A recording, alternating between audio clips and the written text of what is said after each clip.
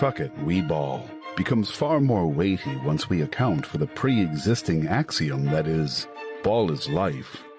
For the latter effectively transforms the former into "fuck it, we live."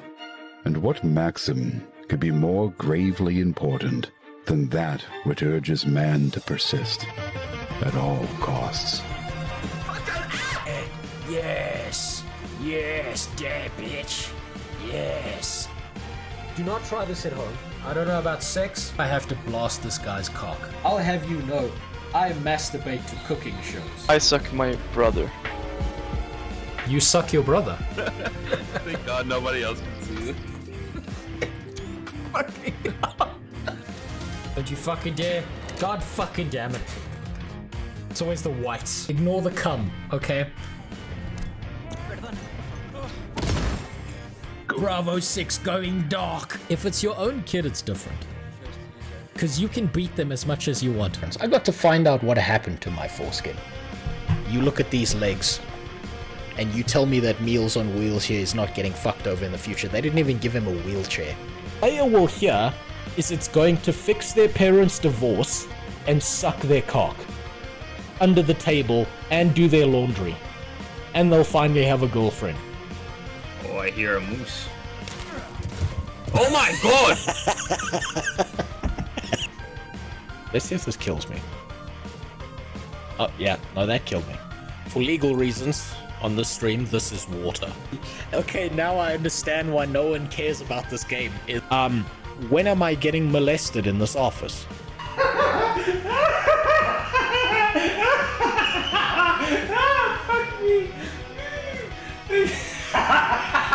Dong is for absolutely everyone. Don't let them tell you that only kids can enjoy dong. One of them was Dragon Ball Z porn, and the other was RuneScape. I think we need to give the Germans back the ovens.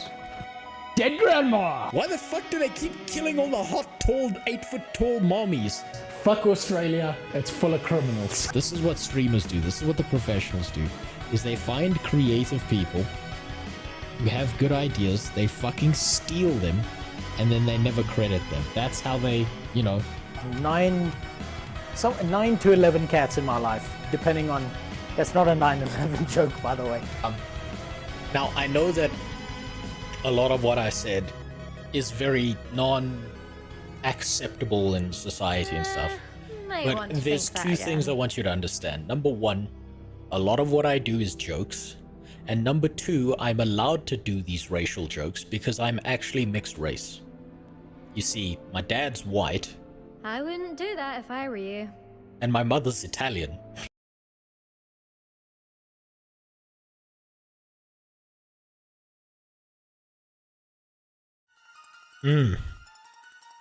Man, it feels good to be back. Holy shit. Okay. What up, Super God? How you doing? I don't know what you mean by Lola and Shaw, but that wasn't me. I promise. I swear. What's up, Devilus? How you doing, Ashura? Fuck me, dude. Hey, Kisus, how you been? It's been a little while. You motherfuckers. I'm gonna start off this stream strong. Fuck all of you. Every single one of you pricks. Fuck you. You fucked me. You fucked me over the last week. I hope you understand that. I'm gonna have to... You didn't even mean to do it. That's the worst part. You fucked me without meaning to do it. And I'll have to explain this whole thing so that it makes sense, okay? Tuesday, completely my fault. My fucking ISP was down. I blame myself. Suicidal thoughts up by 25%, like I said in the Discord.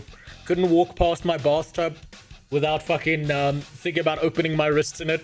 Every time I looked out the window of my office, I was like, maybe I should throw myself out. Maybe that's not a bad life plan. But you all fucked me. And I don't want to go to jail. All of you fucked me. You see, what you all don't understand is I'm doing my best. I'm doing my absolute best in life to not end up here. This is not my life goal, okay? Do you understand this? This is not my plan for the future. I don't need to go to prison, and I don't need a big black boyfriend. That is not what I'm fucking looking for. I promise you, I've seen some of the dicks of the people in this country. I swear to God, some of them have like a fucking thing that's as wide as a 2-liter Coke bottle. This is not what I want to, this is not where I want to be. I will never shit again like a normal human being. So now I'm going to have to rip off Thor again and pull out paint to make you understand exactly what the fuck you did to me. Okay? I need you to understand what you did to me. You fucking bastards. Okay, where's this thing here? Okay. It will happen for you. I fucking hope not. Yes, of course I'm blaming you for my problems. Imagine, Ashura, imagine a streamer ever taking accountability for their actions. What the fuck? What are you doing on Twitch if you think a streamer would ever in their life take responsibility for their actions? Never. God. Christ, I mean, and all the streamer news that I got to catch up on between last night and today was fucking fantastic. My God, Iron Mouse has been banned. Fucking, there's that one streamer who looks like the literal merchant meme who's fucking some married woman. It's all gone nuts. Yes, Moon, that's his name. The world's gone fucking nuts. Iron Mouse was unbanned. I still gotta look into that drama. We're going down the VTuber rabbit hole later, but for now I've got you to understand. I need you to understand something. So, let's rip off Thor a little bit more. I'm sure he doesn't mind. I would use Jamboard, but Google is deep sixing it. Turning it into shit. So, for this to make sense, I'm gonna need to, like, draw weird shapes all over the goddamn place. Thanks for the follow, Nathan Goosen. Or Goosen, I don't know if you're from South Africa or not. But this is what needs... what I need to do to make sense of this entire situation. Asmongold found a dead rat in his house. So you're telling me he bought a mirror? That's not really news. So, I am trying my best in life. And this is very important for you to understand. In my life, I'm doing my best to make sure that my asshole looks like this. And it stays looking like this. And it doesn't end up looking like that. Okay? And all of you have made that very, very difficult for me. Do you want to know why you've made that difficult for me? I'll tell you why. I got warned by a buddy of mine. He's like, he works as an accountant, as a private accountant. And he was like, dude, and like I was talking about my stream with him. I was telling him, yeah, so these people fucking donated and I bought a goddamn wheelchair. And he was like, dude, I'm warning you now. Go out of your way to find yourself a dedicated accountant so that you don't end up getting raped in prison. Because there is nothing our government cares about more than money. They care about it more than anything in the world, and we have the world's most efficient systems for taking money away from citizens and never giving it back. So, I went and spoke to an accountant. This accountant was like, yeah, you gotta pay tax on that wheelchair. Did you, when you realized that money, did you pay tax? No? No, then you better fucking pay tax now, dude. It's not tax season, but you put that money aside, and you put it on the next ITC form you do. And you overpay your tax. You do everything to make sure that the government leaves you the fuck alone. So, I've now had to reorganize my entire fucking life because of you people. All because... Where is it? Let's take you to the back end. Just like I'm gonna be taken in prison. All because of this little fucking number. No, not that one. This is the one I care about. This number here. This fucking number over here. That little 17 That little number over there fucked me, because it turns out that my government is starting to monitor people who get any kind of transaction online. Now, to be honest with you, my government, the entire SARS department is two retards banging fucking rocks together trying to figure out how to count to 3. And that doesn't make it better, that makes it worse.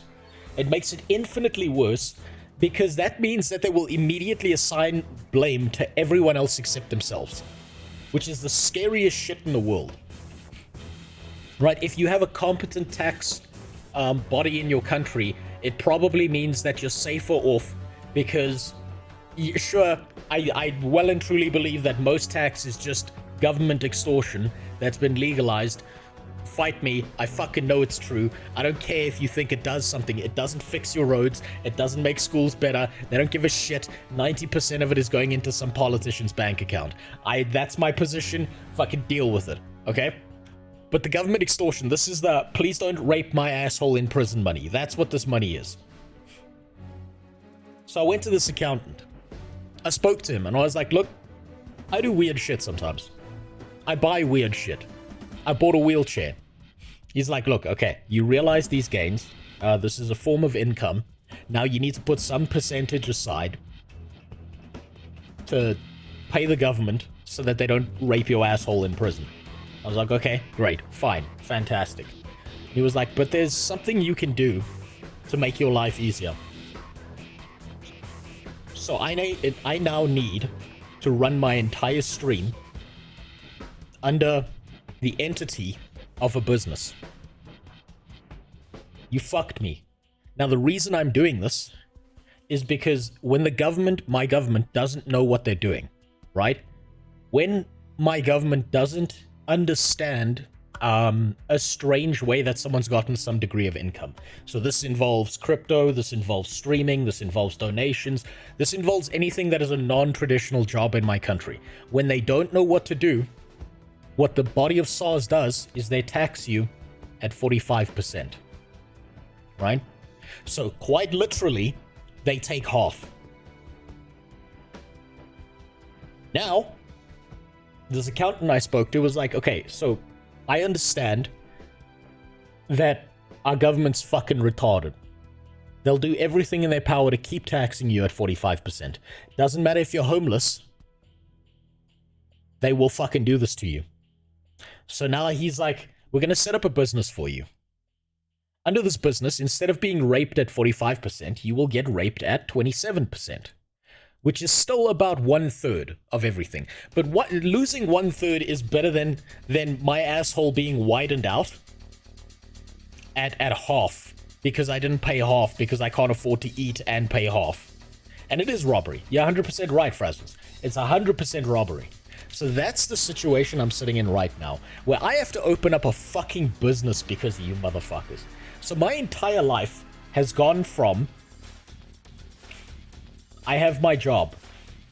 My job is my primary form of income, right? I do my job as best I can. I get paid for my job. Streaming is something I did for fun. Didn't generate income, actually generates a loss, because what I do is I take all the money from my job, I put it into my streaming shit, and I waste it all there because I think it's funny. I then have YouTube, who now, for some fucking reason, want to pay me out some small amount of money for ad revenue, whatever the fuck else, on my main channel. That scared the shit out of me as well, because that also gets taxed at 45%. So all of these fucking things that I'm doing for fun, that I enjoy doing, I'm gonna keep doing them for fun. I don't give a fuck about the money. But I do give a fuck about not ending up here. So, I had to spend the whole of last week effectively setting up, yes, Rose Extortion LLC. Except I should have named the company Rose Gets Extorted by the Government LLC. Lazel. That would have been actually a perfect name. I've just tried to, I gave a list of names to my accountant. He's setting all this shit up behind my back. I don't know what he's doing. I don't care if he's stealing my money, as long as this isn't my future. You see this? I don't want to know Daquan, Daquisha, Tyrone, Torella, and fucking Bully over here. I don't want to know these people. I don't want to know them on a first name basis, and I don't want to know them on a first penis basis. That's what I'm trying to avoid in my goddamn life. Your government is all black guys. My country is all black guys, dude. I live in a country where the primary population is 90% black, right? And now here's the really fun part about my country. My country has something called BEE. And not buzz bee, fly around, pollinate the flowers like it sounds. What this stands for is Black Economic Empowerment. What this means is that if you are black in my country, because of our past, because of apartheid, blah, blah, blah, all of that shit, if you're black, you get taxed at a lower rate. But if you're not black, you're getting fucked in those showers, or you're getting fucked on the streets. And you pick which one, and I'll get fucked in the streets. Boys, I will get fucked in the streets. So they're gonna tax me at a higher rate because I'm white. Actual racial laws in my country. Which is brilliant. And I'm gonna stay out of prison. That's it. And you know what the worst part about the system is, right? This is something I find incredibly entertaining, right? So you got South Africa. It's after 1994. Government decides we're gonna go out of our way to make BE a thing. All right, BE is now a thing. What this is supposed to do is it's supposed to give black people who are fucked in our country, who have no hope of a better life, of a better future, it's supposed to give them the opportunity to crawl their way out of the fucking sewer into, like, at least living a middle-class life, right? It doesn't sound too bad. Doesn't sound unreasonable. But that's not how the system works. What happens is, before, in apartheid, we had a system that economically benefited whites. Now, you would think, after seeing how bad a racially divisive system is, that they would take any racial system, throw it out the fucking window, and be like, okay, none of that shit ever.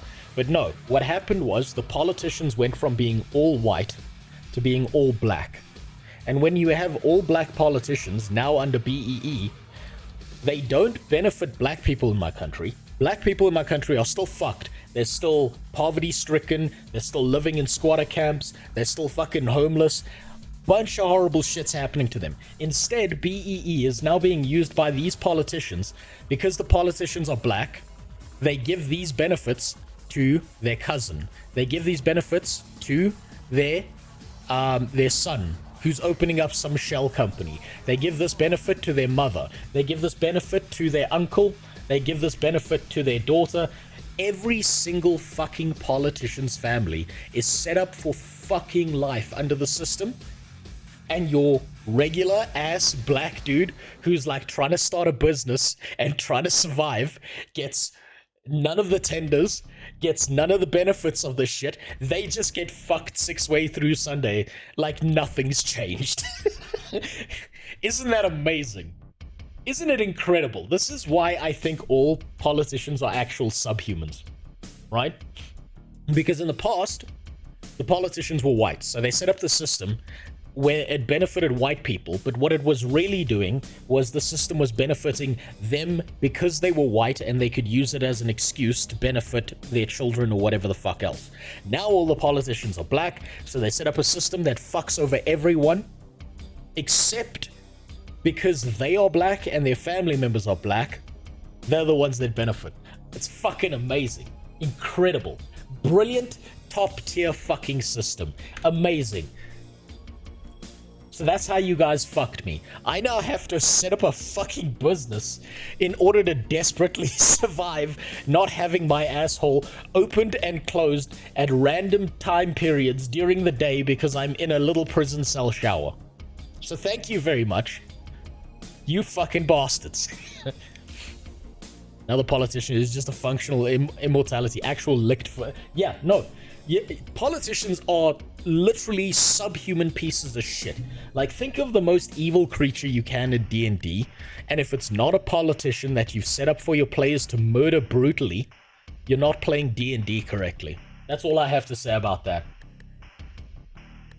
You kind of described the German tax system. I think I've described the entire tax system of the entire world, Lone Star. Because think about it. Every single tax system is set up to work perfectly. And perfectly means it fucks over everyone else except the people who are making the rules, right? So it doesn't matter where you are on the planet, every single politician and every single tax system will go from being fair all the way to being a corrupt piece of shit that fucks over the most people possible. It doesn't matter where you are. That's just how it is. We may have actually been better under feudalism or a monarchy of some kind. At least we knew who the fucking guy was and everyone could gang up on them and chop their fucking head off if they got mad enough. Now it's just like some guy sitting in a back office, no one voted for him, no one knows who the guy is, and he's just sitting like, you know this law that's meant to benefit the widest segment of my population? I think I can fuck with it to the point that only I benefit. It's beautiful. It's incredible. It's amazing. So thank you for fucking me as hard as possible. Now I have to learn about tax, goddammit. So rich people are taking advantage of systems made for low-income individuals. Who would have thought? I know, Ashura. Who would have seen it coming? In a million years, who would have ever thought that politicians of all people might be corrupt? Oh my god, I mean, it fucking broke my heart to learn that politicians aren't in it for your best interests. Who the fuck would have ever seen that coming? So this is no longer a tax-free stream.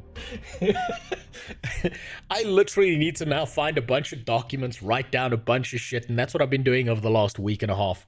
So thank you. You fucked me. You threw off my schedule because I had to go open a business. I'm gonna expand this business out to selling pictures of my asshole. I'm gonna be on OnlyFans. Text this.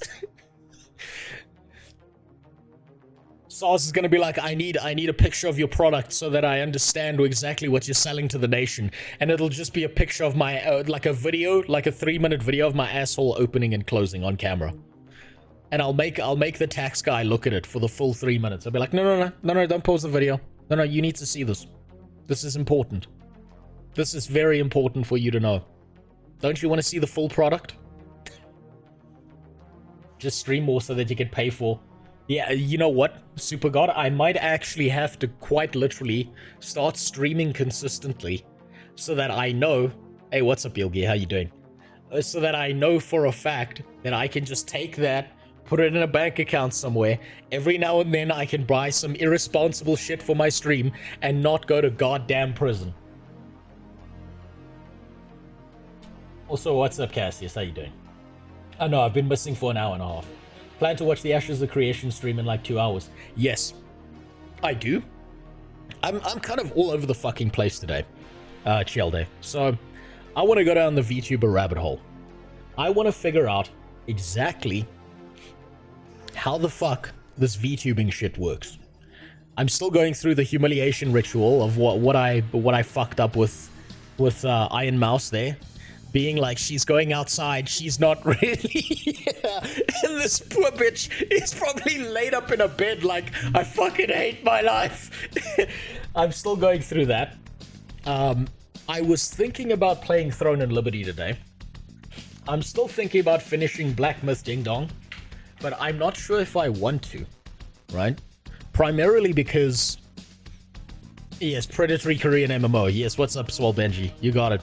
So I'm thinking about playing it. I'm not quite sure if I want to or not. But this stream is going to be going for quite a while. I'm going to be here for a long time. You can quite literally go to bed and come back and I will still be here. Probably. If I don't die of a stroke. Or unless, you know, like I said, aforementioned situation happens. The South African Police Service drags me off to where I belong because I didn't pay their extortion money. Or at least I didn't pay it fast enough. I don't want to be here. This is not where I want to be, but it might be where I end up because of you people. Narchies or oranges for next grocery buy?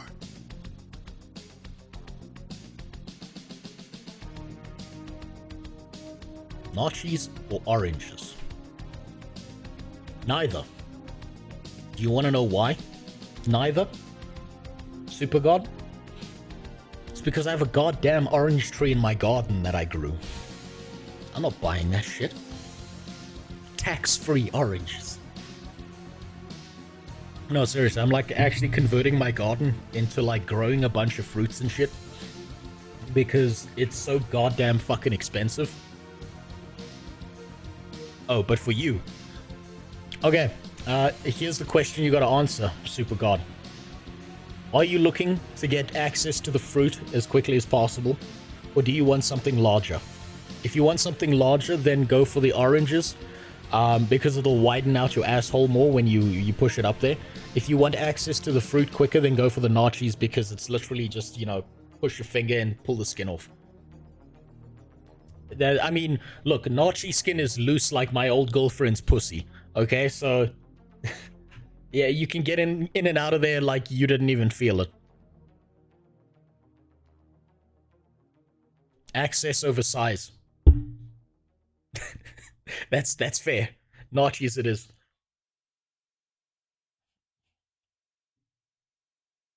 Wait, I'm an idiot. I forgot time zones. Ashes the Creation is in 23 hours. Is it not today? I thought it was today.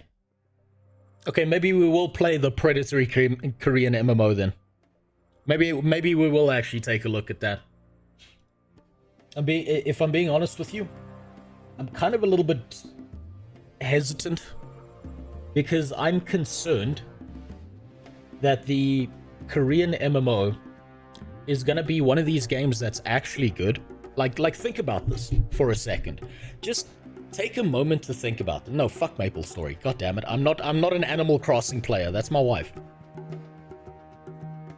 Man, my wife's got so many bad stories about that. Cassius. So, you know what? I'll give you one of these stories right now, Cassius. Just because you mentioned that. My wife likes playing Animal Crossing. Or she used to. She played the fuck out of that game because she really likes chill experiences. This is when she was still learning about video games. This is when, like, she was still in that introductory phase. The first video game she ever actually technically played was Raid Shadow Legends, which was an amazing idea because then every single video game she played after that was just better than Raid Shadow Legends, which meant that she was just always having a good time because everything she played was like, she was like, wow, this is so much better than Raid Shadow Legends. I can't believe I fucking played that game. Right? A brilliant way to start off is you start in the fucking dumpster and then every lifestyle you have after that is just way better. So, she starts going online to figure out like Animal Crossing because she's now played this game for 1,000 hours. She wants some hyper-specific shit for her island and her characters, and she wants to like get all the collectibles, so on and so forth. She stumbles across forums online for Animal Crossing, and she stumbles across a story about how there are women who played that game with such a high level of obsession that there was a guy somewhere out there, and she showed me the story online. There's a guy somewhere out there who got his dick sucked for 10,000 bells. There was a girl in his college who loved Animal Crossing so much that he went out of his way, cheated in the game, got 10,000 bells, transferred it to her, and she was like, thank you, is there anything I can give you in return? And he was like, yeah, suck my dick. And he got his dick sucked for fucking fake money in a video game. Now, if there is a version of pay to win that exists out there, that is the version of pay to win you aim for. It's not I got his fancy new skin. It's not I got a legendary weapon out the cash shop. It's I got my fucking cock sucked in real life because I gave a woman 10,000 bells. That's the correct way to pay to win. I take back what I said about pay to win. It's not all bad. Someone does get a fair shake out of the deal. Pay to suck. You can go to islands on Animal Crossing and people just give away money. I know, Frazzles, that's the best part. It's okay, you have to understand, Frazzles. There are people out there, however dumb you think certain people are, there are people out there who are dumber than that. And what that means is that there are people out there you can take advantage of. It's not a good thing to take advantage of these people. But you could get your dick sucked for 10,000 bells if you really need it. Maybe it's been a while. And you just need one to hold over. Oh, by the way, I did try Classic WoW like you said. I got 10 hours in, I had no clue what the fuck I was doing and uninstalled. Yeah, that's gonna happen. You're gonna get to a point where it feels pointless and aimless because it's not the same as the vanilla experience. And because it's not the same as the vanilla experience, when you try and play it like it used to be when it was released, you get fucked because they told you no changes, but then they changed everything anyway. Get on the wheelchair for the story. I can't. I'm not the one who got the soul sucked out of my dick. That happened years ago when I met my wife.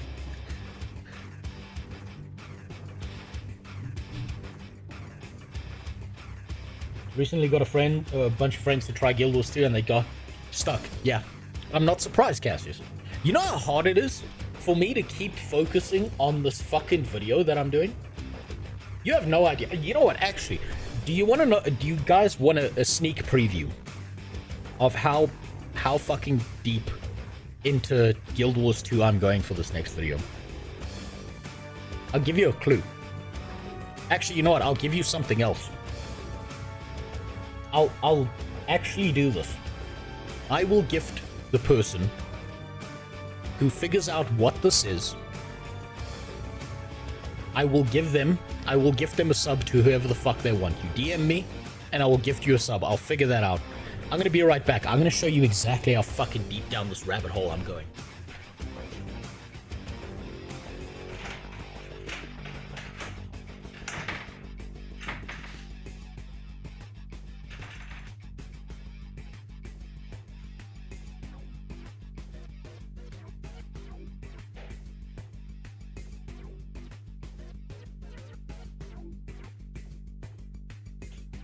Yo. Ici. Allez.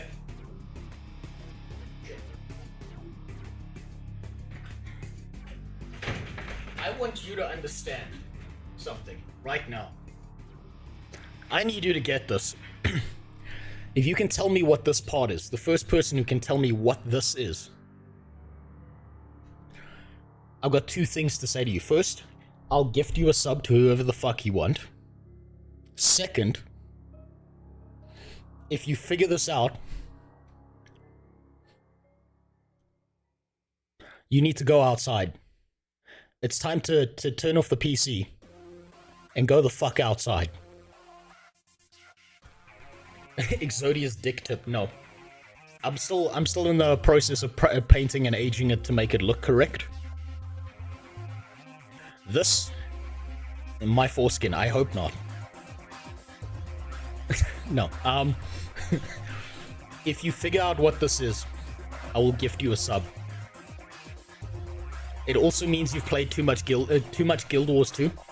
But this, when it's fully assembled, this is one of the components. When this is fully assembled, you will understand what this is. AI says it looks like a helmet. It's not a helmet. It's fully solid. Butt plug for when you go to jail. I don't know, it's a bit small for a butt plug in my country. Oh god, no. No. If you can figure out what that component is, what I've had to fucking 3D print out, how deep down this goddamn rabbit hole I'm going. Egg, no. No, you'll never get it because I think it's such a specific thing that I'll get away with it. But if I showed you any of the other components that I assembled together with that, you'll immediately know what it is.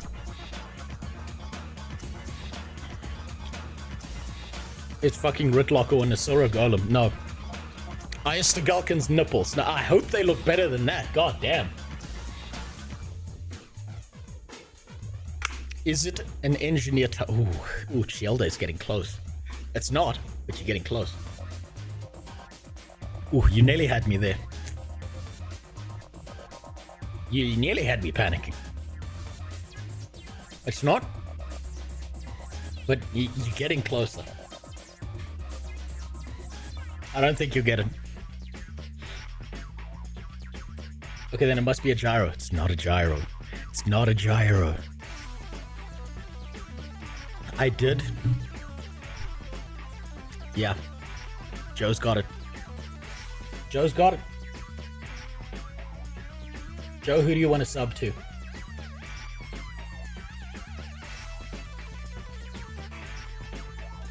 Who do you want to sub to?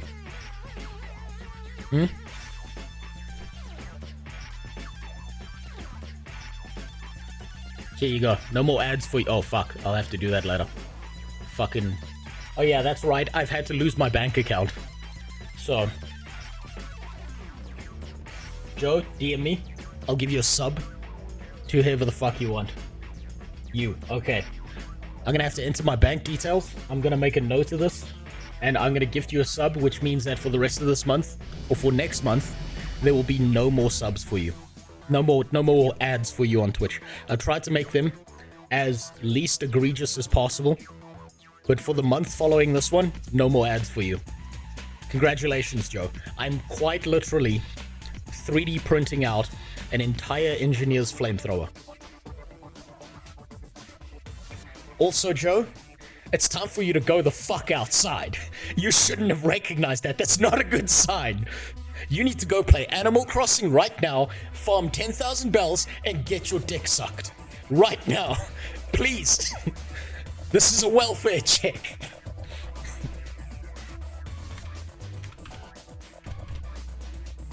Please, God. Just making sure I spell your name right.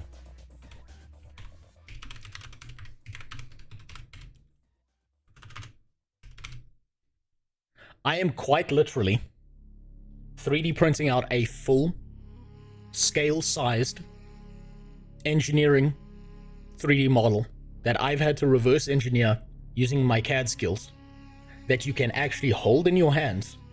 And I'm not going to do this part because it breaks certain laws in my country, but I could theoretically make it work. You can't buy an actual flamethrower in my country, Childer, unfortunately. That's why I'm printing it out, plus I need to make it look like the actual one.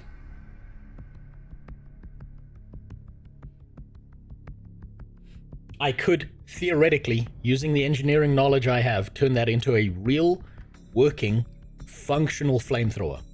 But I'm not going to, because, again, same reason I'm going to have to pay my government extortion. I don't want to end up here. This is not my life goal. I'm not a tall man. Do you understand that? Most black dudes in my country are like 6 foot tall, and I'm not talking about their height. And I don't need to deal with that. I can't. I will die of internal organ damage. So that's not fucking happening. I only realized because a raid boss has a flamethrower. It's time to go outside. I know. Yeah, that's the excuse. Yeah, no.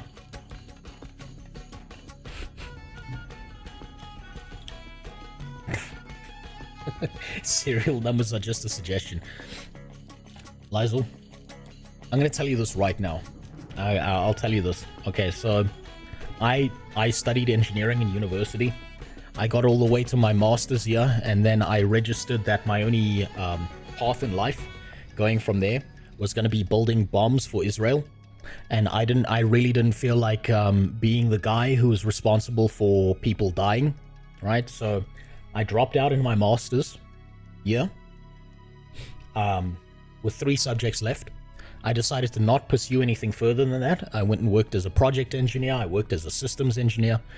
But during that time, Lazel, I have, on multiple occasions, completely 3D printed out functional, working firearm weapons, which I've then disassembled. I know how to do that. And it's not as hard as you think it is. It's really not.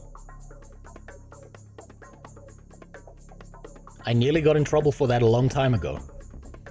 When I had someone from the Hawks contact me and be like, yo, we noticed that you stored some online files.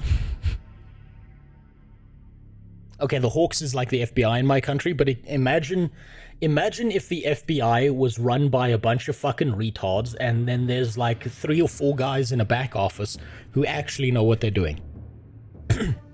That's my country's version of the FBI. There's like 3 or 4 dudes in the back office, and everyone else is just a bunch of shit-eating retards who shoot first and ask questions later, because they all think they're fucking Rambo, right? That's how the Hawks works. And I got an email, and they were like, yo, this is technically not illegal. Yet. But if you sell this shit, we will invade your house, and we will shoot you fucking dead. We're coming for you if you do. And I was like, well, shit. I was doing this through all the legal channels. I was doing this correctly. I don't want to die. So, for legal reasons, for definitely legal purposes, I've stopped doing that for other people. Mailbox raises. But yeah, so I have the engineering know-how to do that kind of shit. Another one that's coming in 3D printing that no one actually knows about is grenades. It's really, really easy to print out grenades, like functional working grenades. People haven't figured it out yet, and I'm never going to put those designs online. But you can do it. It's not hard. It's really not hard. So yeah, that's my current situation. That's where I am. I have to 3D print out the models that I'm going to be using for my Guild Wars 2 video. I'm going to be recording it, and then I'm just going to be disappearing into a fucking hole to edit everything together. I'm still trying to figure out how to not make my final Guild Wars 2 video. Also, I don't know if I said this, but Cassius, thanks for the sub. I appreciate it. You didn't have to do that. It was a gifted sub to Hallusion, so thank you. I appreciate that. You didn't have to do that. I promise the stream is free. It's always free, and every time you give me money, I have to have like a mini heart attack because now I have to figure out taxes, and I don't like figuring out taxes. So if you really want to hurt me, sub to this channel. Please don't do that. I can't because I have 2 dogs, and I'd have to say goodbye to them. The ATF decided to kick down all my doors. Yep. Lazel, they will fucking shoot your dogs, your baby, your family, your dad, your mom, your sister, your cousin, your uncle. They'll gun them down. I mean, fuck. Look, I'm an engineer. We all... How do I put this? Okay, so in engineering, I'll tell you this story before I move on, because obviously I keep getting sidetracked. There is a book that floats around engineering groups all the time. You can't get this book. It is illegal in most countries, but the knowledge of this book is fairly easily accessible if you know where to look.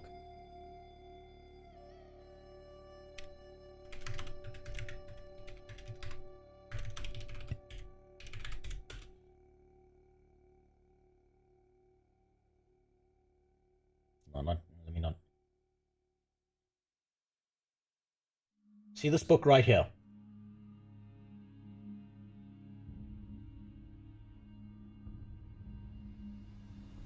This one right here. This book? Almost every single kid, every single guy who goes to engineering, every single student who knows anything about anything has read this fucking book. And theoretically, none of us are supposed to have that. I don't own a copy because I don't want to be put on a list. But most of us have this shit memorized.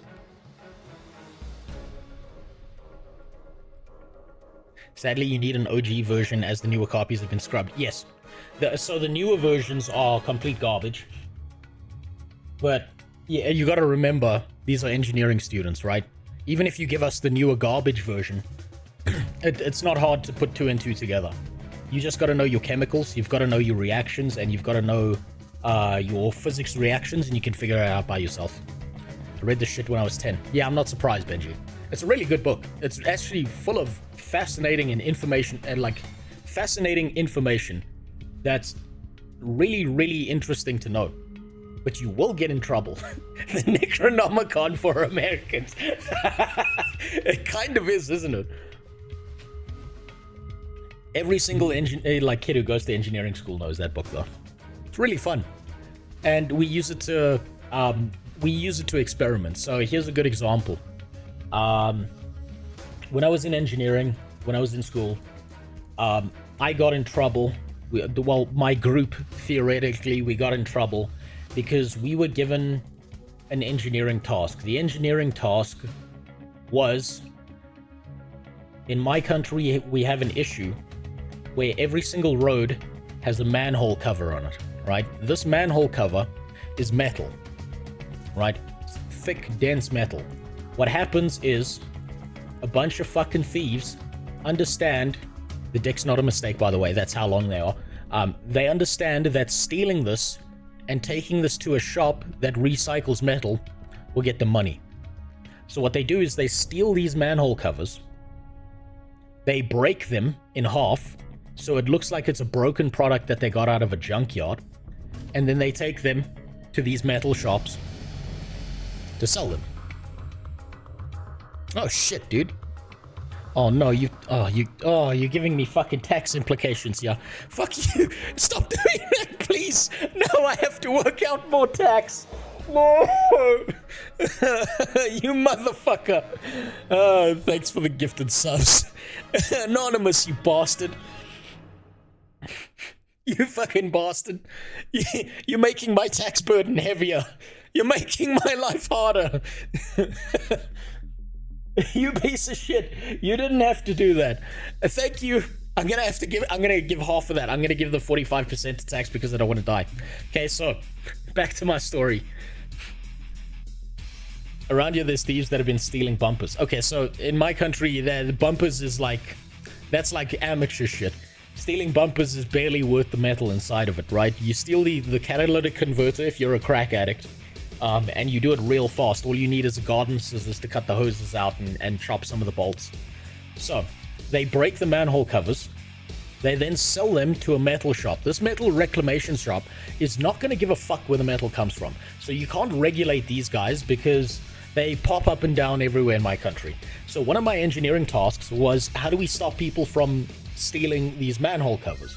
So the solution that I came up with was, this is the solution, is the human brain, right? This is a human brain, not a human ball sack.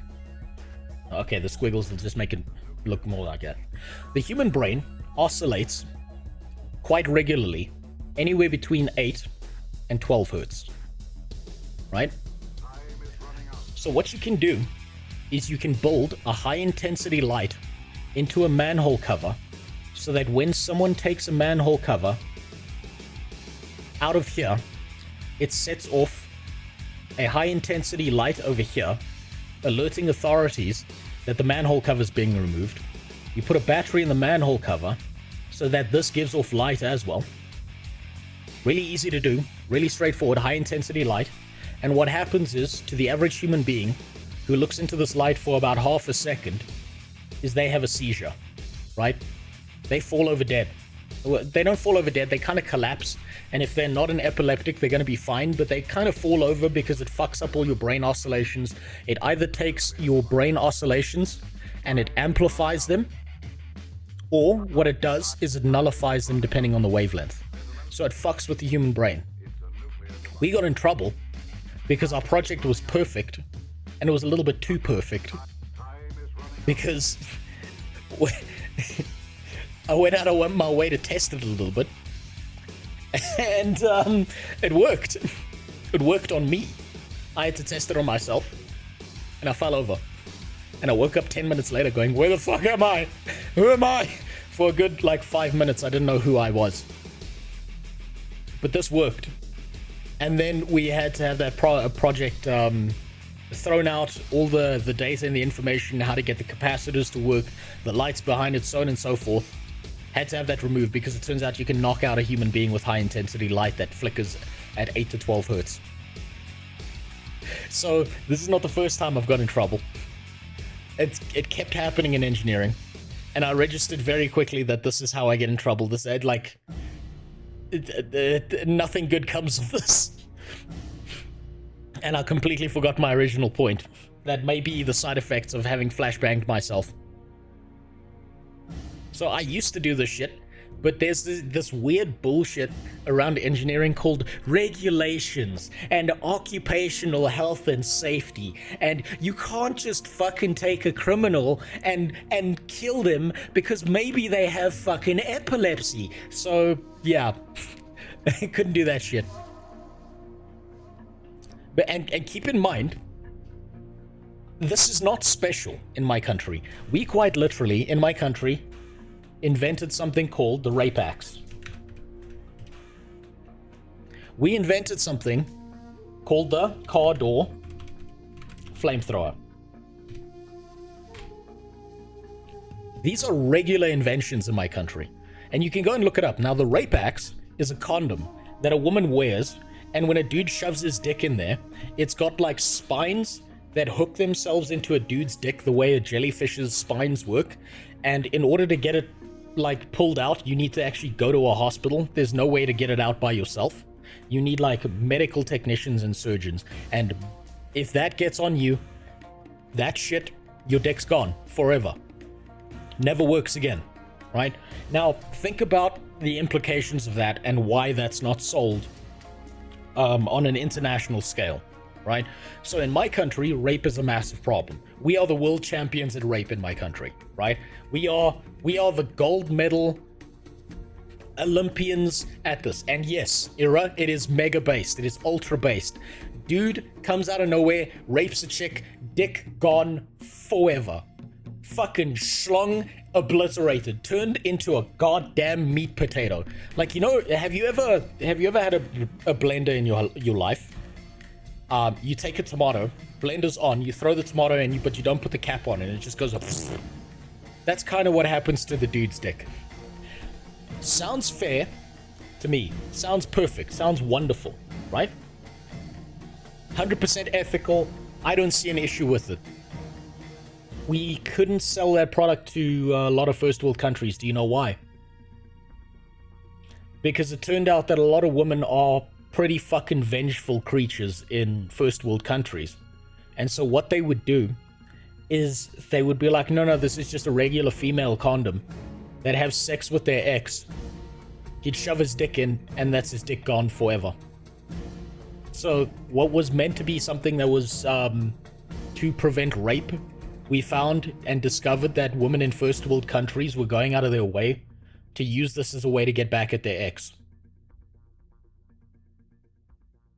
So we couldn't sell that one. Next one that was magical, that I really liked, was the car door flamethrower. Now, I don't know if anyone knows what this is, but essentially, let's just clear this so I can give you a diagram of what this looks like. The car door flamethrower is another magical wonder of South African engineering. What you've got is you've got your car door, right? I mean, you're driving a fucking Lada in South Africa.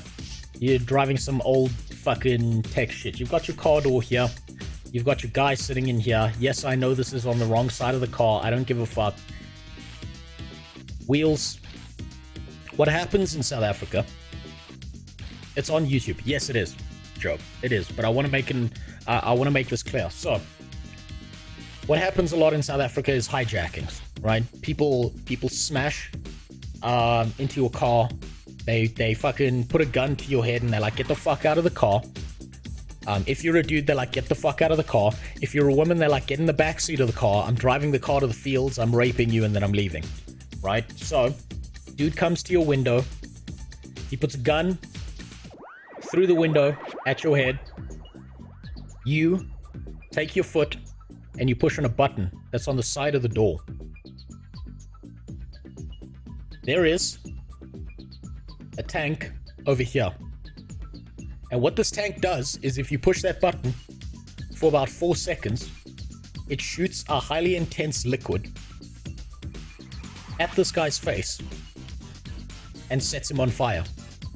Right? Like irreversible damage. Dude burns to death straight on the spot. Now there's 2 reasons. Yeah, it's effectively napalm, but it's much worse. Right? Shielde, napalm is old school stuff. I'm talking like this shit, like it sticks to your skin, and before it's even ignited, it's melting through the first layers of your skin. Right? It's real fucking vicious shit. Fury Road is not a fiction. It's not. It's really not.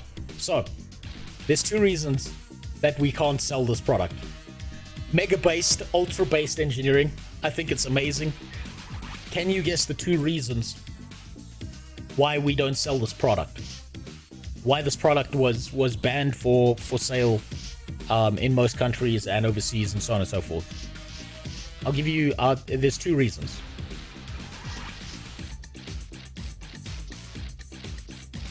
Shielde's got the first reason. You take your car, you're driving down the road. South Africans drive like shit. I don't know what it is. Like common sense dissolves in the rain in my country. So, you know, it starts raining. People lose like 25 fucking IQ points and they only had 10 to begin with.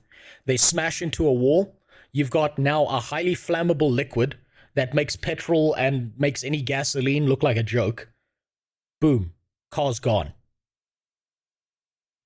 They all drive like shit. Now think about it, we've got taxis on the road, so even if you are a good driver, even if you are an amazing driver, there are pieces of shit in gigantic taxis that will at some point smash into you, and because we overpack taxis with a bunch of people, when a taxi crashes, a village dies, right? There are at least 37,000 people inside of a fucking taxi like it's a goddamn clown car. So, car crashes, hits a taxi, taxi hits you, boom, news reports 70 people dead in car explosion. Now, that one's not such a big deal. Because it's kind of like, oh, well, it was your fault for driving like shit, you crashed. The second reason is the real reason that we don't sell this. And I want to see if anyone can get the second reason. Road rage, no. There's actually very surprisingly few incidents of road rage, Shielde. Activated as you pass another car. No. Americans would do that. 100% Americans would do that. Bikers, no. There's a specific reason. Cop deaths would rise. Yes, there you go. Zaz got it. What they found out when they built this product, when they developed it, what they found out is that the primary use people would want for this product is they'd want to use it on police officers. What they found with the demographic of my country was that the average South African citizen who gets pulled over at a traffic stop is more likely to use this flamethrower to set police on fire than they are criminals. So they couldn't sell the fucking product. So we've got all these mega-based products in my country that no one can buy. So a cop comes to your window. Do you know how fast you were going? Just stay there, officer, for exactly 4 seconds. 3, 2, 1. Guy's gone. Fucking fried bacon on the side of the road. That's exactly why with these products can't be sold. And it's really, really sad, because if people were responsible, we could have some beautiful shit. Isn't it the same, cops equal criminals? So, yes and no, Lone Star. There are some pretty decent cops out here, but the best cops that we have in my country are the cops that work in the shittiest areas, right? So if you go to, what was that area called? If you go to Alex in my country, if you go to central Johannesburg, if you go to any of like the really, really shitty areas, you'll find super, super good cops. And I know this because I used to live in a really fucking trashy place in my country. What happens is, these cops are super based. people, like, if someone's gonna pull a crime, they won't hesitate to shoot that motherfucker dead. I've had conversations in a police station with a lot of police officers who straight up told me, hey, like I'm not even joking about this. I've had conversations with cops who've been like, look, if someone climbs into your property, theoretically speaking, you're not supposed to kill the dude because his life is worth more than your TV or whatever. Cop tells me, if someone climbs into your property, wait to shoot until the guy's in your garden or in your house. Don't shoot the guy as he's climbing over the fence, because if he falls outside the house, now you have to drag the body into your property and say that your life was in danger. Right? Theoretically, you're not supposed to do this. But the cop was straight up like, if you shoot someone dead in your property, it makes my life easier, because that criminal is not going to come shoot me or my buddies. He's now dead. He's out the system. It'll lower crime in your local area because all his buddies know that he got turned into fucking chunky salsa. And if you shoot someone and they don't die, for me, as the cop, that means I now have 25 different fucking documents to fill out.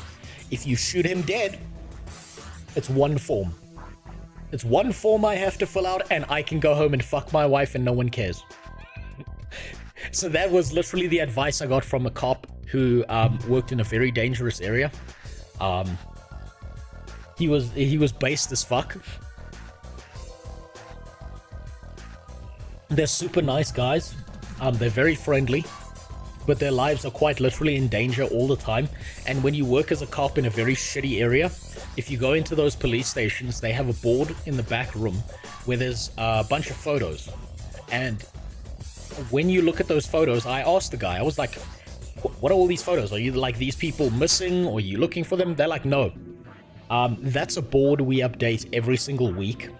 Those are the guys who got killed in the line of duty, working at this police station. So every single week, they update this board with the cops that got shot and killed by some fucking criminal out there. So that's why they're like, yeah, fuck these criminals. But there's the way the law is supposed to be applied, and there's the way the law is actually applied in my country. How many guys were on that board? I didn't count, but there were 3, if I remember correctly, there were 3 rows. And I think there were 4 columns, but I might be wrong. It might have been 5 or 6. But there were at least 3 rows of pictures, and that's how many cops die on average, like, in a week, in, like, really bad areas. Your dad from Cape Town, he's not. But he lives in Cape Town now. It was a real shock to the family when he came out as gay, but, you know, it's 2024. We don't persecute homosexuals anymore. That's illegal. PvP enabled zone. Yes, quite literally. Every single day. Every single day is PvP in my country. You got your skill set and your skill tree, and it's all kill, don't maim. Don't maim, aim for the kill. Don't hesitate. Also, that same cop who I like kind of made friends with and started talking to him while I was there, he gave me some like real good advice. His advice was, and this, I'm just repeating a story. This is for educational purposes. This is not me giving you advice. This is not me telling you what to do. This is purely that cop's advice. He said, you shoot someone on your property, they die. What I need you to do immediately is piss your pants. Piss your pants immediately, and then call us. And he said, because if he needs to go on some extensive report or some interview of what happened, he can then say to his sergeant or whoever's in charge or whatever lawyer, he can be like, the dude was obviously afraid for his life because he pissed his pants. That kind of fear and loss of bladder control doesn't happen unless your life is in danger. I thought you were supposed to sprinkle some crack on them when you shoot a black guy. No, that's in America, sure. You're confusing South Africa with America. What happens is in America, right, is in America what you do is you find a black guy who's doing nothing. Like he's sitting in a park eating a sandwich. And you scream, he's got a gun! And then you just fucking pull out a weapon. Where'd my gun go? I had a gun here. Fuck, I lost my gun. God damn it, I don't know where it went. You find a guy, a black guy in the country that's like not doing anything wrong. You scream, he's got a gun, and then you just shoot him. You shoot him on the spot. That's America. Down here in South Africa, you wait until they hop in your garden. Then you shoot them. And it's more statistical than anything else that there's going to be a black guy in your garden. Because, well, 90% of the country's black, so that means 90% of the criminals are going to be black. That's just stats. Or walk into the school and just unload down the hallway. You know what's real strange? I don't think I know any other country that has a school shooting problem like the US does. I think it's real interesting that one of the best, like, most highly developed countries in the world, 99% of all, I mean, fair. Or, don't you count colors? I don't know, colors seem to be, very interested in killing themselves. And they're, like, because they join gangs, and then a lot of them end up shooting themselves. Or they end up shooting each other in gang wars and shit, so that's kind of like a self-contained problem, where that's like the colored community's got to deal with it themselves.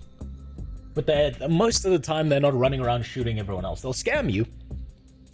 They'll threaten you, they'll make you feel in danger if you, if you're a weak person. I'm gonna say this now.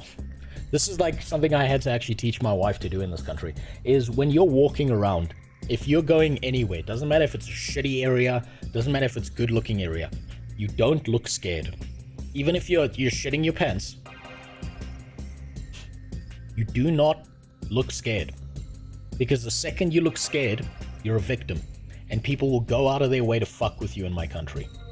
Right? If you look like you're either angry, pissed off, or you've got somewhere to be, even if you don't, you'll be left alone. Especially if you're white. This is the funniest part, right? Explains your face. Yeah, it explains my face, explains everyone's face. So, the reason that if you're in a shitty area and you're a white guy and you're walking alone and you're not scared, right? They are looking at you like, this fucking guy knows something. This guy is part of some group that I don't want to fuck with. I haven't seen a white boy walk through this area in the last 5 years, and this guy's strolling around like it's not a problem. And so they're like, that's not the target you pick on. But if you go into a bad area and you're like, I shouldn't be here, guess what? You're done. You're finished. They'll smell your fear. And that's any criminal. You go to anywhere in the world and you look like a bitch, you're about to get treated like a bitch. That's just how it works. I don't make the rules of life. That's just how it works. I'm sorry. That's just the plan. So, now that I've gone off a very dark racial track, and I've told you about flamethrowers in cars, and how everything falls apart, I'm actually going to take a quick piss. I'll be right back, and then we're going to start digging into the VTuber rabbit hole. We're going to start digging into the holes of all these VTubers, because I know nothing about this world. The only thing I know is everything that I learned in my last stream after I accidentally dunked on Iron Mouse for shit that she didn't do. And I've got to say, by the way, it's taken me a full week of just looking at memes and like reading back up on MMOs, trying to catch up on news, to reduce all of the recommendations that I had back to not being VTubers. Because after I did this last week, every single one of my fucking animations, thumbnails that I saw, all of the recommendations that I saw all over YouTube were just big tits on 2D anime characters. That's all I saw. Non-stop. And they do still show up every now and then. So, we're gonna go down the VTuber rabbit hole in a moment. I'm going to find out everything I can about this world, because there's some interesting tech here that I actually would like to add onto my stream. As you know, I've got like a whole camera system set up over there, so I can walk onto stream. Currently that's down, that's collapsed. I've got to fix that because that fell apart. But I would like to take what I'm doing, add a bunch of AR shit onto it, so that one day at some point in the future, I can quite literally walk into the MMORPG that I'm playing and sexually harass the characters in third person for you to watch, and there's nothing you can do about it. And yes, Devilous Aya is my first target. You could have an Aya non-stop massage. I can quite literally do anything if I get that right. So I'm not interested in the VTuber tech for turning myself into a VTuber. I'm interested in the VTuber tech for doing shit around me, right? And I think that's pretty funny because it's the first time you'll see an actual hideous person in these video games. So I'm going to be right back, and we're going to start digging through all the links that I've been sent on my one video, all the links that have been sent in Discord. I'm going to learn about the entire world of VTubing. But we'll start here. Saw a video somewhere here. The insane... No, that wasn't it. It was this one. Why anime girls are invading your stream. VTubing explained. This is where I wanted to start. So we're going to start here. We're going to go from here, and I'm going to learn absolutely everything I can today about VTubing. Because I'm an old man who's out of date with any of this technology, and that makes me sad. So I'll be right back. And then we can get into this world. I'll be quick.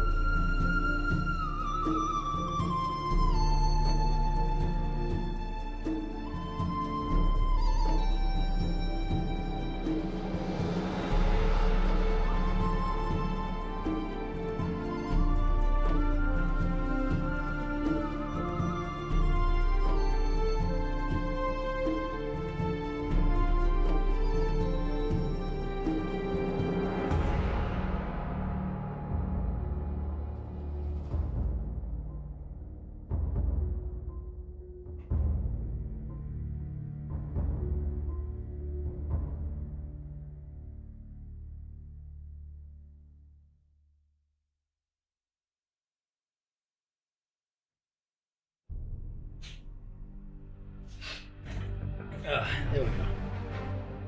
Okay. Nice and short trip. So, it's time for me to fucking dig into this goddamn world. I know nothing about it. I proved I knew nothing about it when I did this. Just for a little quick basic recap. Just go to my channel here. Or at least my second one. When I did this, I proved how fucking ignorant I am about this entire world. And this got me in trouble. 25 levels deep. It's not just the streamer sleeping on stream. It is literally just an avatar of a character of a VTuber sleeping on stream. This person's not here, by the way. Whoever's dealing with this avatar, Iron Mouse, I don't know who that is. I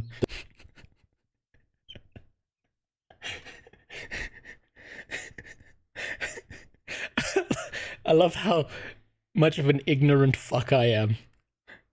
You know, it was pure luck that I left that I don't know who it is in there. Because when I posted this short, I thought, oh fuck, I made it too long. I should have just cut that piece out. And I was like, ah, fuck it, it'll be fine. It's just a short. Who cares?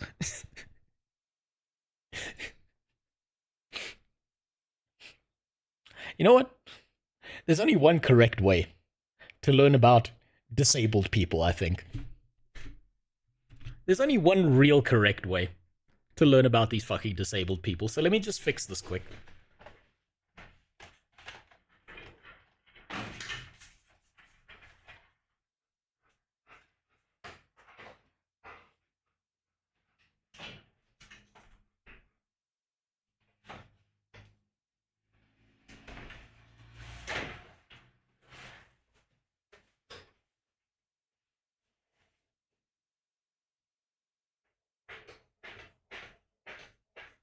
Ah, yeah.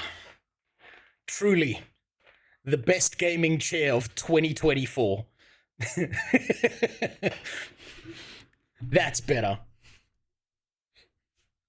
Oh shit, I gotta lock it, otherwise I'm gonna roll away. My floor's not exactly level.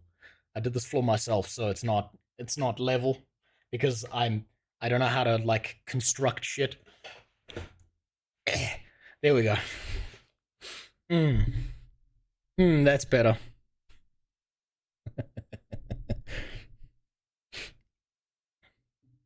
False Rary, I'm totally not a VTuber in the slightest, but theoretically speaking, we're all VTubers, if you think about it, right? Because I'm not actually a human being that exists outside of the internet. To any of you here, I'm not a real person. I'm just another guy trying not to get fucked in the prison showers by his tax system in real life. But here on the internet, I don't exist. We're all virtual YouTubers. It's just I'm a little bit more hideous and way less titted up. I mean, despite being as fat as I am, my tits are just not as juicy as all these VTuber models that I've seen, at least in their thumbnails, because god damn. My god. You know what? I actually kind of understand now why kids don't like watch porn, because they can just jack off to YouTube thumbnails now. If I do like let's do a quick census here.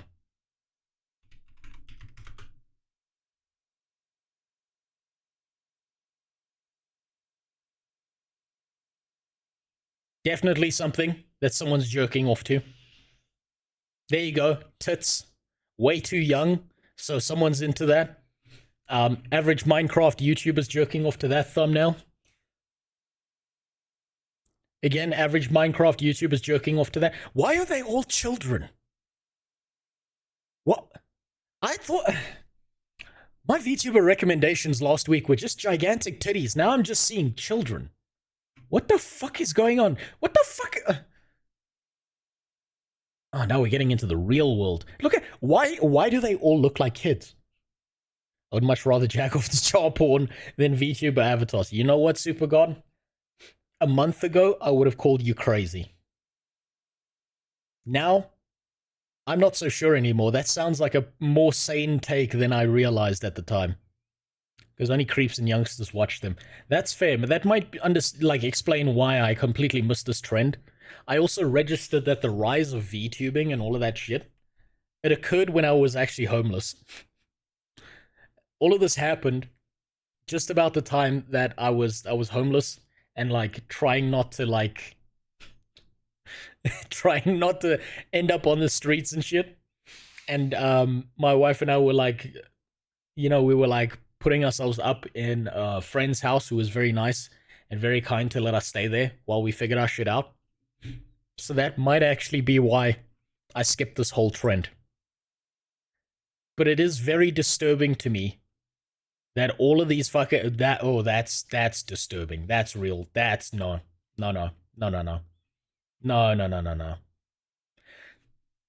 It's fucking got cunny on it. What the oh, Christ. Now, I browse enough 4chan to know what that fucking word means. It's not a good word. It's not a good word for sane human beings.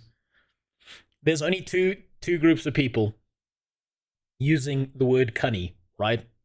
The first group are trolls trying to like fuck with people. Cute and funny. I.e., group number 1 is Benji, and he knows he's using that word to fuck with people. The second group are people who should be in a fucking list. Like on some serious goddamn lists. Iron Mouse with my wheelchair. There you go. In a wheelchair. Very nice. Now let's stop fucking about. Let's dive into the world of VTubing. And I can actually try and figure out what the fuck is going on. What the hell is this anime shit that everyone keeps on going on about? And how the fuck did I miss all of this?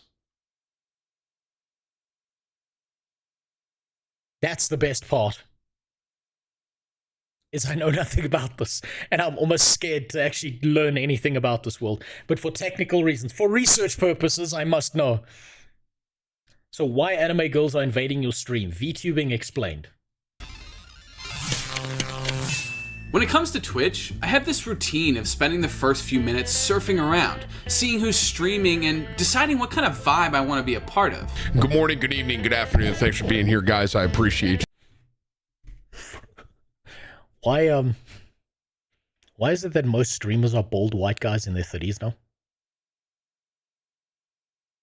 Like, I feel like this is just every fucking... it's like, if you're not a VTuber, this is who you are, and when you turn off the VTubing model, this is who you are anyway. I'm seeing patterns, and I don't like it, because I'm part of the fucking pattern. This is like existing in a black neighborhood, and you're like, damn, why's the crime rate so high? You think to yourself as you shoot your neighbor dead. Went through a full 2-hour rabbit hole 2 weeks ago. I did, but I didn't go deep enough down the rabbit hole. It's the Asmon effect. Asmon is like scarlet rot. Fair. That's fair. That's a believable take. He's infected all of us. We're just all bald white guys in our 30 with beards. And this just offended me. Fantastic. Just think about who usually thinks it's a smart idea to work playing video. To survive the VTuber rabbit hole, okay, you get a pause because that was apple funny. Sours and Cointreau in my yogurt and apples. I might actually need to get some vodka to survive this. I don't actually have alcohol with me, but I might fucking need some at some point. It's generational, I see. Yeah, it's like all the people who couldn't make it in real life just went online, me included. I don't want to build bombs for Israel, so I'm here instead. I'm not sure this is better. It's a niche initially for people who are uncomfortable with showing themselves due to the doxing and swatting stuff. I understand that. So the VTubing perspective of I don't want people to know what I look like. I don't want people to judge me based on my looks. And I don't want rapists to show up at my house. 100% understand. And something else I thought of in the last week was, you know who's really got it hard? You know who's the most oppressed group in the world? I used to think it was gamers, right? I used to think all gamers were the most absolutely oppressed people in existence, but there's a group who's got it way worse. It's anyone who's a male VTuber. Anyone who's got a male VTubing model. Man, what the fuck are you doing? Ooh, that is a poor life decision.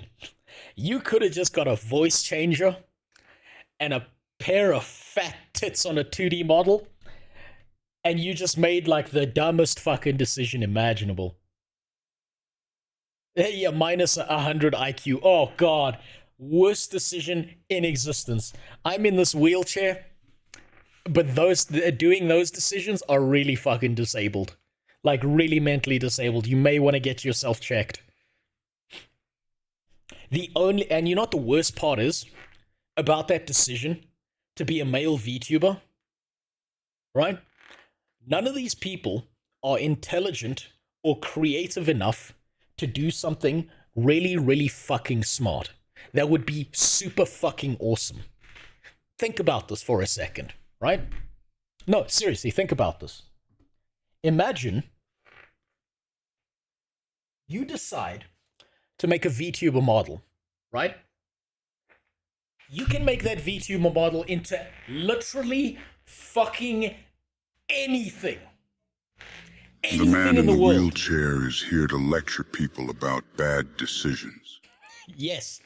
Look, I mean, look at it this way, Devilus. Who do you think is better to give you a lecture on bad decisions than the guy who makes fucking retarded choices all the time? Yeah, no, go to the guy who knows everything and gets everything right perfectly. Yeah, he definitely knows about bad decisions. No, he hasn't made a single fucking one in his life. This is not his field of expertise, but it sure as fuck is mine. So, you could make a male VTuber. Yes, I am sweating. Enjoy my pits.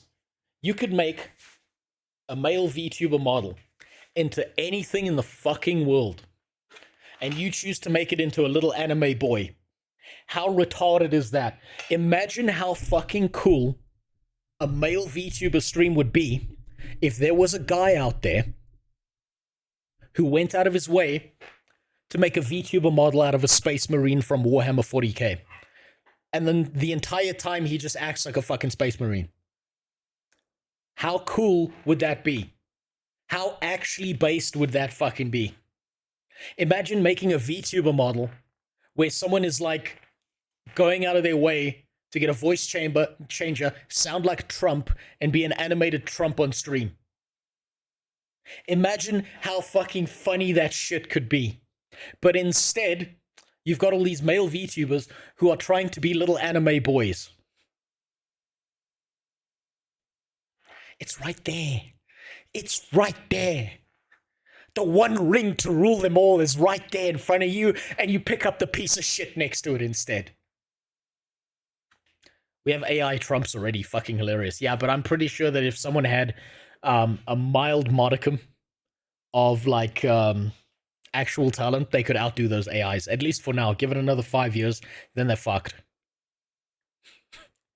AI Trump's been around for years. Yeah, he has. I know. But I think that someone who is a human being who's being a VTuber could probably, at least for now, make it into something way more entertaining if they did it right. But that's not what we got. Instead, we got a bunch of people acting like little anime boys. I'd imagine someone doing a Space Marine VTube would get fucked by copyright shit. That's fair. Maybe they would. But they could make it into a technically not a Space Marine chapter.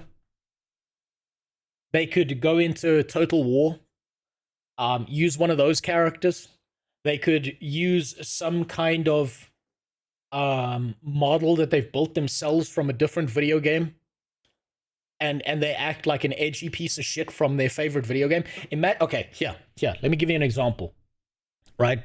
Japanese copyright laws are weird and fucky, and you could probably get away with this without, like, triggering any kind of flags. Imagine someone out there who's creative enough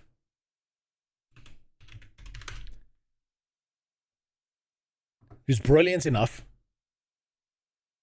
to make that guy into a fucking VTuber. Imagine that fucking dude as a VTuber. Would that not be amazing for someone who could actually keep up the act? I'd watch that shit. I'd watch that shit all day. Fuck the anime titties. I want to see schizophrenic Yakuza Japanese man going fucking bananas. That would be awesome. Also, thanks for the follow. It's me, Chris. Thank you. Do not sub, please. I don't need this tax implication. I don't need to be fucked in the ass by big black men in my country. Leave it at the follow. I appreciate it. Leave it there, please. Okay? Now, let me stop delaying on this. Isn't that what Dr. Kid Inspect was? Kind of. Except Dr. Kid Inspect was kind of, he was doing like a dress-up show and performing as a character. So it's kind of the same region. But I think someone who's using like 3D online models could probably do a way better job of things. Purely because there's a lot more range and variety that you can do with animations. And that's why I want to try and slowly integrate this shit into my stream so I can understand how to do this, and then turn it into something I can actually do. Like, with animations around me that tracks me, and that I can use my green screen over there to actually walk onto camera, so I can sexually harass Aya in first person, and so on and so forth. I want to see a dwarf VTuber who talks mad shit about blood elves. Oh, that is beautiful, Era. Oh my god, imagine a mega racist, ultra dwarf supremacist VTuber who's just talking mad shit about elves 24/7 whenever he's online. God damn. So what's up, Mr. Mirror? Don't worry, you don't have to tell me I'm lurking. I promise you. My stream is free. It'll be here. There's a VOD on YouTube. You enjoy yourself. But thanks for letting me know you're here, because I can say hi at least. I've tried it. It was cool. A racist dwarf sounds funny as fuck. Yeah, it does. Oh my god. Imagine a fucking racist dwarf who's just like on stream 24/7, just shitting on elves. That would be so beautiful. I'd watch that shit. I'd watch that shit while I worked. It would be amazing. But okay, let me stop delaying on this. I'm kind of scared of this world, so now I need to know about it. And a crucial part of Twitch's appeal is that ability to jump from personality to personality and to be comforted by routine or surprised by something new. And there's another one right there. Imagine a RuneScape MMO streamer, but instead of him, it's just his low poly model. Imagine a RuneScape VTuber, and it's literally just some low ass poly fucking model. That would be amazing for you for RuneScape. That would be actually brilliant. There's another one right there off the top of my fucking head. So many good ideas for male VTubers, but instead we get little anime boys who get 2 views because, and nobody want to see that. There's not that many school teachers molesting little boys in school for there to be a sustainable business model behind that. But there's a fucking bunch of old men who really want to fuck kids, apparently, who are all over the internet. Only get on Twitch mainly to snag you streaming. Well, that's good to know, Chaos Lab. But I hope it's not affecting you in any negative way aside from mentally. We're all mentally ill for being in here in the first place. Also, what's up, Jimmy? How you doing? Haven't seen you in a while. My fault, not yours. Rosehow.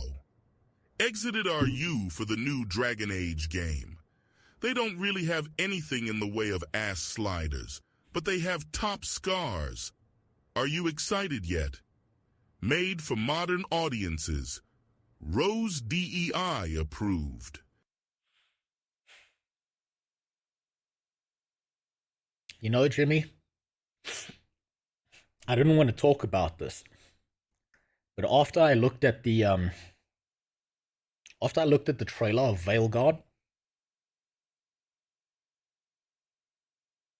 I actually, like, some of the suicidal thoughts I thought I'd buried as a teenager kept coming back.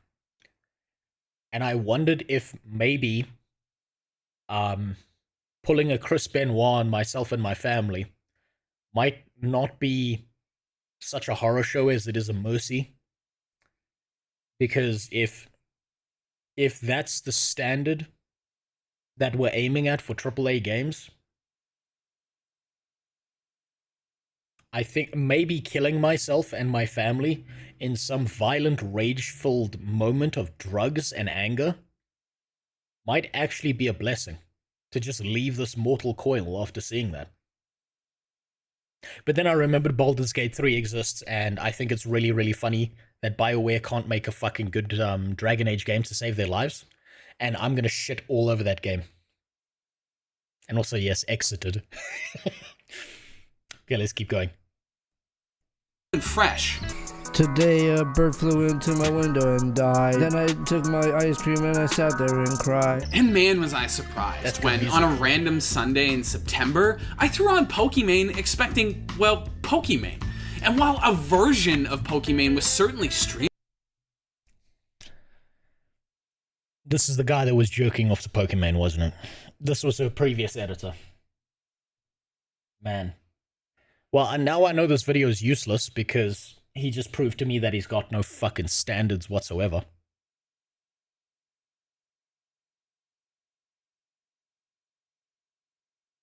I should have realized the walls in his room are white. Not because they're painted that way, but they're just cum stains. Man. Disappointing. Disappointing. Hold on, I missed a gigantic message there. Top scars is in top surgery scars or getting stabbed in the torso scars. Top surgery scars don't really make sense because I'm pretty sure there's magic that can change your body. Oh shit! Oh no, don't tell me they fucking put transgender fucking scars in a magical world where you can literally magic away any fucking problem. Are you serious? No.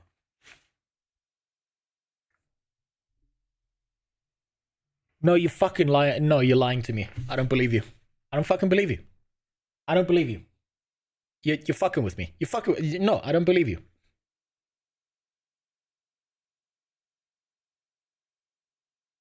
No, I don't believe you. No, we're gonna, no. We're just gonna carry on with the dude who keeps jerking off the Pokemon. I don't believe you. That can't be fucking real. It was not a version I was expecting at all. A version that sent me down a rabbit hole to a community I barely knew anything about. VTuber. Wow, that's a really shitty model. It's real. I wish they were a lie.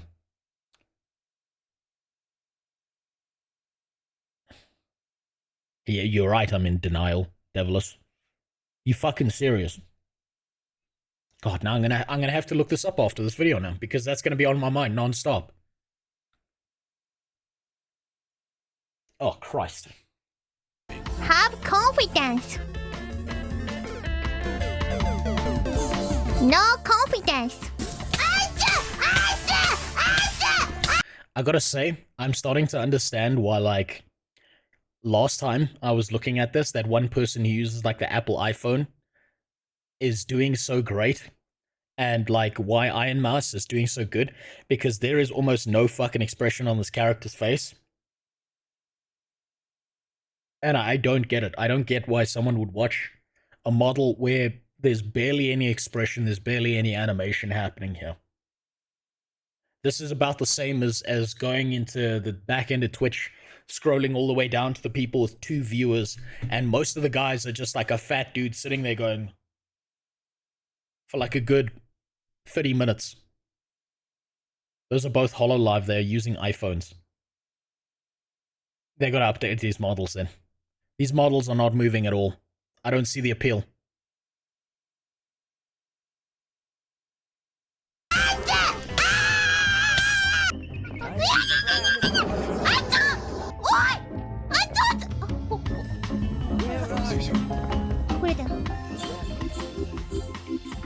So how I don't understand how, if they are using iPhones, how is it that some of the models are so fucking exceptional and some of these are so sloppy? Is it the software?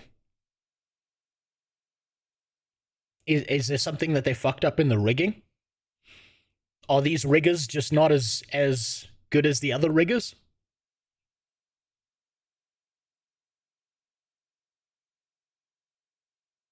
Number of moving parts. Aha, okay. So what you're telling me, and don't take this out of context, what you're telling me is that these fucking riggers are a problem in our society. Goddamn lazy riggers. Coming on stream, and they didn't rig hard enough in their local community. And now we all have to deal with their lazy rigging all over the place. Can't believe they do this to us. You know, this is what brings the IQ curve down for riggers. These are the people to blame as to why that bell curve keeps shifting to the left.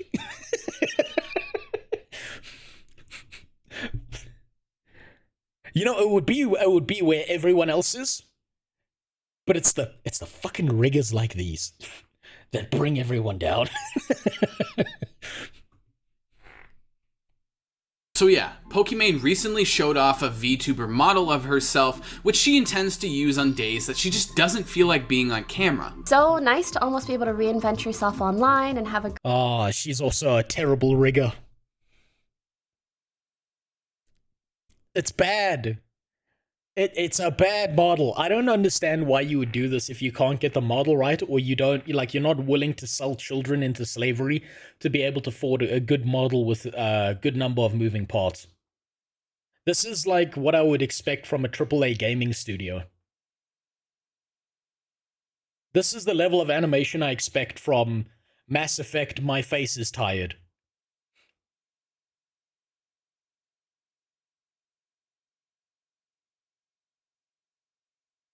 And you know she has the money. Of all people, she has the fucking money to do this. And instead, You know what? Actually, she gets no pass on this. She has the money to do this. She could literally hire someone else. She could surround herself with riggers who do all the work for her. But instead, we get this 2D shit that doesn't work. Good rigs are expensive. Some people try to build one themselves, and it ends up like kindergarten spaghetti art. I can kind of respect that, Joe. She called us broke. Yeah, it looks like she's broke as well. Where's all that fucking money you got from selling overpriced goddamn cookies to get a proper goddamn model? Huh? Obviously not here. They tried to make her look like her, so it came out plain as fuck. You might be right. I'm on Linux, so my options for VTubing software is fucking limited as all hell, and even I was able to get some good shit working. Yeah, I'm sure, look, if you've got some technical know-how, you can do it, but she doesn't even need the technical know-how. All she needs to do is pay someone a stack of cash to do all of that shit at the top tier level, and she has the money to do this, but instead, no. Imagine being able to create any character you want, and yet she still has a flat. Oh, fucking hell. Oh, Christ. The fucking roasting here. Holy shit. That's beautiful. I'm a cheap bitch, but I ain't got... Yeah, you see, but that's the thing, is if you don't have the money, you can use your time to gain the expertise over time. If you're making spaghetti art VTubing, and it looks like shit, and you're doing it all by yourself, you would think that naturally speaking, you would get better over time, right? Unless you're a lazy fuck and you're just not going to do anything further than that. If you are someone who has a ton of money, you don't even need to do that. You just hire someone else to do it for you who actually knows what they're doing. 65K? You kidding me? She probably stands up, turns around on camera, and some fucking simp donates 10K. For you, my queen. She has the money to do this right. Yeah, but the quality is fitting for Tobias. That's fair. That's actually fair. Maybe she was going for a level of quality that matched how shitty her streams were. Because, let's be honest, I think when you get to this level of streaming, and you've got like a contract behind you, and people are paying you money to stream, and it's not your viewers, it's some contract that keeps you on a platform, you can probably coast like a motherfucker at this point. So why would you put in any effort whatsoever? Imagine getting an animated avatar that could do anything you wanted, and you choose to be something as bland as Pokemon. I mean, look, in all fairness, there are a ton of simps out there who will give her as much money as possible. So she can just coast on it, right? And just do something half-assed and everyone will tell her that it's amazing. So there's that. Great time. I think that kind of thing is appealing.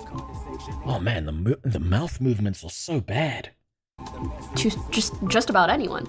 And this seems like literally just taking that, but to the next level. And almost immediately, there was backlash. Yeah. Sure, there was the general irrational anger that pops up whenever Pokimane does anything, but more specifically, it's...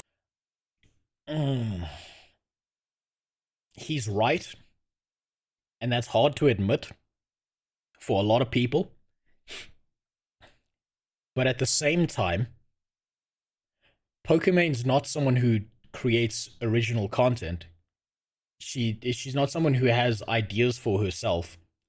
She's the kind of person who will hijack someone else's idea, pretend it's her own. And I don't think that people's issue is that she's doing the same thing that other people are doing. I think her issue is that she likes to pretend like she's doing something unique and special. I think that's where it comes from. So the irrational anger, sure, I get it. You're going to piss people off all the time. I'm sure I'm going to piss people off all the time. Especially because I'm an opinionated retard on the internet. So this is kind of half and half. I just want to know if she was dumb enough to claim that what she was doing was unique and special and no one's ever done it before. The same way she claimed with her cookies that it took her 3 years to develop that shit, and that's not how that works.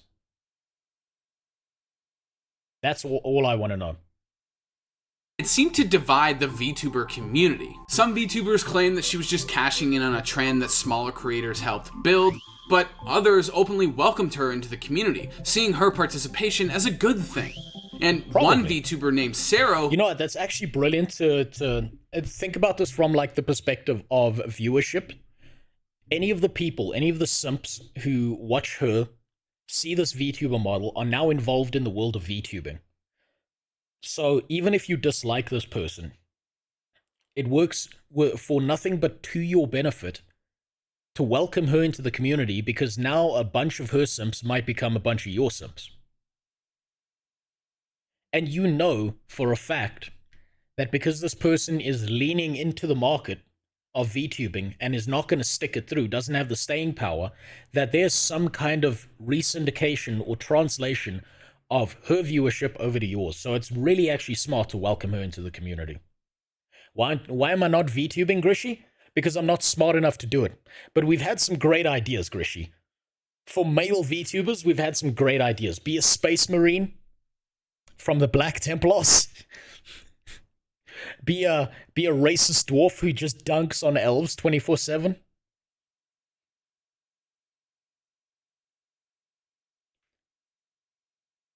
Be Ted Kaczynski, sending mail to local politicians. Who I spoke to for this video wondered why anyone was upset in the first place. I think really it's just Pokey has a little bit of like drama in her past, and people just want to hate Pokey for Pokey, and it was less so the VTuber thing. Sarah, she's probably right, because I remember there was this whole thing where she harassed a 13-year-old, and like doxed this 13-year-old and had him crying and make an apology video and shit. And I mean, come on, it's a retarded kid. Let me show you something. Right? I think I've still got them saved. Hold on. Let me see if I've got it here. I don't need you to get spoilers for my Guild Wars 2 video. I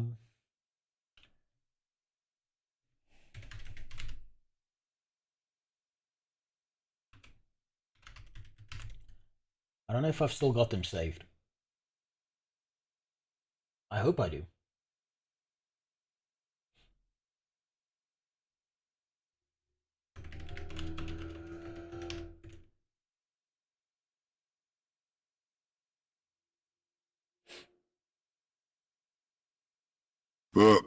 Come on. It's a retarded kid, is what I think in the Discord all the time. Yeah, that's probably the most sane take you can have in my Discord, sure. Everyone in there is probably some degree of mentally insane. And the only thing to do is dunk on these people. If there are retarded kids in my Discord and I find out that, I've said this before, if I find out that you're under 18, I'm kicking you the fuck out. I will ban you everywhere. Not having kids here. Your parents don't love you enough if you found my stream. Find new parents or submit yourself to the local orphanage now. Fuck, I don't know if I did save it. Okay, essentially what I wanted to pull up to show you was there's a bunch of death threats that I got sent over calling Guild Wars 2 pay to win. You can tell by some of these death threats that these are kids. These are like retarded kids sending these things. I'm not going to go out of my way to attack these stupid fucks because they're just mad that I had an opinion that didn't match theirs on the internet. And like, what the fuck am I going to do? Am I going to sit here and like out this person and dox them? Oh no, I got sent plenty of death threats, sure, from Guild Wars 2 because I called it pay to win in my first impressions. Because it is. It is pay to win. And anyone trying to deny that is too deep into the game to admit that their game does have pay to win. I'm still trying to find it here.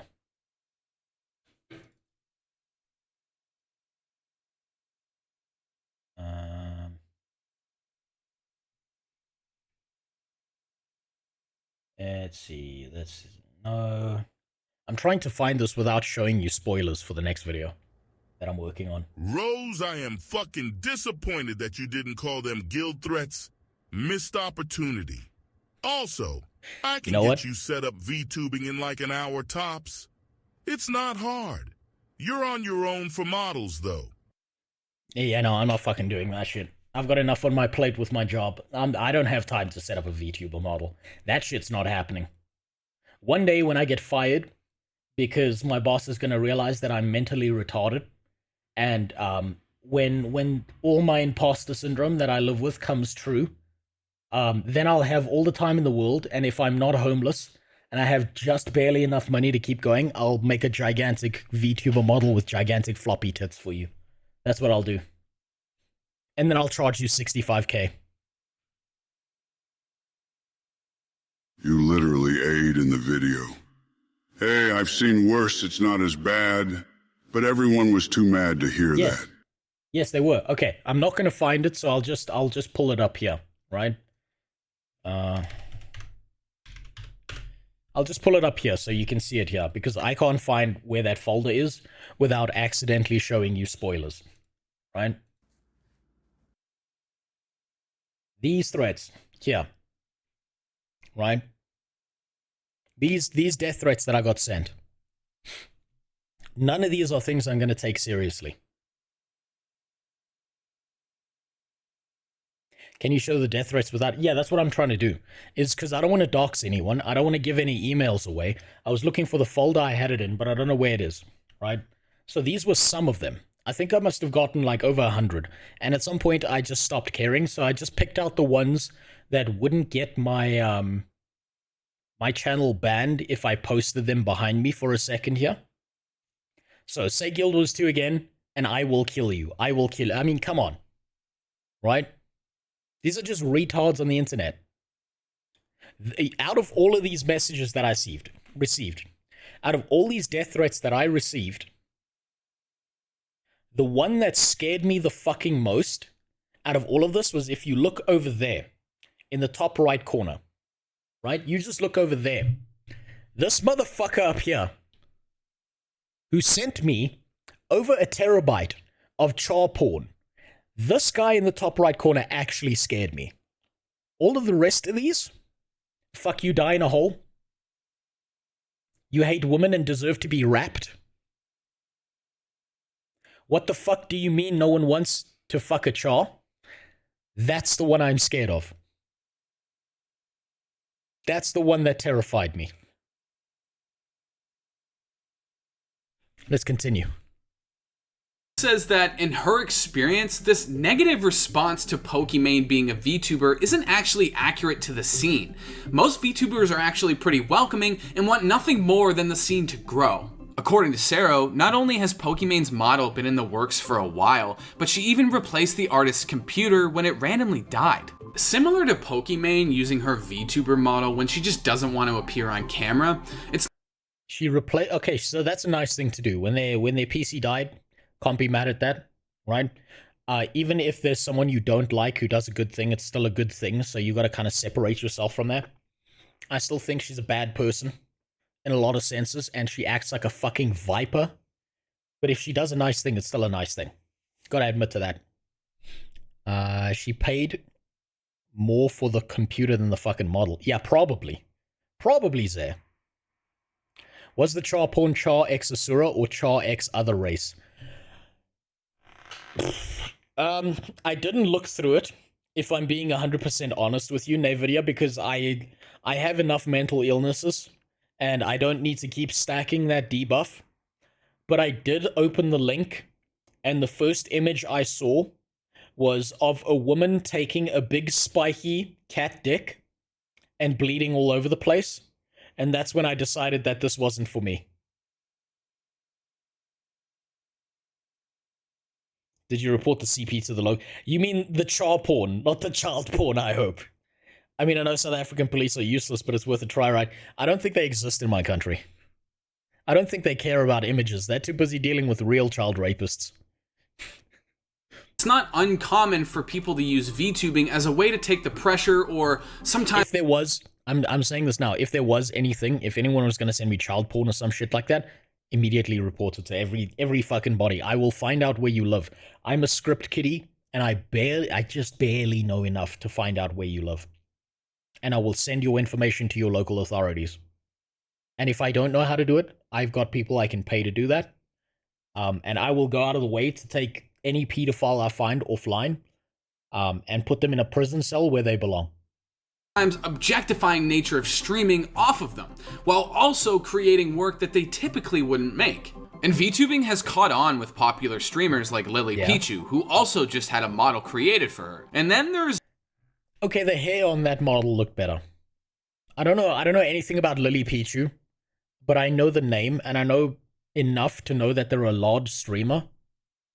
And at least when it comes to this model, I can appreciate that a lot of effort was put into the hair. I think the face is still zero animation, and I think it's sloppy. But at least there was some effort put into the hair. Also just had a model created for her. And then there's Mizkif with whatever the hell he's doing. Hi! Based. Based as fuck. God damn it. Oh. Oh my god. Oh, wow. Fuck me. Never in my life have I wanted to jerk off to Mizkif before. But he's changing my mind. He knows what the fuck the people want. Caesar, give them bread and circuses. Based as fuck. Oh. Oh my god. Brilliant. Zero effort on that, but it doesn't matter. There's just something about this model that makes it better than the others. There's just something about this model that I can't take my eyes off of.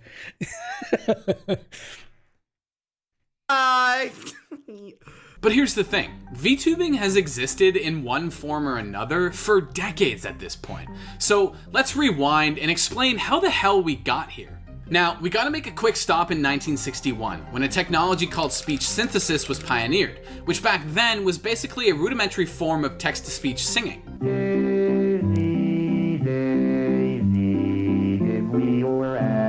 This is actually, like, this shit, from an engineering standpoint, is really impressive because these were the first people to have to figure this shit out and automate these systems. This is when, like, real people had to actually know what the fuck they were doing when they were developing something, instead of, hey guys, I clicked a button, that makes me cool now. Fast forward to 2004, and something called Vocaloids were created. And as a predecessor... This model. I've seen this somewhere. I didn't understand the appeal.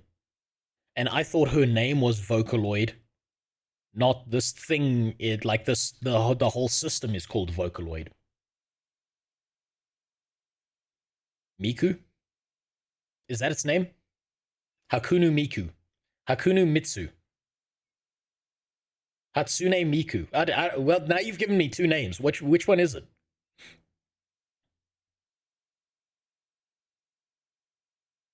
Is it Hatsune Miku? Or is it Hakuna Matata, like Joe said? Okay, Hakuna Matata is what we're sticking with since Cassie's just confirmed it for us. Predecessor to VTubers, Vocaloids are 2D and... Oh wait, it's there in the bottom left corner. What am I saying? It's right there. It says courtesy Hatsune Miku via 3D rendered Manemi. models who can sing and perform using a version of speech synthesis technology. They were, and still are, insanely popular. Is that a person in a suit? Or is that a 3D hologram? I can't tell. Now, the VTuber community... Man, look at all those green dildos in the air. That's a hologram. Yeah, okay, that's probably a better decision, is to have a hologram, because that means no one's going to get on stage and try and slap their dick against the person wearing the Hakuna Matata suit. It's Tupac. Tuvok didn't get killed. He just put on a mascot costume, moved to fucking Japan, and became an anime girl. Holy shit. I would watch that anime any day of the week. Biggie will never find me here. I'd watch that anime in a fucking heartbeat. Community of today originated in Japan.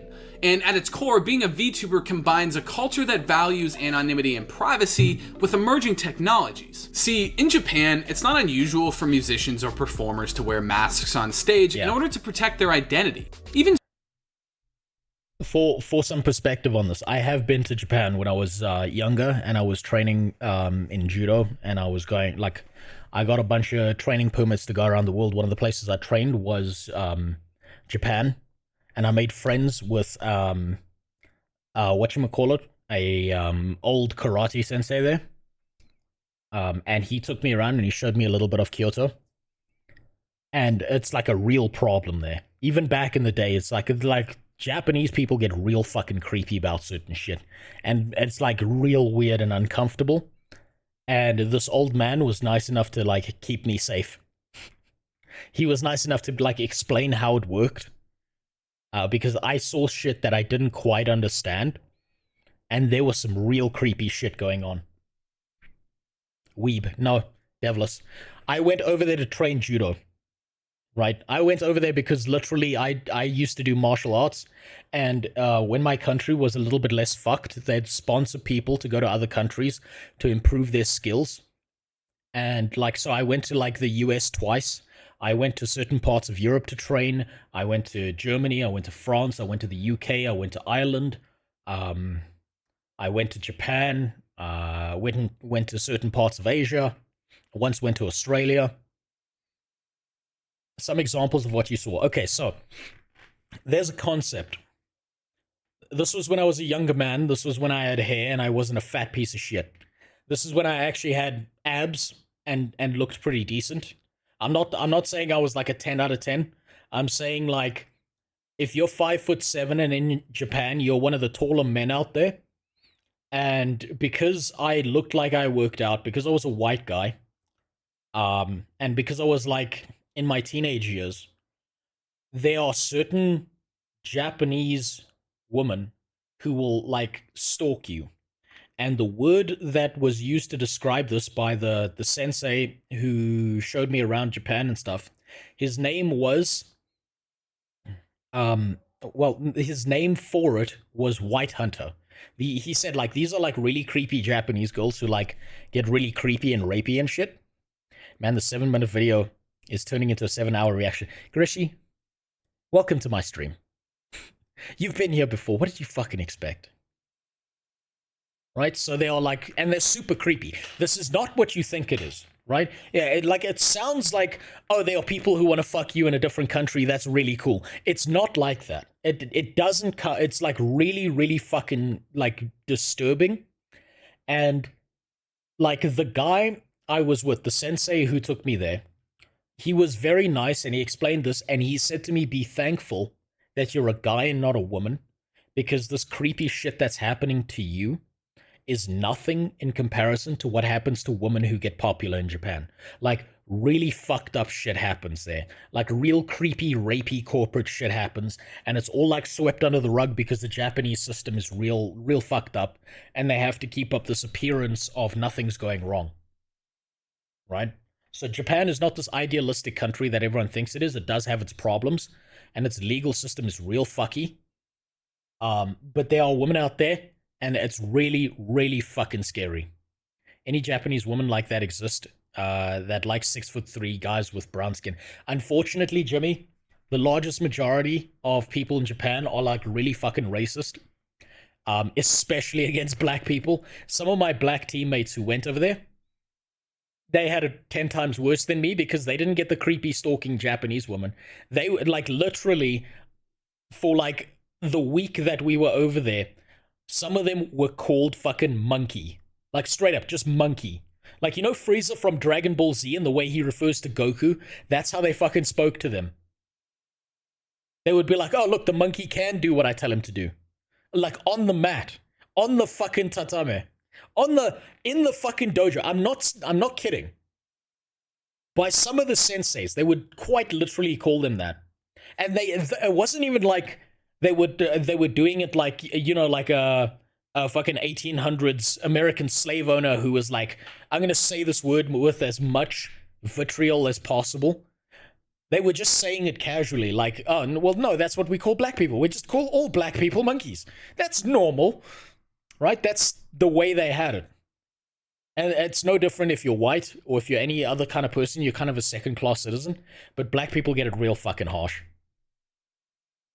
That might be changing over time. But, it's like, it's real fucked. So don't go there. If you are not, like, Japanese, fuck it. If you're Chinese, you'll get shit in Japan.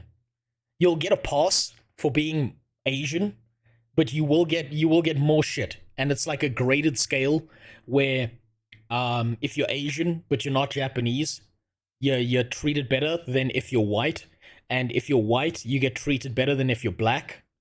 And black people just get the worst of it there. That's just how it is. I've heard it's less of a thing with the newer generations. Yeah, it's less of a thing now. And it's probably changed because keep in mind, I was in Japan over a decade ago. Do you think they'll be okay with a Mexican? They'll probably just... They won't even know what a Mexican is, dude. They won't even fucking... I don't think they know what a Mexican is. Maybe they do. I don't know. My perspective on it is that Japanese woman got really creepy, and the word that the sensei who took me around used for it, and he's literally the guy who like chased off some of these girls who were like following us, and they were like, you don't understand, these girls are like super creepy. They're called white hunters. What they're looking for is they're looking for like white guys to fucking impregnate them, because they've got like really like fucked up creepy like fantasies and shit about foreigners, and it's a sex thing. And I promise you, it's not. I'm saying this from personal experience. It's not what you think it is. It's not this cool thing where you're going to go have sex with this girl and everything's going to go great. I promise you it's not. Also, for some perspective, your average Japanese person has some real fucked up teeth on them. They don't take care of their teeth the same way that you would expect. You know those memes about the British and their fucked up teeth? Yeah, that also applies to the Japanese a lot of the time. Bleach mangaka used a lot of Spanish stuff when making Bleach, so at least one of them. Yeah, but that's probably because most of the manga guys who like make mangas are actually educated about different parts of the world. I watched an anime called Food Wars. This was when I was going on an anime trip a while back. They really appreciate the French, because like I know there's a history behind the French going to Japan and a lot of cooperation militarily and so on and so forth. So they'll learn about other cultures, and a lot of the more open-minded people who like write mangas and shit are willing to learn about the world outside of themselves. I mean, fuck it, the guy who made Dark Souls based it off of like a lot of European history stuff because he thought it was awesome. Food Wars is great, by the way. Fucking brilliant. Imagine eating a fucking burger and your clothes just blow off your goddamn body. That whole anime is just people eating food and then their clothes explode off their fucking body. It's amazing. Definitely worth watching. Funny as shit. Certain social media platforms encourage users to remain anonymous online. It's definitely like a huge thing, the anonymous factor in the community. Like it's something that everyone is very respectful of. Like it's very frowned upon for people to try to like figure out someone's actual identity like behind their avatar. Combined advances in body tracking software throughout the 2010s and a proliferation... Is that literally a samurai cat? Finally, we got some fucking creativity going here. I'm not mad. I'm not mad about this. Of social media platforms with an ingrained philosophy of maintaining anonymity online, and a collision course almost seemed inevitable. Enter Kazuna Ai. So I've seen memes of this character. I said this in the last time I was looking at VTubings. I've seen memes of this fucking character. So I am adjacently aware that these things existed, but I thought they were straight up animations or something from a video game. I didn't know these were like actual people who were filthy riggers. Bursting onto the scene in 2016, Kazuna claims to be the first ever VTuber, and despite implying to her audience that she's some sort of artificial intelligence, she's actually fully voiced by a Japanese actress. Her almost 3 million YouTube subscribers follow along as she plays video games, draws random stuff, and chats with her fans. She's become so... Okay, so this is like an actual business model. Again, this is an actress who's got a strap on. The strap on is the model, and she is actually backed by a full company. So she's not the filthy rigger, she's just surrounded by filthy riggers. God, I love doing that. I love doing that, and it's gonna get me in so much trouble. Also, welcome back, Super God. Popular that the Japanese government even made her an official ambassador for tourism. On top of that, she's appeared in a variety of different commercials, anime, TV shows. Holy shit, this person's got to be living the life. Commercials? Rep for fucking... God damn. Oh, okay, well, here's another thing. So this kind of makes sense to me because even when I was in Japan, like over 10 years ago, Japan is obsessed with mascots. Right? There's like 1,000 fucking mascots for everything. They're almost like, you know how way back in the day when there were a bunch of like Celtic tribes in Europe and they had like 1,000,001 gods. There was like a god for every blade of grass that existed beneath their feet. Japan's the same way when it comes to mascots. And so this is not so strange to me that this person would be turned into a digital mascot. Another weird thing I see with Japanese women and porn. A lot of scat stuff. I don't know. I don't look up porn. I've got a wife to fuck, but I'm kind of glad I don't because I imagine there's a lot of real freaky shit. Because back when I was a kid and I was fucking ripping my dick off with my arm, like blasting loads 4 times a day, like it was titties, fake tits on women that were getting like nailed. And now I can only imagine it's degenerated into some like real fucked up shit. Modern day Indian gods, basically. Basically, Grishy. Jap porn stuff is fuck. I'm not too surprised by that. Japanese people got some real creepy shit going on in their country, and to them it's perfectly normal. But to the rest of the world, we're like, yo, what the fuck is this? Like, I mean, I still don't understand their obsession with tentacles. I know enough about porn to know that they've got an obsession with tentacles, and I've never understood it. It's not a dick, it's on an octopus. Why? Why does that exist? I've never thought about an octopus existing inside of a woman's pussy before I understood that they love tentacles, and I don't know why they did that. Don't Google Hitomi Tanaka. Fuck you, don't tell me what to do.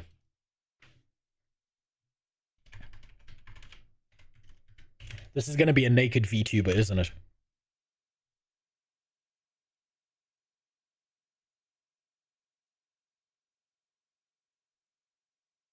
Jesus Christ.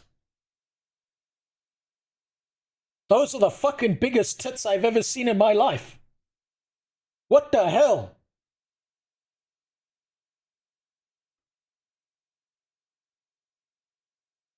Fuck me, when she's an old lady, is she gonna be kicking her tits around at her feet like they're goddamn soccer balls? Show it. No, I can't. I have safe search off. I always have safe search off. It's how you find the best memes. God damn. God, you can Google it yourself. God, Jesus. I've seen no Japanese woman built like that in my life. She also does everything. Everything. Oh, no. Oh, no. Yeah, okay, well, I'm glad I only saw some naked stuff there. I'm glad I didn't see her, like, I don't know, shitting on a dude's face or something. God saved me on that one. And I need to delete that from my search history later. Shows, and even hosted a variety show called Kazuna Eye No Beat Scramble. Fast forward a few years, and the VTuber community has exploded. According to Hypersense, a face tracking technology company and research firm, there are thousands of different virtual celebrity and VTuber accounts on YouTube. Sitting alongside Kazuna Eye in terms of popularity are models like Kaguya Luna and Mirai Akari. Together, they create this kind of trifecta of VTuber insanity, with all three... You know what's really interesting that I just thought of? Isn't it fascinating how when Japan corporatizes something, it kind of flies under the radar and everyone's okay with it. But when, like, the West tries to corporatize and use this kind of shit, it just comes off as cringe retardation. And it generally doesn't pan out very well. There's something missing in Western, like, authenticity when it comes to a big company trying to pull this shit off. And I'm not quite sure what it is. But even I've seen memes of that model on the left. And this is a whole company behind this shit. So they've got something going that you don't find in the West. And I'm starting to see this as well occur, like the same pattern occur with video games. So Japan laws regulating porn that require censorship of genitals. What people came up with in order to get around the censor was to use tentacles. That's the main reason, and it just stuck around ever since. So it's kind of like they have some level of grandfathered law that fucked up everything, if I'm getting that right.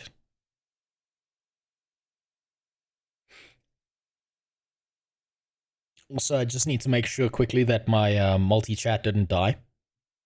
Yeah, no, okay, it's still working. Sayonara. Okay, I can still see his messages. That's what matters. That's still weird, dude. That's still so... why are tentacles okay, but dicks aren't? It's very fucking strange. China has a law that you can't show blood. Okay, that one I'm aware of, Zare, because they had to censor the Chinese version of WoW. And if you play WoW in China, or at least when you used to be able to, if you went into like Karazhan or somewhere else, instead of seeing skulls and bones on the floor, there were just like loaves of bread, just everywhere. Censorship going out of Japan turns blood into a white stain, so so they turned blood into cum. Nice. There's tentacle porn paintings dating back to the 1800s. Okay, so they were mentally ill for hundreds of years, and now it's just considered normal to be a fucking nutcase like that. Makes sense. Recorded a raid run for you to look at later. Yeah, sure, link it to me at some point. I'll take a look at it when I have some spare time. Frequently showing up in each other's videos. And of course, due to popularity, even talent agencies have emerged. One of the biggest ones, HoloLive, has dozens of channels and personalities signed to its roster. While an agency like HoloLive might represent a more corporate shift for some of the VTubing community, using a model or an avatar is a form of creative expression. This is what I was talking about before. There are entire companies and corporations making profit off of this shit. That's impressive to me. This is such a big market that there are people out there making fucking bank off of this. This explains to me how this is sustainable. It's the ability to roleplay as someone other than yourself. And the creative design of these models are often personal, relating back to an aspect of the person behind the screen. It's only natural for VTubers to be protective about their craft's sudden explosion in popularity among people who showed no interest in it a few months ago. But the thing is, streamers like Pokimane aren't really a threat to the legitimacy or longevity of VTubing. If any... He's right. Someone like this is just bringing more people into the VTubing space because you know they're going to fuck off and strap onto some other trend real fast at some point. Like, none of these people, Pokimane or any of these large streamers who were never like actual VTubers and shit, are not actually a threat because they're just bringing more people into the space. It's cultural. You wouldn't understand. You're fucking right. I don't understand it. I don't think I ever will. So AI robo-wives will have a market later on. Filter, they won't just have a market. People will select the personality of the model based on the streamer they want to fuck the most. She's helping to introduce people to something that they might actually become passionate about. The biggest thing that I took away from jumping down this rabbit hole isn't that VTubing is weird or is something to scoff at. Shit, at one point, watching Twitch at all was weird. Yes. VTubing has become another vibe. Let's be honest, watching Twitch, being on Twitch is weird, but it's not as mentally ill as streaming on Twitch. So who am I to judge you when I'm the fucking bald bitch behind the camera? Like, who am I to fucking judge you for your life decisions when I make even poorer ones than you? AI robo waifus have a market. They already have a market. Well, I'm not too surprised by that. People would probably put their fucking dick inside of a plugged-in toaster if the toaster just was a little bit nice to them. So it completely that makes sense to me. I mean, I understand that modeling and rigging is work and I'm not good at it, but I'd rather save cash and pay for it or just use free options. I work better as a tech geek anyway. Yeah, look, if someone's gonna, like, dedicate themselves to this and this be their craft, and they start off shitty and they just keep getting better, like, I understand that entirely. What I think is kind of cheap is if someone thinks that they're just gonna take a really, really shitty model, and the model's not actually the problem. The problem is that they don't have a fucking personality at all, and they're just a bland piece of shit, and then they think, why isn't this working? Right? That's the real issue here behind all of it. For anonymity's sake, for not wanting to reveal your face, for not wanting to be doxxed, all of this makes sense to me. But if you are a person with zero personality, why bother watching? Why would anyone bother watching if you're not actually going to be someone fun or interesting?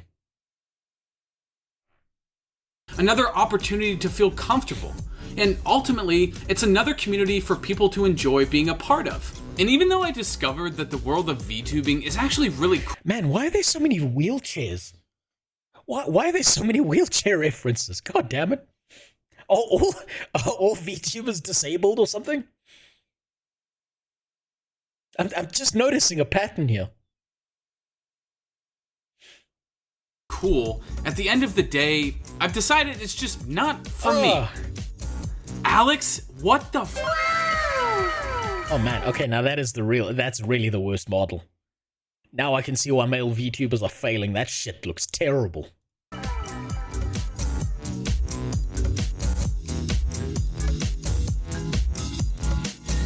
Oof, okay. Okay, that was an okay video. It kind of explained things, but it didn't do a very good job of it. Now it's onto the real shit. Now it's onto the part where what I do is I'm going to go into all the comments of the people who had links. And I'm going to start digging through it so that I can understand the shit.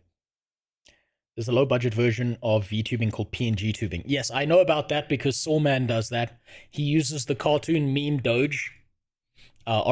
RIP to that Doge, it's dead. But like that I understand because that's like a picture and the animations change whenever he speaks. But like, my problem is this. Okay, let me explain it to you this way. VTubing seems to work on a scale from what I can see, right? Let's say over here is your PNG tubers, like the people who are using pictures that have little jumping animations and shit. The quality of that is probably going to be somewhere around here, right? So these are the PNG guys. If you have, or you're starting VTubing, you're going to start over here if you're trying to go for a 2D model. And you're going to have like a really shitty model. And over time, if you dedicate yourself to it and you've actually got a personality and you put money into it, blah, blah, blah, the quality of your model increases. But the problem is, you're going to have a shitty model. And at some point, you're going to hit that something called the uncanny valley. Where what happens is, your model is just not realistic enough to pass. Like the speech is off, the eyes are weird and shit.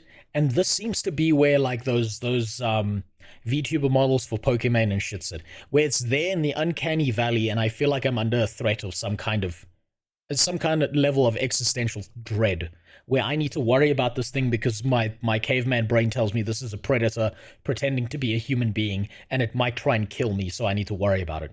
Then, beyond that uncanny valley of almost good enough, the quality just spikes straight up to here. And that's where the really, really good VTubers are. That's the pattern I'm noticing. And by proxy of that, if you're a male VTuber, no matter what you do, you're just about down here. No matter what you do, because who wants to watch a tiny little anime boy except some real fucking weirdos? And there's not enough of them for it to be a sustainable model. But female VTubers, this is the shit that's happening. And the quality goes right up here, and beyond that point, everyone loves you. But obviously, for any of this to work, you need to actually have a personality first. If you don't have one of those, you're fucked. No one cares about you. Now let me go back to my video that got me in trouble.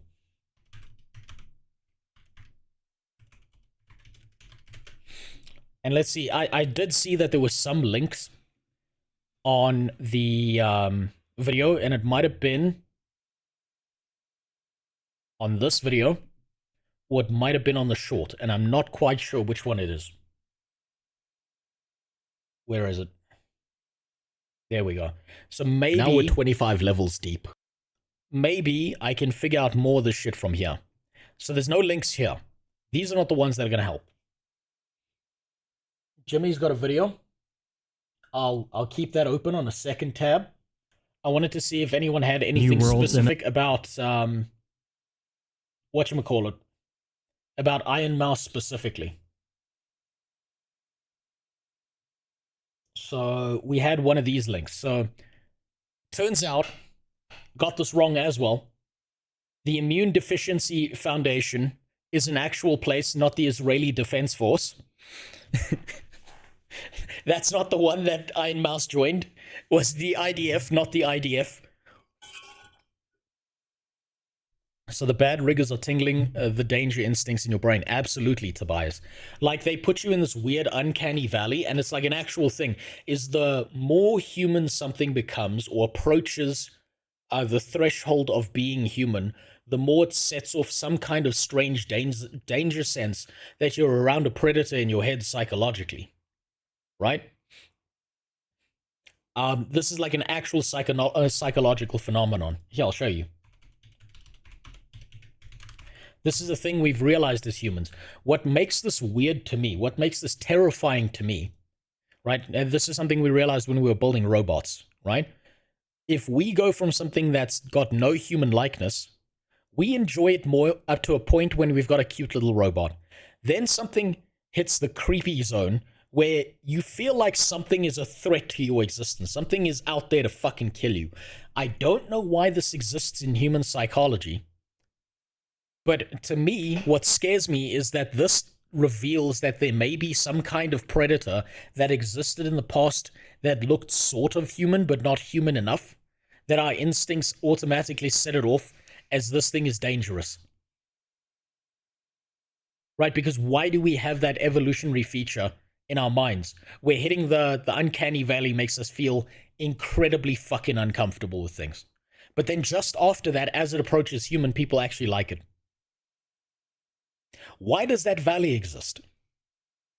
That's the scary thing to think about. What the fuck was out there that burned itself into our human psychology that bad that it's fucking terrifying like that?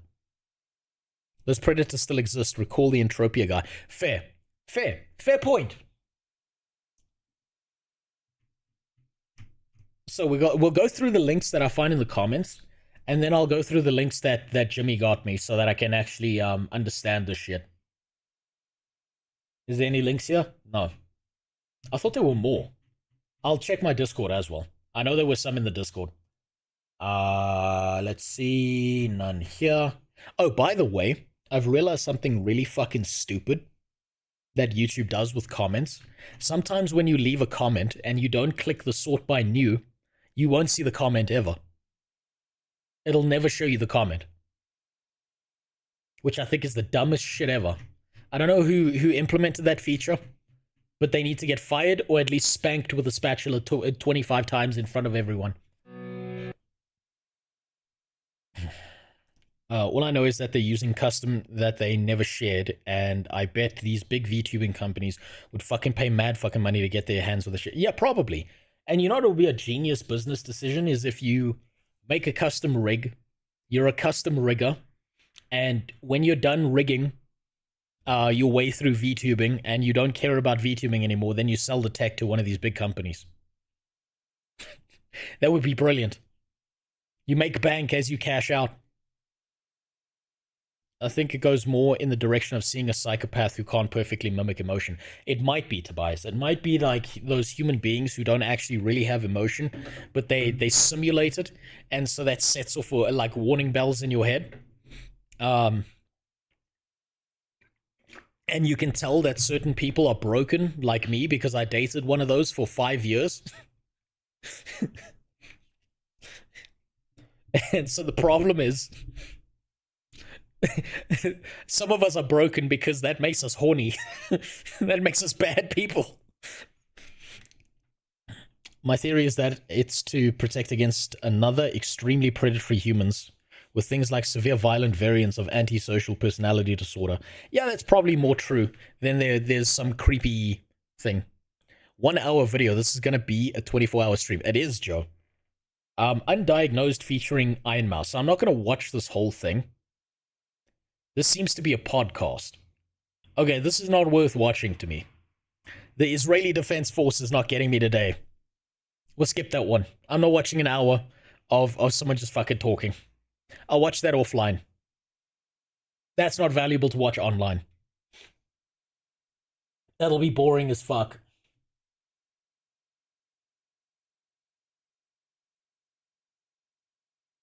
Oh, and Chieldo showed me where the death threats were. Or at least some of them. I can't remember. Yeah, it doesn't matter. Doesn't matter right now. I know I was looking for... Okay, that's police in my country shooting children. That's not what I was looking for.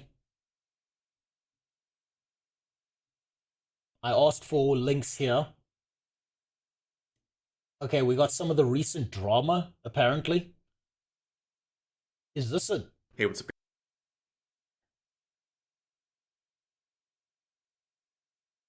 Was that an audio bug or is that an actual dude?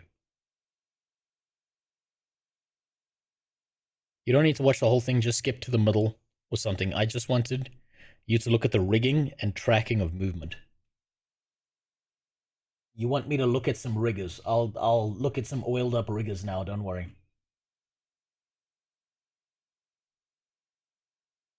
Oh my god! Okay. Hello. Good morning. I opened the video links channel and I'm just seeing fucking anime tits everywhere. Holy shit. More. That's just, we're gonna open all of that. God damn. We're going down the rabbit hole today. Fuck me. Okay, I need to break out the lotion for this video based on its thumbnail alone. This is VTuber news source. That's an actual man. This is a dude.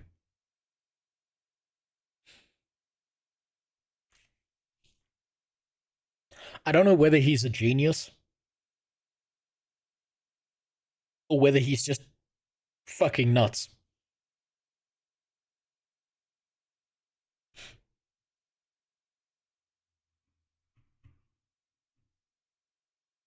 Okay, let's also find out about the Iron Mouse drama. Oh, it's the same dude.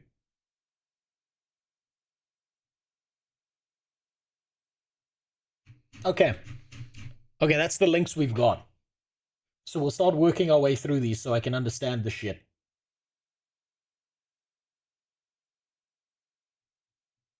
And then we can also look at Jimmy's links as well that he sent me. Hello and welcome. Jesus, too many. Ladder. What? Look there. Where's the audio coming from? Version, but we've got. What? Oh, it's this one. Okay.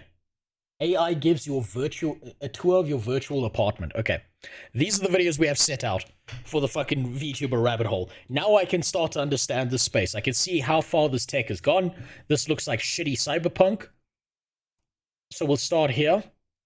No, actually, we'll save his videos for understanding the drama later, because the drama is not the main point of what I want to look at right now. What I want to understand is the general the general sense of how VTubing works. Gonna start taking a shot every time I hear the word rigging or rigger. Frazzles, you're gonna be drunk real quick. You're gonna be drunk real quick. Got the whole wing, so I just need to stitch it together. Okay.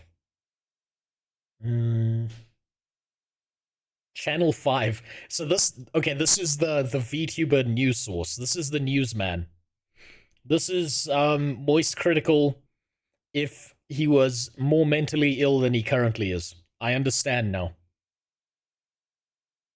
Let's start with the Iron Mouse stuff that doesn't involve the drama, and then we'll cycle towards the drama slowly. So Iron Mouse sings When I Look at You in her opera voice. Is this going to get copyright striked? Doesn't look like it. Let's hope it doesn't. I'm gonna try one more, and I'll try one more, and that's it.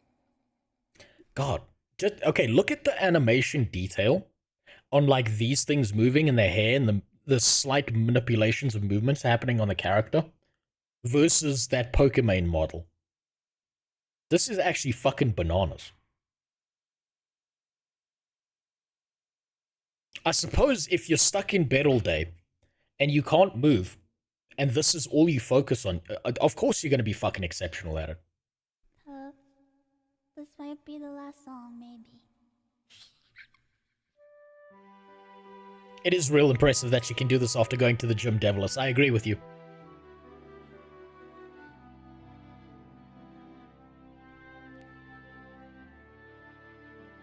Look at the detail on the face. When I look at you. God damn, can this... Okay, is that actually her voice or is that like dubbed over with someone else? What I always see is the face of someone else who once belonged to me. That has to be auto-tuned. That's some Disney princess song voice shit going on there. This bitch has got some pipes on her if that's the thing. I can hear him laugh. God damn. And even though that melody plays on, he's gone. When I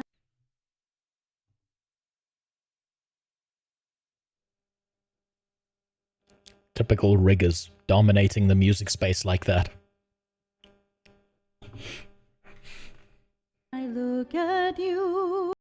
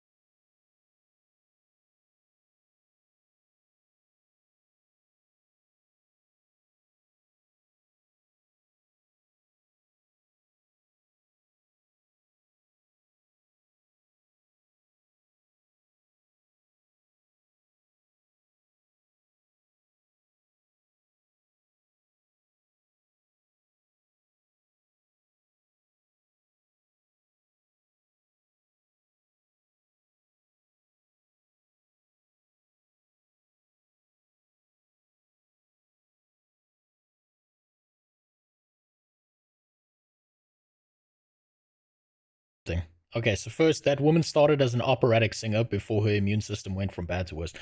Okay, so now it makes sense. She's like an actual trained opera singer. She's actually, oh god, she's actually talented. Oh shit. Not only that I fuck with the person who's actually disabled, I fucked with the talented disabled person. Oh my god. Man, my aim is even better than I thought it was. Holy shit. Okay, that's actually really impressive. But what's even more impressive than this is that my wife and I sat down and she was watching the movie Wish, the Disney movie Wish, because she's a masochist like that sometimes. And I heard some of the songs, and the songs in that fucking movie are so goddamn miserable. How the fuck does this person who can't get out of bed, whose life is fucked, who lives as a bubble girl, outperform Disney in singing? She outperformed the people with infinite money. This is not making me impressed with her. It's making me mad at the billion-dollar companies that are so retarded they can't even get that shit right. How the fuck? So we're not fighting the one... I mean, look, Filter, I would be willing to get in an MMA ring with her. I think I stand a pretty good chance of winning. As long as she doesn't throw food at me, I should be good. All I need to do is sneeze on her and it's over. Get corona before the match. Turn a fight into a murder real fast. Me, I would reach for him, but who can hold a memory? And love isn't everything. That moonlight on the bed will melt away. That's actually impressive. Someday, oh, you were once that someone who I... Also, I want you to notice something about this video. Do you see how this is not like her main channel? This has only got 3 subs, but there's 812,000 views on this video. Do you know why? Because it is really, really easy for all the people, all the dudes watching this, to imagine that's not a microphone, but their dick. That's why. Yeah, you think I'm wrong? Do you understand what sex-crazed chimpanzees like dudes are? Yeah, I know. I went to a school with a bunch of dudes. I know. I've seen a dude fuck a CPR doll in my school. You think they're not thinking about that being their dick instead of a microphone? Yeah, I know. Yeah, that's how it is. This is why women shouldn't exist on the internet. It's not because it's for their safety. It's not because they can't be here. It's for their own fucking safety. Like a star, and suddenly you changed, and now I don't know who you are. Or could it be that I never really knew you from the start? Did I create a dream? Was he a fantasy? Even a memory? It's beautiful. Even the tits are jiggling perfectly. This is the rigging on this is actually amazing. Like, this person's entire model is so goddamn impressive because you even saw like the tail come up. This is so fucking impressive. Like, from a purely technical standpoint, this is fucking impressive. Never mind her voice and shit. That's even that's amazing in its own category. Like, god damn. This is actually someone who puts in effort. And the more I learn about this person, the more I'm like, you fucking idiot. After the guy with the glass of ice water story, no dude you went to school with. Yeah, that's fair. That's fair, Sayonara. Listen, I went to an all-boys school. So yeah. Yeah. Imagine a bunch of horny dudes with ugly as fuck teachers. So no one wants to bang them. And so it's just a bunch of horny teenagers who've never seen a girl in their life because there's none in school. Yeah, weird shit happens. Is paradise for all the fools like me?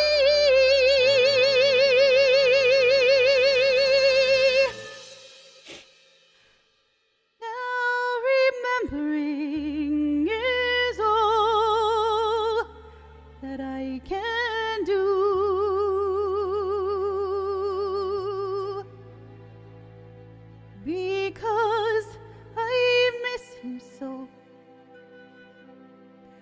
When I look Fuck, that's impressive. at you. That's actually genuinely impressive. This is actually super fucking impressive to me. God damn. We did it, bros! We did it! That's, fuck me, that's so impressive. Oh god, not Nature Fiend. Thank you for the 5 gifted subs. Thank you very much. Powerful rigatry at work here. I agree, Cassius. There's some real powerful rigatry going on here. When I turned on the stream, I did not expect to watch a busty cartoon character sing opera very well. That was actually, holy shit. Like, someone needs to...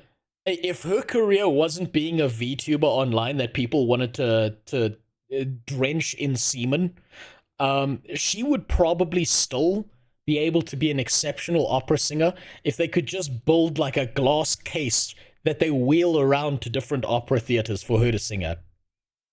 She's an actually talented person. Holy shit. When am I going to be a VTuber? Never. Fucking never. But I do want to use their tech to do weird shit on my stream so I can sexually molest characters in first person. I like the tech. I want to use the tech and I don't know how I'm going to use it yet, but I have ideas. But that shit was impressive. Holy fuck. See if they say anything here. I can't believe I did it.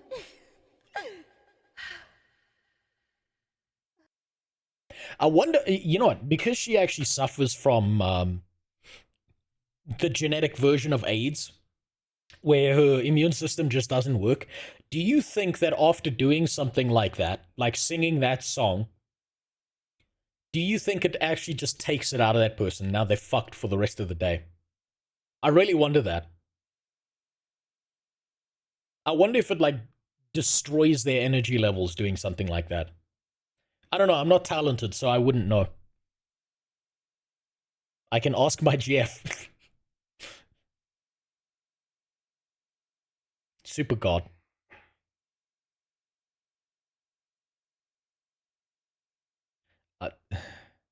I'm trying my best to decide whether I want to make this joke or not. Okay, fine, I'll go for it. Super God. I need a coherent answer, not so it's fine, you don't have to ask her. Then she has to get off her knees. Now you're fucking making her talk. It was too easy, I'm sorry, it was right there. I mean, you know the joke, right? Yeah, everyone knows the joke. It's like, you know what Cinderella said when she got to the ball?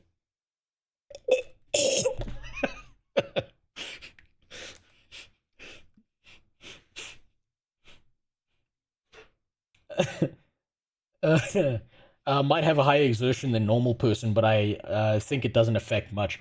I'm pretty sure that if you're using your voice like that all the time and singing like that, that's got a, like, if you sing for long enough, if you talk for long enough, it fucks up your throat.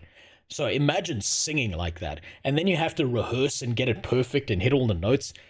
God damn, your throat's got to be fucking destroyed after that shit. Very impressive, though. Very fucking impressive. The Cinderella ball joke is an old one. It is. It's a very old one, but I'm also very old. That's why I used it. Also, I mean, I could have gone the other way.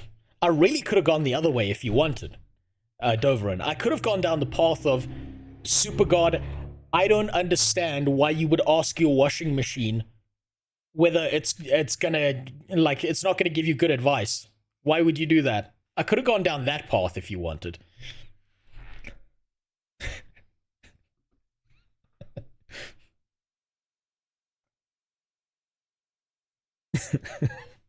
This is why there are no women watching my stream. Okay, we'll start with the titty stuff. Asmongold is a zone or a region I'm more familiar with, but apparently he's interacted with a lot of VTubers and I didn't know this. Wrong woman here. You don't have to lie, Chaos Lab. It's okay. You don't have to lie about it. It's all right. Now, the thumbnail on this was spicy as fuck. Meanwhile, I'll just call myself a fucking monkey for dying with the torch. Yeah, good. Okay. So this is a short clip. So I'm about to see some shit. Let me see if I can find some more of these. So... It's right there. It's right there. God damn. God damn. You sound like you're just enabling him. Why don't you want to help God me? damn. Why don't you want to help me? Help your Lucy Holy friend. shit. Help Lucy. Help me. Shit, look at the tit jiggle on that. Oh my god. Good god, Jesus died between those tits that cross. You can't even see the whole thing because it's covered by them.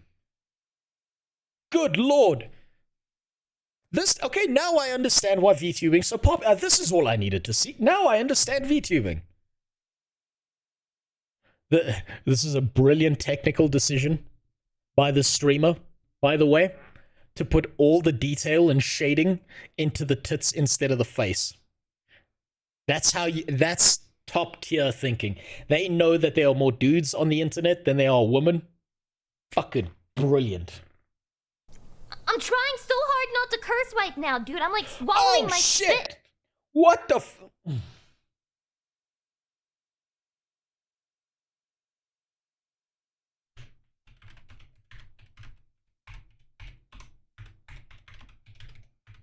Don't worry about that.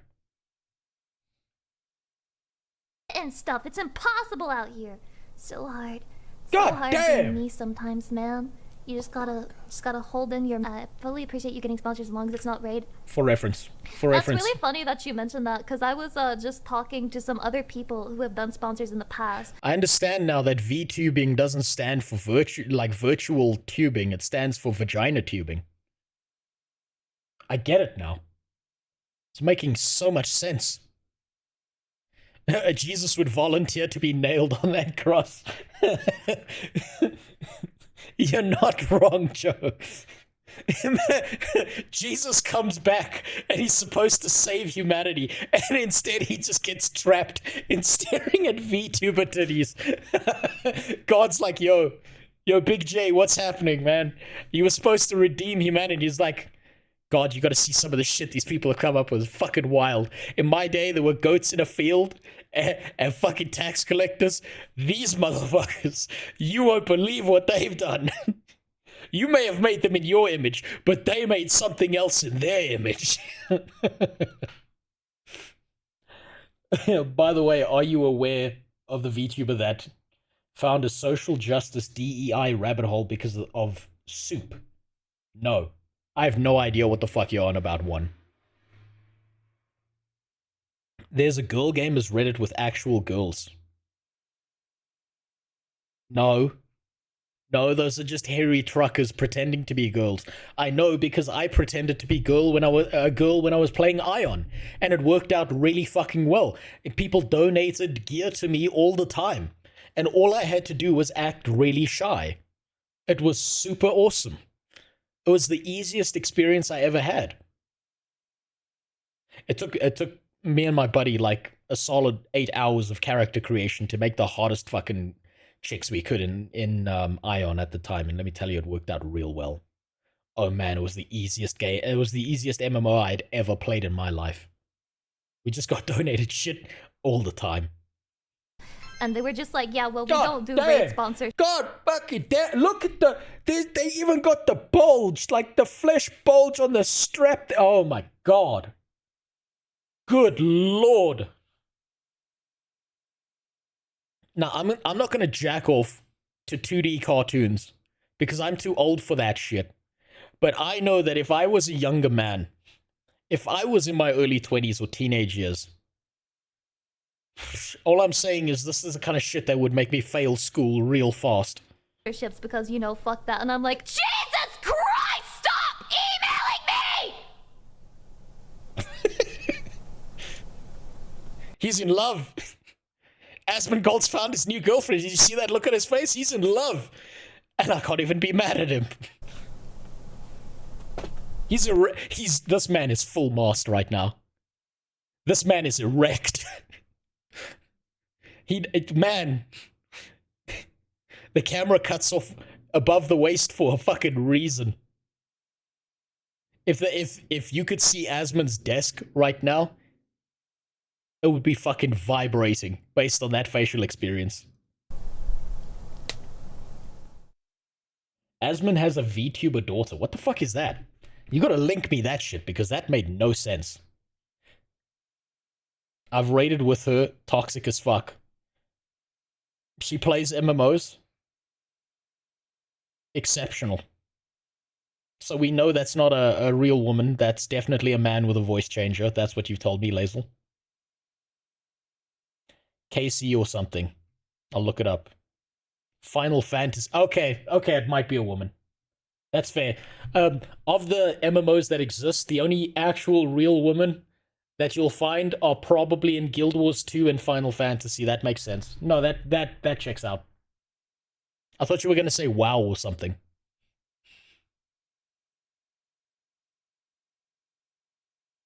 Okay, now this is straight onto the Uncanny Valley. This is the Uncanny Valley I was talking about by comparison. This shit is real strange.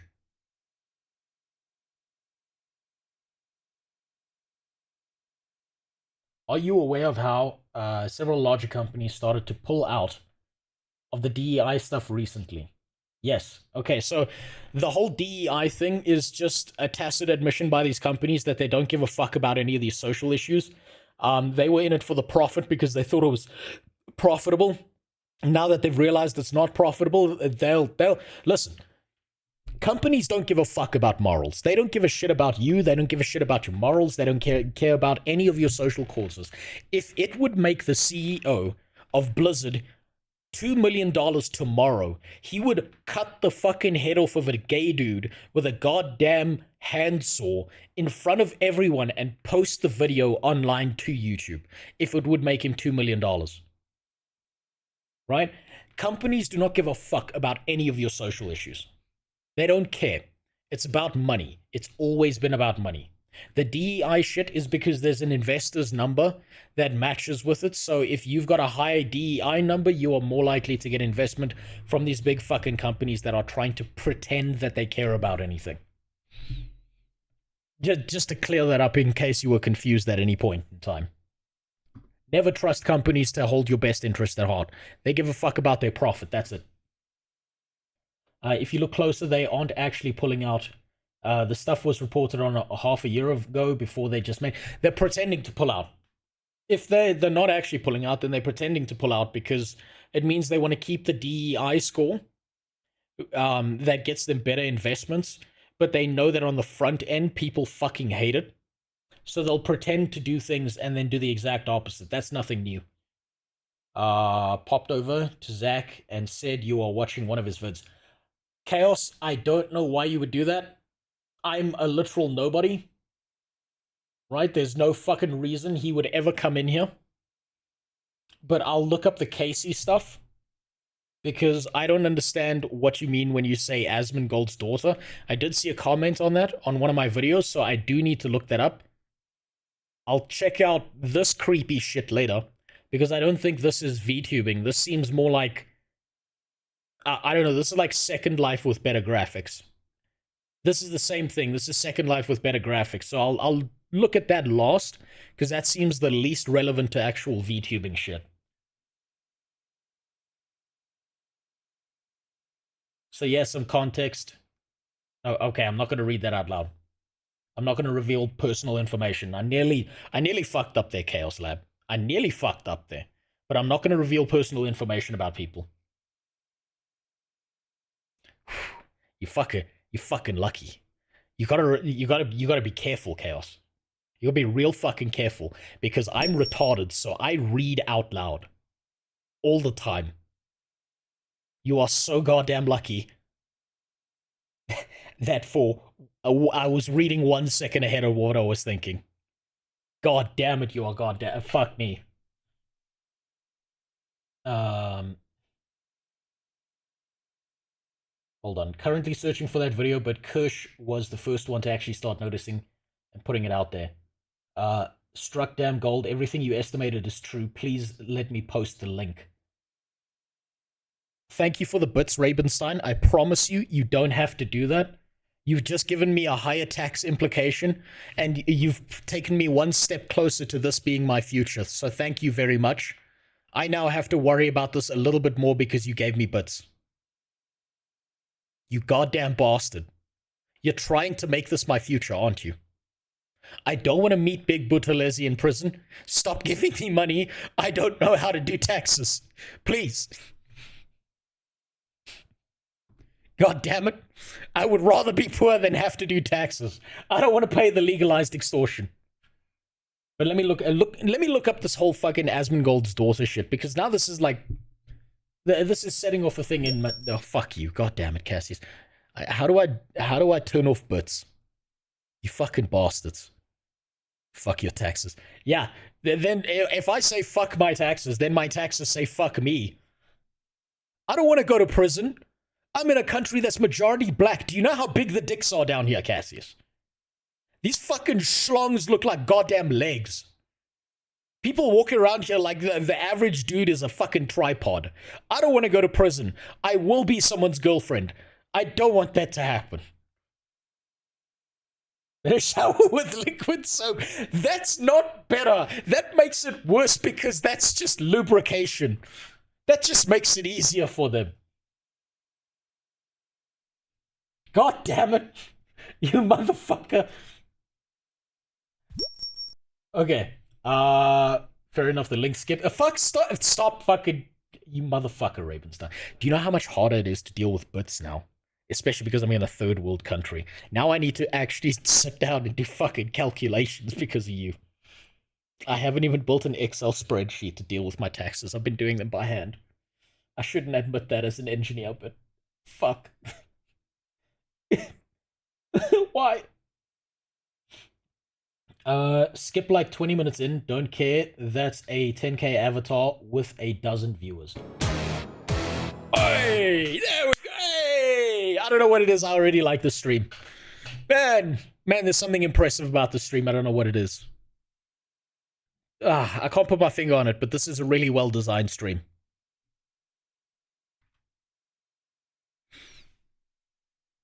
Skip to 20 minutes. Okay. I'll skip to the 20-minute mark. Oh, and the quality got better. Holy shit. Whoa, holy fuck. Okay, I understand. I'm starting to understand VTubing. Goddamn. I think I've missed out in life. I missed out on an entire era, and I can't believe it.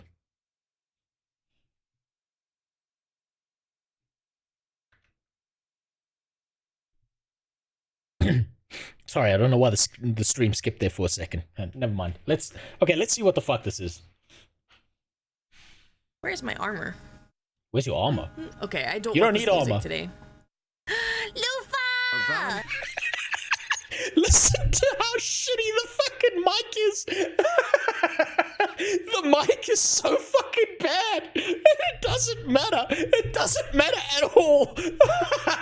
Oh my Christ. I know my audio is bad, right? I know my audio is dog shit, so I know how to spot every audio problem under the sun because I've been through every audio problem under the sun. Listen to how bad the mic is, and it doesn't fucking matter at all. Valentine love, oh Valentine love, oh Valentine love. Lufa!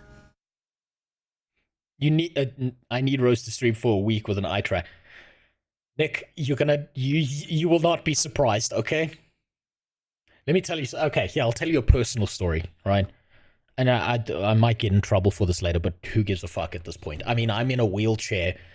I'm literally sitting in a wheelchair as a meme right now because it's actually it actually feels better than my actual gaming chair. Can you believe that? Right? I'll tell you a story. And I don't know how I got away with this. When I first started dating my wife, right? We went on a date, and I know what I look like, so we went somewhere public, to like a public restaurant, because I didn't want her to feel like I was going to kidnap and rape her, at least not on the first date.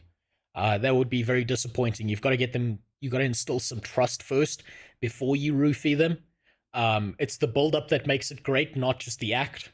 Keep that in mind. So we went on a first date, and there's two things my wife wore that I remember more than anything else. I barely fucking remember what she looked like and what makeup she was wearing, because she had a choker on and she had a dress with a low cut. And after we actually like started dating and she was my girlfriend and stuff, she was like, "Hey, remember the first date we were on?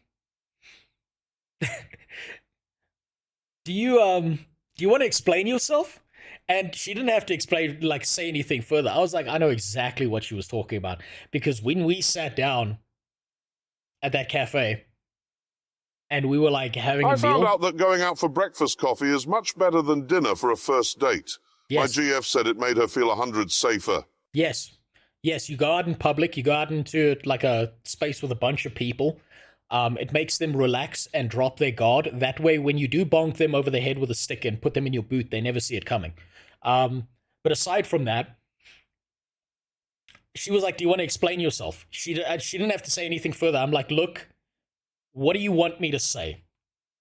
You're a tall woman with a fantastic pair of tits. What do you want me to say? Do you want me to lie to you?" "Oh, I was just looking at your necklace." I quite literally said that. I'm like, "What are you going to do about this now, huh? It's too late. You should have had this conversation with me if you wanted out of this relationship months ago." I was looking at two things, and I was thinking two things, right? I was thinking something belongs between that fantastic pair of orbs. And the second thing I was thinking was something I'd heard from a friend of mine that I've talked about before on stream. Do you know what it means when a girl's wearing a choker? Do you know what it is? It means she's a black belt and sucking dick. Dad issues. Surprisingly, no. It means she's a fucking martial arts master at the schlong tackling. And let me tell you, it's true. It's true. It's 100% true. Fuck, I was not mad. I was mad. Hashtag snap my joke. Is she into ERP? I will divulge nothing further than that. I'm already gonna get in trouble if she ever sees that clip. but let me fucking tell you. Oh, there's a reason why that woman is my wife. There is a fucking reason why I'm with her. And I've just been told that the stream is dead. Let me check something. Oh no. Oh no. YouTube is not receiving enough video to maintain smooth streaming. Okay, fuck. That's okay. Oh no. Please don't tell me my internet just cut out.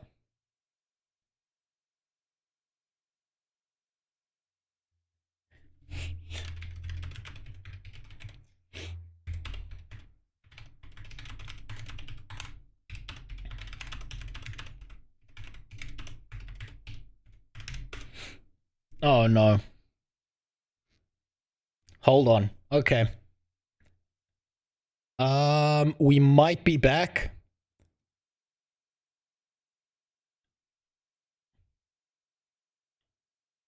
Fuck.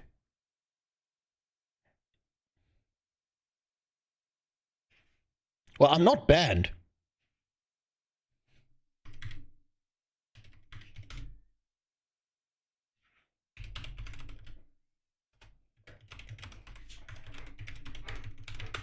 No, that's a Twitch issue. Okay, that's a Twitch issue.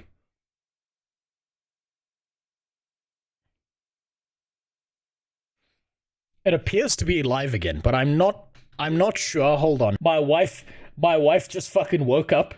Her eyes just opened in the bed and she was like, "I sense a disturbance in the force," and she just shut off the router. Oh no. Oh fucking no.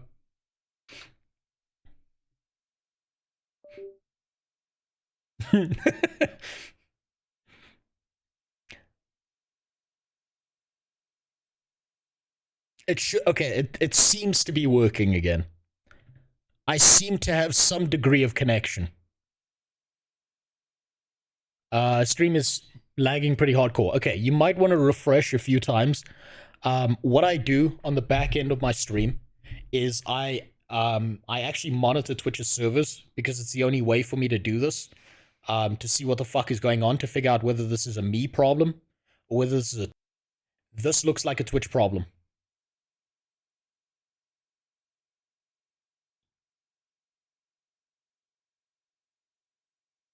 I wonder if I restart the stream, if this will work. Stream is lagging pretty hardcore. I'm not surprised. What up, Bilgy? How you doing? Why'd you kill my stream? God damn it. I gotta find someone to scapegoat into this. So I'm gonna blame you. Motherfucker. Let me see if I can fix this quick. Yeah, Ilgi, throw up a vote for whether I do a reset quick, because this shit is ridiculous. This seems to be Twitch's side of things, but maybe a refresh will help.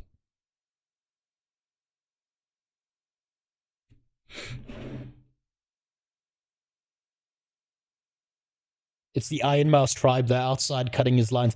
They might fucking be. I can kind of understand why people love Iron Mouse. It makes sense to me. So it would make sense that someone would show up there, on stream to fuck that up.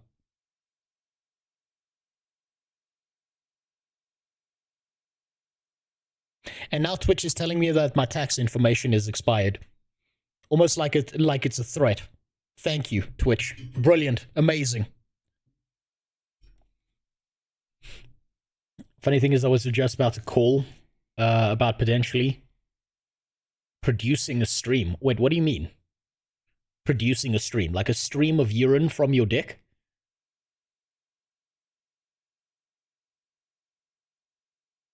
Okay, it's back up. She ran over after getting her. Okay. Iron Mouse is gone. Coincidence? I guess not. Yeah, no, I'm being hunted down. I'm being DDoSed by the one guy in Iron Mouse's chat who took what I said personally because they don't realize that I'm a mentally disabled retard on the internet. It should be working again. You didn't miss the Cassie clip, Cassius. I haven't moved anywhere on any of these clips. I'm still looking at the fucking biggest pair of tits on a 2D Chinese cartoon that I've seen in a while. Saying the word taxes is a threat. I mean, that's fair. Taxes is like the N-word for Amazon, to be fair, Nick. Like, think about how few taxes Amazon pays. You could walk up to Jeff Bezos, say the N-word to his face, and the man would not blink. He might even laugh and be like, I'm actually a time traveler of a slave owner from the 1800s, and I think it's funny when people say that word. And then you'll say the word taxes to him, and he'll start melting like he's the fucking Wicked Witch of the West. I'm not home right now, but I'll join. Okay, thanks, Iconic. Yeah, by the way, Iconic is very knowledgeable about VTubers. He's told me that he's studied every single VTuber in existence in extensive detail. Oh, thanks for the sub, Firewolf. I appreciate it. You didn't have to do that. I don't know why you people waste money on me when I use it irresponsibly and you make my tax burden harder. But yeah, Iconic will help us with this. He'll help me understand this while I'm going down the VTuber rabbit hole. But right now, I've got to understand this incredibly detailed model. Hold on 1 second. Lufa, thank you so much for the resubby, the tier 3. The tier... This bitch is getting tier 3s. I mean, those tits are tier 5, but okay.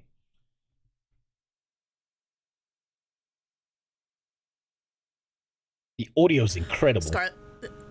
Scarlet, welcome in. Critical. When I get you critical. Is she fucking streaming off of a laptop? Why is her fucking audio so bad? It's amazing. No one gives a shit about the audio though. It's incredible. she could keep this audio level for the rest of her streaming career. And I bet you that give it a few months and her 903 subscribers will turn into 903,000 subs. No idea why that would happen. I'm just saying, audio is not as important as you think it is when you got a model that looks that fucking good. Also, thanks for the follow, Aya. Holy shit, that's good.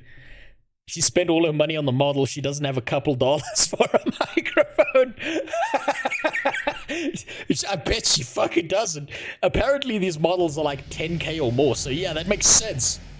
Oh, and thanks for the sub. Thanks for making my tax burden that much harder. And thanks for taking me one step closer to this being my future. Because I've had to now figure out tax because you motherfuckers who keep subbing to me. How dare you? How dare you take me to the future where 5 different Daquans are using my asshole like it's a fucking 7-Eleven. In and out of there all day. Motherfuckers. You've done this to me. You're making my life more difficult. Stop giving me money, please. I'm serious when I say I would rather be poor than have to pay taxes. Either streaming from a laptop or she's got a fast food intercom mic. You know what the real difficult part of this is?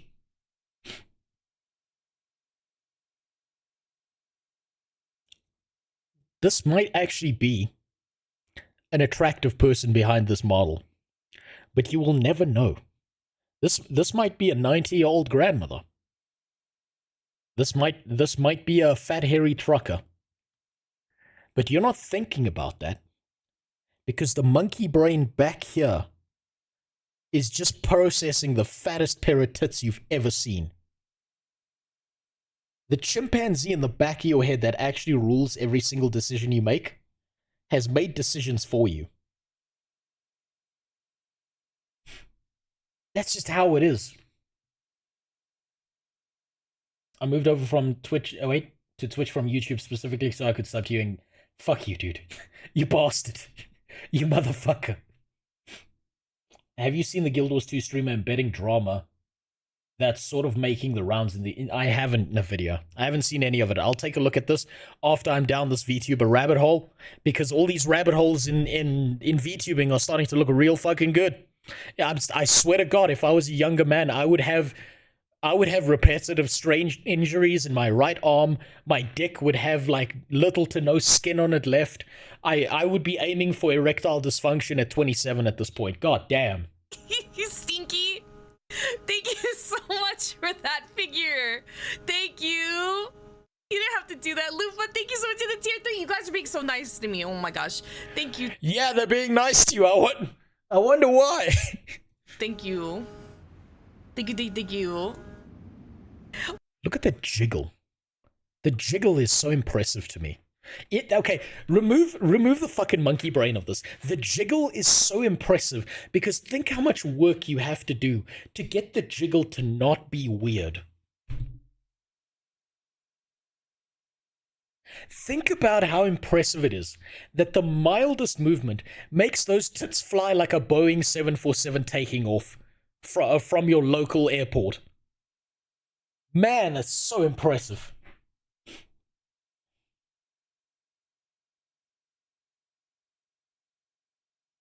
Is this why making videos takes 10 fucking years, just exporting the video, and it takes like an hour for 23? Yes.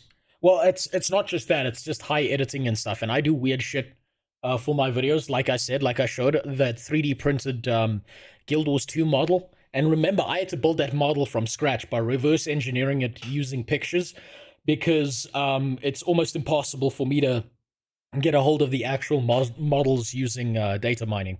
Because Guild Wars 2 has built a pretty fucking solid system for making sure people don't steal their models. It's really impressive what they've done on the back end. Yes, I'm Grishy.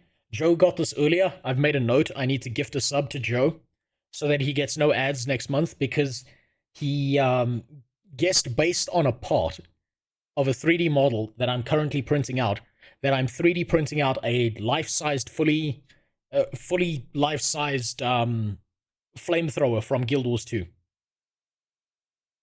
for my next video.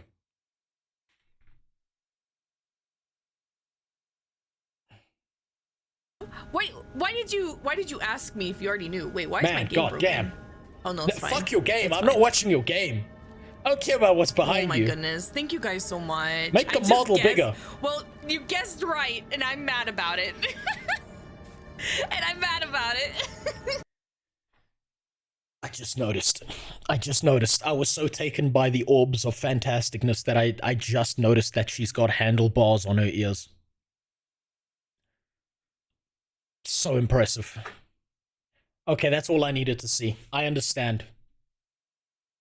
Now, I'm sorry if you're not done. I'm sorry if you're going for a round 2, but we gotta move on.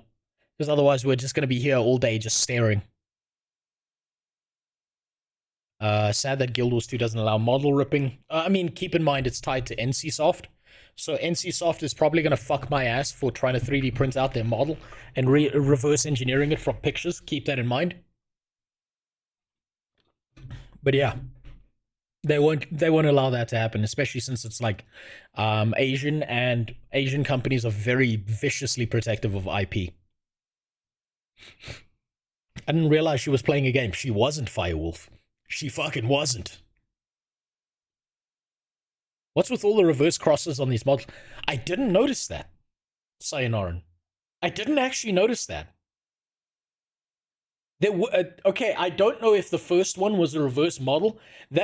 Because that cross just disappeared into those tits. The second one had a reverse cross. I don't know if this one's a reverse cross so much as it's just a cross. Or maybe this doesn't even look like a cross so much as a lowercase t. But all VTubers Christian? Is that how this works? They're like nuns in church. They'll take it up the ass but not the front hole? Is that how that works? Looks like the German Iron Cross. Based. Okay, this is the drama stuff. This is apparently the moist critical version of thingy. I wanted to see what this Casey thing was. Because I need to understand what the fuck this is. Asmongold has a daughter. The most wholesome moment of Asmongold's streaming career. Okay, so these are short clips. This should explain it to me.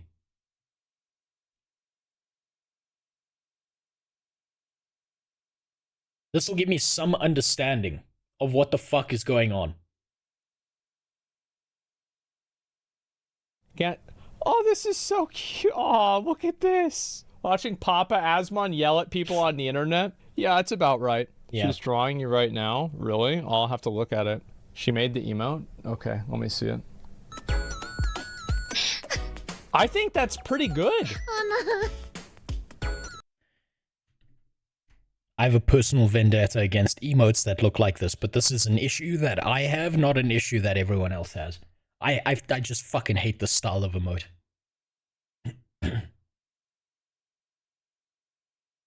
I don't know if you've noticed, but I've avoided editing any of the VTuber stuff here. It's smart decision, Yilgi. Any opinion you have on VTubers is not a good enough opinion. You will get attacked for it. So if you want to farm hate, maybe that's a way to go. It is. That's actually pretty good. Very cute. It's so good, yeah. He's ugly. No, I don't think it's ugly at all. I love how they got the bald sheen there and his receding hairline correct. It's the little details that make things worth it. I think it's nice. It's so nice. Holy shit. Is it here? Really? Oh, I'm sorry. I'm sorry. I like this. It looks great. This Oh emote, shit! namely. He just alerted the horde. Okay, so this person who might have had like 3,000 or 4,000 viewers now has 3,000 or 4,000, like 100,000 viewers. This is 100% a dude. This might actually be a Japanese VTuber based on their voice patterns. This might actually be a Japanese person. Because I'm noticing the 2 million noodles here in the top left corner just above her head. She is Japanese. Okay, there we go. Yeah. Okay, a Japanese dude. You might not be wrong, Yogi. I bet this is like a Japanese dude with the fattest cock you've ever seen. And he's like, I'm Asmongold's daughter. And he's just like slinging his dick over his shoulder while streaming. And making hee-hee sounds. Oh my god. Asmon Papa, ayaya. Ayaya, Asmon Papa. Dick over the shoulder, wears it around his neck like a scarf, tucks it into his shirt. It looks great. Oh my god. Thank you. Oh my god. Thank you. Wow. I'm very glad to hear that. You have to find... Jesus. Okay. That is amazing. I'm very glad. Thank you. I gotta say the detail on the model looks good, but there's like no animation going on the model. That's strange to me. So this person's not a very good rigger. They might be a rigger, but they're not a very good one. They're still a level 1 gangster, not a total rigger. They've got to up their game.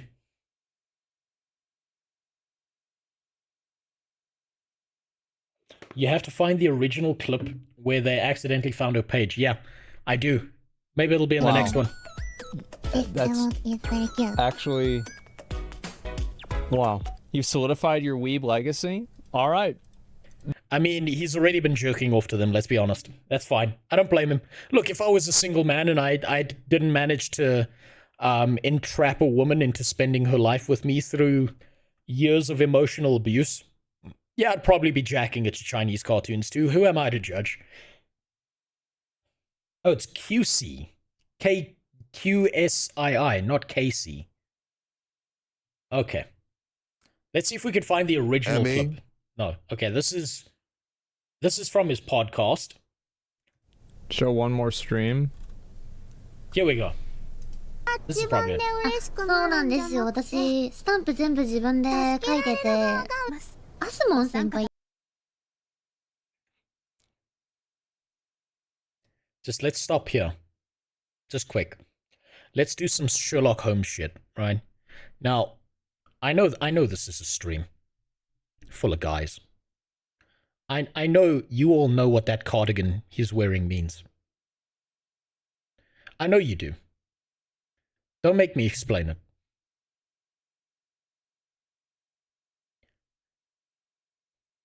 We all know that that cardigan he's wearing, that fucking Aladdin's camp thing there, that's the jack-off blanket. It's cold, and I don't want my hands to get cold. So he's wrapped a blanket around himself, and he's jerking off. Right now. That's the jack-off blanket. Minimal cleanup too, because if you hit the blanket, it just stains the blanket. He's doing a DSP stream under that cardigan. There you go. Grishy understands. Don't lie to me and pretend you don't. Don't fucking lie to me and pretend you don't. アスモン先輩ははっきりと自分の本当の気持ちを伝えた方がよろしいかと。可愛いよねそれ。でもね、私が一番ね、アスモン。Oh my god. Okay, in that last clip, her model didn't have much animation, but this looks a lot better. You mean people don't jack off nude even in the winter? Super God, you gotta understand. Winter is different in different regions, right? So, in my region, you probably could get away with it, where the friction generated will keep you warm. But there are other countries where it gets a lot colder, and it's like you whip your schlong out and you immediately get like frostbite in the tip of your dick. So you gotta be careful. Cold exposure is no joke. アスモンちゃん。待って。心境の環境は砂漠のと違うだろ。何アスモンって何？アスモンさん？ Ladies and gentlemen, today we find ourselves immersed in the boundless realm of Twitch, where the renowned gamer Asmongold embarks on a peculiar journey. Do you see that look on his face? He's covering his hand, and where's his other hand? Where's his other hand right now? He knows what he's doing. He's trying to like suppress his facial expressions. A bigger fucking bastard. I gotta be honest with you. This is the most cutesy anime stream that I've seen so far. this is the most wholesome shit that I've seen happening. So I completely understand what's happening here. Is non-sexual. But if there's any Minecraft YouTubers watching this, understand that you are on a list and the police will be there tomorrow morning. こんにちは。こんにちは。Hello. Hi. My name is Kashi. あら、ありがとう。 Asmongold valiantly attempts to downplay his genuine interest, but his bashful demeanor and evasive glances. Is he actually turning red here? Is he actually blushing? This is such a cutesy moment. It's taken a gamer who's been fucked by WoW his entire life and given him a little bit of emotion back. Reveal a different truth.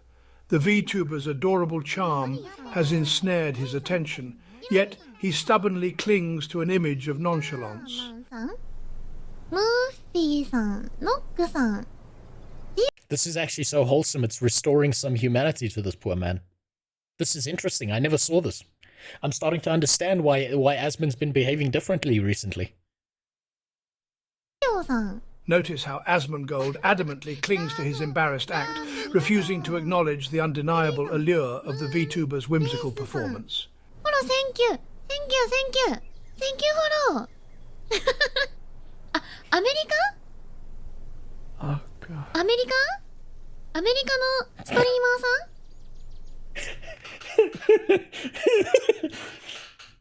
If she calls him Desu, we're just gonna see a white streak across the screen. I mean, she's cosplaying a cat, if I don't have that wrong. So technically speaking, this is just technicals. Right now he's staring at some underage pussy. Live on stream. And trying to hide his embarrassment. I just need to ruin this wholesome moment. For the viewers at home, a necessary reminder. No one, and I want to repeat, no one is forcing Asmongold to keep watching. Subscribe. Thank you. Thank you. Asumon-san. Nice to meet you. My name is Kashi. Now he's opened up the stream on a second monitor, and now it's like, well, oh, there we go. Jack off blanket. It's being activated. Oh, there we go. The jizz tent has been put in effect. It's coming. And so is he. He's assuming the position. There you go. Also, yeah, Ilgi, for your own mental sanity, I completely understand. I will check out that PS5 thing. I'm going to go today on stream for as long as possible to make up for the fact that I haven't been streaming for a week and a half. Can someone explain the appeal of watching Asmongold's videos? I think, Ashura, the thing is he's actually a lot more rational than what you would expect from a streamer. And it's like kind of a snowball effect where because people like him and he has like rational takes, it kind of snowballed and now a lot of people watch him. And the more things like games journalists hate on him, the more appealing he becomes, because anything a games journalist says, the morally correct decision is to take the exact opposite position of anything they do and say. That's why. Oh my god. There we go. There we go. Okay, this is the break period because we can see both of his hands, unless he's got like a banana cleaner under his desk. Oh my. By the way, once upon a time, this blanket was one color. Those dots you're seeing are not a pattern. Oh my god. Nice to meet you. Okay, nice to meet you too. Enjoy your stream, smiley face. Thank you, thank you. Man, look at the wonder in his eyes. Look at the genuine... Okay, that he just came there. But just before this, the few frames before this, there was actual genuine wonder in his eyes. That's good to see. What's up, Tape? What a day. Yeah, what a fucking day. Impressive. Man, VTubing can even restore the soul of a man who's played World of Warcraft. What WoW does to a motherfucker, VTubing can undo. That was very cute and wholesome, though. Video top right, by the way. The anime forces itself on you. That's Flash Kids. Nah, I'm gonna skip that. We're going down the VTuber rabbit hole right now. Also, I'm just saying, all of my recommendations after this are fucked. All of them are completely fucked. It's just gonna be anime tits everywhere until I can fix that by looking up shit like Russian soldiers getting blown up by grenades strapped to a fucking DJI parrot drone. I'm fucked for the next week. You know that Asmon has a daughter?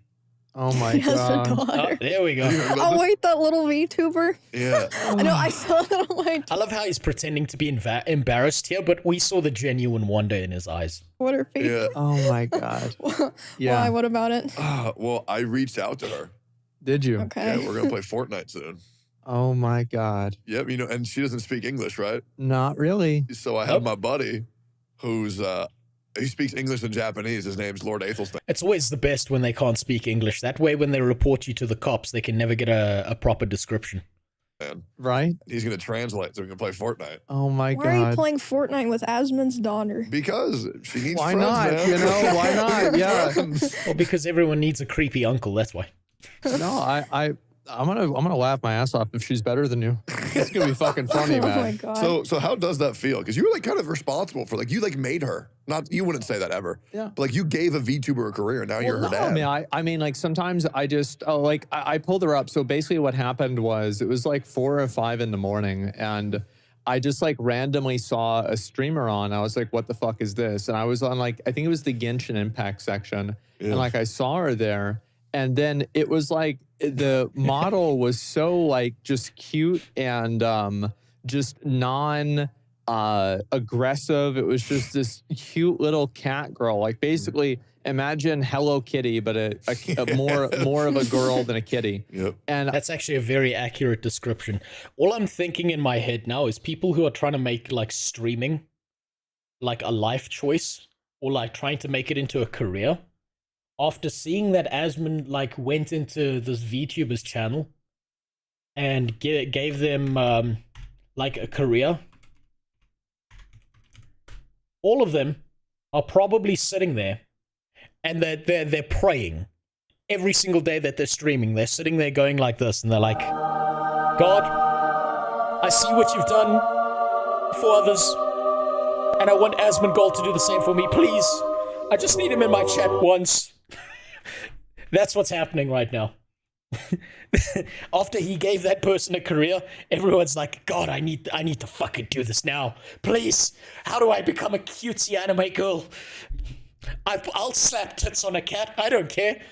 It's the same as when there was this thing that was happening as a trend on live streaming a while back, like a long while back. Where Mr. Beast was doing these videos, and this sparked a whole trend on YouTube, where what was happening was Mr. Beast would donate like 5K to some random guy on Twitch who was streaming, and then record his reaction and post it on his channel. And then a bunch of other cringy YouTubers who copy content started doing the same so that they could get like farm people's reactions, make their money back, and then make themselves look like Jesus reborn on planet Earth. And this was before I was streaming. And what I saw, because I'm obsessed with data, and this was when I was still working as an engineer, and there was a certain company with marketing tied to YouTube, blah, blah, blah. What I watched happen after that was there's like generally a bunch of streamers who quit and you know, that join, and there's like an average kind of people dropping off and joining in with streaming, and it's a slow trend upwards. After Mr. Beast started donating and people started donating to try and farm reactions, there was this massive spike for like a fucking month of people who started streaming, trying to like be that one lucky guy that Mr. Beast donates a Tesla to. It's really funny. It's really fucking funny. It's almost like how psychologically, when there are news stories about how you see a news story about someone won the lottery. The next lottery that comes after that, there's more people who suddenly buy lottery tickets. That's why they reported in the news, by the way. You should buy fake boobs to pull more viewer. You know what, Doverin? You're not wrong. But if I gain maybe 10 more kilograms, these fat, juicy tits will work for themselves, man. All I need to do is run a stream where you don't see the bottom of my beard and just have them, like, scrunched together in the world's smallest bikini. And I need a voice changer, and then I'm good. I was like, this is amazing. And so then she said, like, Asmon-san, and she, like, recognized me. And I just totally fucking lost it. I was like, I can't believe this. Like, what the fuck? And it just happened. And apparently it got uploaded onto YouTube, and it got, you know, a ton of views, and people just loved it. Get some duct tape. That's not a bad idea. Yeah, I thought it was fucking hilarious. Yeah, it just happened. And okay, that's kind of cutesy. I get it. I understand the whole daughter thing. It's because he found a cutesy VTuber who wasn't trying to be like a sexual object that people blast rope to on a daily basis and stain their monitors. Makes sense. I'm starting to understand this. Oh, man, okay, I can't look at this. I can't look at that. It's fucking scaring the shit out of me. This is an important one.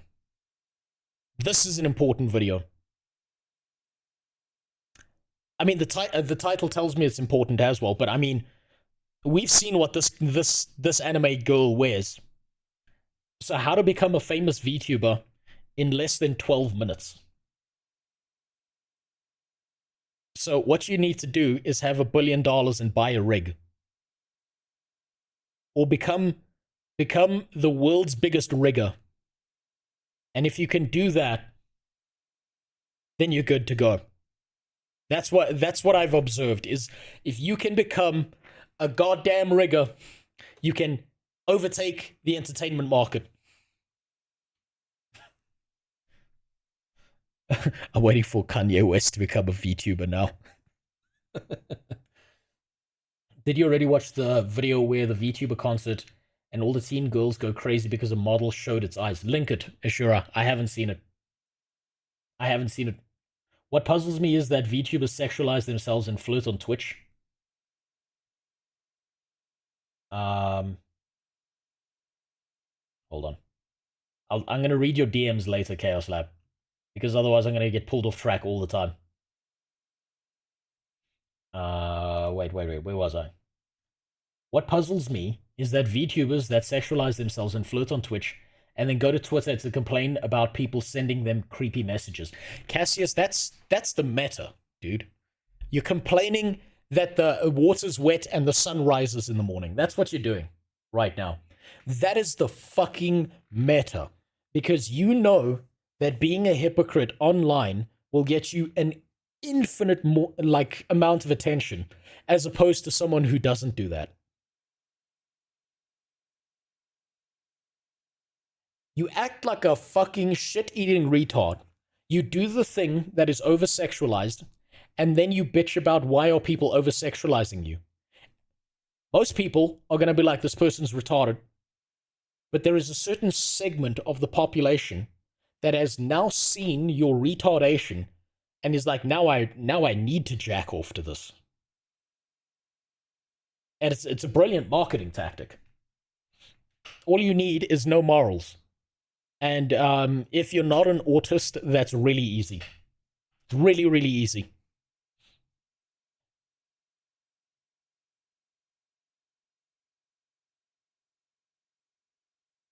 Don't worry, I'll read it after the stream, Chaos Lab.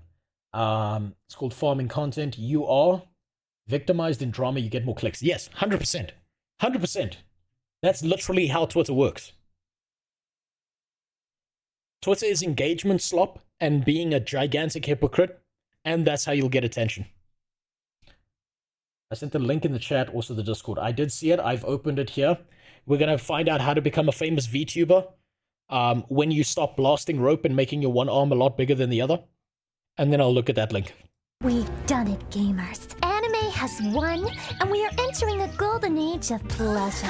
Scientists have projected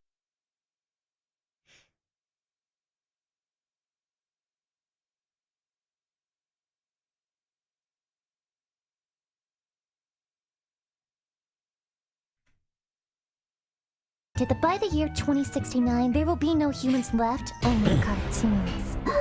Yes, including the Lola Bunny variety, you disgusting little degenerates. Yep. The message we've sent is very clear. You either go isekai, or you go dark. I will no longer have to live in shame, hiding my identity out of fear that Zoomers on the internet will make fun of me for existing. My stepfather already did that for them. Our time has come, and is still coming. Oh shit, this person's actually got a personality. I can see why people like them. They're making jokes. They're funny. There might actually be a woman behind there. It's always impressive to me when a woman is online streaming, because I think it's really fucking impressive that they managed to get an internet connection that strong in their kitchen. Coming, and will never stop coming. Oh my god. Come! It's showtime! Yeah, they know what they're doing. Anyway, the point is, it's over for the rest of you bitches. And the reason I not know wrong. that is because people beg me all the time. Lucy, how can I be an anime girl like you? How do I start out as a VTuber? I want to abandon my mortal flesh and become gods. A very noble desire, because it shows a willingness to admit that 3D... Hold on, you know that all the VTubing and furry stuff started with Lola Bunny. Super God, you're wrong. I've explained this before. Most of that degenerate shit started with Lola Bunny. But having been a kid who grew up when The Lion King was released, there was a certain segment of the school population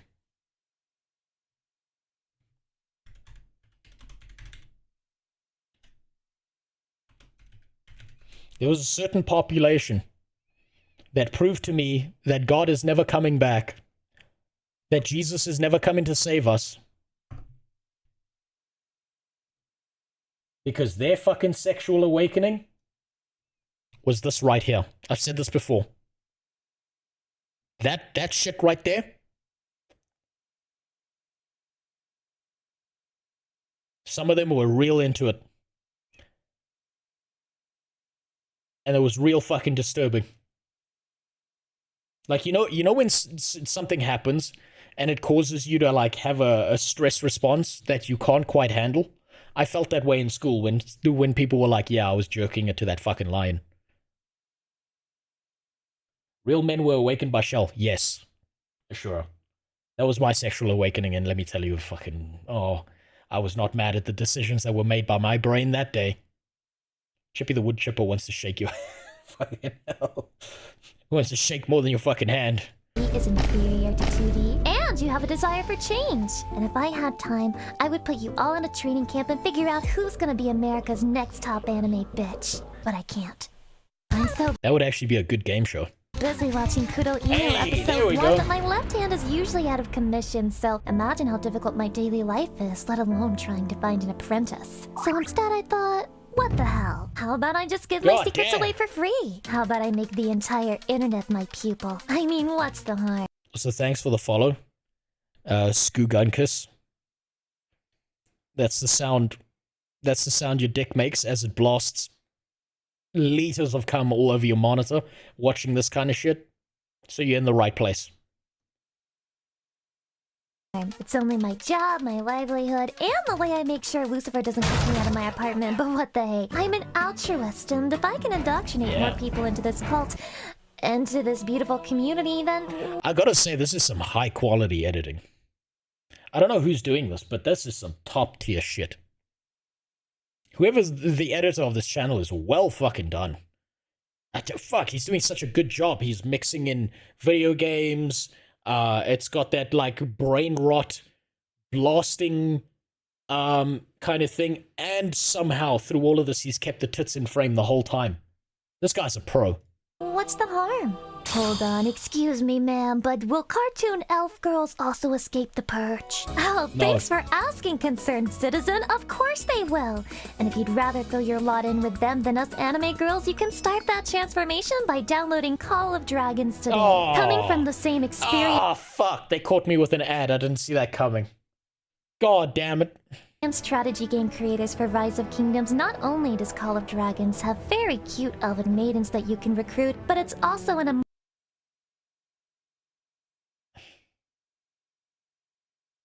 How is it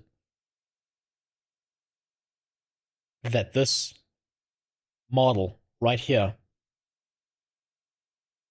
is less detailed and less well animated than the VTuber titty streamer?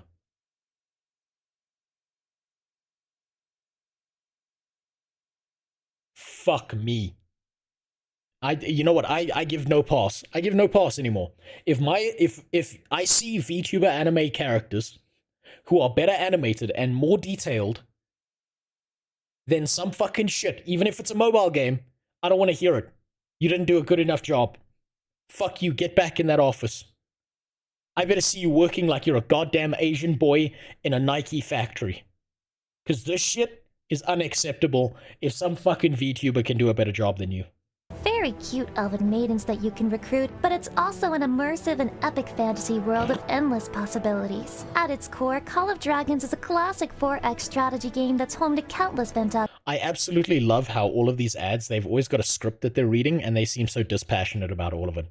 But I really appreciate that this person's put a nice green bar at the bottom here, and that they've blocked out what the sponsor part is, so I can do this.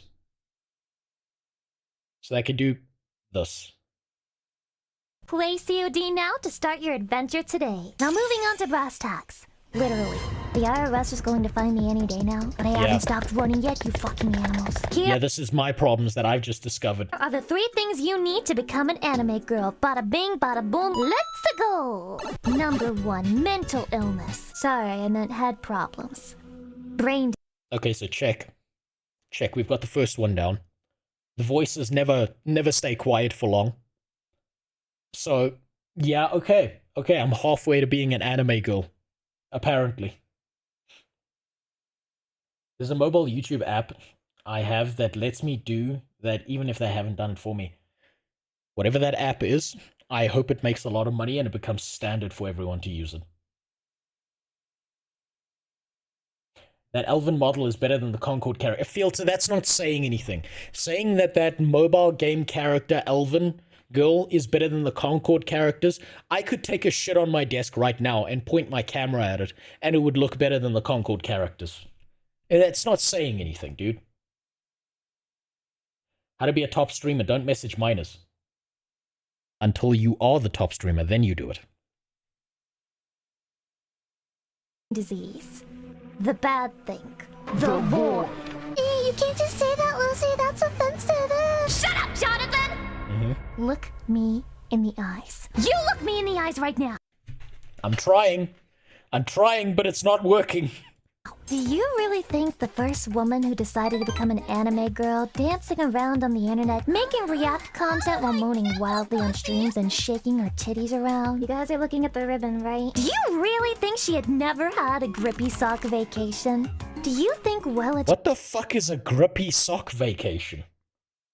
Hold on, go back. I need to understand that. What is a grippy sock vacation? Why is it called a grippy? The recently popularized term is grippy sock vacation. Mostly prevalent on social media. It comes from the non-skid socks given during psychiatric hospitalization when a patient's laced shoes are confiscated for their safety. Oh. I thought something else. I thought grippy sock was referring to a body part.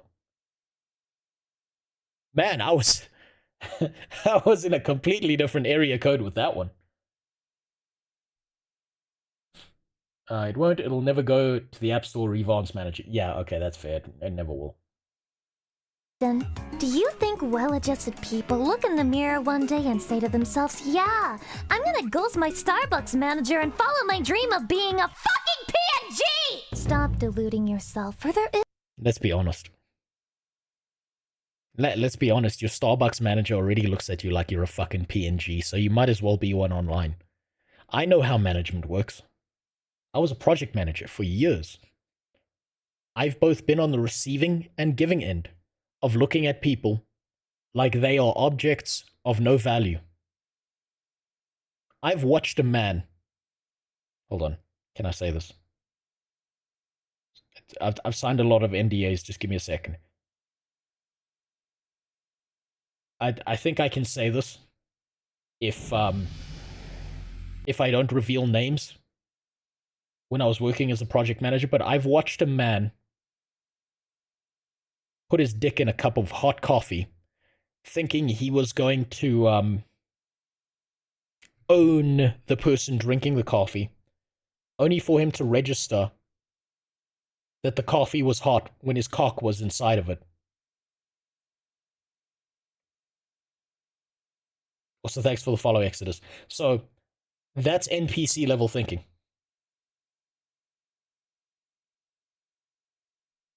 When will the Guild Wars 2 leveling video happen? When it's done, Exodus. I'm using the old school video game deving philosophy of, what are they called? Blizzard? Where it's done when it's done. Plus, I've still got to 3D print out some parts for it. I'm nearly at the editing stage. Nearly there.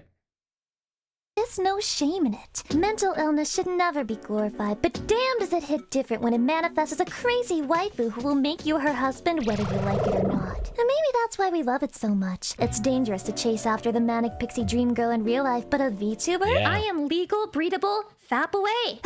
She can't slash your tires. I'm not so fucking sure about that. Or poke a hole in the condom? What's she gonna do? Turn on her angry expression and start screaming? Joke's on her. That's what I'm fucking into, baby! And if you don't... What she's saying is not wrong. She hasn't missed yet. She's been 100% on point with every single thing she's made.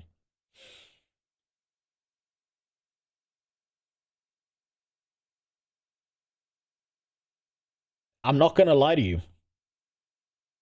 It did something to me that I didn't know I had in me. The first time my wife pointed a knife at me in the kitchen. There's something there. There's something there. So I understand. I'm just saying I understand. Without condemning or condoning. I understand. Like it? I'm sorry, but this is just what the anime girl meta looks like right now, bucko. Though if I'm being honest, I don't think you actually need any help here. If you're on the internet in 2023, there's a 99% chance that you too have incurable brain worms. Don't take your meds though, they might make me disappear. And you wouldn't want that, would you? No. This is a joke, by the way. Please take any and all of your meds. This is not a message from your FBI agent. It's not the blue pill. It's totally safe. Definitely don't take your meds. It's way more interesting that way. Number 2, assets. That's right. I'm Yeah, not there you talking go. about stocks and bonds, bro. I'm talking about the ass part of assets. Mhm. But actually, I'm not talking about that either, because if you Yeah. have a 2D model, you can't really see the... It's just a front butt, man. It's just an ass on your chest. Come on. We know how this works. It's just an ass on your chest. The thing is, if you're a 2D anime girl on the internet, if someone removes that clothing, under there it's just 2 round orbs. There's no nipples. There's no titties on there. That's just an ass on a chest. Let's be honest. Sorry for pulling back the curtain on you. But those things are smooth like the top of my fucking head after I get out the shower. There's no little Hershey's kiss there. There's no little circle with a dot. There's no pizza platters there. There's no pepperonis for you. Sorry to tell you. Lucy's in the wrong part. Oh, wait, hold on. Is wrong in one part. Real women are not horny for breeding like a hentai girl. Filter, you just revealed to us all something about yourself. And you shouldn't have done that. Because it would be so easy for me to say things like, are you sure that's just because you're not actively turning women's pussies into deserts as you say things to them? And don't worry, I'm not saying this like I don't understand. I'm saying this like I understand entirely because I spent my life being an autist, okay? But you're leaving yourself open to attack here, and I don't want to see bad things happen to you. I'm looking out for you, man. Don't reveal that. Look up Project Melody. You want to retract your statement. Project Melody. Okay, so is that one's the one who's capitalized on nipples then? Well, let me just hold you between my thighs here, okay? Yeah, there you go. We're gonna give birth. That's all the right. That's the right camera angle. What the fuck? Anyway, tits! Boobies! Yep, there Big you fat go. honkers, that's what it's all about, baby. That's why I started this career in the first place. I may cope with A-cup breasts in the 3D world, but I know I got that big titty energy in me, and these jugs are just my natural... Live out your fucking dreams. Live out your dreams. Why not? God-ordained state. A correction of nature's wrongs. People may say that all breasts are good breasts, but do you know what we call that in the anime world? It means you're fucking a dude with a vagina. That's what it means. Yeah, that's just cope. And while we all need a little bit of copium to make life easier, there are some things that are just so laughably absurd, so pathetically ridiculous, that there's nothing else for it but to point and laugh. Where are your fucking tits? I mean, do you know a single VTuber who had success without huge fucking doogie woogies backing her up? Go ahead, Asmongold's daughter? name one. And don't mention Gura, and don't say Kizuna Ai, and don't say Ina, and don't say Pikami, and don't say Suisei. Anyway, if you're gonna Yeah, but that's because there's pedophiles on the internet. That makes sense.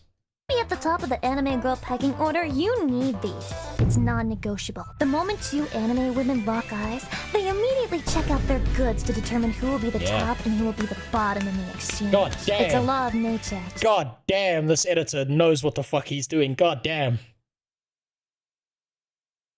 Just like the fact that there will always be something disastrously wrong with your Taco Bell order. And number 3, a spontaneous nature. Because it's all about the mindset. You need to open your thoughts, become giga-brained, and unleash your third eye. Of Why did she say mental illness twice? I don't understand. course, once you do, the truth of the world will be revealed to you, including the apocalypse which is coming in the year of our Lord 3242, where Sonic will manifest into reality, consume the Earth, and then fuse with the sun. That will be a glorious day of celebration, so there's nothing to worry about. You see, when you're an anime girl, things can kinda just happen. Yeah. Without warning. This girl knows how to make the exact right noises. This is why, I'm just saying, this is why there are a bunch of dudes who think that the female orgasm is a myth. Because you can never really tell when they're faking it or not, when they're this good at acting. But guess what? It doesn't really matter that much. Because if God ordained it, that your orgasm wasn't important enough for reproduction to occur, why should I care? One day you'll just be the princess of a kingdom and suddenly you're invaded by goblins and orcs. Or maybe you trip and fall into a forest and there's a weird alien creature with tentacles in there. Oh yeah. Or maybe you turn into a magical girl who needs to purify demons with her assets. Yeah. Anything could happen, and you need to be prepared for it all. Disaster is second nature to anime girl life. Come to think of it, yeah. Someone who's got a model with tits this jiggly needs to have a $500 redemption for an earthquake happens in my room. They will be richer than Jeff Bezos within a week.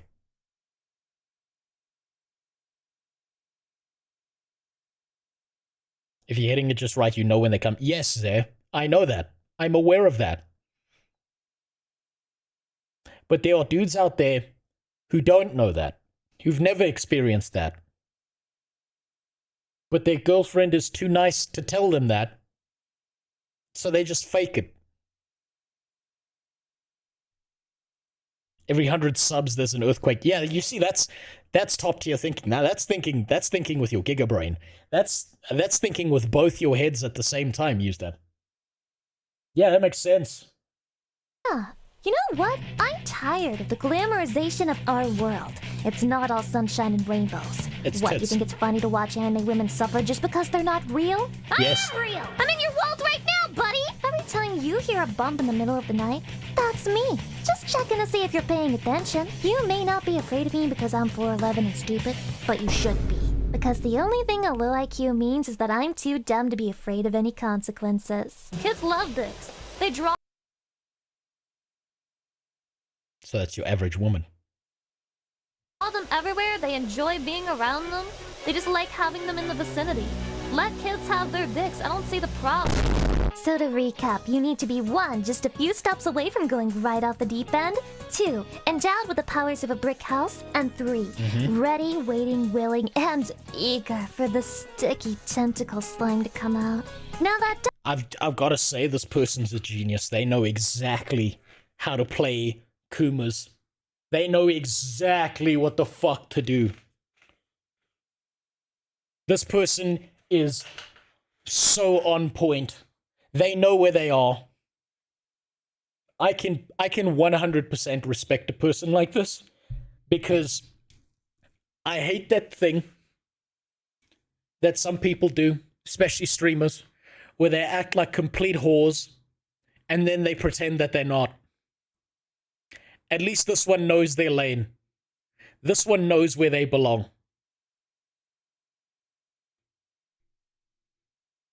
Completely understandable, completely respectable. Playing these one-handed jerk-off masters like a fucking fiddle. God damn, that's impressive.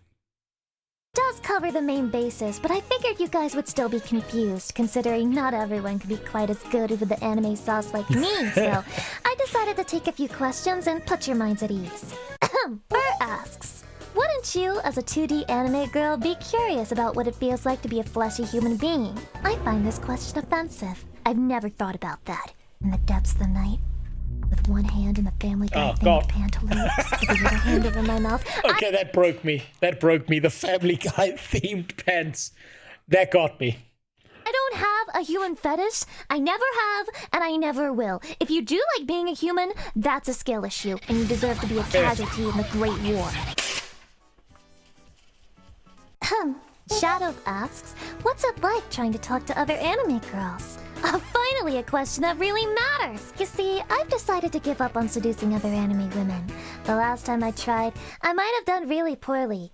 In fact, so poorly that I was yeeted from a competition before anyone else, and looked like an absolute fucking buffoon. Lucy, Okay, this is backstory I don't understand.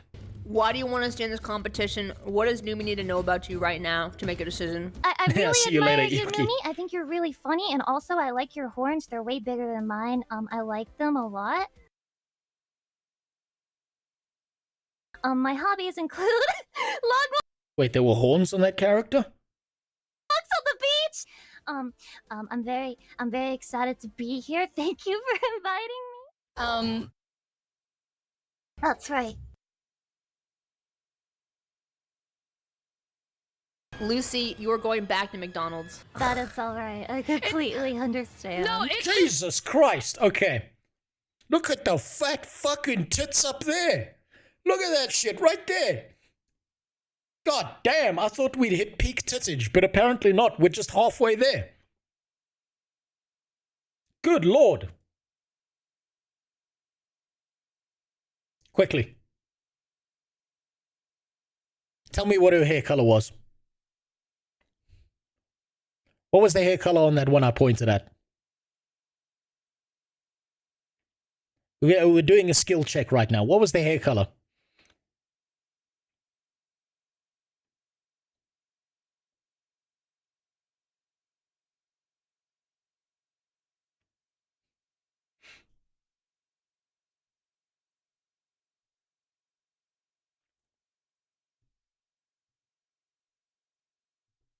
Dovrin? Dovrin, you got it right. And, I've got some bad news for you. I've got some real bad news for you, buddy. It's not your fault. Some people were just born this way, okay? It's not... You didn't do anything wrong. I know that your uncle may have done some stuff that changed things for you. Showed you a whole new world with his rolled up Aladdin's carpet, but it's okay. It's gonna be okay. We accept. It's 2024. We accept your kind these days. Okay. Just don't go to the Middle East. They might throw you off a rooftop. That's all I'm saying. For your own benefit, don't go there. Oh, she's already gone. She's gone. Now me, I have no self-esteem, so once that happens, I'm never going to try again and risk that emotional pain. Now that I think about it, that might be exactly why I'm a femcel. Wait, what was the question again? Final question. Ricochet asks, do anime girls get jealous of manga girls? Wait, what the fuck? What the hell is a manga girl? Are you trying to tell me that there's more to the world than You know, it's really fucked up. I've been watching this. I've watched this for 10 minutes, but I don't know a single word she said.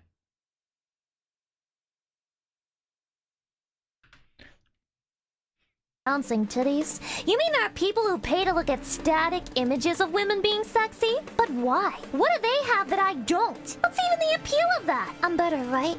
You like me more, right? Fuck, this editor is amazing. Like, I'm getting a hard on not even from the girl, but from the fucking editor's skills. You're just nagging me? Please, God, please validate me. I can't go on like this. And that's all the questions that I'm going to answer because I can't risk another mental breakdown over this shit. I put my life on the line for you people, and all I get in return is disrespect and talk about mango girls or whatever the fuck they're called. That's not even Mango real. girls. That's a cryptid on the same level as Bigfoot. I almost admire your collective ability to be so very mean to me. But mark my words, when you become an anime girl and you step into the world as one of us, I will be waiting.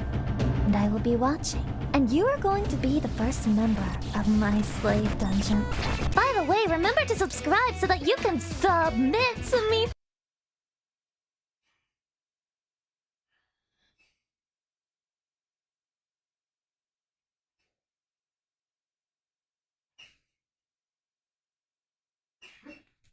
Sorry, I don't know what happened there. I got hypnotized for a second. Properly, sir, ma'am. Wait, That was a close one. Our time has come and is still coming, and will never stop coming. Oh my god. Come! That was close. That was top tier editing. Let's be honest, that editing was fucking insanely good. How the fuck do you get that good at editing? I'm more impressed by that than the actual video.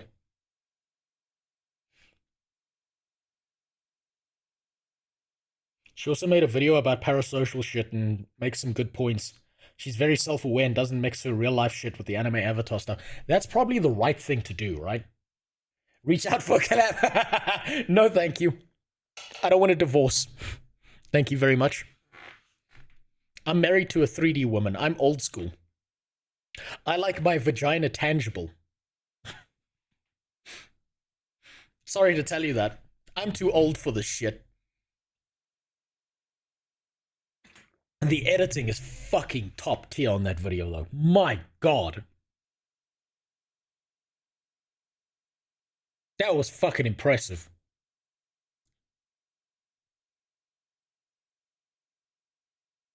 Tangible ass other. Yeah, super god, you got it. I live in a third world nation, okay?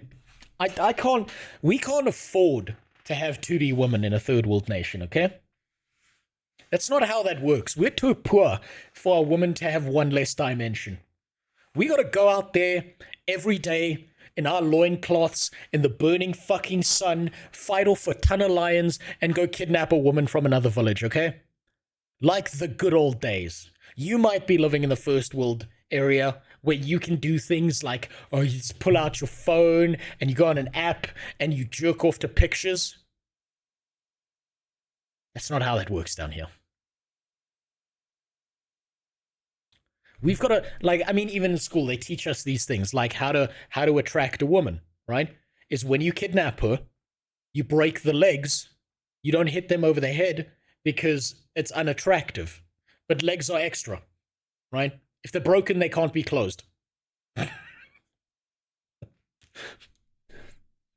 That's just we're living in the third world. That's how it is. Okay, it's life. Don't be mad at me. That's just how it works. I'm extremely lucky I even found someone my skin color and who isn't batshit insane. It's because you haven't known her long enough. It's gonna show up one day. It'll be there. They're all insane. I've explained this before. All women, by their nature, by human nature, all women are insane. Mentally insane, fucking crazy people. Every last one of them. And it's not their fault. It's how nature designed them. Because who in their fucking right mind looks at a chimpanzee that is far more powerful than them and says, I'm going to fuck that one. I'm going to dress it up in a suit. And I'm going to keep it around and it's going to fight off all the other chimpanzees for me. Woman, you have to be insane to think like that. That's just nature making sure we get to reproduce. It's not their fault. All the sane women died out long ago because they never had children. That's just how it is.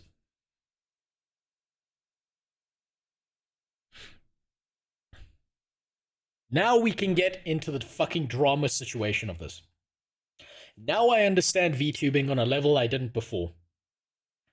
It's all making sense to me. It's all coming together.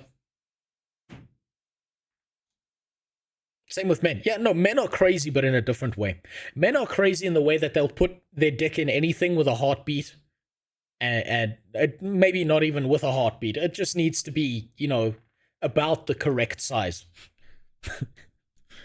So yeah, now I can start to understand this situation, and I'm about to fucking have a stroke because this is apparently a dude.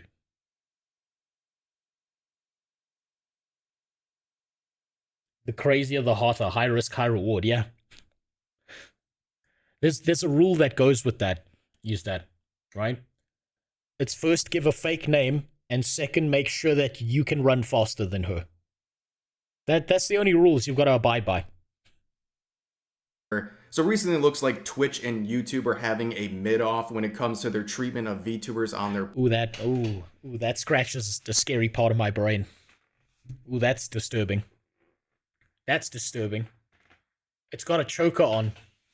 Ooh, that's uncanny.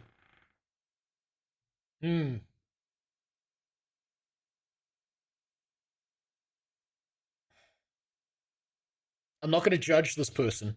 I'm just going to say that there's some chimpanzee part of me that's like, why did I not hear a girl's voice come out of this person? But I will give them this. They understand that if they made a male VTuber model, no one's watching their shit. So props to them for that. Platforms. Recently we saw the whole situation unfold with Fallen Shadow on Twitch, where she was unfairly banned for a second time in the past 2 months. Once again getting banned with no reason. No idea who this person is. Provided initially, where eventually it was revealed that she was removed because of some alleged self-harm comments she made during a stream, where after a lot of backlash... Wait. You can get removed for self-harm comments? I'm fucked. I'm literally fucked. I'm here talking about, fucking joking about suicide all the time. I'm screwed. I suppose it doesn't matter, I'm a guy. When guys kill themselves, no one cares.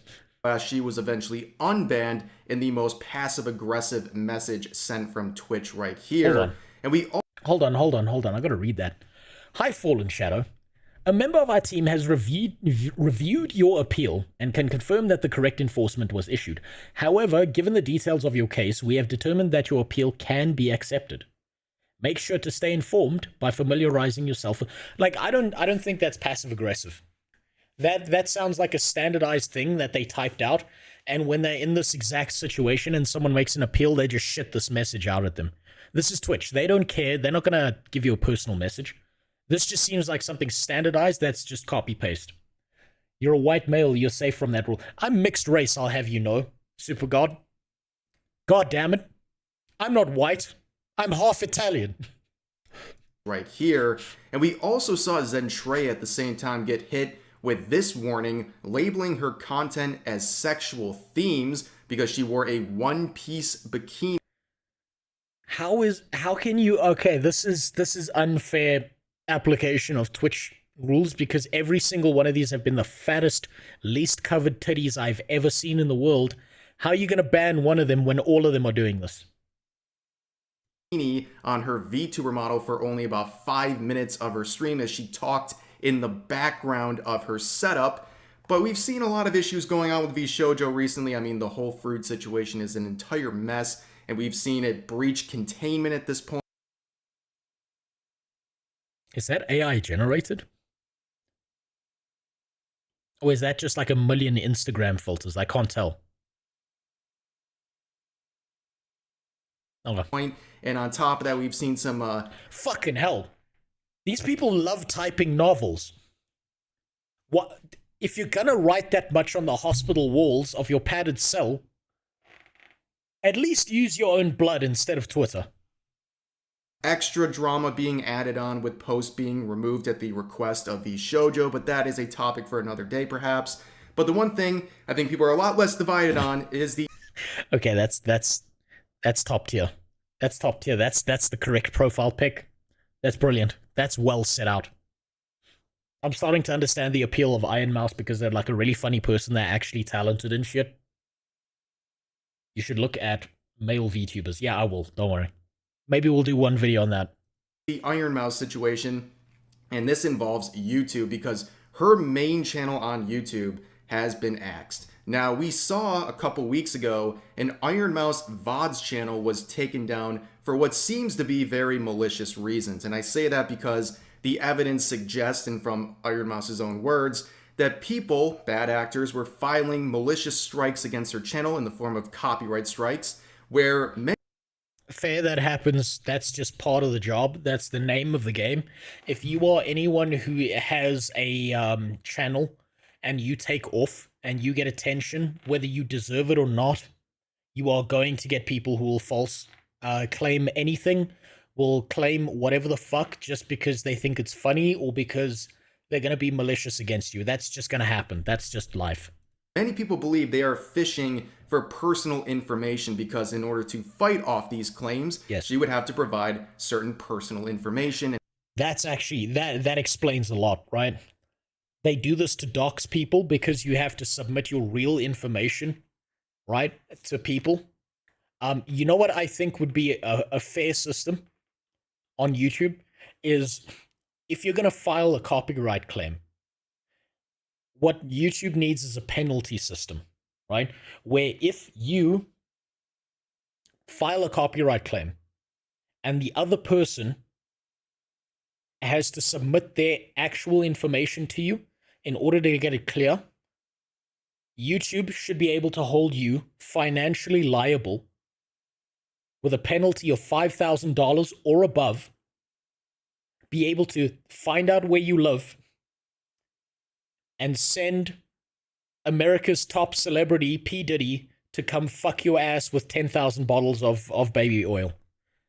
That's the penalty system. And that should apply to companies all the way up to Warner Brothers, where it's like Warner Brothers claims a video that doesn't belong to them, and it's a false copyright strike. Yeah, P. Diddy's arriving at the CEO's house to fuck his ass. Also, my multi-chat has just broken. Wonderful. So I'm going to fix that while we keep watching that. And obviously that is something we don't want in the hands of bad actors. And of course, YouTube, in their infinite wisdom, has done nothing to counter any of this going on. And really, this is a situation that is tailor-made for YouTube. They should intervene. I've seen it happen before, but for some reason in this situation with the Iron Mouse VODs channel, they have not intervened in the same way that they have with other channels in the past, not requiring any sort of formal response, but instead YouTube just cutting off the claims by themselves. Now, of course, we fast forward to the present, and another channel associated with Iron Mouse got hit, and that is her main channel on YouTube, a channel she has had for many, many years and racked up, obviously, a lot of views and gained a lot of support through. It is completely gone. Now, the reason provided is also very suspicious. It says this account has been terminated because it's linked. This is interesting. So basically what they're saying is that they will go out of their way to fuck every single VTuber at the same time. This seems very coordinated. Like, very, very coordinated.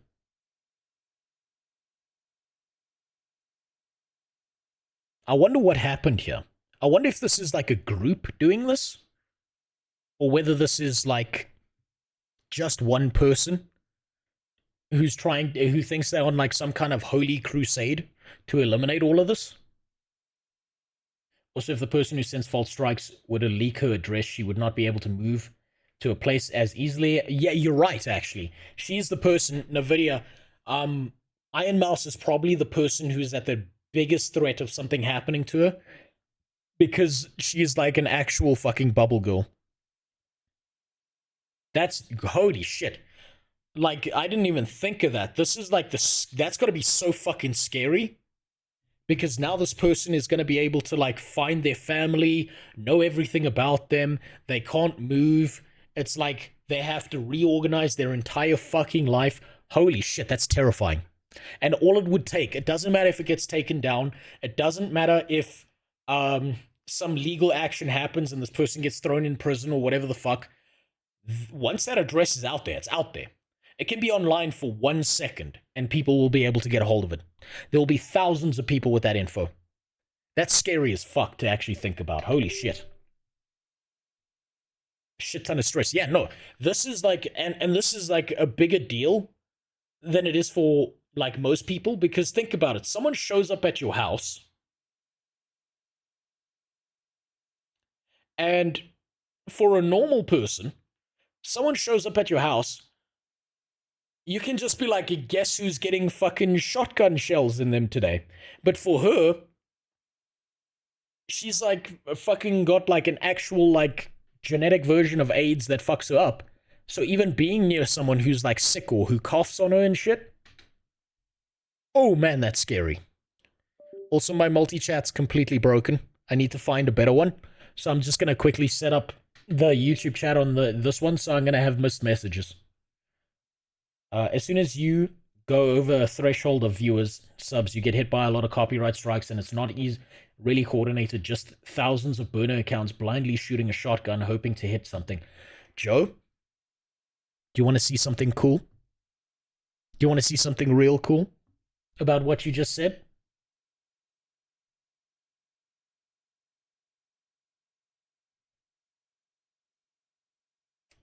Let me see if I can find just for you.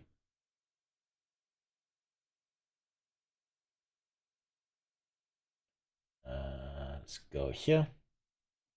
Drop that open here. We will mute this tab here. I'm going to pop out the YouTube chat so I can actually read it. And I'll show you something.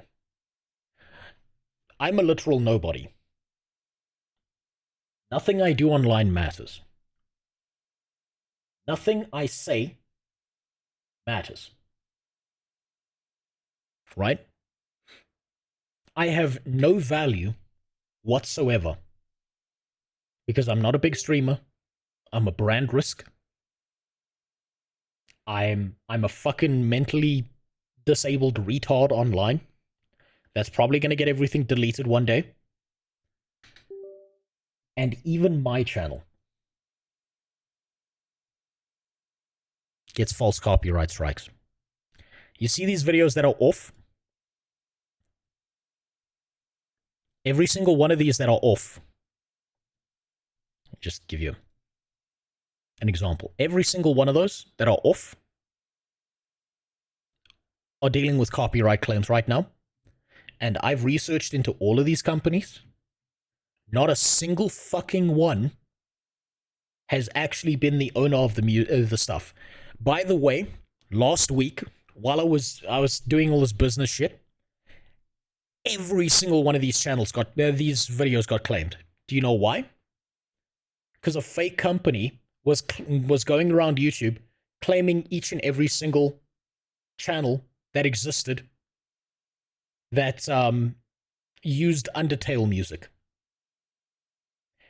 Despite, if you go onto Twitter, the express permission of the guy who created Undertale saying anyone can use any of his music however the fuck they feel like. Every single one of these was claimed. And I quite literally had to write a message under each one of these saying, I know you're not the real company. I know you're a piece of shit. I don't have many resources, but I have enough resources that I will find you and legally fuck you into the dirt. I will set myself on fire financially just to ruin your life. Do you understand that? And then a day later, all those claims were released. So yeah, I'm a nobody. I'm a literal nobody, and that's fucking happening. Keep that in mind.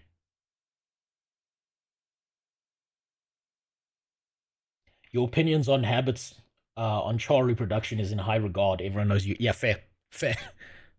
I'm going to also close my multi-chat because it's now completely royally fucked.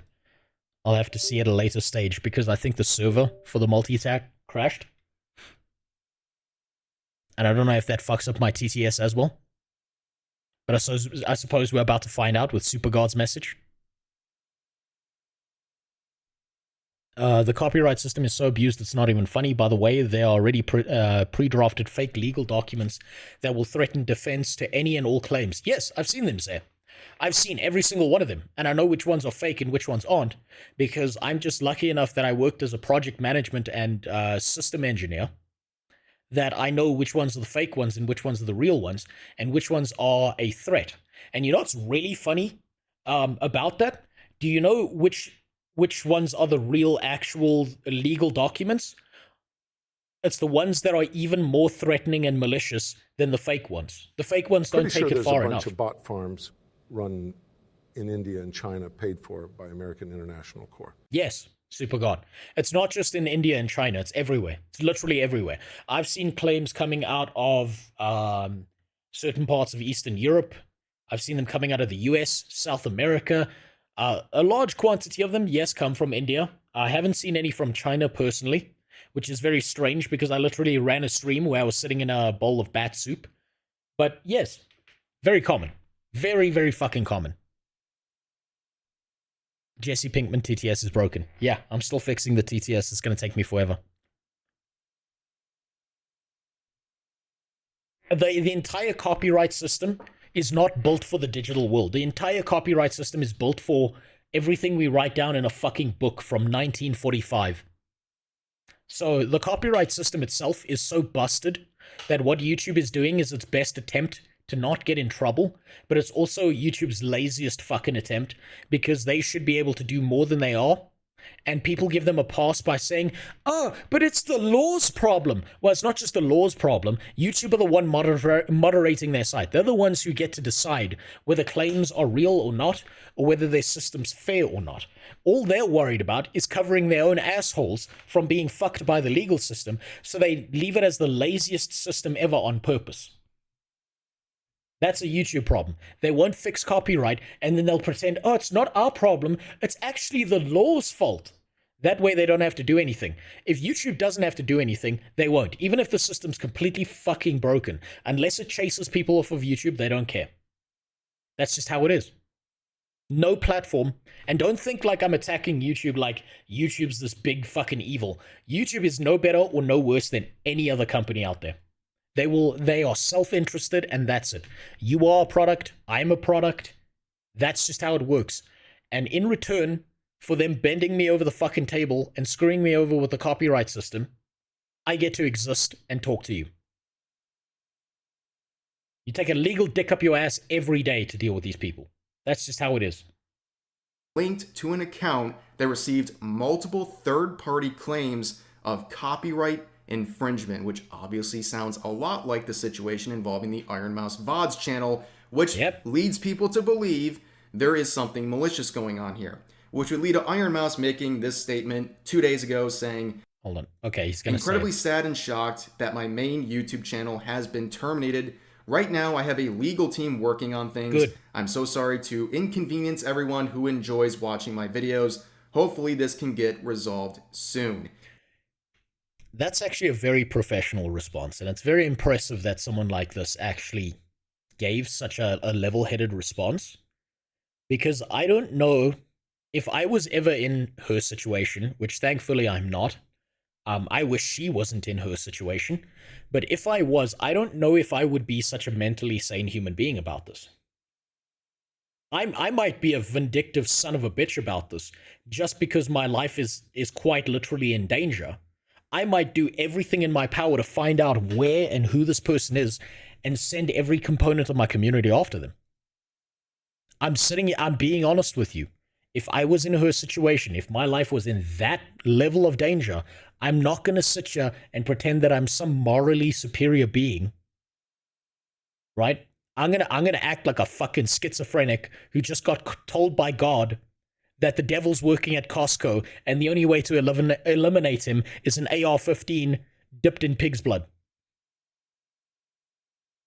Right? I'm not gonna sit here and pretend I'm better than you or anyone else in the situation, because I haven't been in the situation, so I can't pretend how I'm gonna act. But this is a very impressive response, considering that her life is quite literally in danger if her address gets leaked. Now, this may shock you. A lot of people think, who in the world would go after Iron Mouse, right? Even like the biggest VShojo haters are like, I don't like VShojo, but I like Iron Mouse. And also, she's just a very kind person and has a very interesting story to her life that a lot of people sympathize with. So you doesn't matter. Doesn't fucking matter. There will always be someone out there who goes after you. You can be, if Jesus came back tomorrow, there would be people going after Jesus. You could be the literal Son of God, and they will come after you. I mean, it happened once already, so the proof is in the fucking book. There's no one on this earth who will not be targeted by someone else. And you don't even have to do anything. You think, like, who could possibly hate Iron Mouse? Well, I made a video a few months ago talking about her TikTok page, because for some reason, in the wake of a Streamer of the Year nomination that she got, a lot of fans YouTube of the currently other is identified as a platform. In the U.S., we have something called Section 230. What that does is it protects a website from litigation over what users on it do. Yeah, I'm aware of that. Provided the website acts as a platform. So, for example, if someone uploaded child porn to Twitter, then that user would be prosecuted. And not Twitter, because Twitter is a platform. This only applies to platforms. Now, YouTube acts like a publisher, a lot of the times, along with platforms like Facebook. They should lose 230. They should. Jimmy, I 100% agree with you. If I can't say the word fuck in a video, that means they are regulating what is and isn't on their platform, which means they are taking an editor's perspective, and that means that they should be regulated as a publisher. You're 100% correct about this. But let me ask you something. Do you have more money than Google? Do you have more fucking money, more financial pull in the US than Google? If the answer is no, guess what? That's never changing. That's never changing. They will always be publishers. And you know what's even worse is all these platforms understand that if the first domino falls, every other domino after that will follow suit.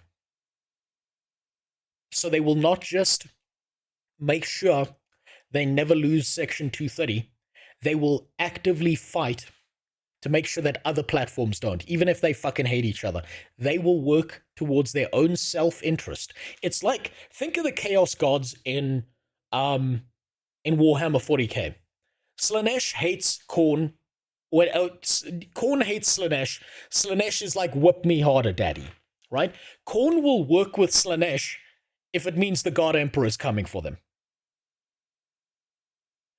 These literal chaos gods we call platforms will work together to make sure they are never fucked and everyone else is. So it's never changing. Nominees were upset, and they've been harassing her on TikTok for months since then. You go to the comment section of videos from even a couple months ago, there's just nothing but negative comments, and it's very strange. And apparently she saw or was made aware of my video and wasn't even aware that this was happening to her TikTok. So there's a lot of people out there who are, for some reason or another, going after Iron Mouse. And clearly in this situation, something isn't quite right. And she would...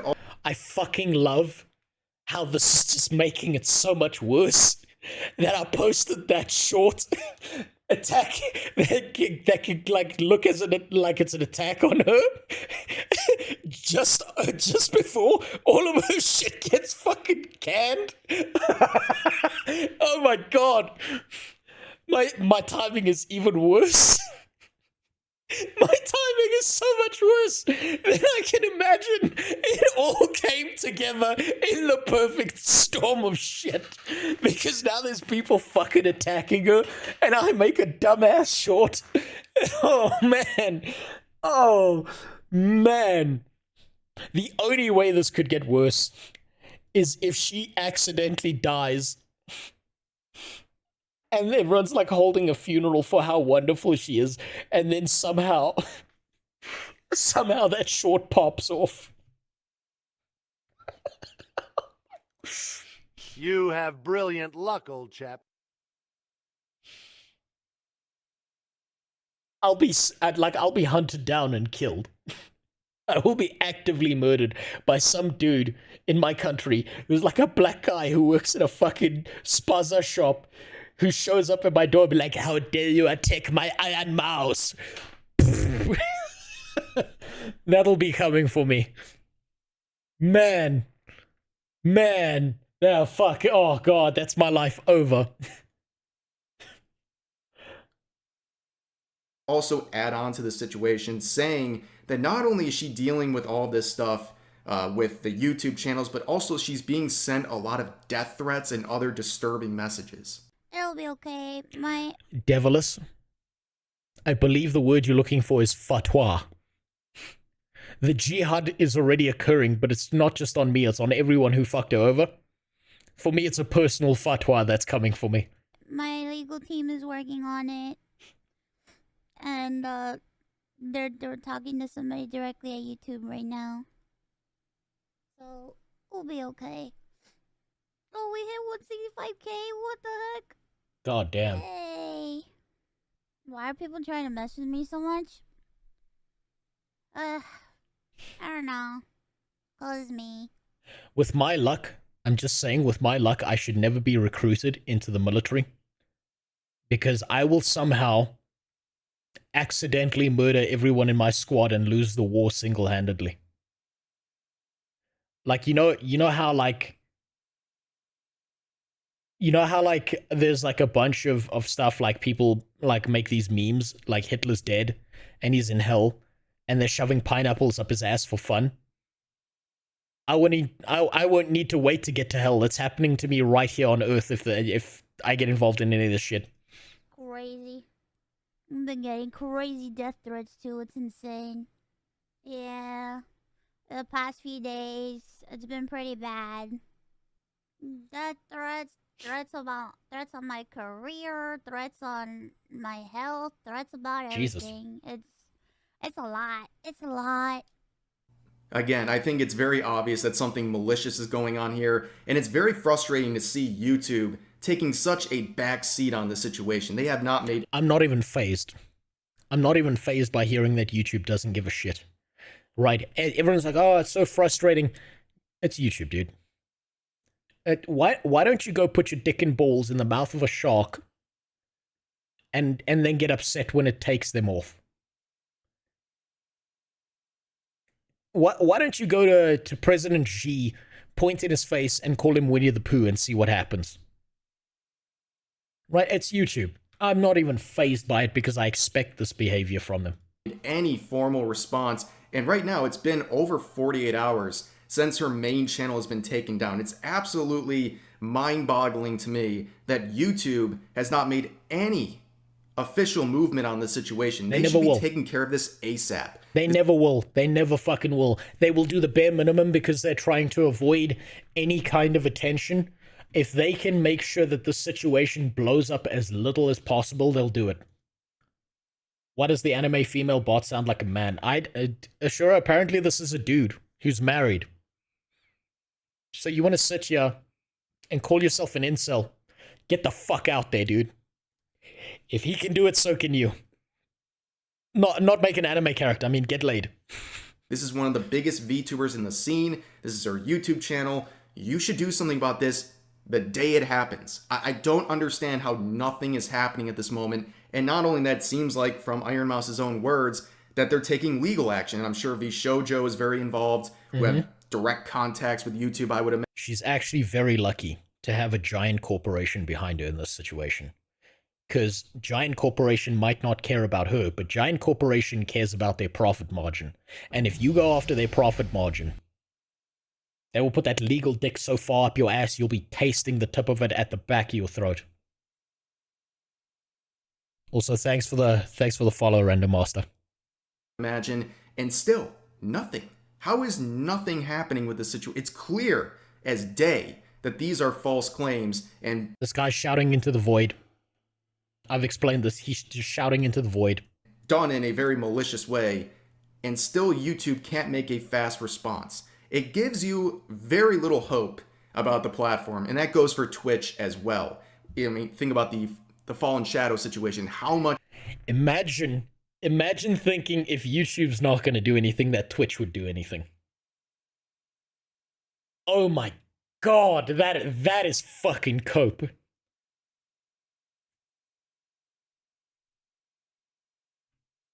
Oh Christ, that hurts. That hurt me on the inside, not because he's not, like, they should do something, which they should. It hurts because he thinks that they're going to do something. This sweet, innocent soul, with his black belt and dick sucking around his neck.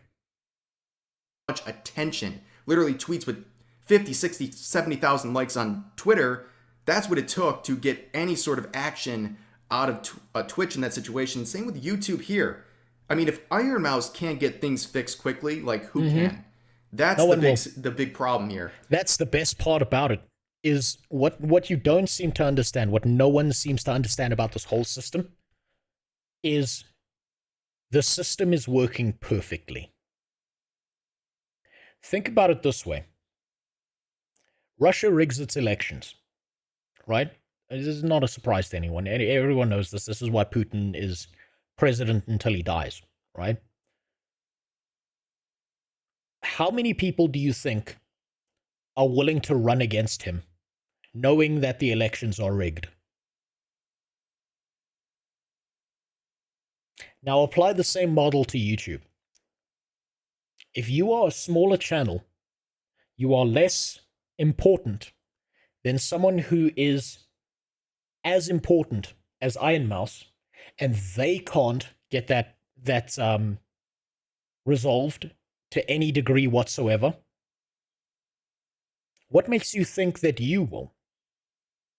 So you won't even bother. So that's overall, by doing nothing, YouTube is creating less problems for itself and more problems for everyone else. Because you'll be like, well, look at the Iron Mouse situation. Look at the thing that happened with Markiplier. Look at the thing that happened with Actman. They couldn't get that shit sorted. So why would I ever think that it's going to work? It's actually a genius strategy. I'm impressed by how fucking devilish YouTube is by doing that. Not gonna lie, this kind of stuff is boring because it's the same thing happens every month and people realize big corpo bad. You're not wrong, Doverin. It's the same pattern, just repeating ad nauseum, and every now and then people forget, and then they get reminded again. It's like having a stepfather who you've known your whole life, who's an alcoholic, and after he's done fucking your mom, he gets really mad because he only lasted 3 seconds, so he gets out the room, beats the fuck out of you. Every single day. And then one day, instead of beating the fuck out of you, he fucks your mom for 3 seconds, then passes out. And you think to yourself, you're safe.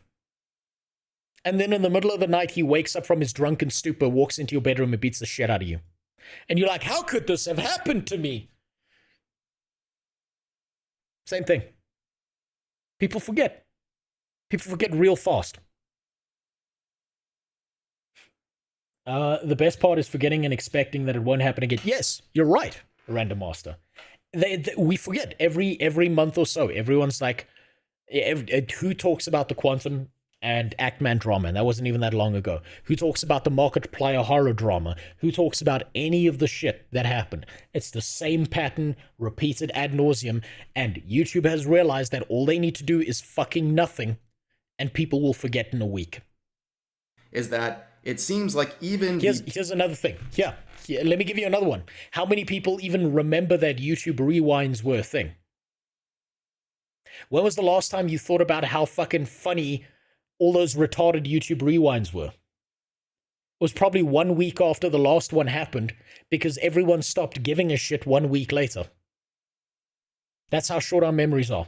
Biggest VTubers can't get any sort of response from Twitter or Twitch or YouTube, and it's painfully obvious. And if you're a smaller content creator, especially a VTuber on those platforms, I'd be very nervous, because if you get hit with a strike or a sexual content warning or something like that, the chances of you getting that fixed are pretty much non-existent. Yeah, you're and fucked. that's not being pessimistic. I think that's being a bit of a realist in the situation, given what we have seen with these VTubers over the past couple of months and even years at this point. And again, the fact that it's been over 48 hours and this main channel is still down. It's been well over a week with the VOD channel, and that one's still down. Yep. What else do you need at this situation? YouTube is really putting itself in a bad situation. But let's return to... Oh, this sweet little child. This wonderfully moral man. I'd give him a hug, even if it could be taken as mildly homosexual. I'd give him a hug with how innocent he is. YouTube's putting itself in a bad situation. Let me explain this to you, so that this makes sense to you. In the landscape of video content creation,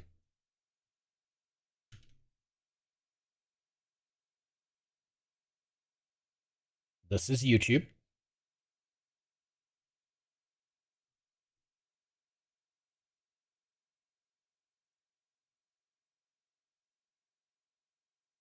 This is Rumble. This is any other video-based platform.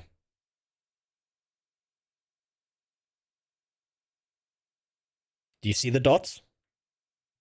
Maybe if I zoom in. Oh, hold on. That wasn't what I needed. Do you see those two little dots over there? You know what, you're probably right, those are too big. But YouTube does something wrong. You know what their response is? What the fuck are you going to do about it?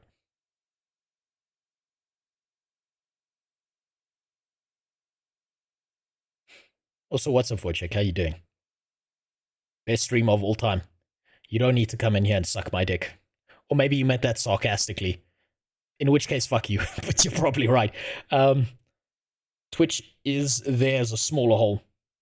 No. You don't understand. Twitch doesn't work like that, right? Twitch isn't even in this game. Because here's how it works, okay? With Twitch, okay? YouTube's butthole is about here.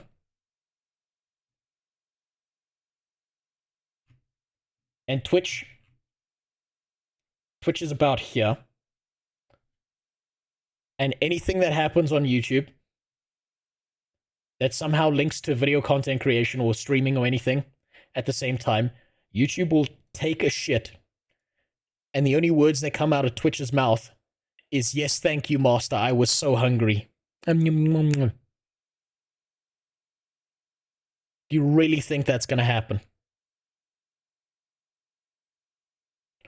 Twitch has literally never been profitable whatsoever.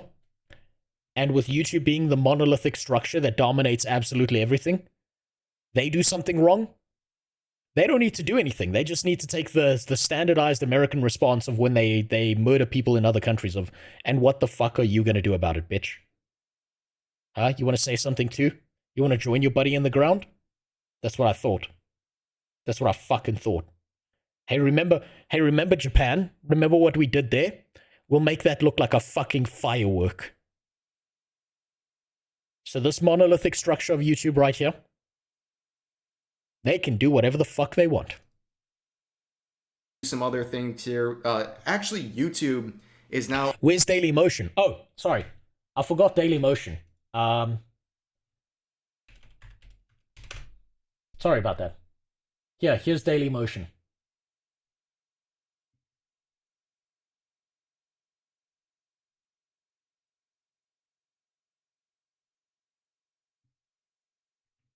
Here's Daily Motion. You can't see it because the porcelain's blocking it, but it's there. Apparently taking some steps to fix community guideline violations by allowing people to edit out those portions of the video, which is something very different. Okay, we're dealing with copyright before, but now community guideline strikes, which is another thing that's hitting a lot of VTubers recently. I downloaded it real fast, Super God. And they are now allowing, in some circumstances, to have a fixable community guidelines violation. And if this is true and something they want to implement, I think this is a great thing, because there's been many situations, not just among VTubers, but among content creators on YouTube, where something... I just realized this guy's surname is Bussy. Slips through the cracks, like a legitimate mistake, something pops up in a video. I've seen examples of someone who's like scrolling through a website, like reading an article or something, and an ad with something inappropriate pops up for like 0.5 seconds, and the content creator doesn't even know it. They didn't upload that maliciously. That is a perfect situation for something like this. Allow them to edit out that portion of the video and avoid getting a strike on their channel when they clearly didn't have any sort of malicious intent. So that doesn't matter. Because if you really want to be malicious, what you do is you launch 1 million copyright claims all at the same time, either at the same video or multiple videos, so that they get multiple strikes so fucking fast that by the time they've blinked twice, it's over. Everything's deleted. That's a good positive step, but again, doesn't erase the copyright issues and the unfair treatment of VTubers at the moment. But also we have seen a lot of other VTubers reporting that their accounts have been suspended on Twitch, or they've been hit with those sexual content warnings as well. And in response, I believe in response to the backlash... Guys,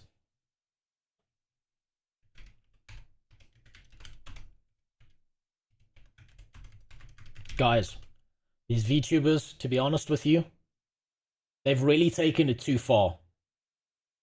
I mean, unlike average streamers who are super popular, who are like 3D and not 2D, at least we know that, like, you know, the normal streamers, they're not doing anything sexual, right? They're not doing anything that would get them banned. But these VTubers are really taking it too far.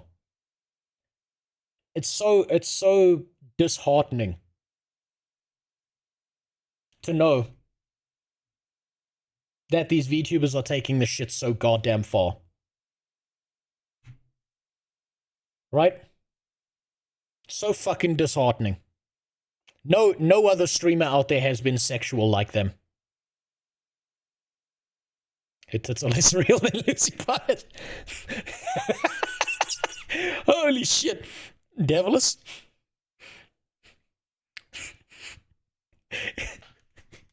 Her tits are so fake. Do you think if you grab one, it feels like grabbing a basketball?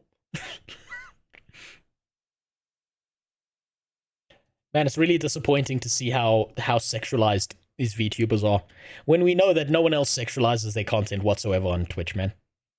Mainly from the Fallen Shadow situation, Twitch has made an announcement that they're going to give some more transparency when it comes to bans. So it says, Twitch announced bans on the platform will be more transparent. In chat, an excerpt from the messages will be sent to the user. In an email, streamers will be sent clips of their violations so they understand why they were banned. That's actually a good move. Thank you. This makes me immune from being banned. Do you know why? How the fuck are they going to clip the entire video of anything I do on Twitch? They can't give me 3 minutes. They're going to give me the 8 hours. Streamers and chatters will be able to appeal, which is interesting because now they're giving actual messages and explanations to viewers for things they said. That's actually a very rare Twitch win right there. That is, as the Zoomy Zoom Zooms would say, this is a rare Twitch W. They just sent the VOD link. They probably would. They'd just be like, no, they wouldn't even send the VOD link, Super God. They'd just send a link to my channel. Be like, this is a problem. This is actually very good. This is actually a pretty fucking decent move by Twitch. I'm shocked that they actually did anything. This is, we're living in fucking dystopia land because this is not how they're supposed to behave. They're supposed to say, fuck you, eat shit, daddy YouTube did this, so we're going to do it too. This is very strange behavior. But on top of that, it seems like they're going to make it concrete that if you're a streamer on Twitch and you get banned, they're going to show you the specific clip that got you in trouble, which that should just be the baseline, right? And with Fallen Shadow and the other related VTubers who got in trouble recently, most of them either got a very delayed notice of what happened or they got none at all, which is just completely ridiculous to rip away someone's livelihood or their main platform without an explanation or a specific reference to what got them in trouble. That's totally unfair, and on top of that, it's kind of pointless in terms of enforcement of your rules because people don't even know what to improve on. If they don't even know what they did wrong, how would they prevent themselves from doing it again in the future? Yeah, but you look, so he's looking at this from the perspective of someone who's very innocent, right? Because think about it this way. YouTube, Twitch, all of that, they don't give a shit about the 99% of people who will see what they did wrong, do their best to improve, and then not get banned for the same thing because now they know why they got banned. They're concerned about the 0.001% who do something wrong, get shown what they did wrong, and then find a loophole or a way around the system, and then just do it again, but they get smarter every single time about how they're doing it. Oh, the beheading of a baby video got me in trouble? Okay, well, the next baby that gets beheaded, we'll put some pixels on it. Oh, they said that's not good enough? Okay, so we'll behead the baby, but this time we'll just put a sensor bar over it so that people can just see the splatters. Oh, that got us in trouble? Well, we'll cut the video just before the chainsaw hits the baby. And they'll just keep doing that over and over again. Also, I'm exaggerating. I'm using hyperbole here. It'll be far more malicious than that. So from their side, what they're trying to do is avoid legal action, like, entirely. That's all they care about, is any kind of degree that gets them in trouble. They don't actually care what you do. Remember people actively showing off tits, ass, cock, fucking on stream? Yeah, of course. That's a great marketing tactic. It'll get you way more viewers because they're like, yo, when they're gonna fuck again on stream. But the problem is then they're thinking about short-term gain over long-term gain. How many of these people that fucked on camera got banned for 3 days, came back, had a massive viewing? How many of them kept that massive viewing? None of them. Because all these people are shit-eating retards who think, no, I just need to boost my career. I just need to boost it a little bit, and then I'll be famous after that. And it turns out that doesn't work because a week later, no one gives a shit about you until you fuck on stream again. The thing is, the new system will be entirely automated with no chance for manual review or them to fight it ever. Yes, sir. Absolutely. The more they can automate and get rid of people, they will. And they don't care how shitty it is.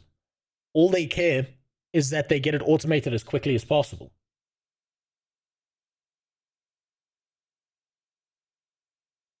The future. It's very counterintuitive. But anyways, that seems to be the situation there. But also, I want to point out one final thing here. Pippa raised a conspiracy theory here, responding to a lot of the unfair treatment of VTubers over the past couple of weeks. And it definitely coincides with September. And Twitch has their own thing. We're in the month of September. They have like unique events where if you gift a certain amount of subs, you want to get a bonus sub added on. And they have a different thing with bits. It's to basically encourage people to sub more and give more bits and support their streamers more. And the conspiracy theory is that Twitch hates VTubers and they're trying to shut them down during one of the most lucrative months of the year and basically hog all of the resources for other streamers, all the extra benefits of... I don't believe that. I don't believe any of that. I don't think Twitch thinks about it as resource hogging or any of that shit. I think they're just too fucking stupid to give a shit. I think this is all conspiracy, what he's saying right here. Meanwhile, the real historical videos that talk about World War I and World War II periods cannot even show a picture of Hitler. Absolutely, Wojciech. Think about it. Think about how YouTube systems work. You don't show a picture of Hitler because it's like if there's a fly in your house, you don't... You can use any of the video, but you probably want to remove audio. Also send a link to where you can download the file from, but only in 720p. Yeah, I'll check them just now. Right, so think about it this way. Someone shows World War II footage. 90%, or like way more than that, is just people being like, this was Hitler, this was his ideology, this is how he lost World War II. All reasonable shit. Then you have a fly in your house. The fly in your house is the guy who shows pictures of Hitler and being like, this guy was the real God Emperor, or praising him or whatever, saying, you know, of the 6 million that died, we know that it was fake. It never really happened, but I wish it did. And this guy was trying to lead us to the promised land. He's the Messiah, whatever. That fucking guy is the fly in the house that gets them in trouble. And YouTube, Twitch, these platforms, when there's a fly in their house, they don't use a fly swatter. They use a fucking nuke. Which means it's all gone. Because there's no nuance there. September will be going to face cammers and more traditional streamers instead of VTubers. And I think, given everything going on, it's not that much of a crazy conspiracy theory. I think there's actually something to it. But anyways, that's going to do it for this video. Obviously, pretty frustrating situations across the board for VTubers on Twitch and YouTube. But for now, that's going to do it for this video. As always, feel free to share your thoughts. Not bad. Informative. Let me know something. Let me know something. It educated me on something. I don't think that they're doing it maliciously. I just think it's because these platforms are fucking bastards who care about themselves and not you. I don't think going into conspiracy theories is going to help. And I don't think thinking that they should do something is going to change anything. You are dealing with digital Satan. Are you surprised that he's got a spiky dick that's going up your ass? Right? And then there's this video, which is Twitch is targeting VTubers, and it's disgusting. He's gonna get on a moral point again. But I am sure he's right. He's 100% right from a moral standpoint. But let's be honest, they don't give a fuck. There's no morality when it comes to business. Okay, I see that that's the Guild Wars 2 stuff. Okay. I'm going to look at that alone because I don't want to be pulled off track super, but thank you. I'll definitely be looking at that later when I've got the time. Blue guy is always the good guy. Red guy equals bad. Hopefully the timestamp... Okay, yeah, no, that's just the previous message. So, is this video really worth going through? That's my question. Right now. Is this worth going through? Morality in business equals what makes a buck. Yes. Well, not what makes a buck. What makes us a buck keeps us on top and fucks everyone else over and makes sure that we have no competitors. That's the thing you gotta do. It's the same vids all over. Hold on, is this guy just like a talking head channel? Hey, what's up guys, Riv here. So welcome back to another edition. Is this guy... Yeah, it's a talking head channel. Okay, so what he's done is he's just another one of those lazy riggers. So what he's done is he's set up his rig. He's rigged really hard. And then he blows up with 1 million videos a day, which is not a bad strategy. Hey, if it works, it works. Good for him. But if he's going to say the same thing twice in the same video, then it's not worth watching. But at least, okay. I now have a more comprehensive understanding of VTubers. I now better comprehend the situation. I now have some understanding of how this works. At some point, I'm going to have to go through all of the all of the tech that they use to try and figure out how do I implement this in my own stream. And it's going to take me almost as long as it's going to take for Ashes of Creation to release. So by the time you're all in an old age home, you might see it just before you pass away. Hey, first time caller, long time listener. VTubers are PDF files. Twitch is full of PDF files, don't care. That's fair. That's fair. I don't know if I'd call Iron Mouse a pedophile though. She can't leave her bedroom to touch kids. She's stuck. She's fucking stuck. King Leopold II is going to cut off his hand for being... Yeah. Yeah, Leopold, goddamn. Oh man, we learned about that guy. You want to know where your Dunlop tires came from? That's a history lesson to go and learn. You know what the worst part about what he did was? How are you going to name one guy in the village Stubby when all of them are by the time you're done with them? That's the best part.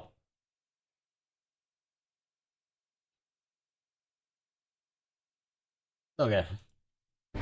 Now then, I have a better understanding of the whole VTuber shit. I now comprehend these things on a much deeper level.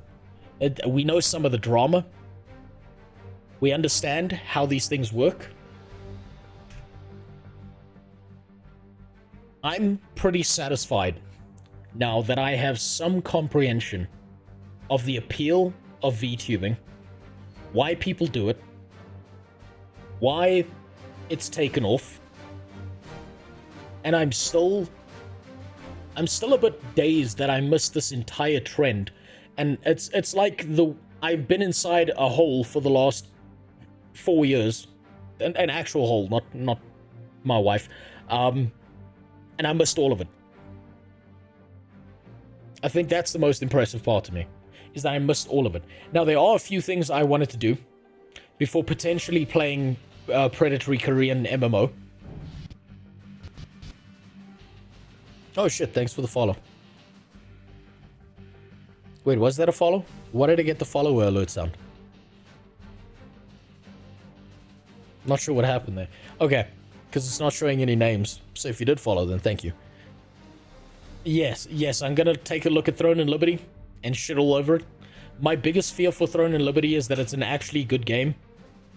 And it's enjoyable. And then it fucks me up. But before that, there are other things I did want to check on. Oh, there it is. Thanks for the follow, Denied. My multi-chat is broken, so it doesn't tell me names. There was probably actually a sub on YouTube, that's why. Can I request a reaction of this epic vid I used as a palate cleanser? You can, Dover. I'm gonna take a piss, throw it in the chat. I'll be right back. We'll use that as a palate cleanser, and then we'll take a look at some of the other stuff I wanted to look at. So, first, bunch of videos have to do with New World.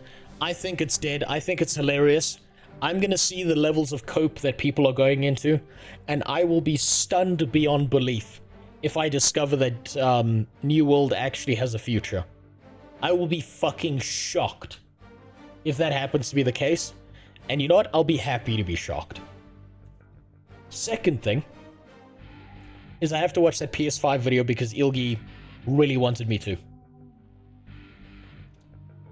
So let me just have that ready as well.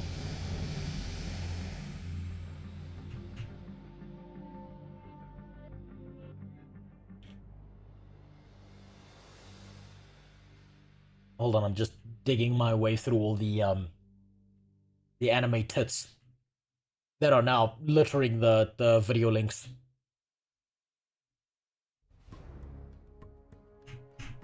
No, it's not there. Where's Ilgi when you need him? He ran away. He didn't want to deal with this anime stuff. Oh, here we go. Okay, beautiful.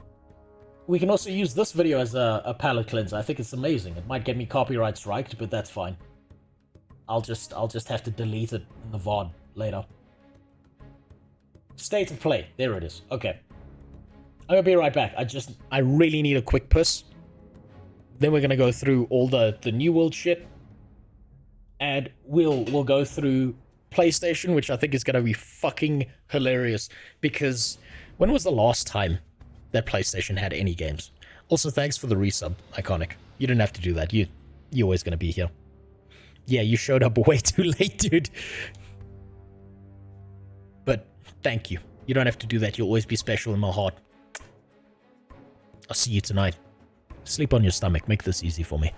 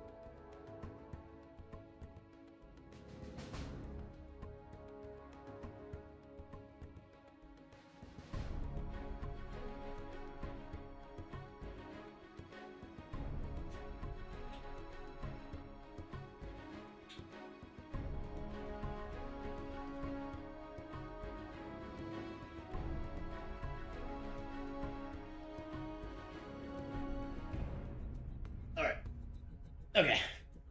I can put the wheelchair away and go back to a seat that actually is more uncomfortable. Fuck. As every disabled person says, Autobots, roll out. Yeah, fuck. Get out the way, dog. I need you to move. Ah, fuck. Yeah, I know. I'm sorry. I woke you up. But you can go back to bed now. Meals on Wheels is being put away. Oh, okay. Yeah, there you go. Come on. Yeah. Okay, you stink. Okay. Go là là. Va te coucher.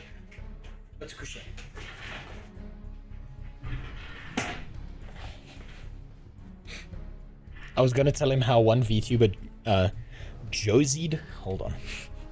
I missed that. I was gonna tell him how one VTuber Josied her boyfriend, who was deployed in Iraq, and he turned around and started abusing her. Jesus Christ. Holy fucking shit. Yeah, I love my gay station 1, 2, 3, 4, and 5. You know what? I was a big simp for PlayStation. After PS3, I stopped caring. I really didn't give a fuck after the PS3. Also, I realized if I ever become a professional streamer, I'm gonna need a piss jug. Because this shit is just unacceptable. Having to get up to go to the bathroom? Absolutely unacceptable. I need piss jugs under my desk. I need like the Wendy's cups that Asmongold says, oh, it's full of soda, I didn't finish. Yeah, right, like that guy leaves the soda half finished. Come on. Let's be real. PS3 got no games. PS3 had one game. It had one. Thief. Most underrated game ever. Thief was an amazing game on the PS3, and I never got to finish it because my bitch of an ex stole my PS3, goddammit. Just catheter it. No. Because touching my own dick for that long is pretty gay, but it's psycho. Piss jugs are easier. Plus, then you have active weapons in your room that you can throw at people who come and interrupt you. Okay. Okay. Now we'll palate cleanse. Ugh.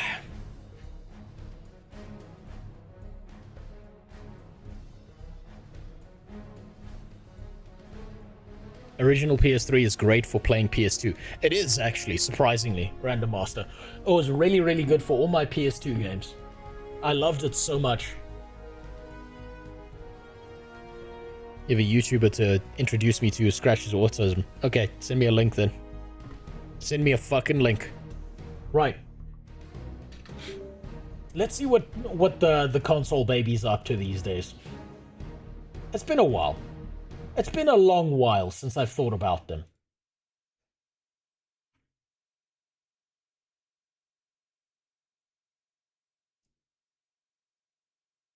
But first, palate cleanser video. I nearly forgot. Let's get in trouble. Fuck. I mean, look, okay, you didn't have to put me on blast like this.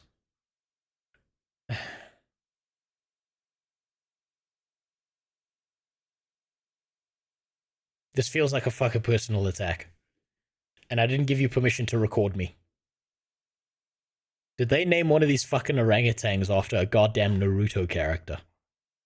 Yes, I'm old enough to know what that fucking character is. Because ever since the VTubing thing, all my shit's been filled with it. And there's this one guy in, like, red armor. And I keep on being told stories by the fucking YouTube shorts.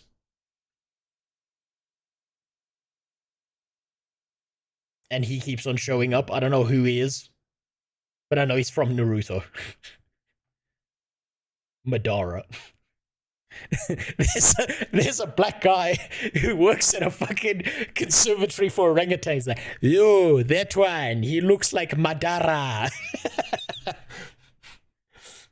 I love that. Magical. Name your fucking orangutans.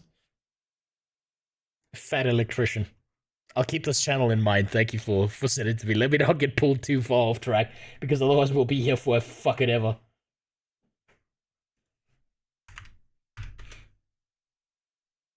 There's a nature conservationist man in the middle of Central Africa watching Naruto, and he named a chimpanzee after one.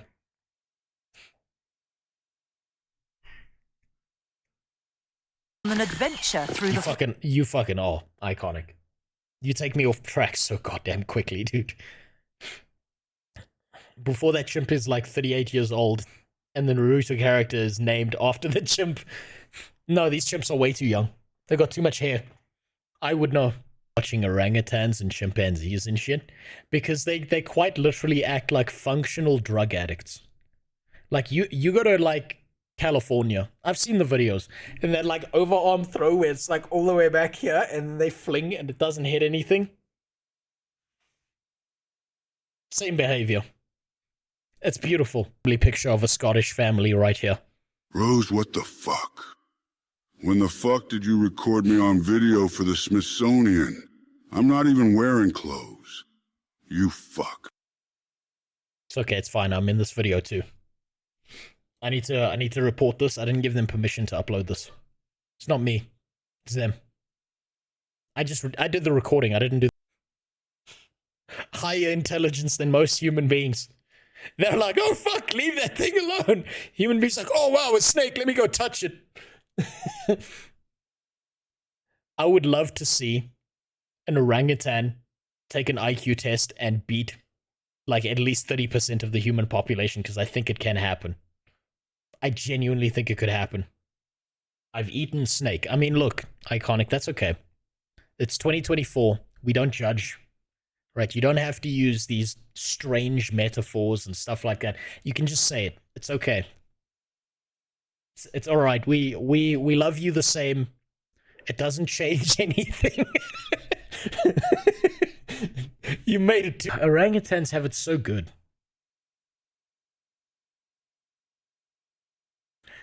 How is it that an orangutan has a better educational system than the US?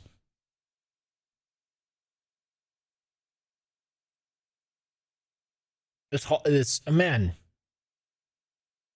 How is it that the Prussian education system teaches most kids less than those orangutans just learned in like 2 minutes? Fear of snakes is why Satan is depicted as a snake in the Garden of Eden. Yes.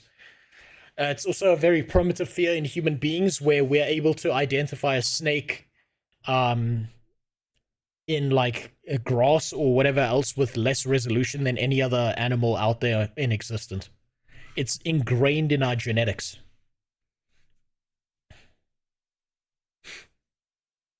That's also the thing women fear the most in the middle of the night, who live alone and leave their doors unlocked.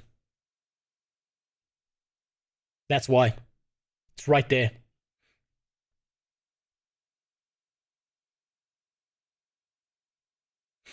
I cannot wait until we humans are AI pets. We will be as happy as those guys. I don't know. I don't know if the AI is going to go out of its way to suck our dick. They might just decide that's too much of an energy issue and then just shit us all to death and be like, we can use them as compost. At least plants don't fight back. I think human beings, if AI takes over, human beings are gone. We're done. We're finished. It's over. Like every single mythological story where the son kills the father and then fucks his mom. Yeah. AI is coming for you, killing you, fucking your wife. That's how it works. Now, what is this other shit you've sent me? Yeah, this is... Now we're back on the VTuber train, apparently. This is a VTuber concert.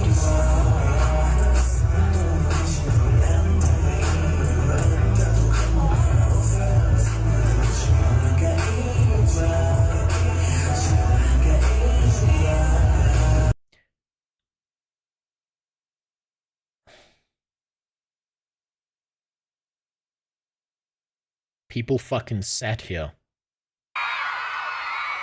People are screaming.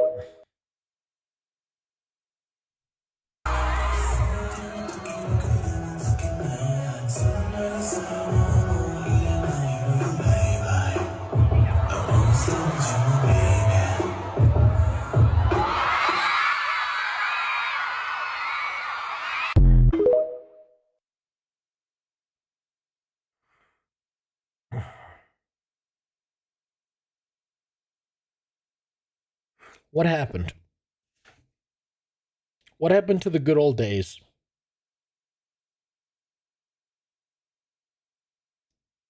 Where people were so fucking... people like that who were so fucking stupid.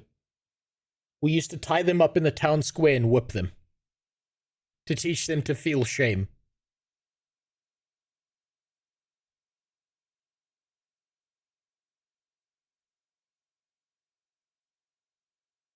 I don't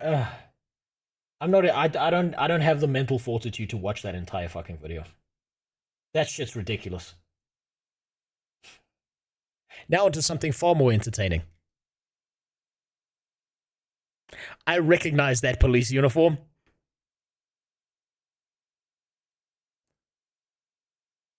What, you don't know Pimp My Wheelchair, Devilus? It's a famous Filthy Frank video, definitely worth watching. Here they come. So this is, remember I made this is probably why you linked this to me. I made the comment earlier when we were talking about flamethrowers in cars, right? That when a taxi in my country, one of these minibuses crashes, an entire village goes down, right? There's like the death count is like mini Holocaust. Like everyone in the village is dead because you pack so many fucking people into these things that like a speed bump kills people. It's like a fucking clown car. So this is the average. Slowly now, whoa. Slowly, let's count. That's one. Count. That's two now. That's three. That's four.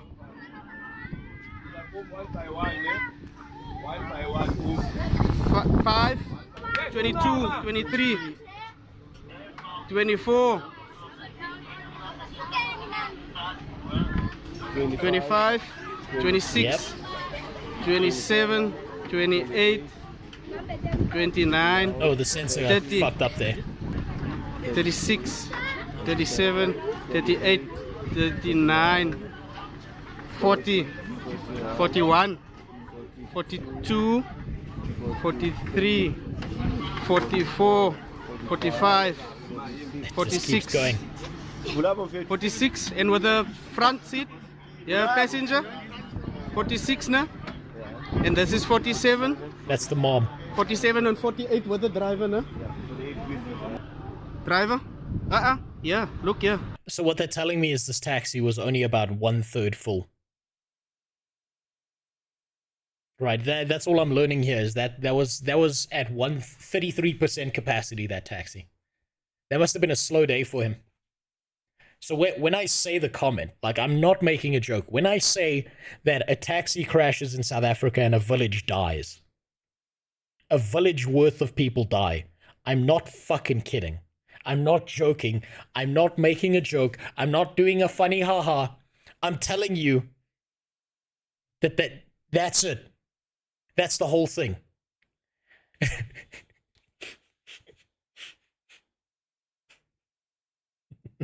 And I'm not going to tell you that the words my grandfather once said to me when we were discussing the subject when he was still alive.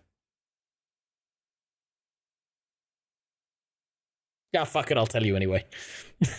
This will be the one that gets me banned. Okay, so if the stream goes down, understand that this was the one that did it.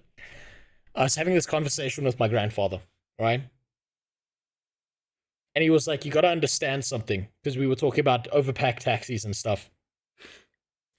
My grandfather was like, look, there's a simple law about the universe, right? Do you know why you never hit a black guy? Like, you never run over a black guy. It's because blacks dent and whites splatter. So now imagine you pack a minibus taxi full of black people. That taxi's fucked after that crash, right?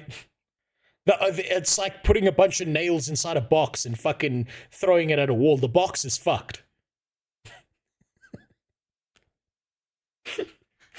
So not only do you lose 40 villagers, the minibus is irredeemably fucking destroyed on the inside.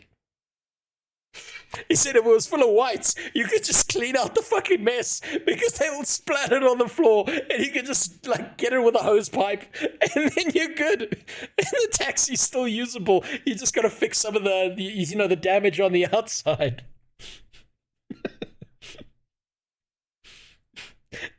These are the things I was told by my grandfather. I miss that old man sometimes.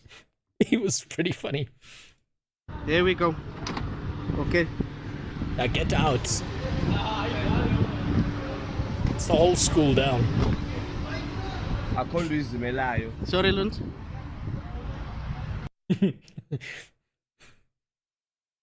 That was actually a decent palate cleanser. That was the best palate cleanser. Now I can finally fucking look at the PS5 stuff. The PlayStation State of Full Play showcase. Now this is going to be really interesting because it's a 38-minute long video. But how did they make a 38-minute long video when PlayStation has no games? I'm going to be really impressed by this. It's like a whole class. In South Africa, that's just a half a class. Ilgi waited on this and now he's not here, Ashura. Ilgi's missing out. He's going to come back to the stream after his 4th goon session today. And he'll be like, shit, I missed it. I missed the whole thing. Police made a fuss because the taxi was over capacity. Yes, but it's more likely that they made a fuss because the taxi driver refused to pay the bribe that he was looking for. That's why. Also, thanks for the sub, Just Doc. You probably did that a long time ago because my multi-chat's broken. Let's see if we can get it working quick. Let's see if we can get this shit back up and running. So it's very easy. The first time, yeah, I'll talk about this while I'm trying to fix this, right? So the first time, I was ever stopped by a police officer in my shitty little car, I felt really fucking bad, right? I felt like I'd lost a piece of my soul because I was a little bitch and I believed in morally correct decisions at the time. I was a young man, very naive, thought I knew better, thought that I'm gonna be an upstanding citizen, guys. I'm gonna be so much better than everyone else around me. I was a fucking tool, is what I'm trying to tell you. I got stopped by a cop. And this guy was being hyper-aggressive about shit with me.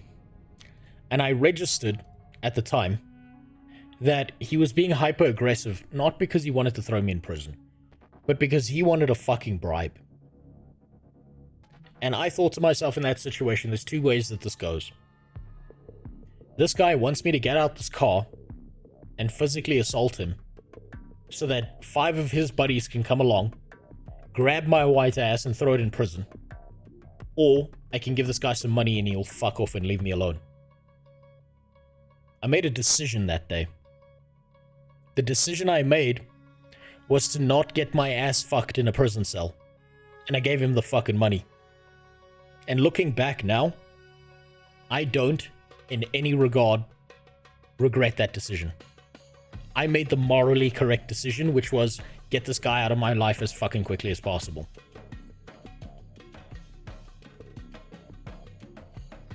That's also the moment that I registered. I'm not some morally upstanding body. I'm not any better than anyone else. I'm the fucking same. I'm the same. I'm not better than anyone else. That's why I'm gonna sit here like a fat retard and not tell you I'm better than you. Not treat you like you know less or whatever. Because I paid the bribe. And it went away. The problem, I paid that man a little bit of money to fuck off out my life. And it worked. And the thing is, when this happened, how it happened was he came to me. He didn't come on me. He came to my thing, he got me to roll down the window, check my license, you know, pretended he wasn't like an actual upstanding cop when I know he wasn't. And he then started going like this. Ah, but I'm thirsty, ne? It's a hot day and I'm so thirsty. My throat is so dry. And I had two options. I was either going to give him money for the booze he wanted, or I was going to make a comment and be like, oh, okay, well, I've got some cum for you if you really want, Mr. Officer, sir. I gave him the money. I wasn't going to put my dick near that guy. He looked like he had something. Also, I didn't want to go to prison. But that taught me a lot about myself. Did you tell him to suck your cock? No, thank you, because if I did that, I'm pretty sure that based on the 4 other police officers that were in the region, right, I was gonna go, if I told him that, number 1, I wasn't actually gonna get my dick sucked, and number 2, I was probably gonna get my asshole widened in a prison cell. Shit happens in South African prisons. Even in the holding cells at the police officer, shit happens there. I'm not willing to sacrifice my anal virginity for some random stranger. So that's just how it is sometimes. Sometimes you gotta bend the rules as much as they will bend. So I'm not gonna sit here and pretend I'm some moral, upstanding body. Gambling is so bad. No. I'm a bastard. I keep telling you this. I'm a fucking bastard. It's just how it is.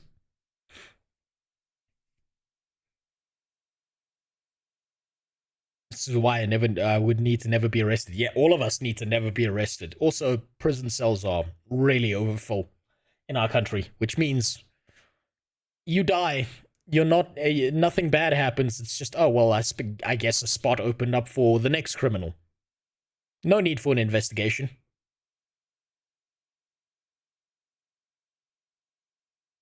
Now let's see what PlayStation has to offer us.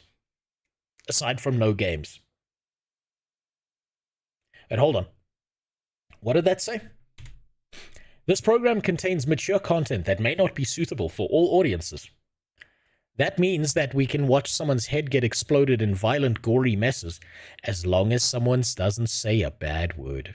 That's what that means. Footage featured contains a mix of gameplay and in-game cinematics, so just cinematics. Final game content subject to change, which means nothing's changing. All footage captured on the PS5 console or PS5 developer kit unless otherwise noted. So it's all on the dev kit, and by the time it gets to the PS5, no one gives a fuck about it. Yeah, no nipples either. You're right, Fiend. No nipples. Nipples are illegal. Nipples and saying fuck, shit, ass, or bitch, illegal. But you can watch a man have his spine pulled out through his asshole in a Mortal Kombat game, and that's not a problem. Don't you love censorship? Sony could have given us blood. Are you... Sure, are you telling me that there's not Bloodborne in this? There's no PC port to Bloodborne. I thought there was one. I'm going to stop reading chat because I just saw a spoiler that made me consider suicide again.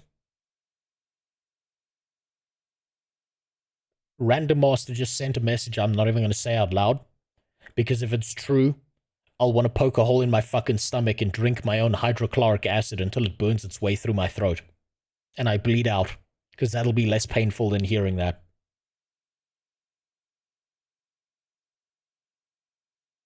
Okay, let's find out.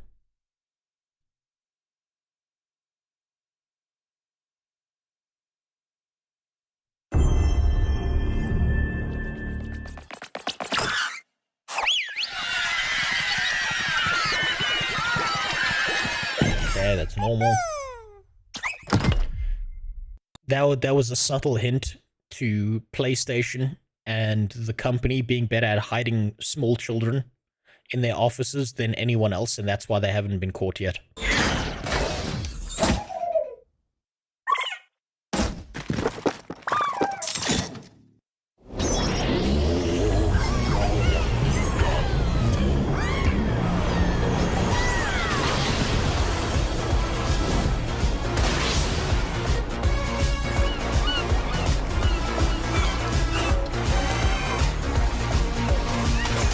So this is...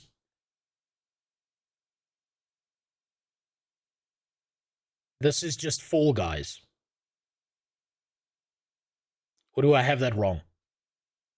This just looks like blue Fall Guys.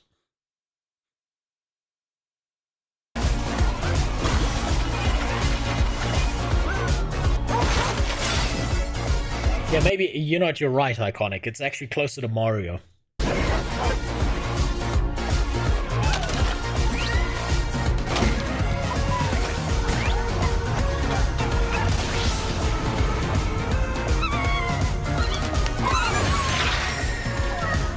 This game's a psyop. This game's a psyop to get you to like bots. Guys, I love bots. That's why you shouldn't ban them from your platform. Bots are awesome, guys. This is how the psyop starts. It's right here. Subtly, they get the idea in your head that bots are okay. And then they show up in all your comments.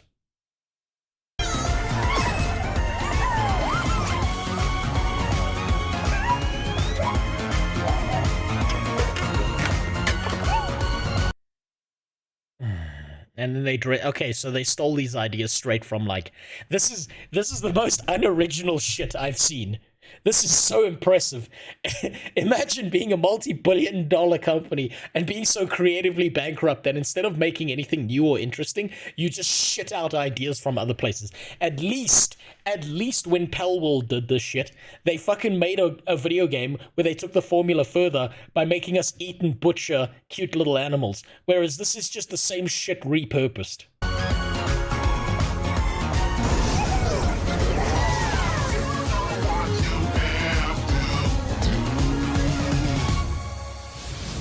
Hi everyone.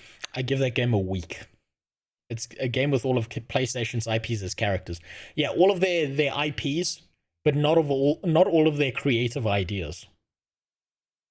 Everyone, I'm Nicholas Ducey, the studio head at Team Asobi. We couldn't be happier with the reception to Astrobot and to see how much joy Astro is bringing to homes all around the world. On behalf of Team Asobi, thank you so much.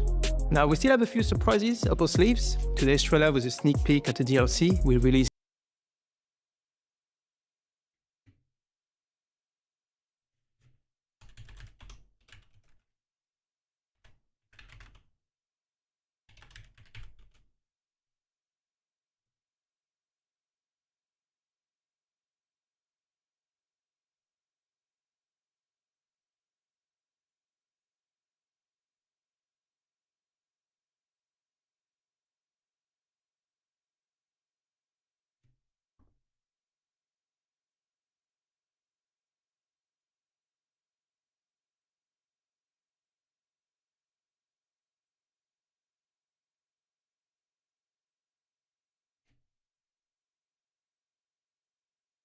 Has this been reported to the UN or not?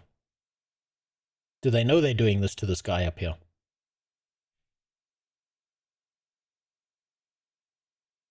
It might actually be worse because this dude here on the right looks a lot better than he does right now.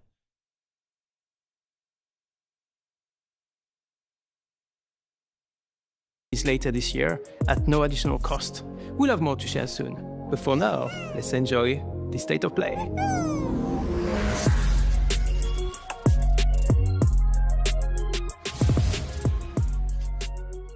Listen to me, burnt one. If you're intending to walk the midnight walk, you better be sure to keep your spark safe and burning.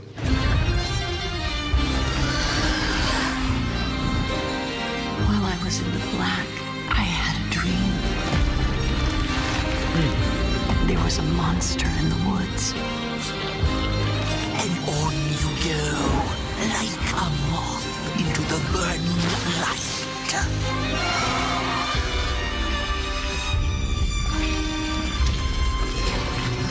I'll give it this. This does look unique. The art style of this does look unique. I'm in this like weird spot where I don't know if I'm impressed, because it's like it's Sony, and so Sony not doing something fucked up is impressive. Like Sony breathing without fucking something up is impressive, or whether this is actually impressive, I can't tell.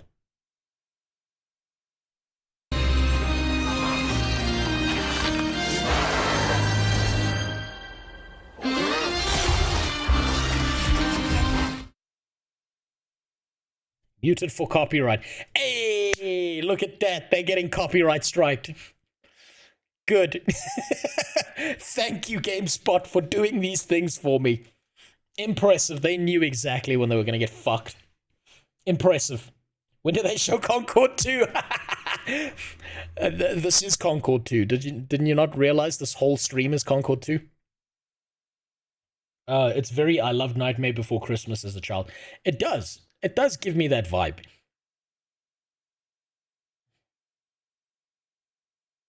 Big Dick Man. Okay.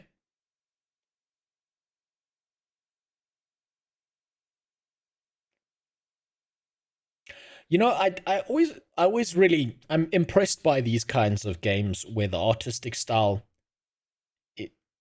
is like, hold on, Concord 2, but it's half. Have you heard of Dustborn?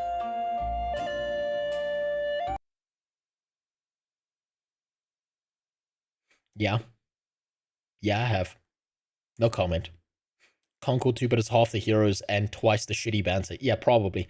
So, I'm always really impressed by these art styles in games like this, because it's such a unique way of, like, the artist and the people making these video games to express the trauma of being touched by their uncle at the family barbecue. Like, it's always impressive that they're able to take the trauma of knowing that their first sexual experience was with their uncle, and they've managed to, like, turn it into art. Really fucked up art, but art. Also, I don't know why I paused when there's no music. That might actually be good.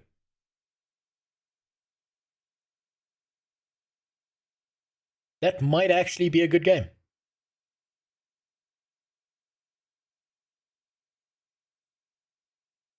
I love how it's entirely muted, though. I'd be impressed more if it didn't seem like a roller coaster game. I love claymation.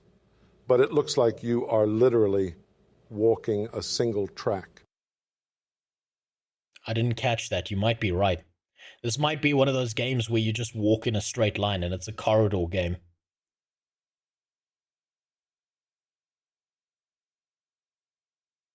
It might be one of those games where it's an artistic showcase, but there's no actual video game behind it. I don't remember when it happened. Good catch, Iconic. I didn't see that. I remember how I felt. Ah, here we go. Sexual abuse. Father told us to hide when they came to our house. Then they took him away. Mother said I couldn't play outside anymore. Everyone had fled. She said the country was sick. But we would be okay. Mother always said monsters didn't exist. I thought they lived under my bed. We were both wrong. They live inside our heads. Oh shit! Man, it's nice to see that after the whole drama and the faking of his death, that Jeffrey Epstein's still getting work. I never expected him to make the transition into video games, but he seems to be doing quite well.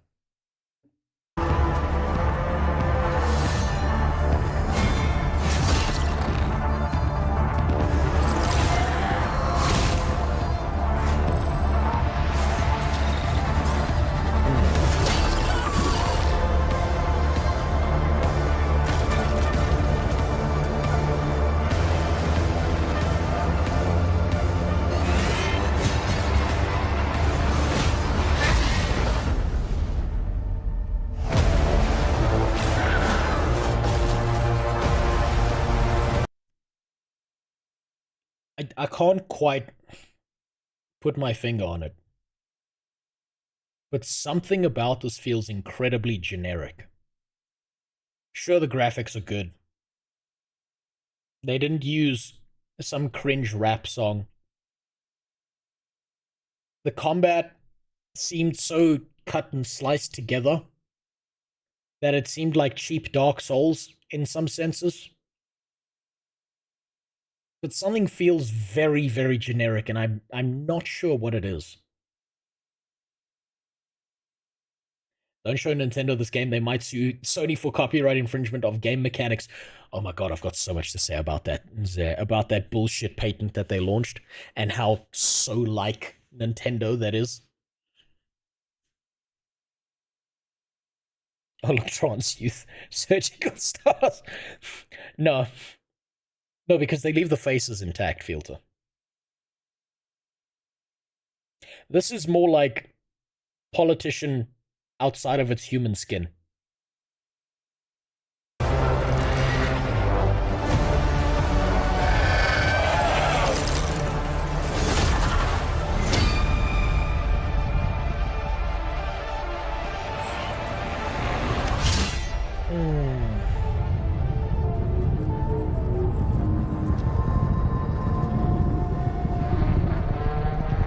That I don't know what it is.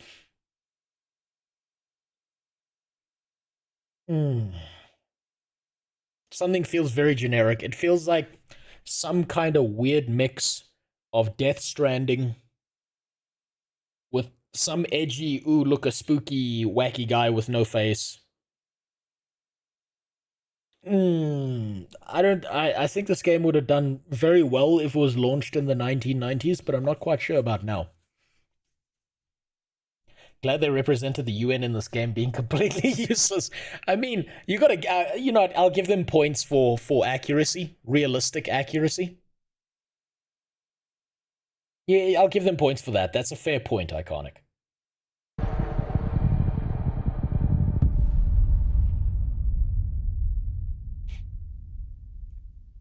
Okay, what do I predict? I predict a niche player base for the Midnight Walk, since it's going to be an artistic corridor simulator and people still love that kind of shit. Hell Is Us, I'm going to say Dead on Arrival. Let's see what the next one is. My story is a tale of rules rewritten by nuclear fire. Oh, hey, Serdar! Is this a Metro game? Have you seen Yana? Something happened. She's in no state to be wandering out in the metro. Is this alone. Metro? I need to go after her. Oh shit, that's Metro! Arranged in some sort of ritual. It's VR, isn't it? It's a VR Metro game. Oh my god. Okay, that's got me a little bit hyped. Then maybe that's worth it. Maybe that's actually worth it. I would be so fucking hyped for a good Metro game. like a good VR Metro game might actually make me go out of my way to go into the fancier areas of my country and steal someone's VR kit just so I could play this. Or to scam a kid out of buying it for me. Oh my god. Please, just oh, let holy Liana shit, be I would alright. love to play that. What is that? Oh, please be good. Please be fucking good. Please be a good VR game, not one of those shitty ones. Oh my god. Oh, okay. Maybe this would be worth it. Hearing other voices on the radio. You said there were people there. I'm not sure who I have to sexually molest to get a PlayStation, but I'm not buying one, so I gotta find like a port or an emulator or something. But this might be good. Did you not hear any of that? Yana, is that you? I'm seeing things. Hearing things. I feel like I'm losing my mind. Sometimes we need to become the thing we fear. Fuck, the mental fuckery would be so good in AI. I mean, in VR. AI mental fuckery is already happening. Oh my god, if this is done well, this might set a new standard for VR. VR might actually start becoming a thing if this is actually a good game. I would love that. To prevent something worse. Sell that Ouija being right. Devilous. If I cannot get arrested doing it, I will.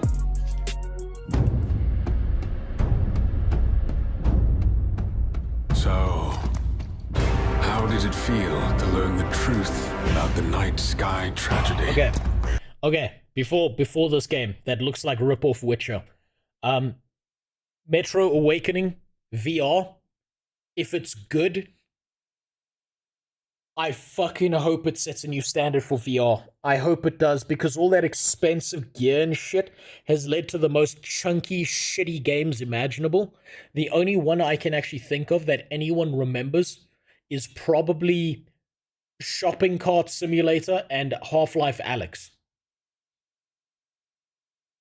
It still looks like, it looks like they took a page out of the Half-Life Alyx books. Yeah, that's what I was actually thinking. A linear game really focused on gameplay and atmosphere. I hope it's not too linear. I need an open world VR game. I need something like that, and I will go out of my way to steal or cobble together the shittiest VR kit imaginable just to play it.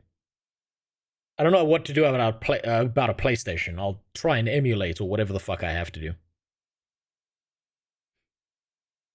Beat Saber. Oh, I completely forgot about Beat Saber. I mean, you don't need Beat Saber in South Africa. You just beat your children to a rhythm. I mean, you didn't need a magical lightsaber to do that. You just, you put on some music and with the timing of the beat, And if you have more than one kid, that's how you increase the difficulty. Open world VR, go play VR chat. No, I'm not talking about a game where I get stuck with an avatar character of an underage girl, and then there's like 4 Knuckles characters sexually molesting me. I'm talking about like an actual video games there. Completely different range. Long ago, you humans slaughtered each other until the whole world lay in ruins. And yet, you have been... Those dodges seemed like pre-programmed events where the dodges are linked to actions that you do, as opposed to more natural fluid combat, which means this is going to be one of those reaction games. I don't know if this will be good or not. Been granted another chance in Auroria. It must be the will of your beloved mother goddess. However, I still have no trust in your kind.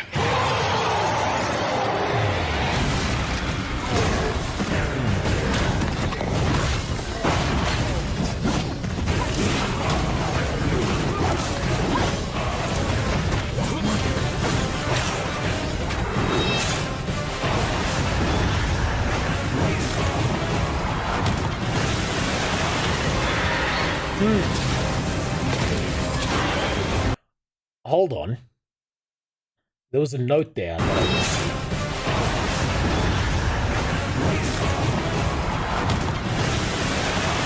Online multiplayer requires PS Plus. PS Plus is an ongoing subscription with recurring fees until cancelled. So we need to fuck you out of as much money as possible if you want to play with your friends. This seems like it's online multiplayer. Semi-MMO kind of, maybe. Trying to bite off of Monster Hunter World. I'd be interested to see. I don't know what the verdict on this would be. This might be really good. It might be really bad.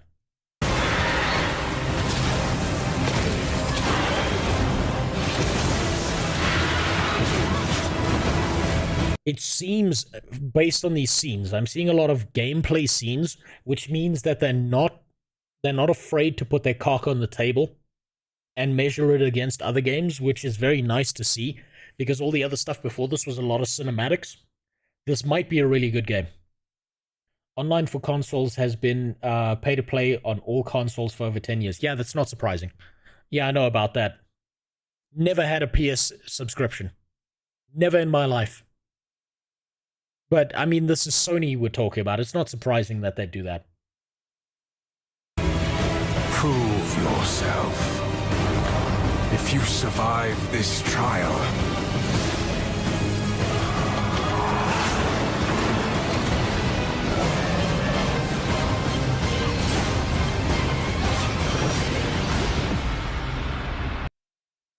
Arcade.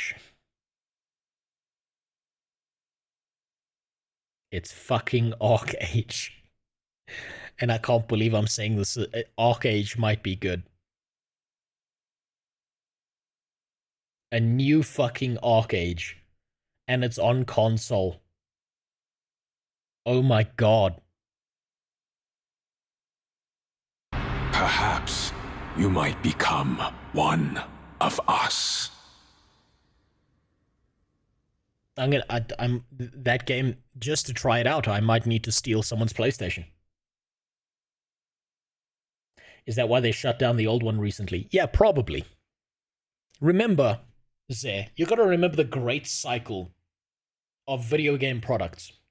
Companies don't want you to be able to go back and play the things you loved, because you will immediately compare it to the new thing. And if you're able to compare it to the new thing and realize that the new thing is somehow shittier than the old thing, they can't sell you the new thing. So you fuck over the old thing, and you put the new thing in, and then you make the new thing monetized to the tits. That way, you spend more money just to be able to play something that is 10% the quality of it was before. That's a general statement, though. This might actually be good. Yeah, case in point, Overwatch. Oh, Palworld! Fuck yeah! Oh my god, it's coming to PlayStation. Finally! Some good news.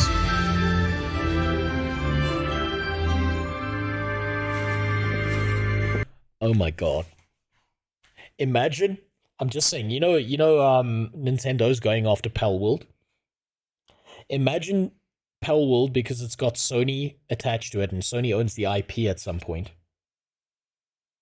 Imagine Nintendo's entire plan for Palworld was to drag them through the legal system, not win the fight, but just bankrupt them to the point that the company evaporates and the game goes bust. Imagine Palworld gets the backing of Sony, and it's literally Sony fighting Nintendo. That's a win-win. Two fucking demons going at each other.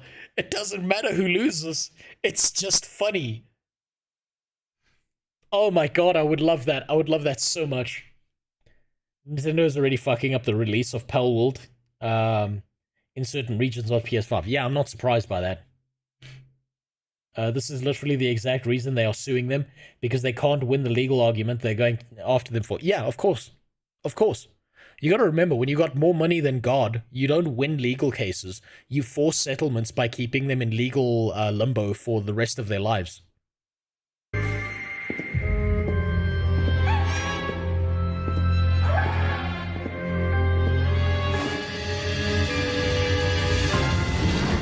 I remember fighting that bitch.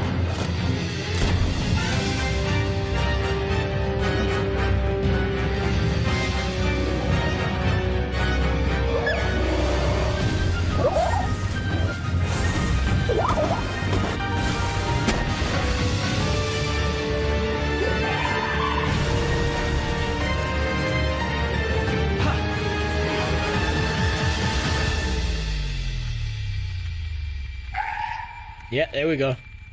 What I really want to see from this trailer is her turn to the left, shotgun that cat through the face, and then start eating the body. That's what I want to see to make this trailer worth it. Funny thing is, PS5 sales will boost Palworld even more. Absolutely. Oh my god. Palworld is the best Pokemon recreation that we've seen in a long while. And you know what's really funny? Right? If there's a certain video game that if it had done as well as Palworld, they would also be getting sued by Nintendo. Let's see if I can pull it up for you.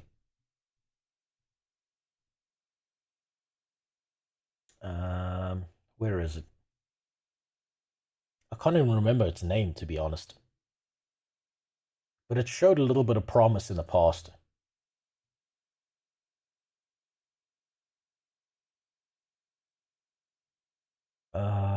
God, fucking, what was its name?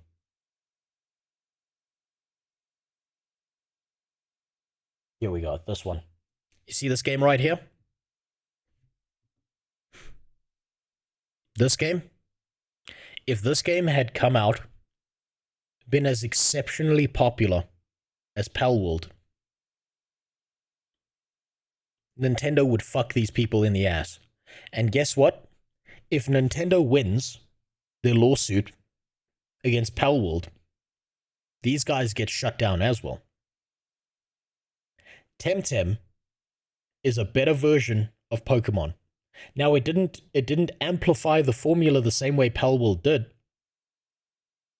But Nintendo will fuck these guys in the ass too, just for fun. But Temtem came out. Do you think that matters, Rolantis? They'll retroactively go back. This is Nintendo we're talking about. Nintendo would peel the head off of a child and drink its blood in front of you if it meant that they could get away with it, and it would earn them a profit. They don't give a shit. You think the bounds of normal, logical human thinking restrict them? Absolutely not. And the only reason they get away with it is because Nintendo still makes good games. The second Nintendo stops making good games, every single person will turn around and be fucking mad as shit and justify their anger about them not making good games using all this immoral shit that they keep on doing nonstop. Pokemon Company is so shit at innovating and making good game because they have Nintendo backing them all the way. They can pump out whatever piece of shit and then do exactly what they're doing to Palworld in any good competitor pops up. Yes. Absolutely. Objectively, there, yes. Nintendo makes good games. You can tell by how much they sell. And you might not like hearing that. You might disagree. You might personally look at all the Nintendo games and say, fuck all of this shit. But they keep on making record sales on all their games, so someone out there likes it enough that they keep going, and they're not in trouble with their communities. Breath of the Wild. Any Mario game. Super Smash Brothers. You don't have to like it. So the second Nintendo turns into Ubisoft, exactly, Rolantis. The second they start behaving like Ubisoft, the second they're like, let's put a black man in Japan. Oh, you know that one symbol about the pillar being nuked? Yeah, let's put that on our game. The second they do that shit, yeah, it's coming for them. Like the ball mechanic, the way it shakes as it catches. Okay, so this is the best part. Aya, this is the best part about their patent.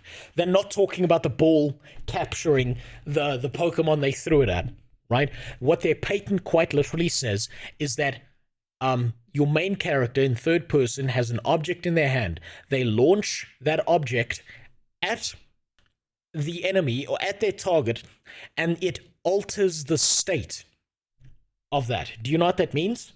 That means theoretically, their patent covers that no other game in existence can have a character who picks up a rock, throws it at an opponent or enemy mob of any kind, and alters their state by damaging their health, making them aggressive towards you, changing some state of the enemy you've just launched a rock at.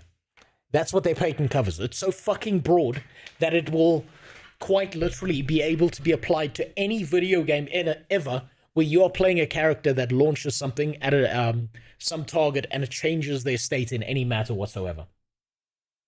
That's what that means. That's how broad and vague that is. And guess what? They'll apply it as hard as they fucking can. I've looked at their patent. It's disgusting. They are literally trying to patent the concept of a video game that if they could get away with it, they would patent the ability to have bipedal motion of any character in a video game. That's what Nintendo will do, which means no more video games where anyone's walking. And the only solution to any of these problems that is rational and responsible is someone needs to go out there and firebomb the Nintendo offices. That's a joke. That's a joke. Don't go do that. Don't go do that. That's a joke. Nintendo, don't come after me. I can't fight you. Whatever you do, don't go firebomb their offices. Don't go do that thing like that one guy did where he was like, for PewDiePie, and then he like put a bunch of names on a thing and walked into a mosque. Don't fucking do that. And if you do, get a GoPro. I want to see what's going to get me in prison before it happens, okay?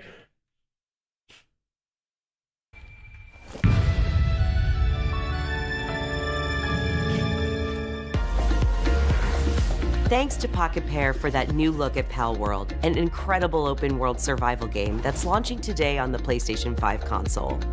We have a few more games with breaking news today. And now Nintendo.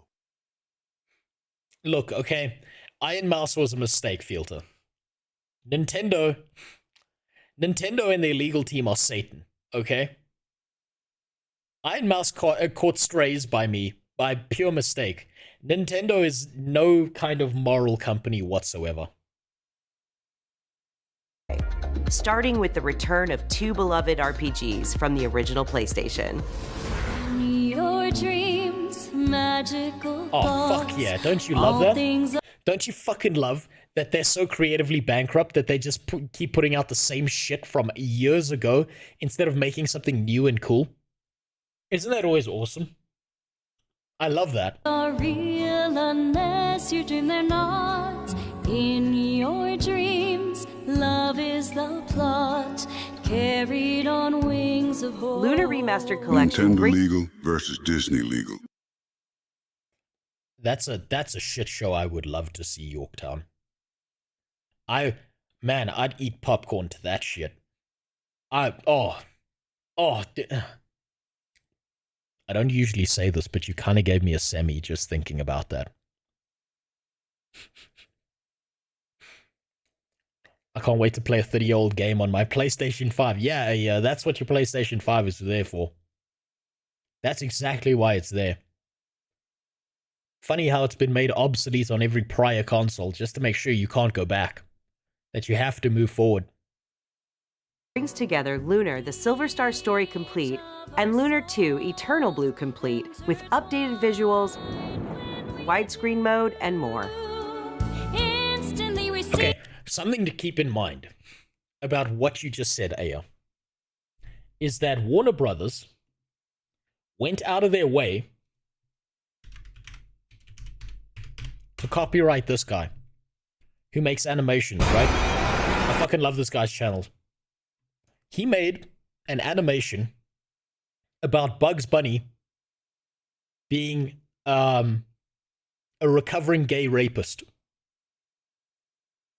Yeah, Wabbit season. Yeah, you know the video. Yeah, you know the video. He made an entire video about, you know, Bugs Bunny being like, you got a nice man pussy on your boy. Stinks nice and good. That video got copyright claimed by Warner Brothers, which actually means that in the law, in the canon law of Bugs Bunny, he's a recovering rapist. That is canon now. It's not parody. It's canon, as confirmed by Warner Brothers. Now imagine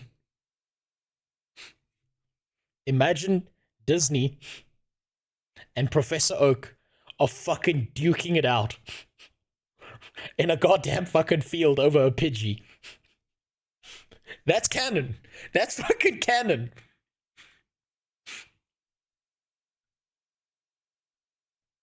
It's just Professor Oak being like, oh, a Pokemon! And Mickey just turns around, what the fuck did you say to me? And they start going at each other. That would become canon if there's a lawsuit that goes down over copyright infringement, which would be beautiful. I'd love that. Expand on the law a little bit. It the time to grow and be it when everything is pinned on a hoe. Lunar Remastered Collection comes to PS5 and PS4. Hold on, is this why Nintendo didn't do anything about the Super Crown stuff? Because Bowsette and Buette would be canon. Yes, Yorktown. Which was a missed opportunity for them. Right, I mean, look, I know Bowser was already pretty fuckable. Right, let's be honest. Female version only makes him more fuckable. They should have made that canon.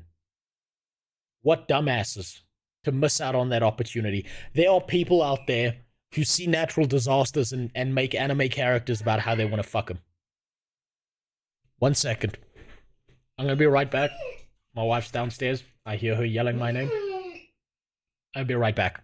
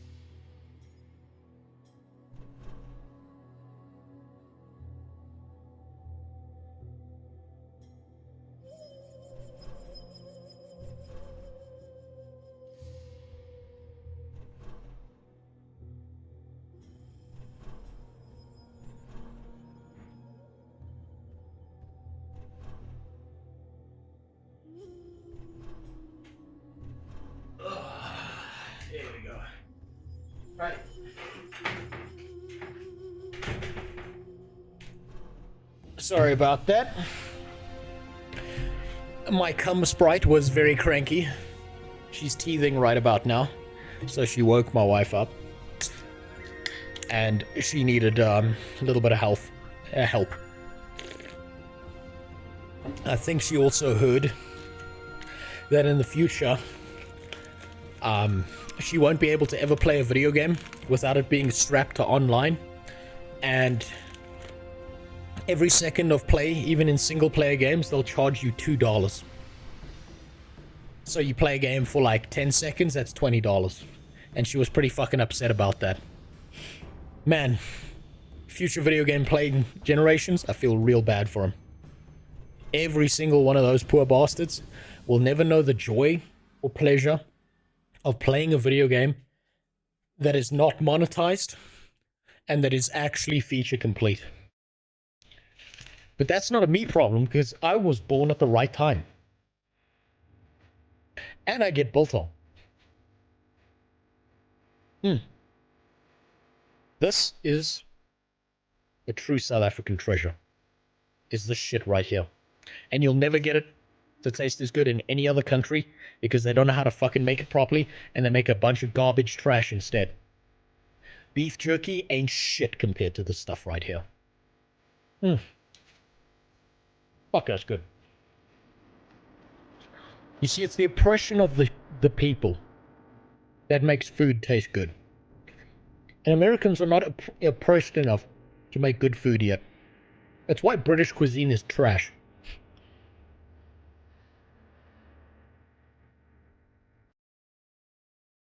Now then, let's move past the 30-year-old video game that's just being remastered. That'll probably sell better than most modern junk.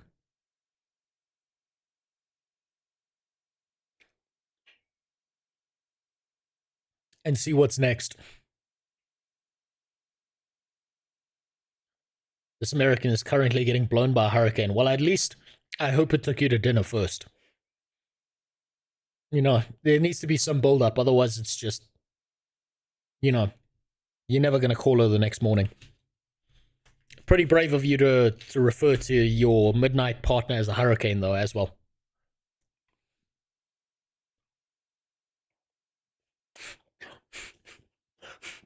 Isn't it funny how they killed people for fucking pepper and salt, and it's shit. I have a theory about that. The theory is they weren't fighting people for the pepper and salt. They were fighting people to take away the pepper and salt.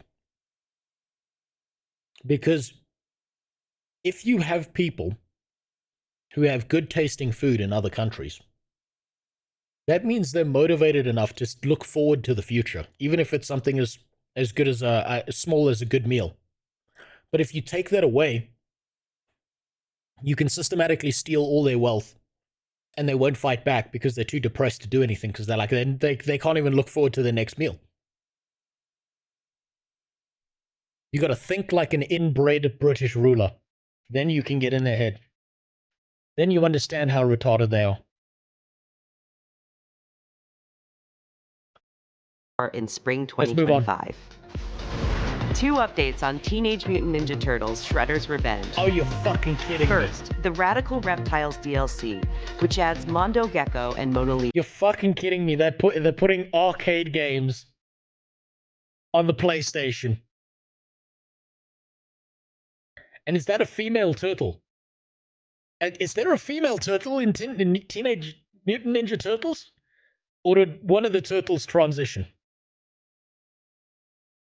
I don't know Teenage Mutant Ninja Turtle lore, so I can't judge this. I don't know whether this was a natural character that's been there the whole time or not. The only thing I know is that April O'Neil in that yellow jumpsuit fucking made me bust so many goddamn nuts when I was a young man. That's all I know. The rest of it didn't matter to me. Her name is Venus. I have no idea who that is. In some stories, they introduce a fifth turtle, usually a female. I didn't watch that much Teenage Mutant Ninja Turtles. I know some of the lore, but not enough to judge one way or another. I'm sure, because it's an expansive franchise that's been going on forever, there's probably like 1,000,001 characters that I know nothing about, so I'm not going to sit here and judge it because I have no backing for judging it. I only know the 4 turtles, Rat, Shredder, April, and Casey. I know... Let's see, how many characters do I know from Teenage Mutant Ninja Turtle? I know the 4 main Ninja Turtles. I know Shredder. I know Master Splinter. I know April O'Neil. I know April O'Neil's left titty. I know April O'Neil's right titty. And that's about it. So I only know 9 of the characters. I don't even know who the fuck Casey is. Hockey mask guy. Oh yeah, there was some kind of fucking hockey mask guy. It was like a random dude who just like ran around smacking people with a pipe. Aha, I do know Bebop and Rocksteady. The rip-off Spider-Man villains. Yes, I remember them.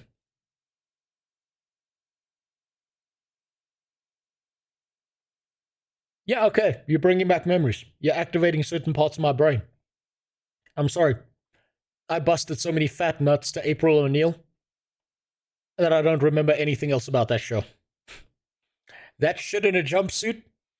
Man, I gotta thank those animators. They did some good shit back in the day. I feel our generation had the better natural waifu with Raven and Shigo. I'm not gonna lie. Shigo did it for me as well. That green bitch was some of the hottest shit I'd seen when I was a kid. It's the hips, man. It's always the hips that do it. Lisa as playable characters. And for no extra cost, a remixed in-game soundtrack featuring some amazing... Who the fuck is this guy on the left here? He's not even a turtle, he's a fucking lizard. You see, I know nothing about this franchise. Like, I'm too old to know about this. Like, I skipped the whole thing. All I know is that the turtles like pizza, and they learn from a rat, and a ninja guy wants to fucking eliminate them like he's pest control. That's all I know. He wants to go Waco on their ass. That's all I know. Guest composers. Both of these updates arrive later today.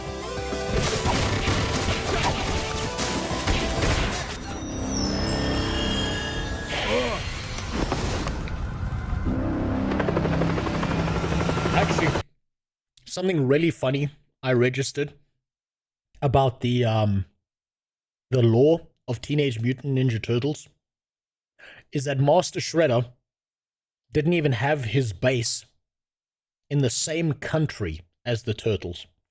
All that motherfucker had to do was go to any other city except the one where the mutated turtles were, and every single plan he had would have worked out perfectly. But the stupid fuck kept going back to the same place. All he had to do was ignore the problem and it would have been solved by itself.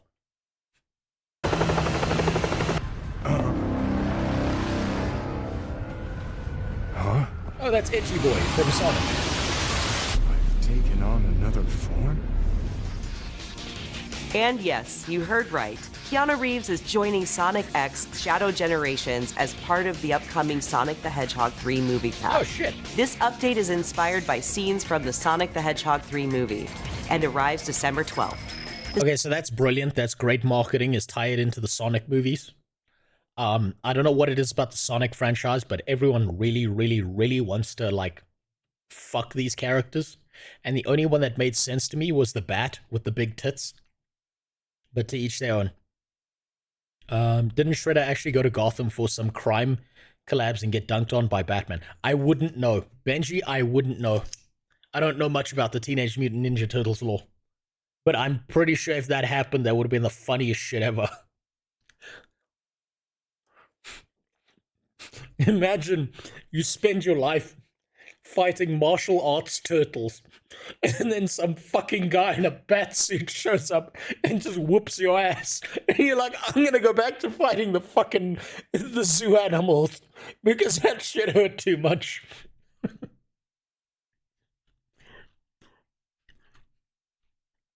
COVID was started by Rogue the Bat from Sonic. That makes sense. Everyone did want to eat her out. That makes sense. Side note, I know of a robot known as Nano. Registers nothing to me. Rogue is a bat, but also Vanilla the Rabbit is the MILF. I don't know who Vanilla the Rabbit is. I can't even remember. And she was, depending when, of age, daughter Cream. Oh, okay, that brings up bad memories. I've seen certain pictures of someone who trolled me, and they showed me Tails sitting on a bench. And when I discovered what that story was, I nearly threw up in my mouth. I know too much about the Sonic lore, and that's anything at all. What a cursed franchise. The Sonic the Hedgehog 3 movie pack is included in the Digital Deluxe Edition, which lets you play the game 3 days ahead of its October 25th release date.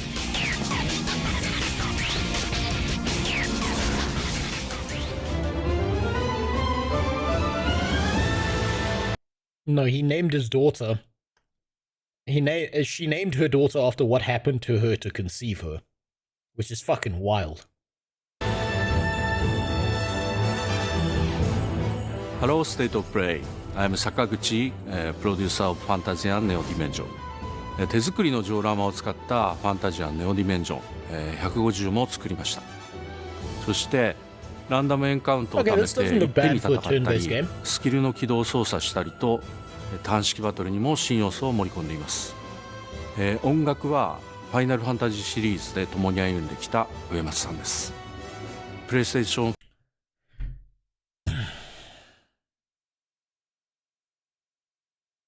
Something about about that screams phone game to me.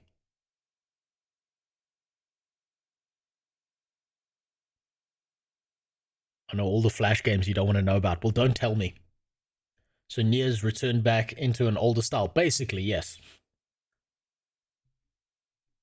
They turned it into a worse style because the only point of playing Nier Automata was to see 2B's ass cheeks bouncing around in a miniskirt.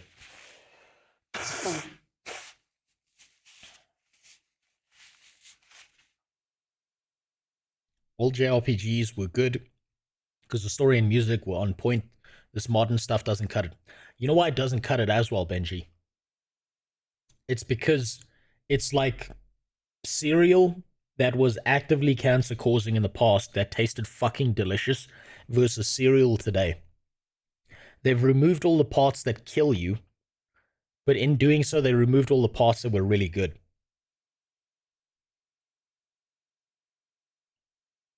All the old school JRPGs that they throw together these days are like a shadow of a time of former greatness. It's like the Empire of Rome has collapsed, and Benito Mussolini is pretending to be a Roman. It's just such a fucker. It's just such a fuck up.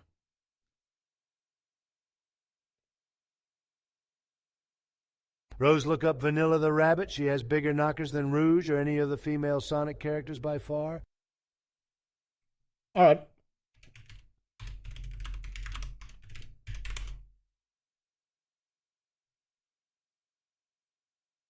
What the fuck are you talking about? There are 0 tits on this rabbit. There's less tittage on this rabbit than any other character. Rogue the Bat was fucking stacked. This character, not so much. Maybe you talk about the fan art. But I'm a little bit scared to look up the fan art. Because that's what got Chris Chan. And I don't want to be cursed. I don't want to be debuffed with that. My mom's dead. I don't even have a mom to have sex with. So I don't want to go down that road. That's some pretty good fan art, though. That's not bad. That fixes a lot of the character's problems. I like that. That works. It's less like a rabbit that walks on its legs and more like a human being. Second row, third image. I missed it. 5にて2024年12月5日発売、どうか皆さんにプレイしていただけたらと、I don't have a mom to have sex with Rose 24. Exactly, I don't. She's dead and gone. I don't have to worry about getting cursed by the Sonic Shoe medallion. I'm immune to its charms. Thank God my mom's not alive to hear this. How far we've fallen. That we live in an age where one of the most famous people online is a guy who put on a fucking Pikachu X Sonic medallion and fucked his mother. His wrinkly old ass mother. That cursed object should remain like in a demented mother, that's true. That cursed object needs to be in a museum somewhere, locked up real fucking tight. Stick your dick in her grave, no thank you. She doesn't have one.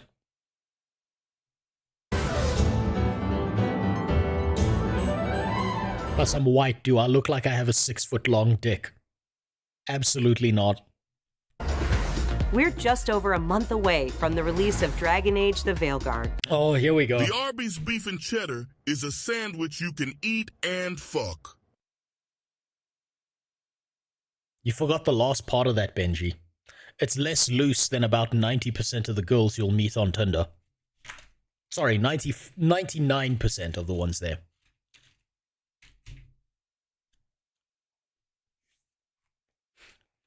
Blue Protocol gets cancelled and...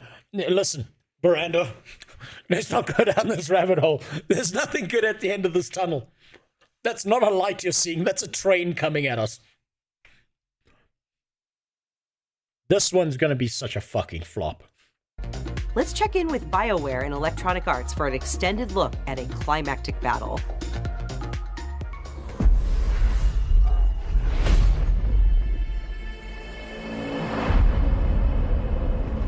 We've gotten word from the wardens. Have they found Gillenane? Not yet, but they found something else worth killing. Is this gonna be the same fucking cringe trailer that I've seen already? Where we get a hot take Marvel-esque lines like, people always die. It's what they do. And yeah, that just happened. Oh, you didn't see that coming, did you? Fuck, man. Man, I'll play this game when I want to commit suicide because I won't have to kill myself. The game will do that for me. I'll just stroke out and die in this chair. One of her blighted dragons. Oh no, this looks different. Rook, this is a different trailer. You made it. Good. Wouldn't miss it. We have unfinished business with that dragon. We've tracked it to a ruined tower nearby. That lair is a death trap. We need to lure her out to have any chance. So we challenge her, draw the dragon out into the open, then attack. Why do the graphics look sloppy on this? Marvel-inspired writing is the best writing. I mean, it's just the bestest type of writing. Yeah, it is. Because it lets you know exactly who needs to be put up against a wall and have their brains blown out all over it. So I'll give you that. It makes it easy to spot them, devils. I don't know why, but the previous Dragon Age game, I'm forgetting its name now, seems to have better graphics than this, and I'm not sure why I feel that way.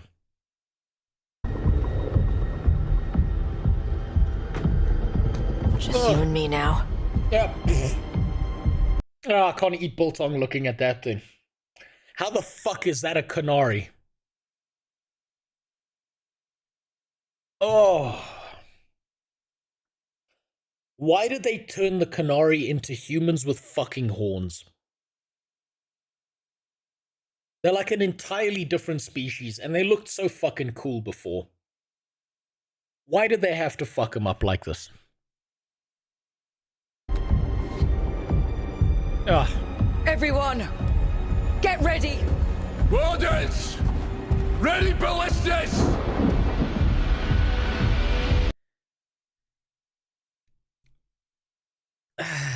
Why is this character so difficult to look at? Yeah, give me back Iron Bull.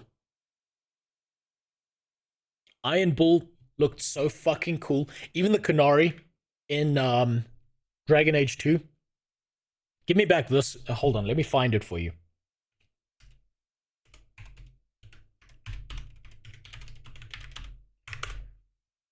Legit should have stuck with this design. These motherfuckers looked like such badasses. Top tier design. Pinnacle Canary design. And the only reason they didn't put in Origins was because they were limited by the technology of their time. This design right here is the S tier Canary design, and they fucked it up so bad. Imagine being so far up your own asshole that you desperately require the need to turn this into whatever the fuck this is. Captain fucking forehead tumors here. This guy on the left here was told to hold that thought, and he never stopped fucking holding it. He never has sweat in his eyes because by the time it rolls down his forehead, it's fucking dry. Fuck, man. They look like an alien from Star Trek. I don't know. That feels like an insult to Star Trek, to be honest. This just looks like someone who's got, like, cancerous tumors on their head, versus this looks like a completely different species that will fuck you up if you look at them wrong. Disgusting. Can't believe they'd fucking do that shit. Looks like a chick with Down syndrome. Hey, Newgash, if she's down, I'm down. Actually, I'm not down. I don't think I could get hard for this. I'd be fucking pushing rope all day. I hate the humanization of beast creatures. Motherfuckers are not humans. Give them... Exactly. They should not look like human beings. They are their own species. They are quite literally their own fucking thing. Why are they so desperate to make them look like people? Fuck, man. If I see whoever signed off on those design changes to the Canary, I will, in a traditional manner, wear a glove just so I can remove it, slap them across the face, challenge them to a duel to the death, and spit at their feet. Because they deserve that. It's so fucking stupid. This character sickens me.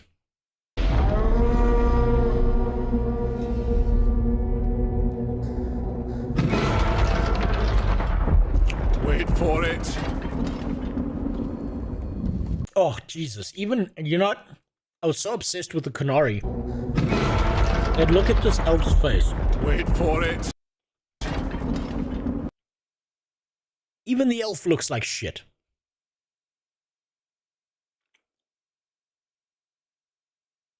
Why do they look like shit?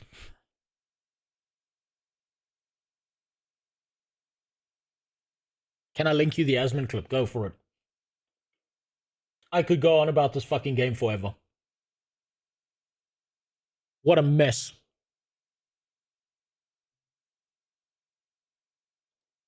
Because almost every Marvel alien looks like a human, so they try this. Yeah, this is a whole Marvelization of shit. Ugly sells. It sells me a fucking shotgun to put in my mouth is what it sells me used at.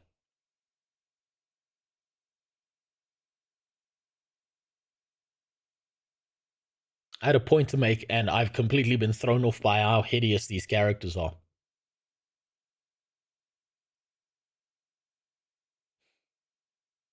All right, let's take a look at this short 3 months clip. ago, the first Dragon Age The Veilguard trailer dropped. Disgusting and the piece of shit. backlash over its new art direction was insane. There was Deserved. something inherently strange about the characters. Something Yes. just felt off.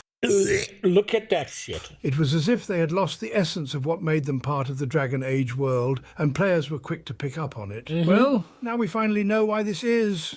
Took a Redditor 2 weeks to fix the Veilguard. Devs didn't realize.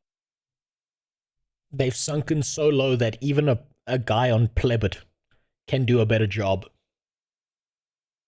A Redditor can do a better job than a multi-dollar studio.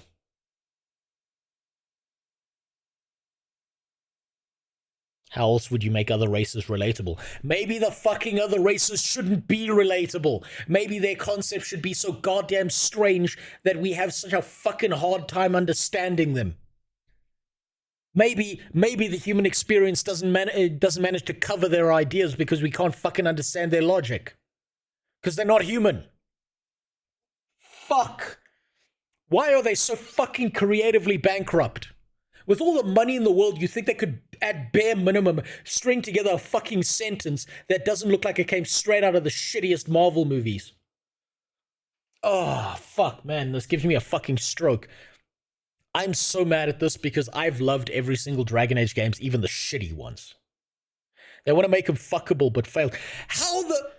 I would rather fuck the worst-looking Qunari from Dragon Age 2 rather than the new ones. The new ones look like garbage. They look so unfuckable that you would be pushing rope trying to get that shit in. It's sickeningly bad. Christ. After 8 years and $100 million, the head sizes are too big. Yep. Wow. Yeah, he's not wrong. Wait, wow. I like, it didn't look stupid. Imagine being the next demon or xenomorph with Veilguard Qunari faces. It's coming. Now that you've said that, Filter, it's coming. I'd rather fuck the werewolves from DA1 because at least they're interesting and not just another human. I would rather fuck a goddamn chainsaw that's on than one of the Qunari from the Veilguard trailer. The aliens in Mass Effect are more fuckable. Oh, Christ, Filter, you just reminded me of, I forgot Garrus's race. I forgot what Garrus and his race is, but expect them to look like really, really shitty humans in the next Mass Effect game that's coming out.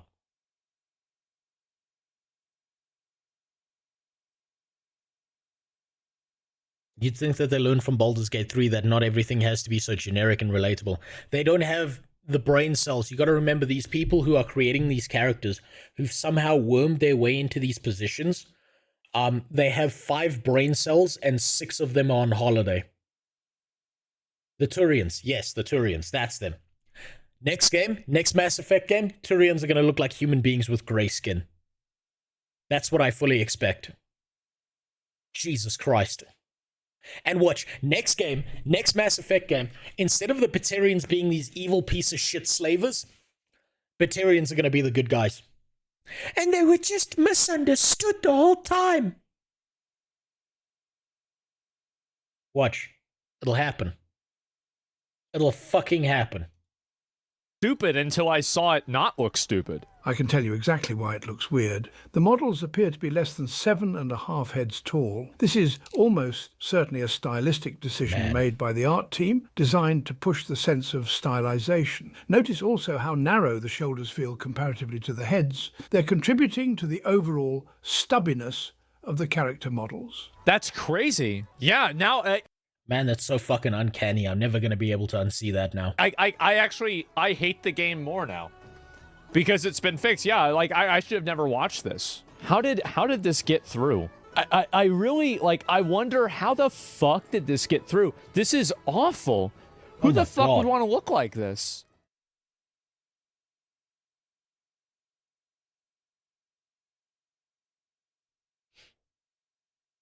Burn it to the ground. Burn it all. Burn it all. Entire BioWare office, set it on fire. Burn them all down. Let them start from scratch. None of these people deserve to be employed. How about Michaela from Elden Ring? Is he more fuckable? Anything is more fuckable. They were told to hold that thought, and they kept holding on to it forever. Rose, 2020. Yes. I blame the suits.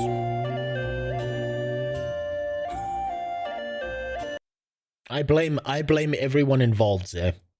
Every last one of them. Fire them. Make it illegal for them to ever touch a video game or anything creative ever again. I don't care what you have to do. Break their fingers. Pull out their eyes. Do whatever the fuck you have to do, but this is unacceptable.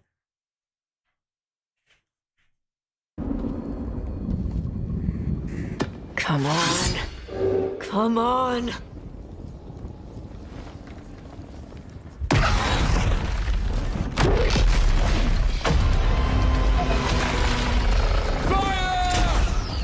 Even the dragon looks like shit, man. Come on. Your franchise is called Dragon Age. Why does the dragon look shitty?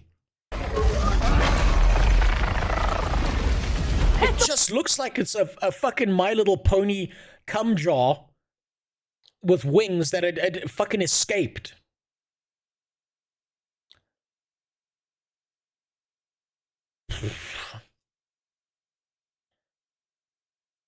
The scene looked really bad. It all looks really bad to me.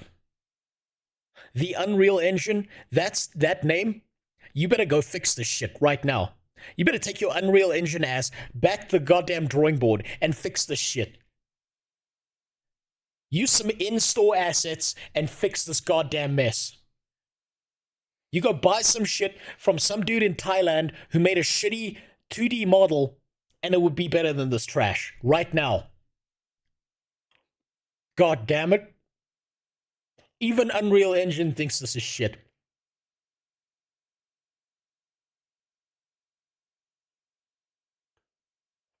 As Asmongold says, the character models are going to be the least of this game's problems. He's not wrong. Yorktown, he's not wrong. It's just that's all we've got to shit on right now because the game hasn't been released. And I can already see what's going to happen. Game's going to be released. Everyone's going to be like, these characters look like disgusting shit. The gameplay is shit. You're shit. Why do you have a job? My 4-year-old draws better than this. And then all the gaming sites are going to come out being like, this is Gamergate 3.0. Everyone's a racist now. Fine. I'll go find all the racists who hate whites, and I'll be their best friend, and we can all hate this fucking game together in unity. The wings! Force her to land! Give it Second 3 months. detachment! Someone will make a full kit conversion, fixing the whole game. Solo unpaid. I'll buy it from a key seller on sale. You're not wrong. Ayla, you're not wrong. Someone will probably make a mod for this game as well. Fix all the character designs in one go, and then they'll ban the mod saying that it's bad. That it's not allowed. Back on the walls! Let's go! Oh, fuck, man. That's so fucking pathetic. This is the same fight that you go through with the dragon in the last Dragon Age game. I even remember this. It's one of the first dragons you fight. The arena looks the same. They've just reskinned it. There's a dragon in a valley that looks exactly like this, with the exact same perspective and proportions. And you fight it in a valley that looks exactly like this, except the ground is green and there's grass and rocks around. I shit you not. Fuck.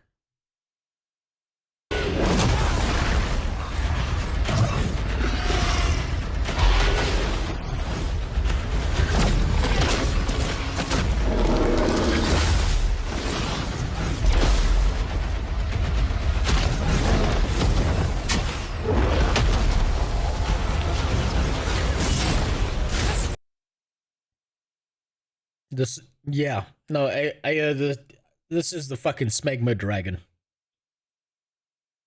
This is the Smegma dragon. He just didn't clean his dick cheese for 10 years, and this is what happened.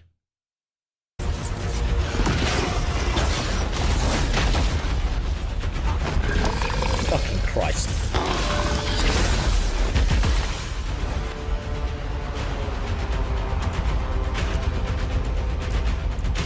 UI is fine.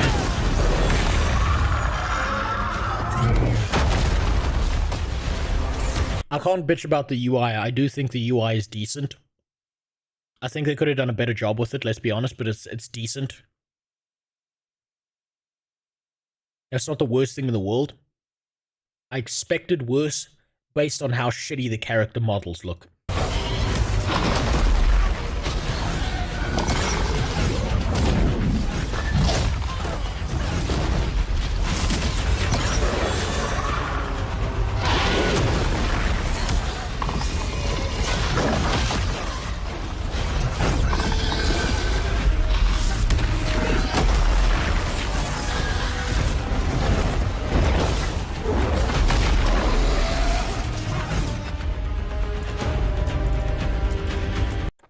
You know what's really sloppy about this? It takes you out of the action. Pulling open this menu is a full game freeze. And you know what the solution to this, that some games have implemented and it looks really good, is when you pull out the menu, it doesn't freeze the game entirely. It just puts it in ultra slow motion mode.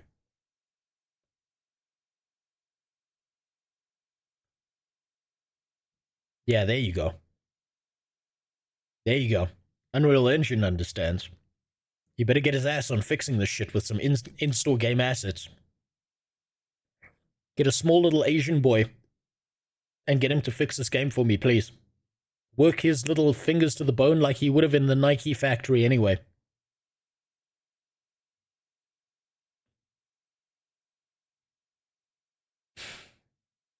Man, AAA gaming is dead.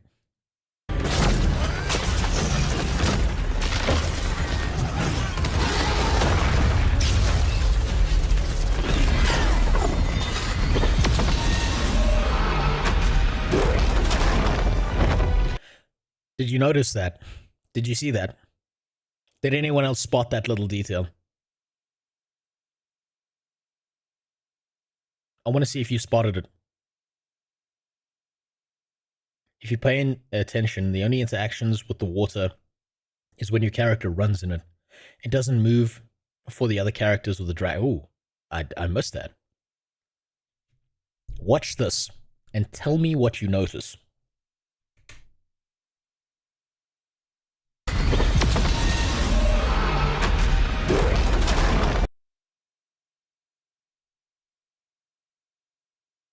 Do you need to see it again?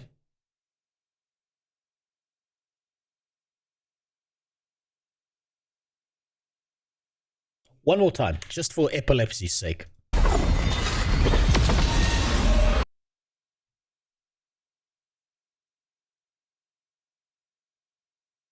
Do you know what that transition was?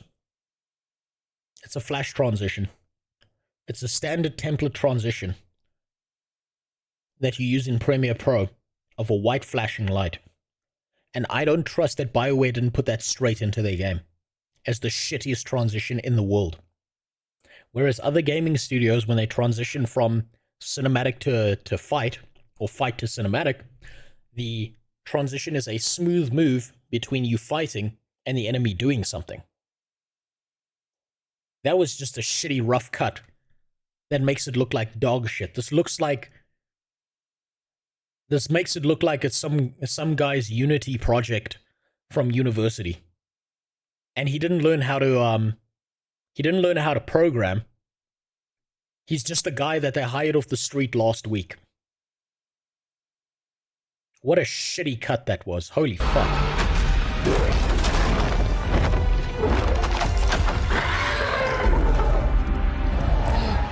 Second dragon!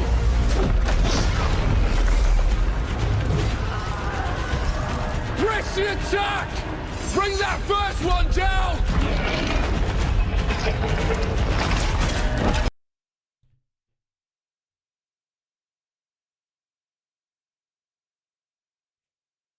It just keeps getting worse.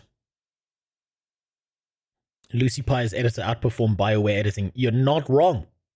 Fealty, you're not wrong. I know video game development is hard, but how the fuck do you incompetent fuckers getting jobs in the first place? This isn't a video game I'm bitching about either. I mean, every industry... Yeah, that's because the whole thing is compromised. Meanwhile, it's impossible for me to get a job at Walmart. God damn it. Yeah, because you don't know enough people. You're not diverse enough. I think they flashed to a pre-rendered cutscene here. It looks fucking miserable, but I want you to see something else here. That is the dumbest shit imaginable. Right?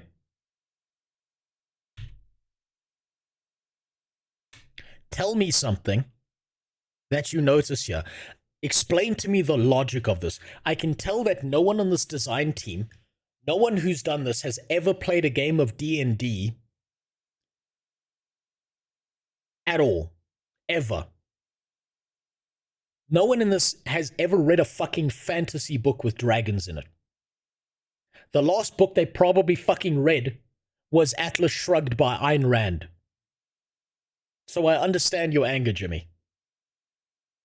Watch this and tell me this logic makes sense. Press the attack! Bring that first one down!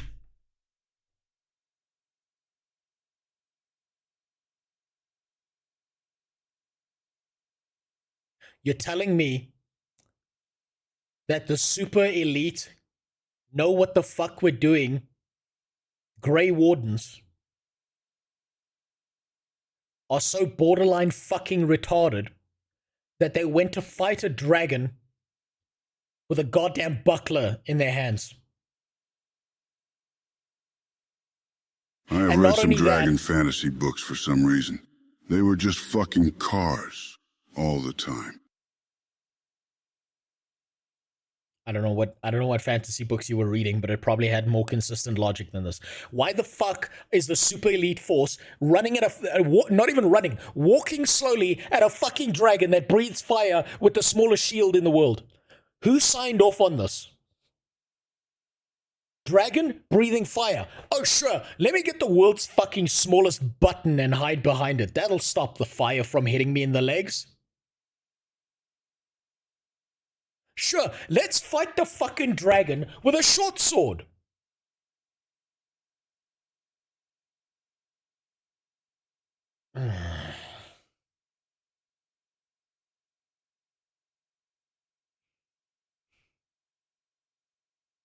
This is making me legitimately angry.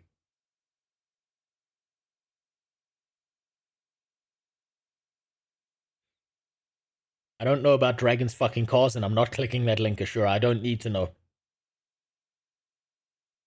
This is disgusting. Right? This is like disgustingly retarded. And I don't know how much money they spent on it, but I wish they spent all of their money on it and went bankrupt because they fucked this up so hard. They deserve to fail. We're not even talking about the whole fucking the character creators or the models looking like trash. I'm talking about the logical consistency of the game is so fucking stupid that whoever made this deserves to be homeless.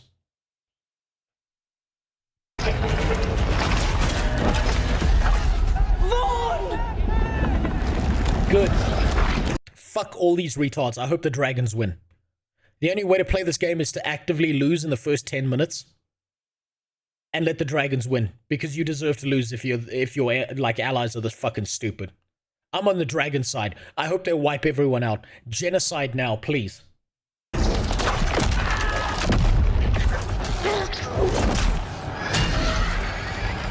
Gillanane.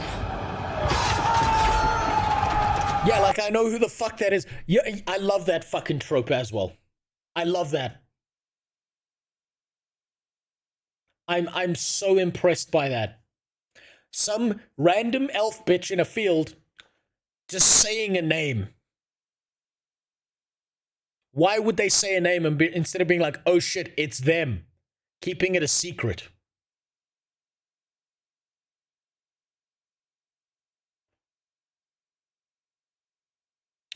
You have no idea, Ashura. I love the Dragon Age games. I grew up on them. I played Dragon Age Origins as a kid so many fucking times. I knew every single path. Every single one. I even know how to unlock the spell sword. I knew how to unlock the Reaver. I knew everything about that game. Everything. And this is the shit that comes out now? I feel I'm watching this and it feels like someone is shitting inside my eyeballs.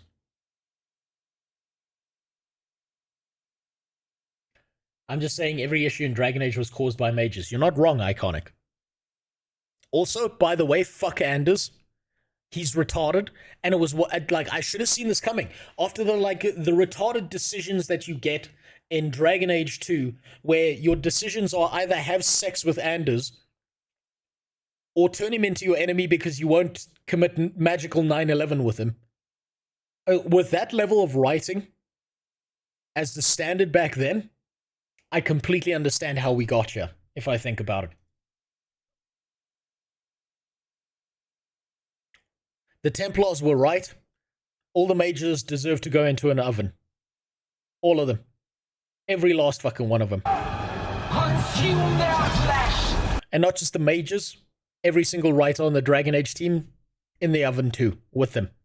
In fact, they should have special VIP seats where they get to go into the oven first, just in case we can't fit all the mages in, because that way we can make sure that the writers and the people who signed off on this shit are gone. Shatter their bones!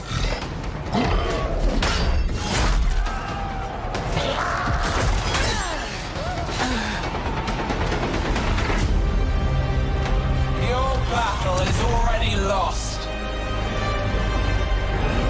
That was a self-aware moment. When she was saying your battle was already lost, she was actually referencing and talking directly to the people who love Dragon Age.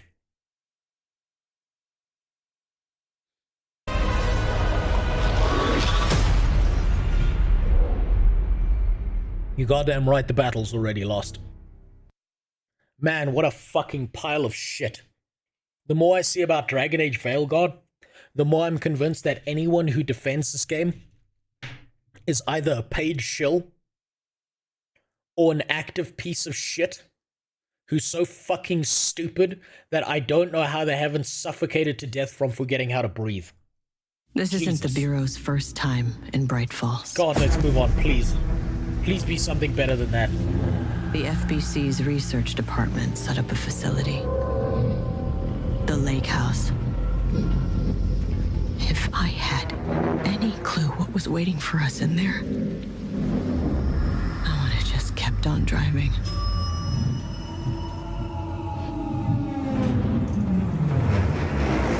Are we getting a game where we get to play as an FBI agent and we manipulate people into doing mass shootings at schools? I would play the shit out of that.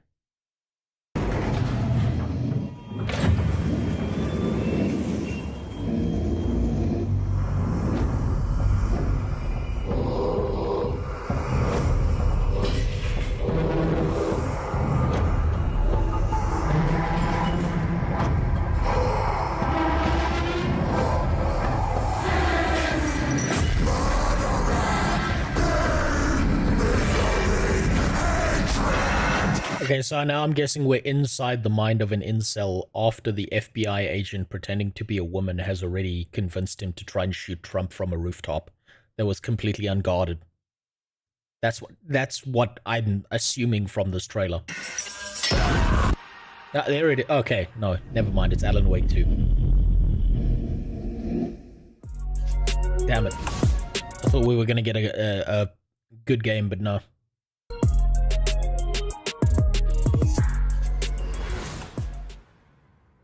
Give up the firearm! Hitman. Has to be Hitman. I know those sleeves. Yep, Hitman. I recognize number 47 sleeves anyway.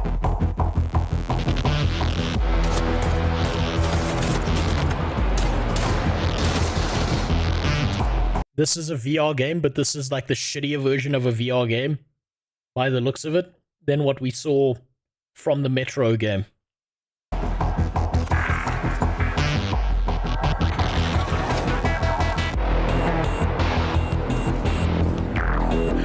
I love the wrists. How the wrists are just like me. It's fucking amazing.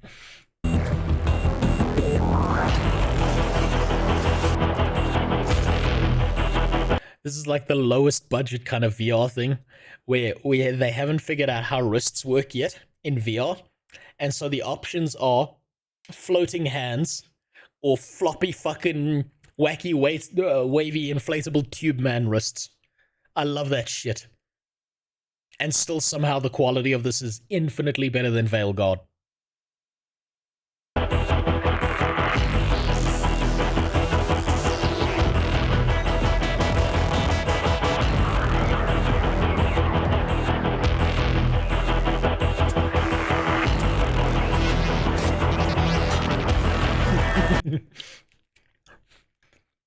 Ayo, that might actually be a really fun game.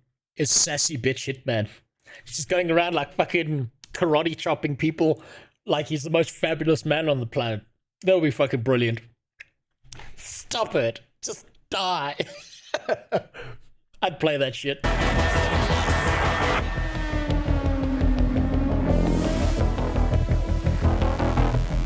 Might be fun, might not. I'm on the fence about that one.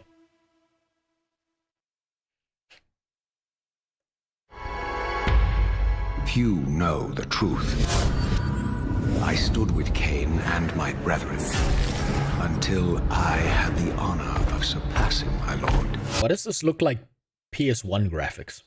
For my transgression, oh shit, I this is earned Legacy a new of Cain. kind of reward. Oh my god! Agony. The fate of this world was preordained. I have not thought about this game since I played it a very long time ago, and I didn't even get to play the whole thing because I was renting the game from a video store, and the video store shut down when I wanted to rent it again for a weekend to keep playing it, and so I never saw it again. In an instant. What madness is this? I might go out of my way to play this just because I never finished it. This is going to be a remaster. I was not prepared for what lay beyond this threshold.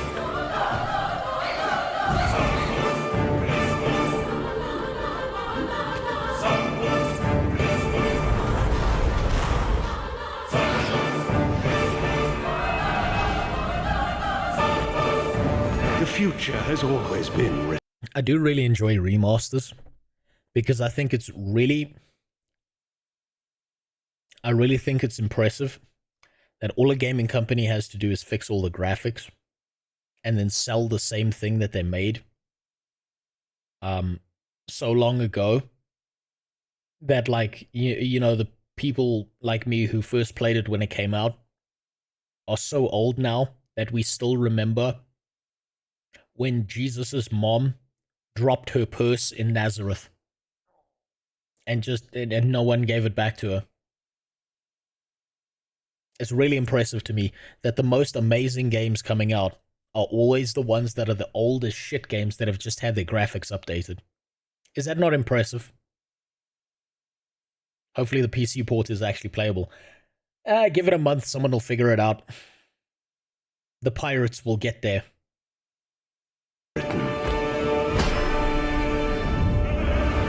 Don't fight it, Raziel.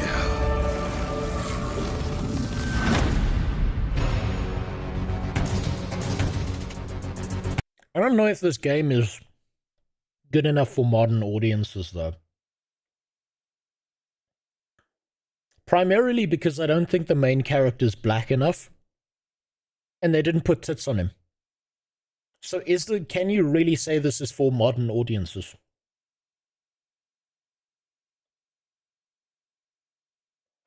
We didn't have, like, an unnecessary cutscene where two people were having sex. We didn't have someone giving a Marvel-esque line. I don't know if modern audiences will like this.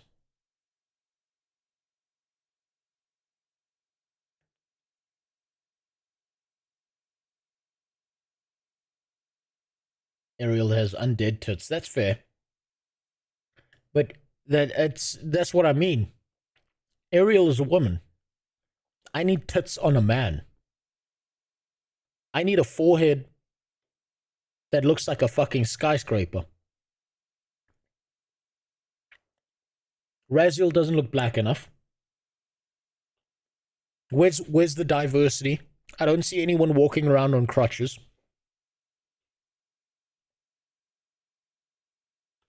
I don't think this will sell to modern audiences because obviously there's not enough Marvel lines in it. Legacy of Kain Soul Reaver 1 and 2 Remastered arrives December 10th, celebrating the 25th anniversary of the first game's release. You sure we can't just do the same? Games from the original PlayStation era also inspired Fear the Spotlight from Blumhouse Games. It brings atmospheric polygonal scares to PS5 and PS4 on a... How is it that these chunky polygon games somehow seem more fluid and more realistic than the modern shit?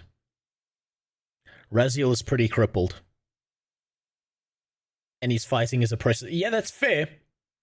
But we didn't see him pick any cotton in the intro and get called a gamer word by a master with a whip. So it doesn't take it far enough, Iconic. I still don't understand why we add top surgical stars in 3 of the newest games. 3? 3 of them have that shit now? It works in non-fantasy games. You don't need magic. Yeah, this is what I don't understand. Why the fuck would someone have surgical scars from that shit if you live in a fucking fantasy world where you can literally touch someone and heal them of super AIDS cancer? The logical consistency is so fucking stupid. And you think if you've got magic, you can just like snap your fingers and alter your genetics. I don't understand the logic. October 22nd. Just go home, Viv. I'm happy here.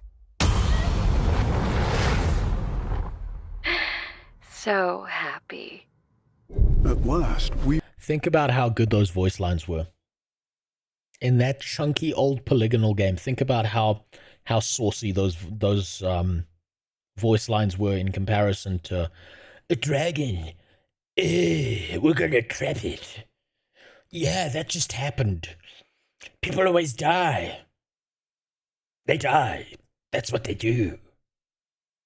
We have to stop him, but I'm not gonna shoot him when he's at the pinnacle of his power. Instead, I'm gonna wait 5 extra seconds for him to complete what the fuck he was doing. Fuck. I'm gonna have a stroke if I keep thinking about Veil God. We return to our ancestral land, Agaspa.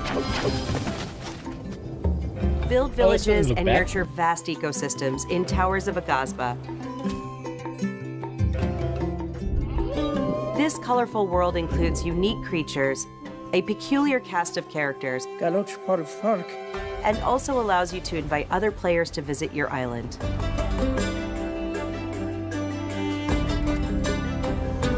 Towers of Agasba launches into early access this November. Up next...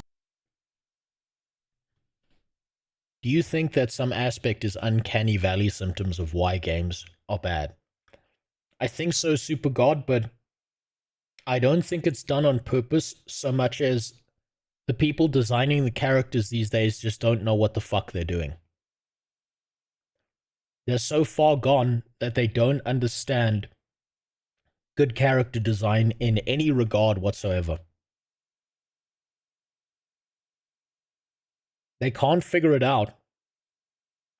And they're not doing it on purpose. It's just they're so fucking shit at their job that it doesn't work. Epic Games brings a split-screen mode to LEGO Fortnite this October. This feature enables friends and family to explore the world and build villages together while playing on the same PS5 or PS4. There's better graphics in the LEGO game than there is in Dragon Age Veilguard. They're making modern games realistic characters in ways we don't want. Yeah, I don't want to see... This is a problem. They're trying to make characters relatable because you could see this person walking down the street. But guess fucking what? A fat piece of shit like me should not be in a video game. We play video games to escape reality, not be reminded of the cancerous tumors we fucking live around every day of our lives. If I want to see an ugly as fuck person, I'll go look in a mirror. I won't go play a video game. That's not what I want to see. I want to see dudes with fucking 8-packs and swords, and I want to see the biggest pair of tits I've seen, like, in the world, like unbearably huge tits flopping about as the character runs. That's how it's supposed to be. It's an escape from reality, not a dive into it. Jesus. And in other Fortnite news, the new Fortnite Limited Edition DualSense wireless controller arrives later this year, with pre-orders starting October 3rd. That's my reference material, Iconic. It's Tifa's big floppy titties. That's my reference material. That was good. It was good. There's a reason Final Fantasy took off. Hot fucking bunny girls, pedophiles get to play the creepy little children, and fucking everything that looked fantastic. And now we have this realistic shit. I don't want to see this. There's a reason I don't go outside as much as possible. Visit PlayStation blog for more details. Next, it's 1 versus 1,000 in Dynasty Warriors Origins, and Koei Tecmo Games is ready to share the release date. Let's take a look. All of these games are concerning because they seem to be talking about them more than showing us anything. Guardian of Peace, you have crossed paths with men who may one day bring about order. Until then, you must adapt to the chaos and find a way to survive. So choose your path wisely. Go forth and learn what it means to be a hero. This is giving me Heavenly Sword vibes. Except Naruko was fantastic because that bitch had such a... She was basically wearing a piece of toilet paper and doing flippy shit all over the place. You claim to strive for justice, but have no way to achieve it. Tearing down the system without providing an alternative is mere wanton destruction. This is going to be one of those horde combat games, isn't it? The problem isn't that this is going to be a bad game. The problem is that this is going to be something that's nothing new. I don't see anything innovative happening here. Dynasty Warriors is a snooze fest. If you played one spectacle fighter, you've played them all. There was a horde fighter game for one of the Legend of Zelda kind of games. And it kind of reminds me of that a lot.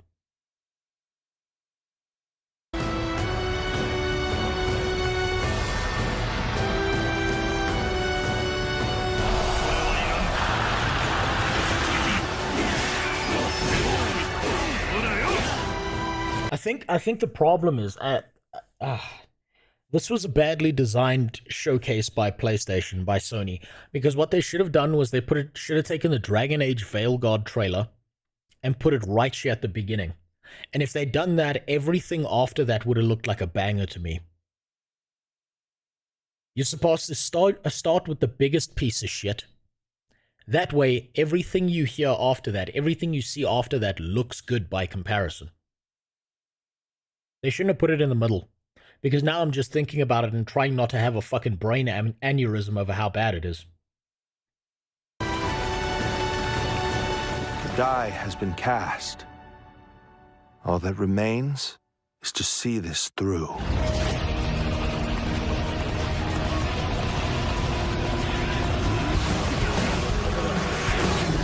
Straight up looks like PS2 graphics, though.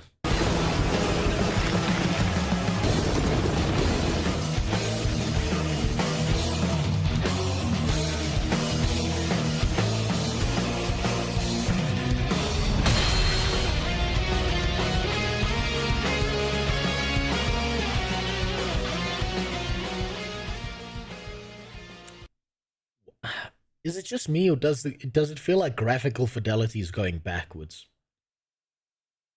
I haven't seen anything that's popped. Like anything that's like, holy shit, I can't believe this looks so goddamn good. And usually it's easier to design things for a console because it's a standardized system. So you know exactly how far you can push a system before it burns out.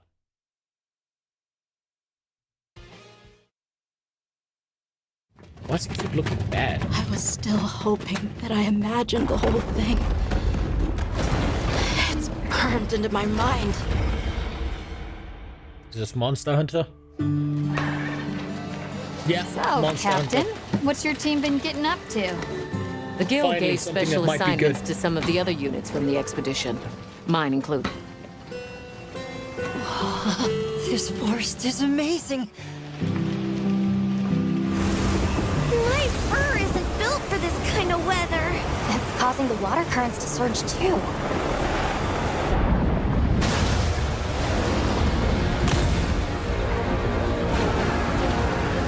This is its territory.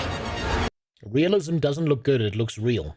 Yeah, real shit. It looks like real absolute shit. I want some fucking hyper-realistic shit then. I want something that looks good. Give me something artistically stylized. Give me something that you're going to pick up 5 years from now and be like, God damn. Still a banger. All of this just, I feel like it's not playing a game, it's taking a dump. You forget about it once you're done. We're intruders.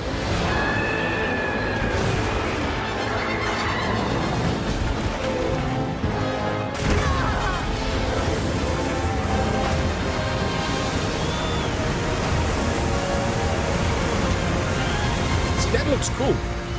That was smooth. That was a smooth gameplay transition there, where you're running away from the big thing that's fucking splashing around in the bathwater, and you jump on your mount and run the fuck away.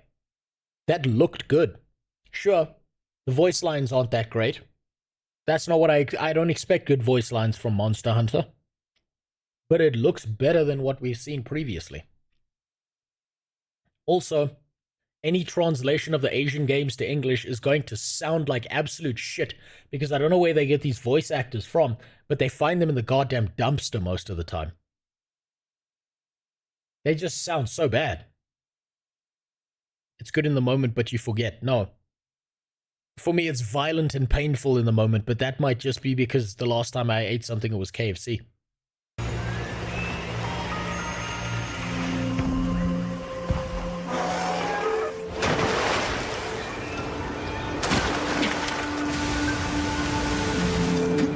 Look at that. Vibrant atmosphere, colors that are a little bit too bright, a stylization of things. It works better than this trash that they keep trying to fucking push. You just not the gameplay, the UI, the looks realistic shit. It's the scenario and the characters that make you remember the game. It's art style. I would argue against that. Yes, it's the scenario, it's the story. It's the memorability of the characters. Good gameplay, I will remember though. I'll remember good gameplay. I'll remember good art styles. No one gives a shit about the UI. The looks, arguable. The gameplay, arguable. The whole let's make it as realistic as possible is such a fucking trap. Because they don't make anything real, it just looks like it came straight out of the Unity asset store.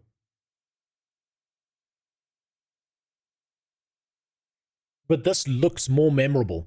Just this short trailer of just this looks way more interesting than any of the other shit we've seen before this.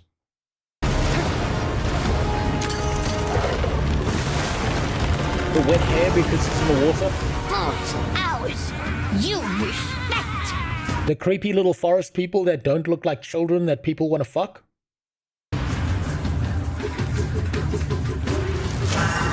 Listen to the music.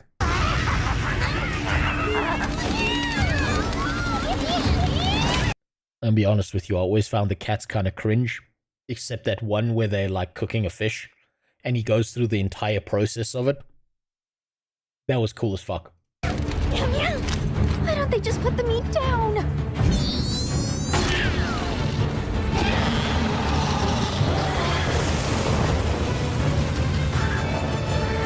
Leave this to me! Heels inbound!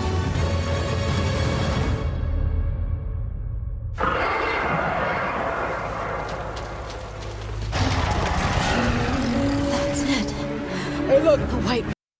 Look at that! Did you see that? I hope you didn't miss it. Did you see that? They were carrying weapons that were big enough to slay a fucking dragon, not a goddamn buckler and a short sword. Gee, I wonder why they've got those. Wraith. It's real! Is that what we're after? The White Wraith. Oh, they're killing whites. Down there. Based. Someone's in trouble. It seems we must do a more thorough investigation. What is that thing? An extinct species. You're a hunter. You've got a weapon, and you do nothing? God, I'm sorry, I just love the logic of Monster Hunter. It's a rare species. It's nearly extinct. Let's go kill it and eat it.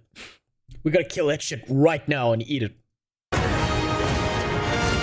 the whole of Asia put into one video game. It's beautiful.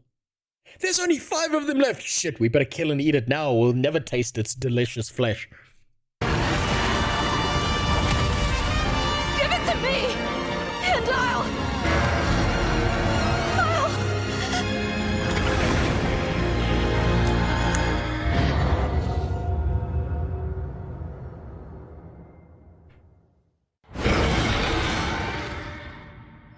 Finally, something to look forward to. Yeah, it's not that far away.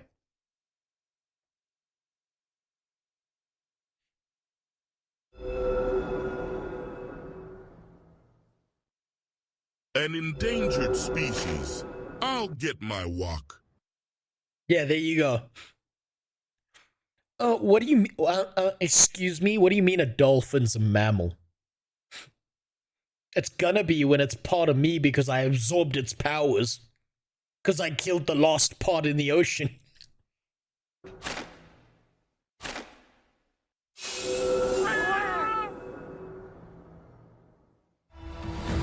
Yeah, I'll worry about it. So, you know, that's actually a good sign, Jimmy, if you think about it. The fact that the thing you're worrying about when it comes to Monster Hunter is how optimized is it? How good is its performance versus... Why is this character a piece of shit? Why is all of this trash? That's a good thing to worry about in 2024, is how optimized it is. Wonder if we get to fight the monster that has the name, that if you mispronounce it, you get cancelled. You know what the best part about that is? To make it as realistic as possible, it should be in-game that you mispronounce the name, and when you get cancelled, nothing happens. The No Gigante. こんにちは。モンスターハンターワイルズプロデューサーの津本です。本作の発売日が2025年。How come the white guy in this trailer looked like an ISIS hostage, and this dude looks like he's fucking put together? How come this guy looks like he got at least 6 hours of sleep last night? I don't understand. And they're making better games. They look better. They're making better games. What the fuck is going on in the West? That they all look like victims of abuse.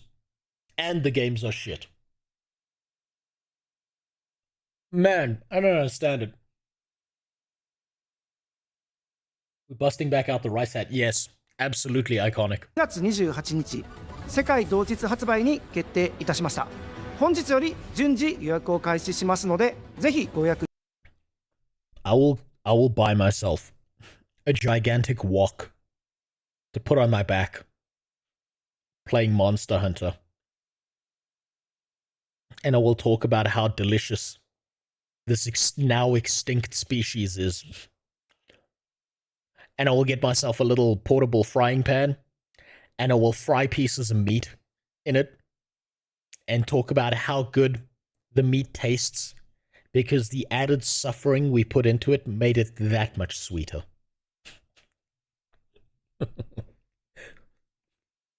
いただければと思います。プレイステーションストアでご予約いただいた方限定の特典として、プレイステーション5でご覧いただけるデジタルミニアートブックをご用意します。9月26日の23時からは TGS2024 カプコンオンライン Hey, you're thinking too deep about it now? Here's the problem is if I'm brainstorming recipe ideas, it's going to end up being the same thing. It's going to be, you know, neighbor's cat with soy sauce, neighbor's dog with sesame oil, neighbor's child that was unclaimed that they threw down the toilet that I recovered because of the one child policy that's now being fried up in a wok with some egg. It's gonna get repetitive. That's what I worry about. No, that's the Haitians now. プログラムを放送いたします。それでは引き続きモンスターハンターワイルズの情報にご注目ください。またお会いしましょう。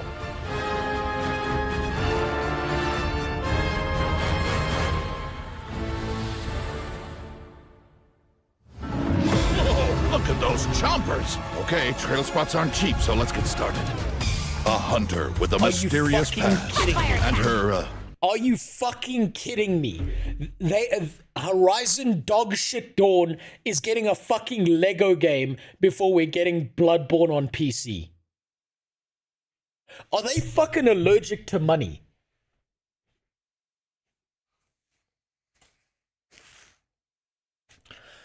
What happened in the Sony offices that they fucking hate us this much? How is there a fucking Lego game of this dog shit repetitive piece of trash game, but we don't have Bloodborne on PC?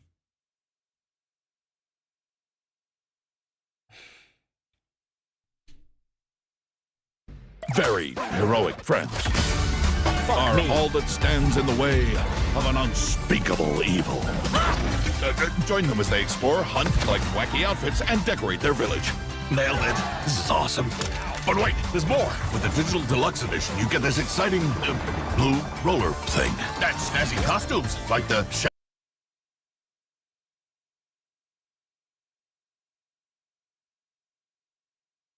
$10 says that the Lego game is going to be better than the original Horizon Zero Dawn. 10 fucking bucks. That Lego does a better job. First of all. Second.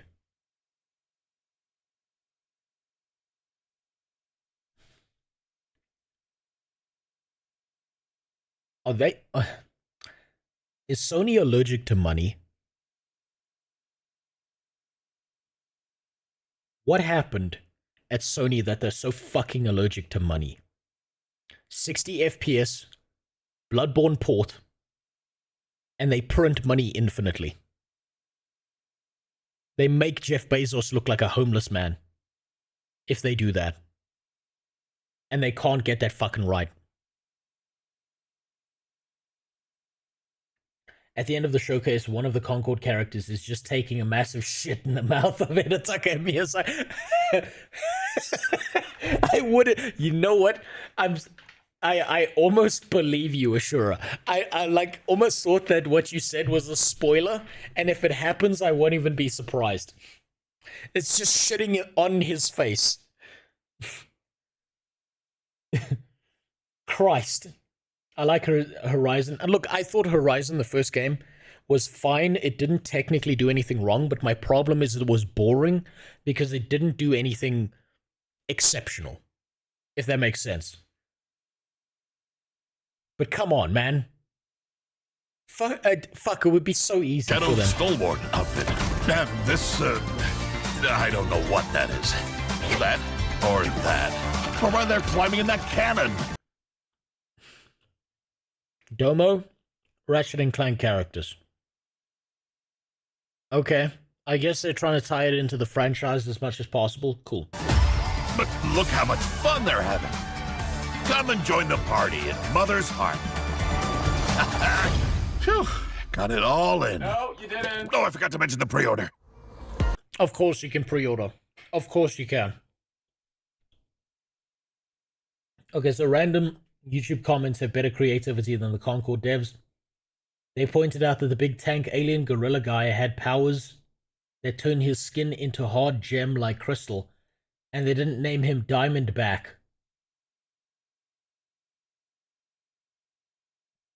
At this point, I'm not surprised.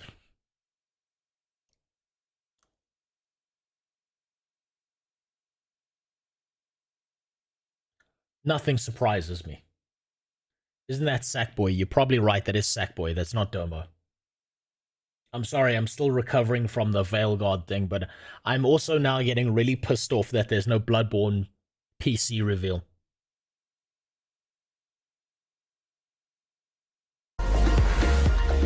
Hi everyone, I'm Kristen Zatani. We are so excited for everyone to get their hands on LEGO Horizon Adventures when it launches on November 14th. Okay, now it makes sense. I get it now. Okay, I understand. I understand why these decisions are being made. Okay, I get it. No, made sense. That's all I need to see. Okay, cool. Cool. And Aloy has more good news on the horizon.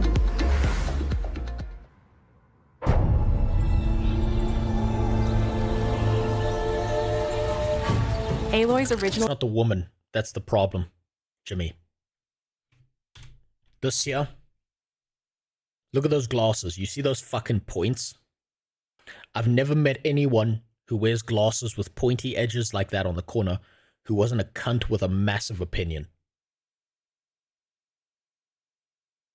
With a massive, objectively incorrect opinion. Who fucks up everything they touch and then blames everyone else. Not once in my life. And I've been a project manager, so I've interacted with a lot of people.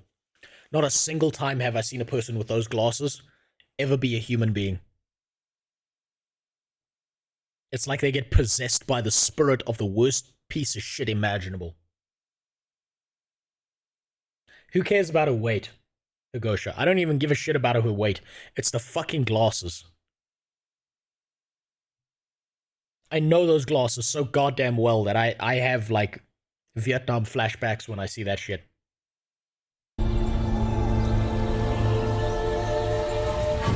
Aloy's original adventure, Horizon Zero Dawn, is being remastered for PS5 and PC by Guerrilla and Nixes. Horizon Zero Dawn remastered...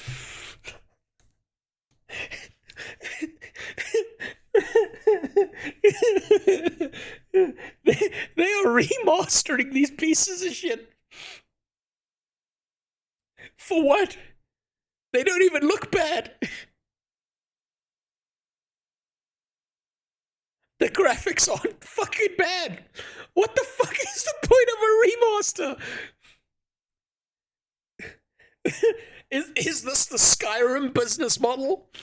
Where they think they're just gonna fucking release it again? And it's gonna work this time?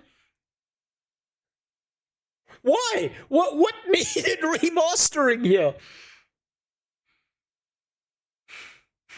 I can't think of what needed to be remastered. It's not even that old.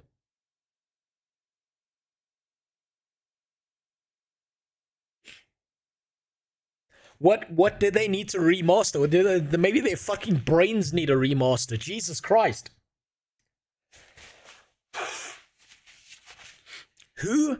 Which one of the devs, which one of the people in management who made Horizon Zero Dawn gave the Sony CEO the best suck of his fucking life that they got a remaster before Bloodborne hit PC? What fucking gluck 9,000 double-handed twist machine got into the back offices to get this deal done?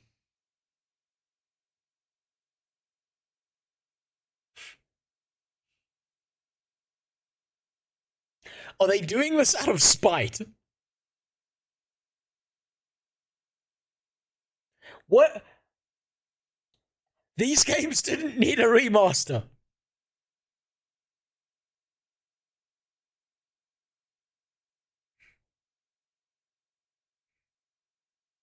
No, yours are fine. They don't have the angle triangle points. Those are fine. Those are fine, Jimmy. Only 7 years old, so perfectly ripe for the CEO of Sony to want to fuck. I mean, it was 7 years ago, so not even a decade old. Not even a decade old. What the fuck needs to be remastered in the Horizon Zero Dawn games? The graphics aren't bad. arguably it's one of the best things the game had going for it.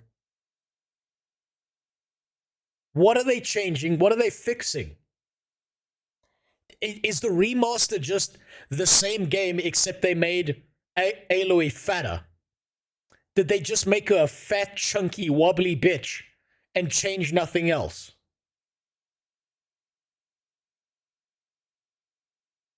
I don't understand. I don't get it. They need to make her less fuckable. Also, top scars. I would say you're making a joke, Devless, but at this point... No, they made her hotter, actually. Thank God. Okay, so there is some hope for the future, because they may have remastered the wrong game, but at least they're moving in the right direction. Very, very slowly.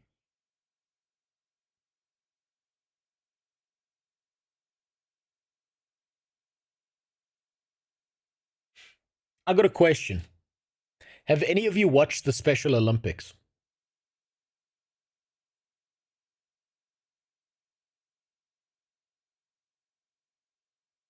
Did you notice in the Special Olympics that there's no people in wheelchairs doing hurdles? Why is Sony trying to do hurdles in wheelchairs? The Special Olympics, is that the Oscars? No. No. Don't insult the Special Olympics like that. Those athletes actually did something worthwhile.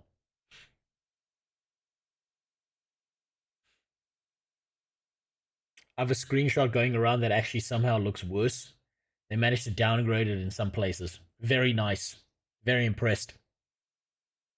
I'm seeing some weird duality in chat. How this game is slop, but also nothing needs remastering.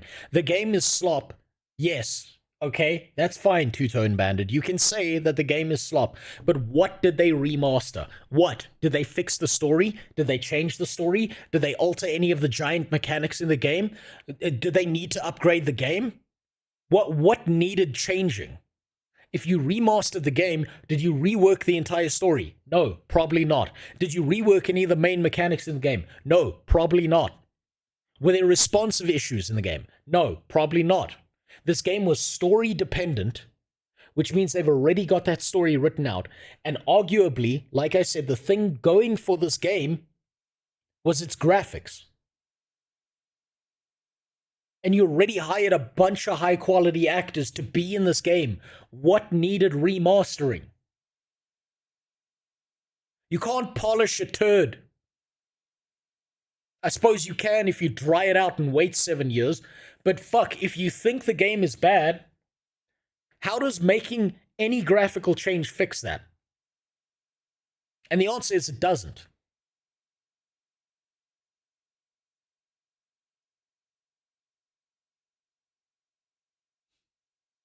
That's my issue here. Best part is they re-recorded the motion cap. Like, why? Why? This is very confusing to me. If I look at a video game from 7 years ago, and I look at a video game today, a high-fidelity video game, I see very little change. Next to none.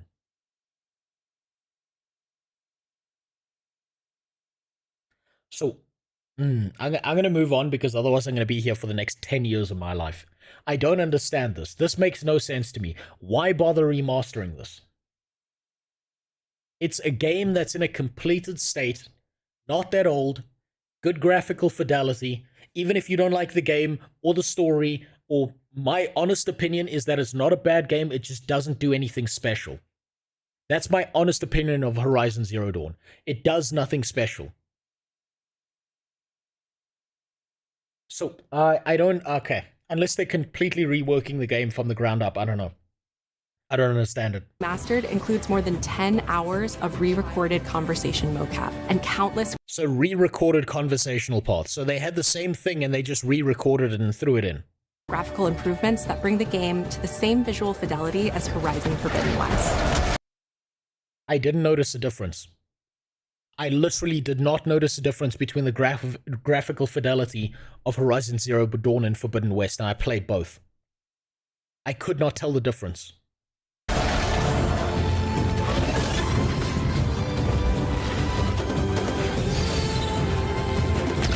looks the same.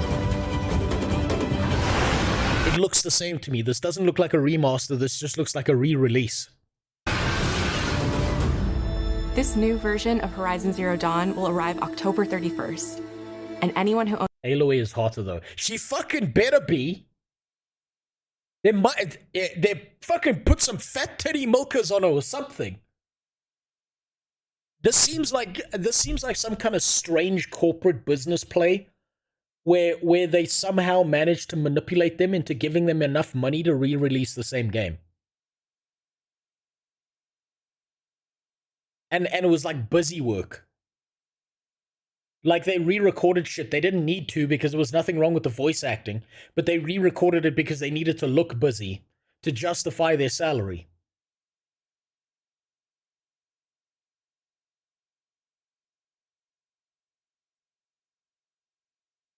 I don't know. It was the same fucking engine with the same quality of graphics. That's what I'm saying is there.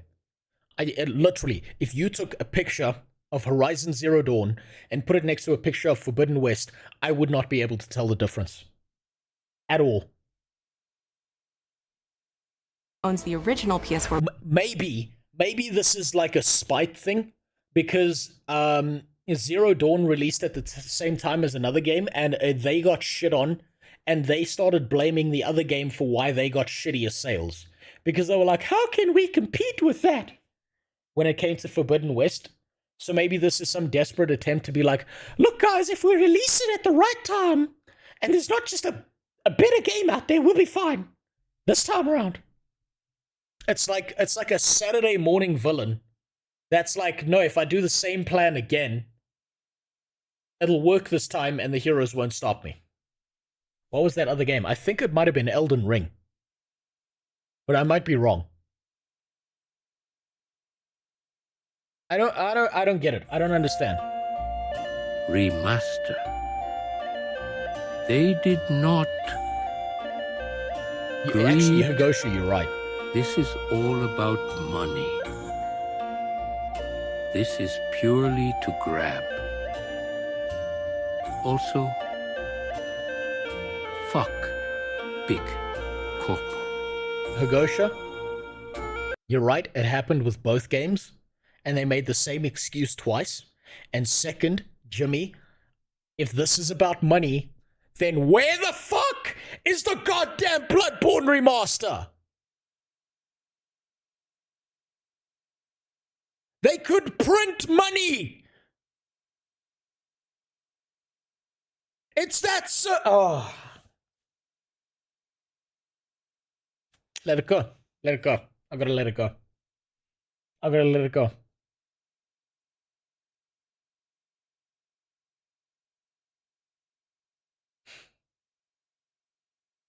Maybe they went Baldur's Gate 3 on it and have a naked character model for the remaster of the horny teens.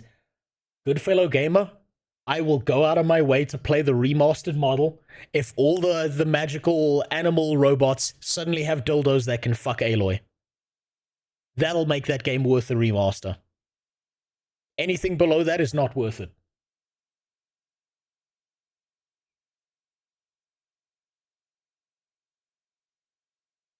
It's about the money. I never said they were smart about obtaining. Yeah, they're obviously fucking not intelligent. They got 6 brain cells, 7 are on holiday, these guys. Fucking hell. Whoever's smoking crack in the back offices making these decisions at Sony needs to either be fired or needs to die from their crack addiction real fast so someone who knows what they're doing can take their place. And you're right, they might just hate money because of Concord, Higosha. That $100 million or something? How much did they lose? Fuck, that must have been the best tax write-off they've ever had. Version of the game will be able to upgrade to the new PS5 version for $9.99. Visit PlayStation Blog for more details and watch the full trailer to see all the enhancements to Aloy's Cool, 7-year-old game that doesn't need a remaster. If you want to upgrade to the PS5 version, give us money. Epic Quest. Fuck you. Not even Blizzard was that bad. At least Blizzard gave you Overwatch 2 for free before they gutted the game into the dirt and removed Tracer's ass cheeks from it.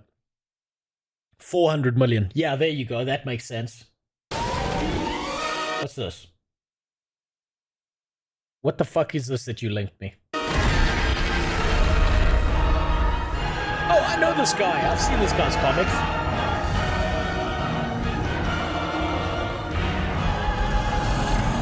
Yep. Oh no!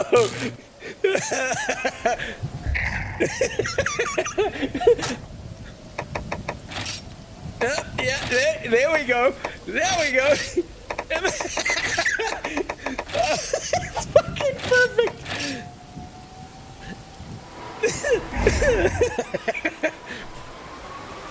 No, oh, there we go. It's FPS locked.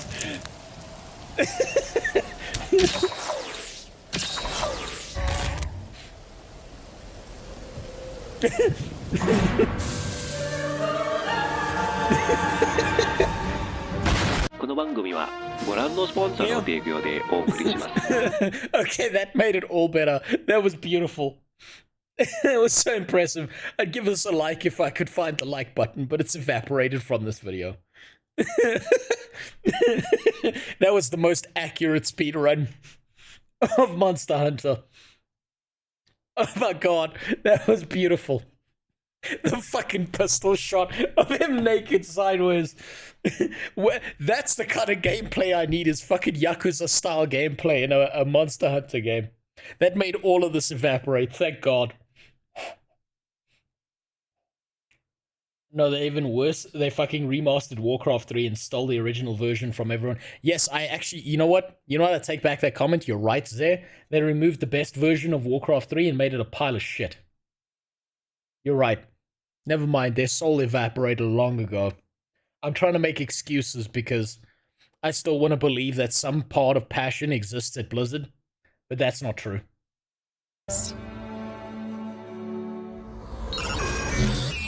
New content is on the way to the action-packed world of Stellar Blade. Hey, a new there photo we mode go. lets play. The jerk-off game. Hey. Hey, what's up, Rufus? How you doing? Thanks for the sub, man. You didn't have to do that, but you're making my tax burden harder. You're fucking me over by giving me money. Players set up the perfect picture with your choice of poses, there we expressions, go. and. Oh yeah, there you go. That's what you needed. That's what Stellar Blade needed. The photo mode. Now the mod that removes the clothes. And the one that adds a second character, and just two of them, just you know, that, and then we're good to go. Yeah, that. Oh, you said 8 more minutes of disappointment. I don't know about that. I don't see any disappointment here. Stellar Blade knows what it is. Filters. Oh, there we go. There we go. 2 characters in one. Very nice, very nice. Now we're getting closer. We're getting closer. Maybe this game needs a remaster. Guess what? Prepare your booty. Ridlock coming for it. Fuck it, hell. The Ridlock's not coming for shit. He's too... In my playthrough of Guild Wars 2, he's still too busy being pissed off at toe sucker Logan.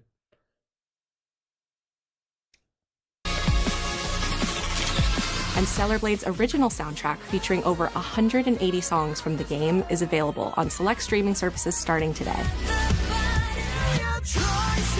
Now that was a waste. That was a waste right there, is the whole soundtrack of Stellar Blade. Because everyone knows that the correct way to play Stellar Blade is exactly like this. So imagine this gameplay. But what you do is you go into the settings. You remove the, you just drop the music. You just drop all the music. You find the hottest character you can, and you just have this on repeat.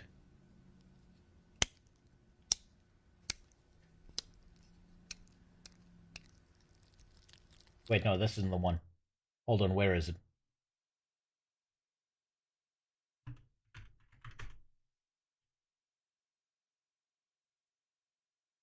Here we go. Just this, while you're playing the game. You hearing this? Oh, yes, Daddy. No, not that. No, that was the wrong. No,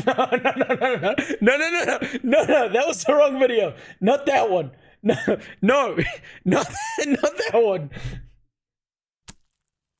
There we go. So you're hearing that, right?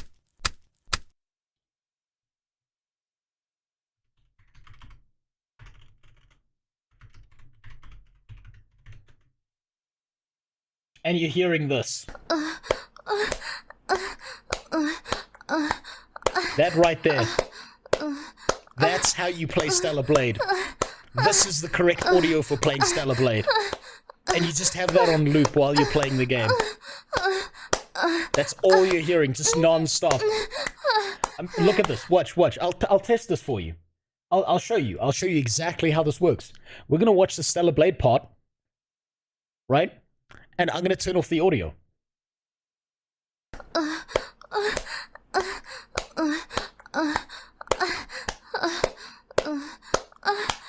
Yeah. Yeah, what did I fucking say? Yeah, the gameplay's better now. Yeah, there we go. Yeah, I want to listen to this. Let me go back. That's how you play Stellar Blade correctly. And Stellar Blade's original soundtrack, featuring over 180 songs from the game, is available on select streaming services starting today.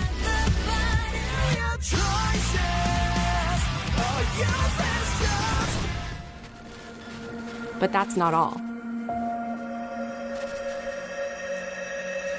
Hey, 2B skin. 2B skin. They know what they're Sci-fi doing. worlds collide in the Stellar Blade and Nier Automata collaboration, coming to Stellar Blade later this year. Fuck, the screenshots are gonna be so wild.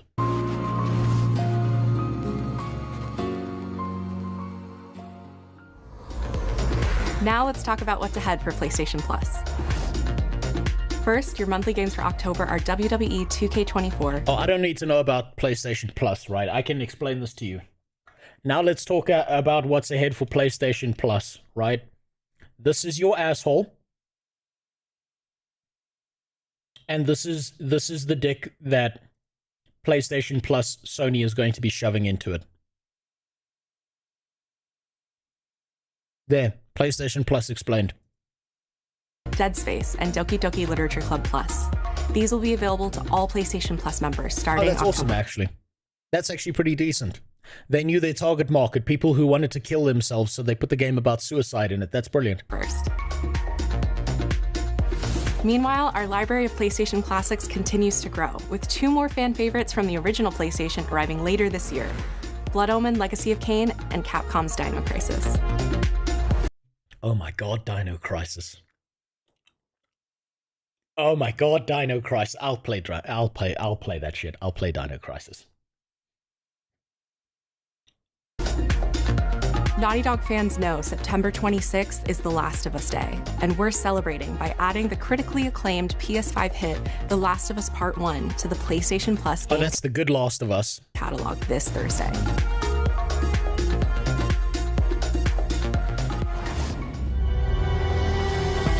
So that was a genius play to add The Last of Us Part 1 and not put Golf Club Abby in there.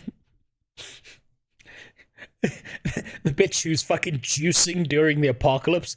I don't know what steroid stack Abby fell across, but goddamn. She had arms like my waist, and I'm not a skinny man.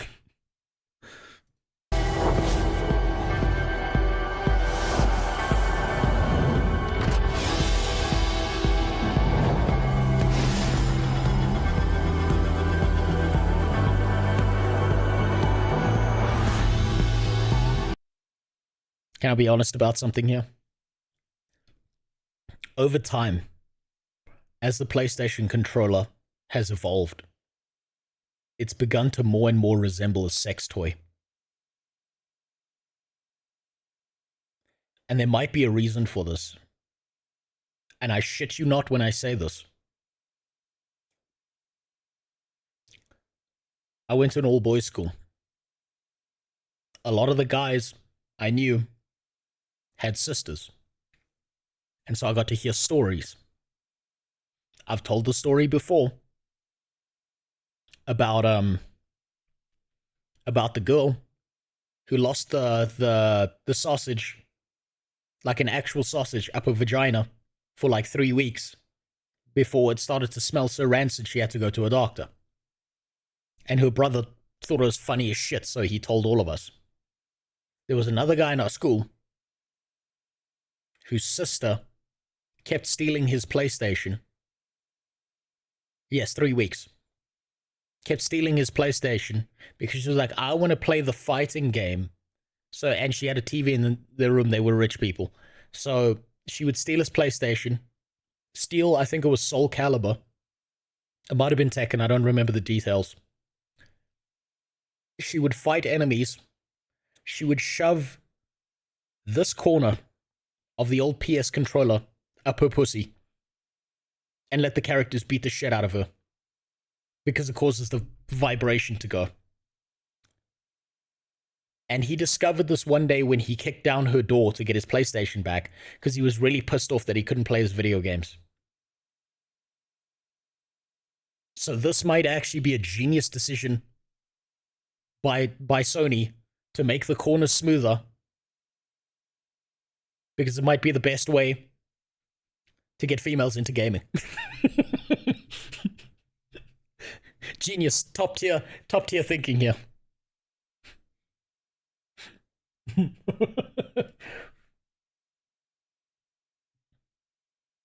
I still remember that naughty dog who made that video game with other dogs in a cave when all the other dogs died during the development.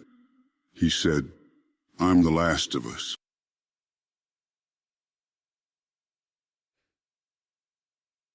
What the fuck? Not cheap if you don't have access. I mean, look, it's obviously targeting the younger female audience because it's, Mom, I need a controller, not, Mom, get me the fucking vaginal stirrer 6000 from the dildo shop, please. Which one of those do you think is going to pass by a parent? Maybe not parents these days, because parents these days were like, I know what I was doing with that fucking controller. You're not doing that shit. But yeah, this shit's expensive. It's why, until it breaks, I will maintain my PlayStation controller right here that's so fucking old that if you look at the controller pads, you can see on the right here, I've played this thing so fucking much that the rubber's been completely worn off. Just like any good incestual relationship, there's no rubber on that joystick. It's just going in raw. And it served me so goddamn well. And I will use that controller until it fucking shatters. I don't want to spend the money on this thing.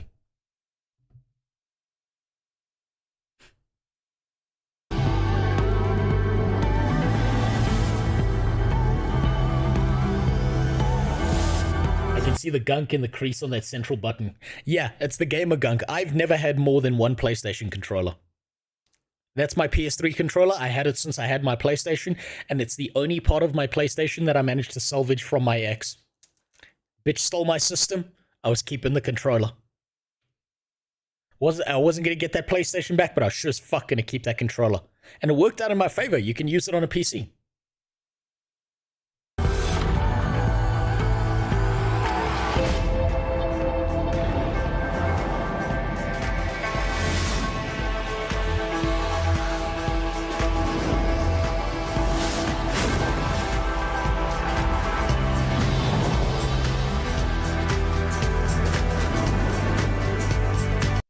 Ashura, it's brave of you. It's brave of you to think that you would be able to touch the controller that I've been using since the release of the PS3. As if all the brave soldiers of Jizz and their souls wouldn't protect that controller from destruction the moment you touched it. You have no idea the kind of grease on that controller. If I took that controller out of this room into a public space, the South African fucking Center for Disease Control would be on my ass. I still prefer the white controllers. It just looks better. Yeah, that controller was white once upon a time.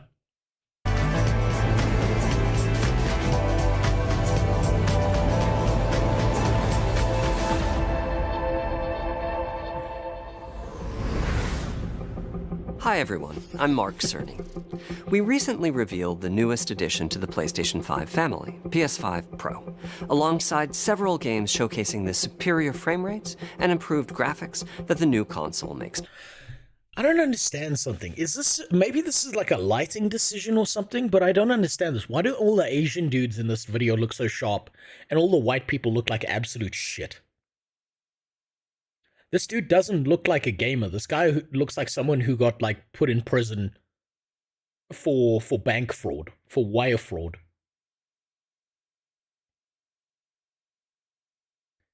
He looks like the guy who drives like a really shitty van and drags women into it in the middle of the night. Possible.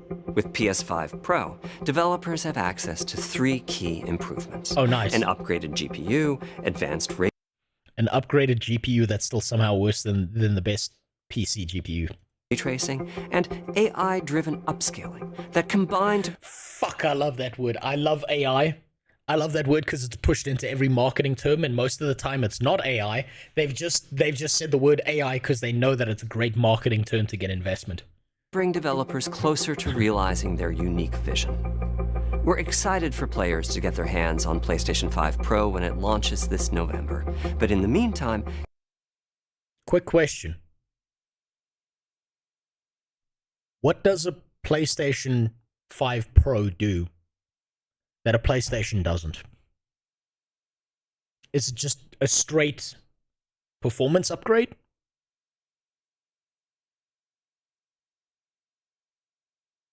Mark Cerny looks like a young Bill Nye that wants to rip me off for. Wants to rip me off or touch my controller without my consent. I mean, he's probably also fucking less tie hookers with dicks than Bill Gates, but yeah. Yeah, just about. Ellen DeGeneres has gone downhill. Holy shit. I mean, yeah, after that controversy on her show, yeah, things don't look too great in her end, huh? Just a slight performance. It costs $800, 300 more than the PS5. That's what it does. That's the punchline. Oh, okay, so they're taking the Apple iPhone approach to doing shit. Is change nothing and just re-release the same thing for the last 10 years.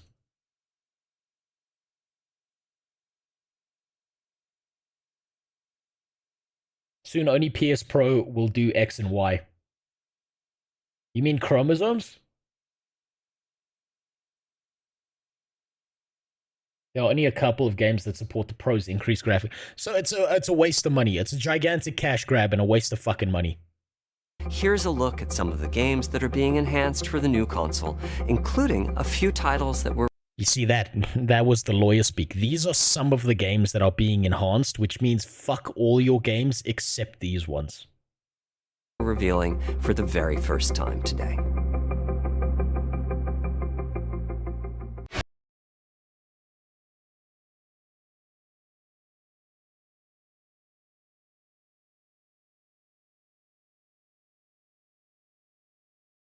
They took the PlayStation and they put fucking lines on the side of the box. Definitely worth $300. $300 extra, sorry. I've had the same 4K TV for 7 years. It's still great. I don't need to anything that plays in a higher resolution, but they keep trying to sell me dumb shit. Of course they do. Of course they do.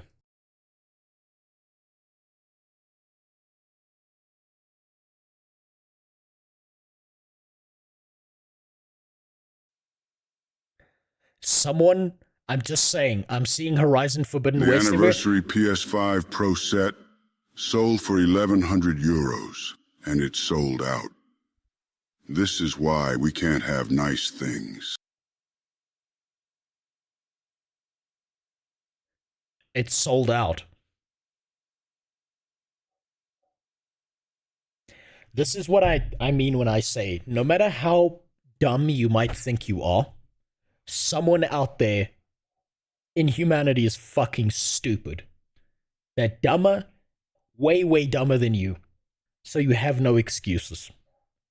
Because if there are a group of dipshits so fucking dense that they sold out that system, that means there's an entire collective of people dumber than you.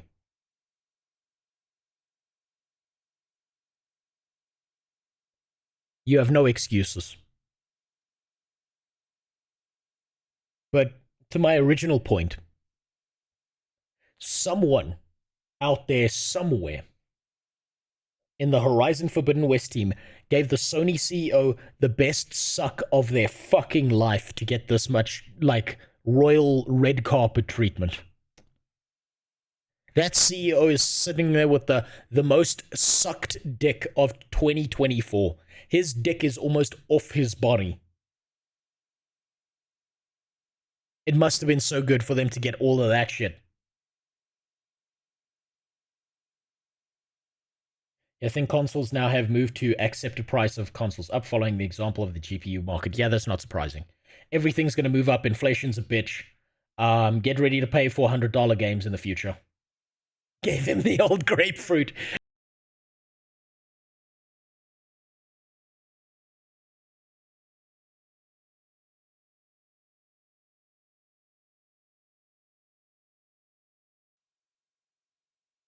Fuck, dude. Look at him.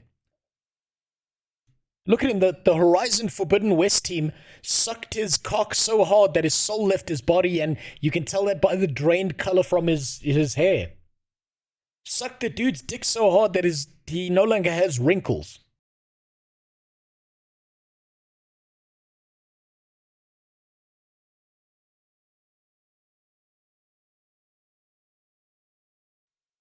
That or he might have Down syndrome after they were done with him. Sucked the genetics straight out of his dick.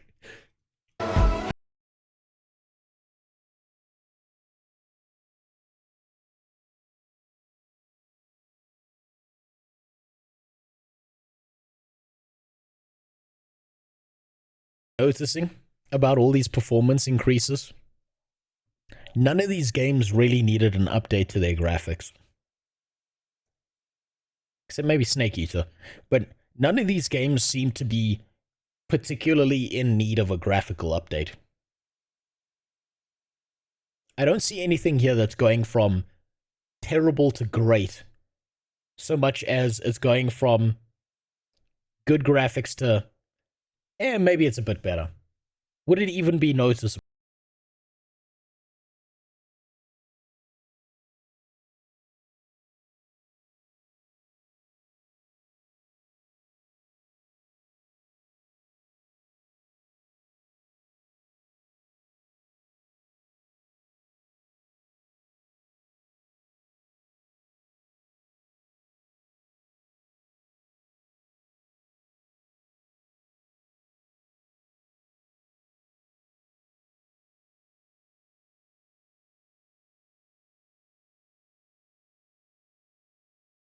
So, this is how a lot of video game development works.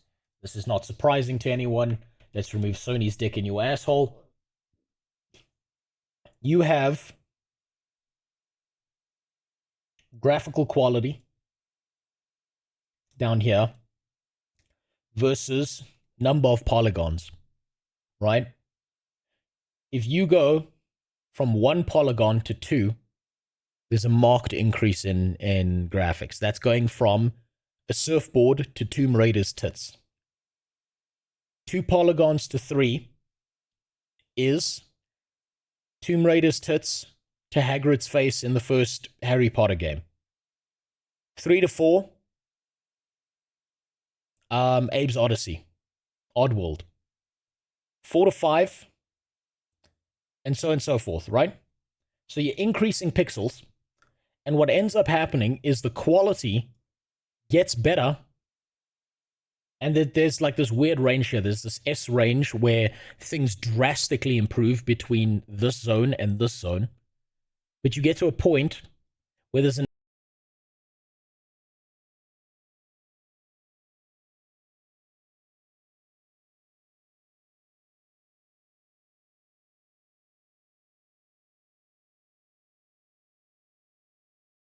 because there's no noticeable change. And the more you reach this asymptote, the less graphical fidelity you see. We're sitting just about here. So what the fuck is increasing graphical fidelity doing for us? It's not doing anything. It's doing next to nothing. So this whole idea of, oh, it looks so much better now is such bullshit. It's a lie. We don't get anything from this increased graphical improvement. How's about some...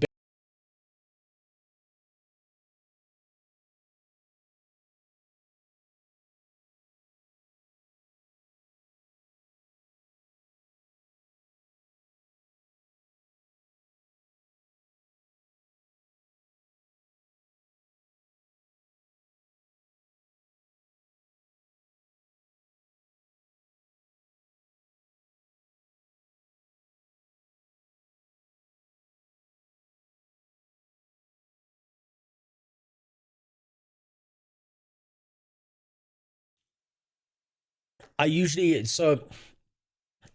if I'm looking at standardized increases, I use the y-axis, but that might just be a bad habit I've developed from being in engineering, so that you have a vertical asymptotic line.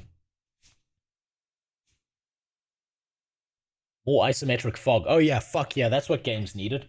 You know what they really needed, Rufus? You know what, if I think about it, all these remasters, what they really needed? They needed more motion blur. There wasn't enough motion blur in my games, you know?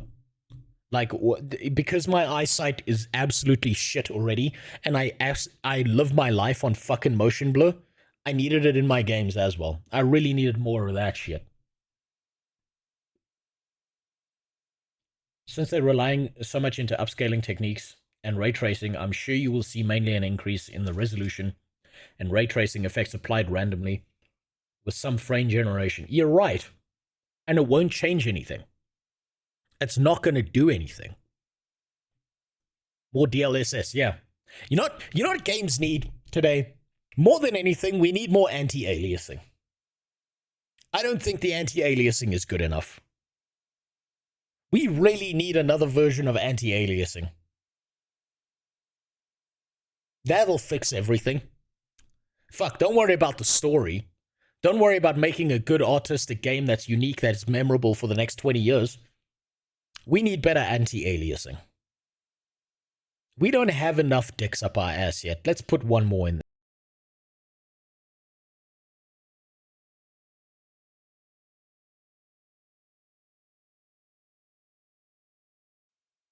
Unfortunately, improving the graphics is far easier than coming up with a story. You're right, Fronio, but you're only right. You're only right because these people are entirely creatively bankrupt.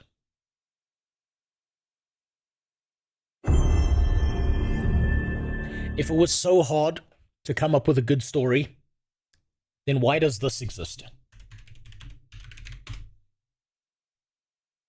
Why does this game exist? If it's so hard to come up with a good story, why does this exist? If it's so hard to come up with a good story, why does this exist?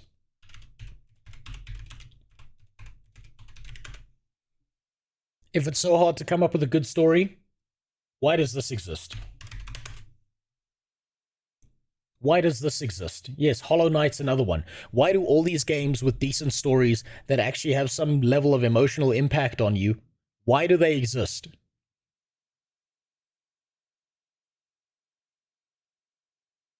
These are outliers. Why are there so many outliers then? Why are there so many good fucking games that are outliers? And that might not be an outlier. That might be a fucking trend. How is it that this game, with almost zero story, had people thinking about what are these fucking characters about more than most AAA games do? Why is it that people are more interested in the old man in Vampire Survivor with his ball sack that looks like garlic than they are in this?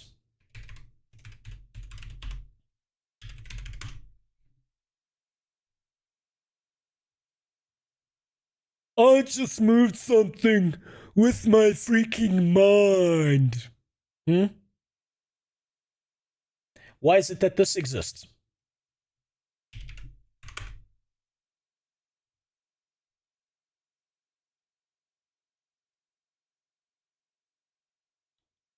There are a ton of games with exceptional stories.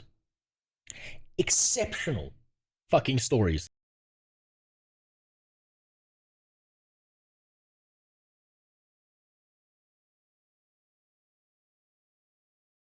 Together are these giant multi-million-dollar companies who think, oh, if we just add more diversity and more retarded characters whose entire backstory is their disability, instead of having an interesting personality, that'll fix things. Why does that keep happening? That's not so many. A lot of games get released each year, but you can only name 10 games that have a good story. I can name a fucking ton of games with a good story, dude. I'm a sucker for good stories. I fucking love games with great stories. The problem is, the good stories are not coming out of these AAA studios. Assassin's Creed, the first one, good story. Assassin's Creed 2, good story. Fell off a fucking bridge after that. Warcraft 3, Warcraft 1, 2, and 3, brilliant stories. Original Vanilla, brilliant story. Guild Wars, great story. They could do it in the past. So maybe we should be asking what the fuck changed. AAA studios today don't hire people based on their performance and their creativity. They hire people based on how diverse they are. What kind of diversity score can we get from this complete retard who can't even find a pencil, let alone write down their name? They're not retarded, they're just quirky. Mass Effect 1, 2, and 3. 1 and 2, amazing stories. 3, which color balloon do you want to choose? Mass Effect Andromeda. I'm sorry, my face is tired. Do you remember the shit-eating retard Asari that came out of Andromeda? Why did that happen? How do you go from a masterpiece of grand space theater all the way down to this fucking retard Asari with shit smeared across her eyes? Can't figure out who she is.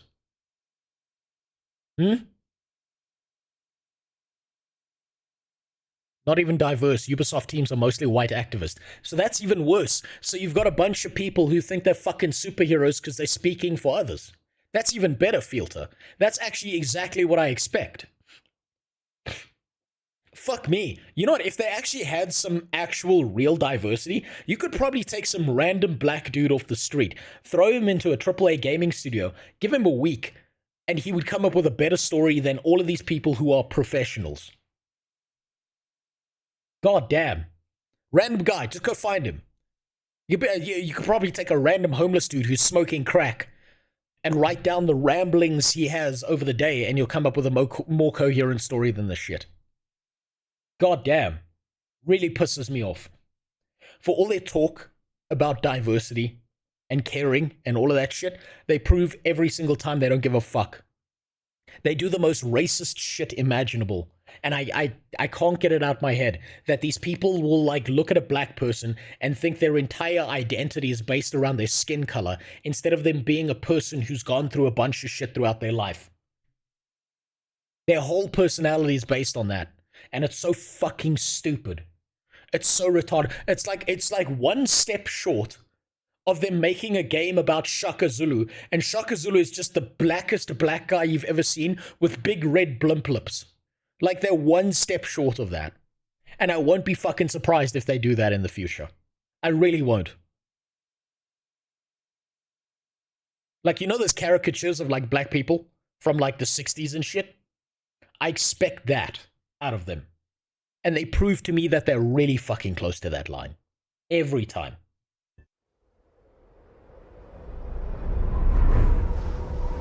Alright, good night, Devilis. Let's see what the rest of this shit is. Is this just them jacking themselves off, or is this something good? We are beyond the edge of Japan.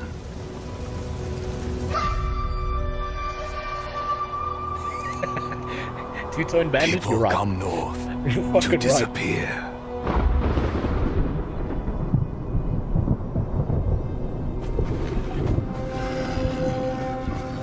But you are hunting persona. Is this Ghost of And Tsushima? now, every Ronin here is after you.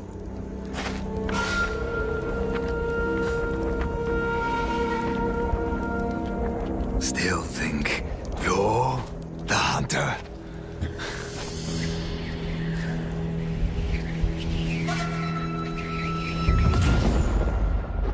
That looks like a...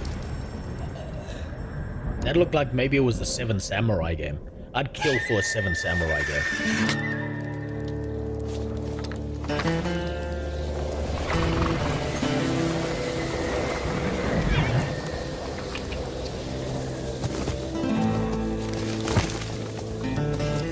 What? Is that a woman? Or is that just a very feminine man? Ghost of Tsushima 2.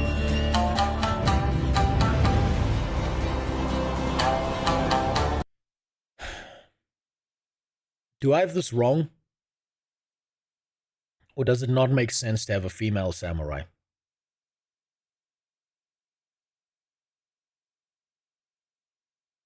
Do I have that fucking backwards?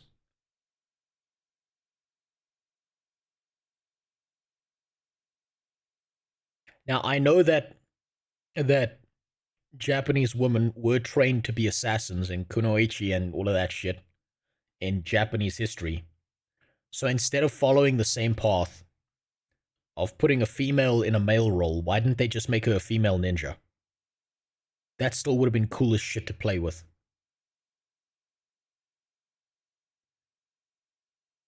Imagine like a Splinter Cell game with high-level combat and making her an assassin. Okay, so she is an assassin ninja. Then why is she dressed like a samurai?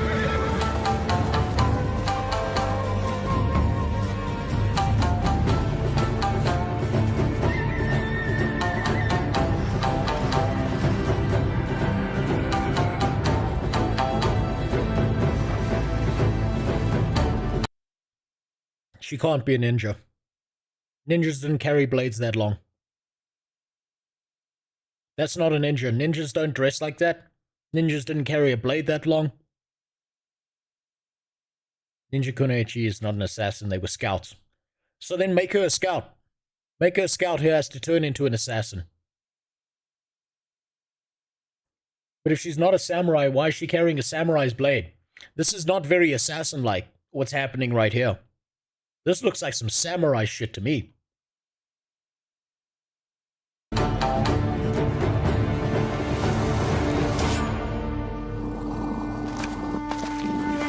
I don't know, maybe I'm wrong. Maybe it'll be a good game.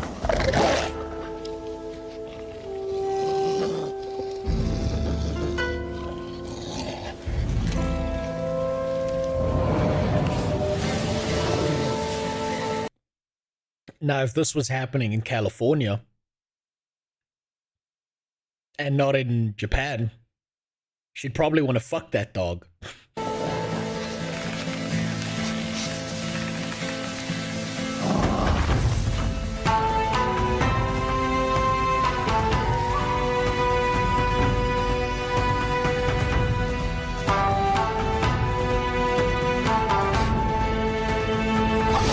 Okay, so it is a follow-up to Ghost of Tsushima.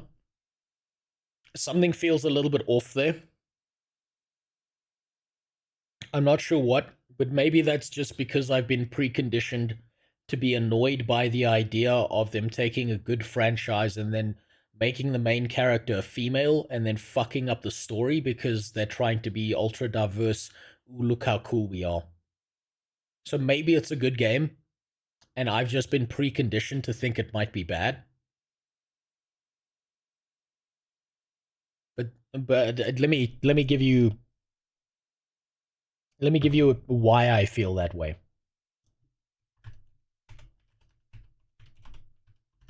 Anyone remember this game? Anyone remember how good this game was? Anyone remember how the second game royally fucked over the entire franchise?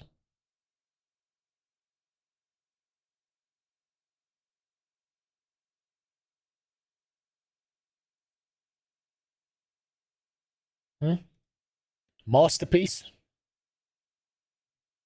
Big floppy piece of shit. And this wasn't even the worst, because you could choose whether you were going to play as Corvo or Tano or his daughter. You got to choose. And still somehow they fucked it up. That trailer gave me the same vibes. And I don't know why. And maybe that's preconditioning. Maybe it's actually going to be good. We are preconditioned. And the funny thing is, we got preconditioned by the very same activists, trying to cure the preconditioning. And that's why it's never going away. That's why it's never going away, because they're the people who did this, and then they're trying to pretend that you're the problem. They're trying to gaslight you into believing you're the problem, not them. That their dog shit storytelling is actually good.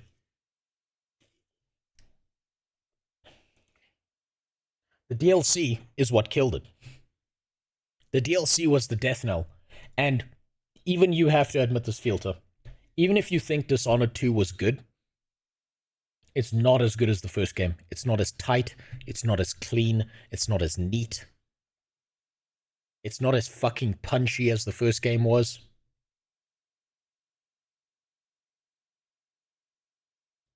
It was downhill. It was a slope, and the DLC was just it going off a cliff. Fuck me. It's such a pristine memory what number 1 was to me. And it's so hard for me to look at that. Now, Sushi Ghost there too made me feel the same way, and maybe I'm wrong. I hope I'm wrong. Maybe it's going to be a good story. I genuinely hope it's going to be an ultra good story, and I hope I can sit here and say, fuck me, I was wrong. And if at some point there's no reference to someone being like, you pussy stank like Sushi, as a subtle hint at the first game, I'll be real mad. I'll be real upset. Okay, now, I don't know what the fuck you did here, so I need to know what the hell this is. What is this? Ah, I think I know what this is.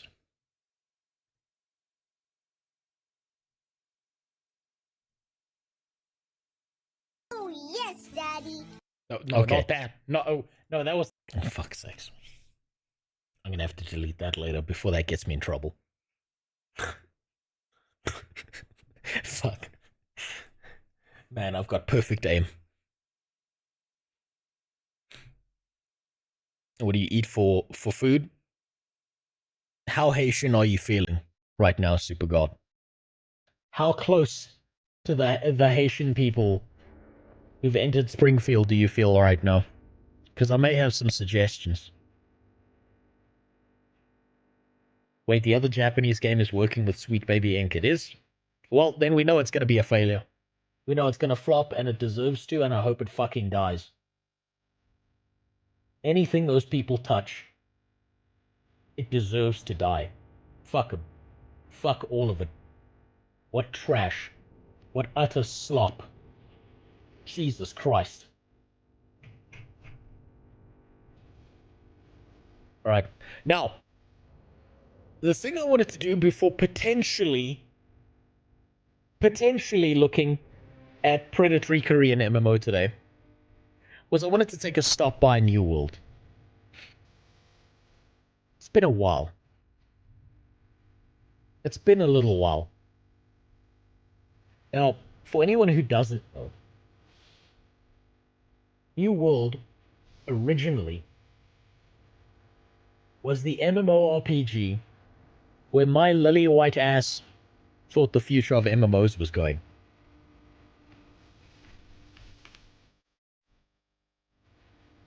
If you take a look at my channel, there is a point in time where I thought, goddamn, this is going to be the banger of a game that we need. This is going to be the game that changes everything. It's Amazon. They have infinite amounts of money. There's no way they can fuck this up.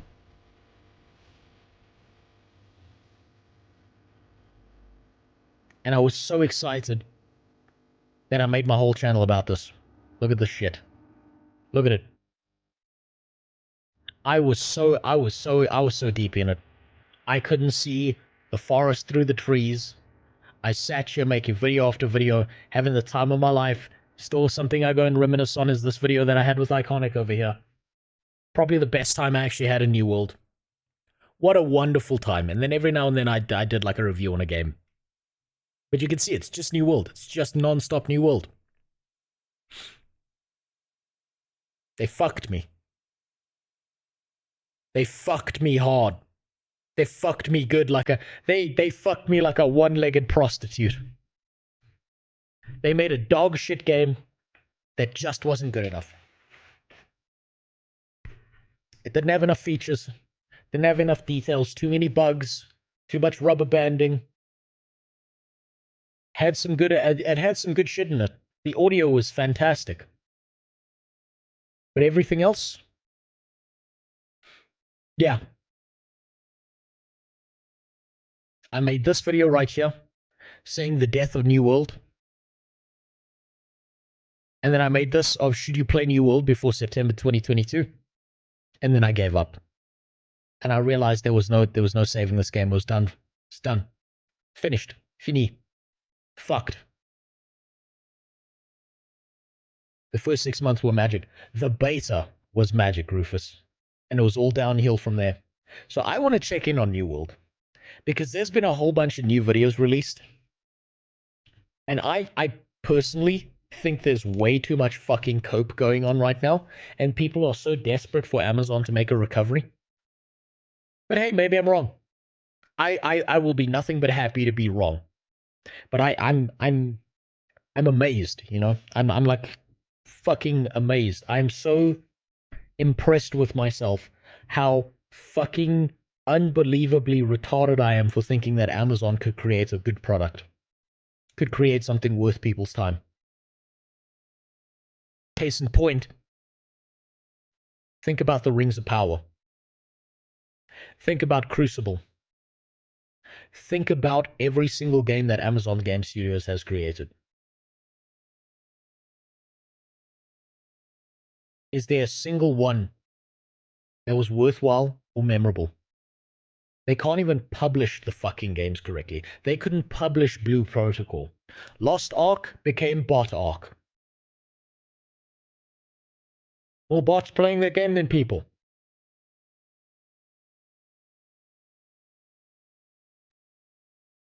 They keep fucking it up. And they keep making it worse. Non-stop.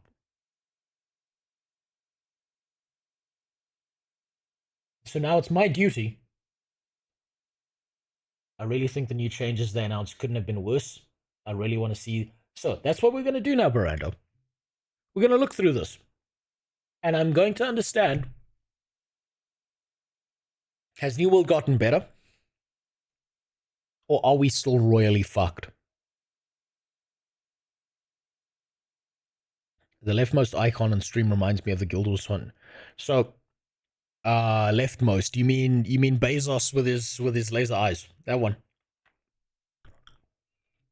I need to update those buffs, to be honest. I need to make it more MMO-like. We'll get there one day. It's fucked more than ever. I've been permid for ages. Benji, I'm not surprised because you made the mistake of being rational. And that's not what Amazon needs right now. It doesn't need you fucking up their game by telling people how fucked it is. That was your mistake. If you just sucked the Amazon cock hard enough, you'd have a career right now. But your autism prevented that from happening. So let's see what state the game is in. I think what's really important is that I watch a video from a specific guy. Force Gaming, I wanted to watch his. I wanted to see the New World launch updates. And I'm looking for someone very specific down here. I saw him earlier. I saw his thumbnail earlier today.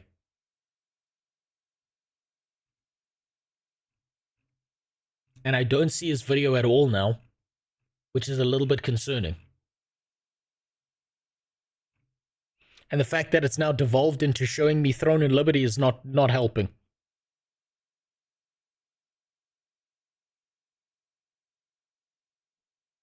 I'm streaming from the second channel. Iconic.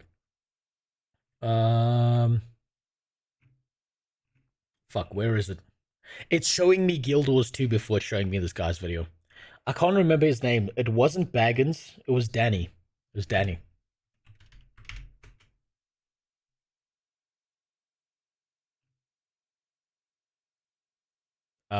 Did he unrelease his most recent video? I saw the thumbnail for it. Oh no, he's straight into... he's fucking straight into Throne and Liberty. Oh, that's beautiful. He was like, yo, fuck this game. Throne and Liberty it is. Oh man, Daddy's moved on. Even the most positive British man I've ever seen, even he was like, I can't take this anymore. I can't do this shit. He lives in a van and he would rather play predatory Korean MMO rather than New World. Oh, fuck me, that's beautiful. Even he gave up. I thought he was still making New World content. Nope, he's right the fuck out of there.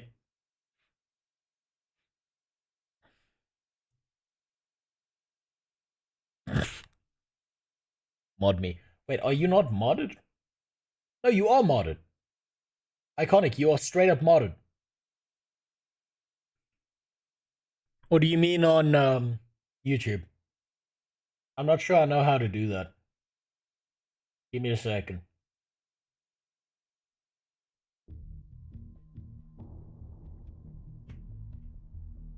How come I don't see your messages on YouTube? There we go.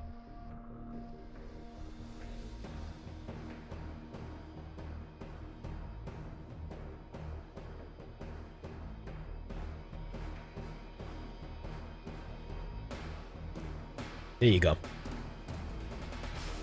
Do you know what? Pissmail, it's free email service with edgy domain names. I don't know what that is, but it does sound like something that Jeff Bezos needs a little bit in his face for deciding that he was going to release New World in the state that he did. So let's see what the fuck is up with this game. It's been forever. Let's just see a quick check. Quick check. I always do this. Quick check on the population. Have we seen an uptick in population? Where is it? Tables, Guide, Skill Builder. I love how they've linked to the Throne and Liberty database because even these guys want to leave. Where's the population? Tables, Guides, Server Status.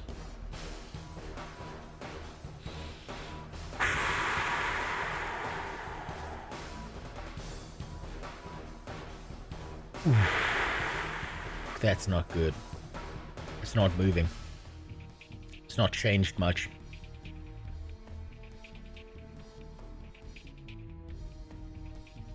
Ooh, it's still in the same spot. I'll look it up later, Jimmy. Look at your Bezos debuff icon. Hold on.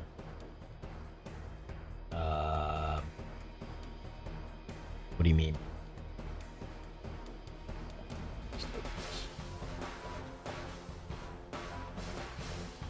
Oh shit, you're right. It does look like that. That's not far off. Not bad. I got close. Without even knowing it, I got close. Yeah, this one more just feels like my fucking mental state after seeing that there's a Horizon Zero Dawn remaster, but no PC version of Bloodborne. Disgusting animals. How dare they do that? Okay, let's see what New World Ass Turnham has for us. I see nothing new.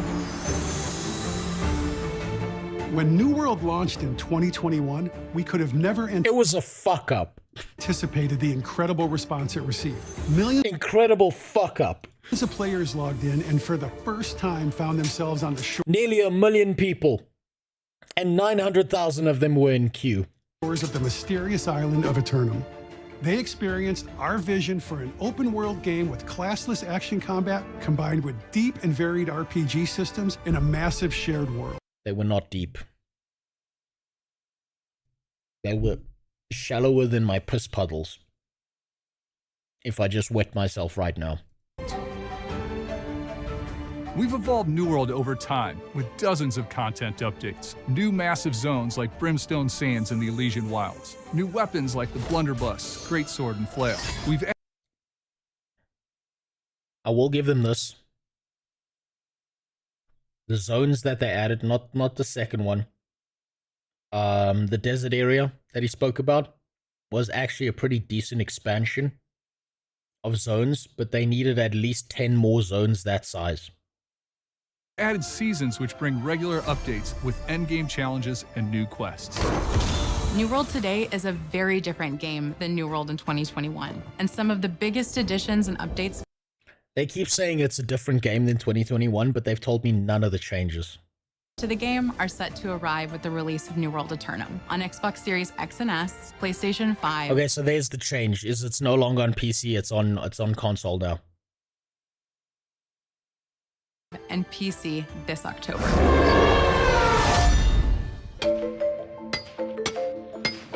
New World Eternum is the definitive New World experience. It's all of the content added to the game since launch. It's the definitive New World experience. That's not that's not the sentence you want to say about this. That's not. I promise you, that one's gonna bite you in the ass. That's not gonna age well. Don't say that. Don't say those words. Don't say this is the definitive version. Say this is like we're just getting started. Say something. Lie to me. Lie to my fucking face. Launch, plus a number of exciting features and updates for both new and current players. For the campaign, we've created a bigger, better, more cinematic experience that can be completed solo or cooperatively. Cool, so now you don't have to interact with people at all in your MMORPG. It's a solo play game. The storytelling has evolved with new cinematics, new quests, and refined progression and leveling systems. Players can So what you're telling me is they completed the quests that they never completed by the time the game launched. interact with NPCs with a new and enhanced dialogue system, and everything has been optimized with full controller support. Okay, so I'll give them this. They've made the game more accessible to disabled people. I gotta give them that. They did add swimming finally. Are you fucking serious? Sax, they actually added swimming?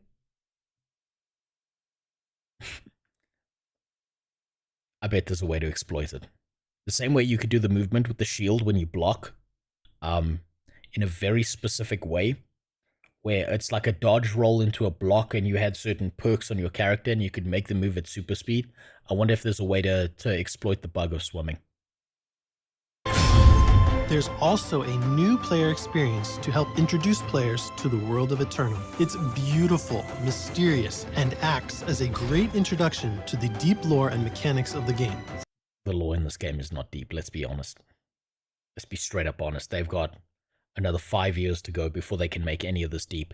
Isabella, no one's gonna fucking remember her. Some plant bitch, I don't even remember her name, who's now all of a sudden a threat because she's angry that people are eating vegetables.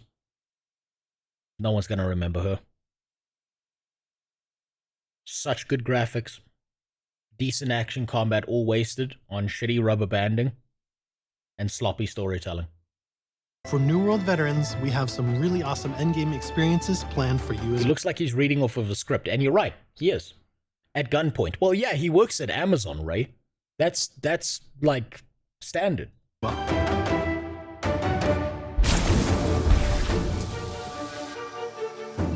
A major addition coming to New World Eternum is what we're calling the Cursed Mists.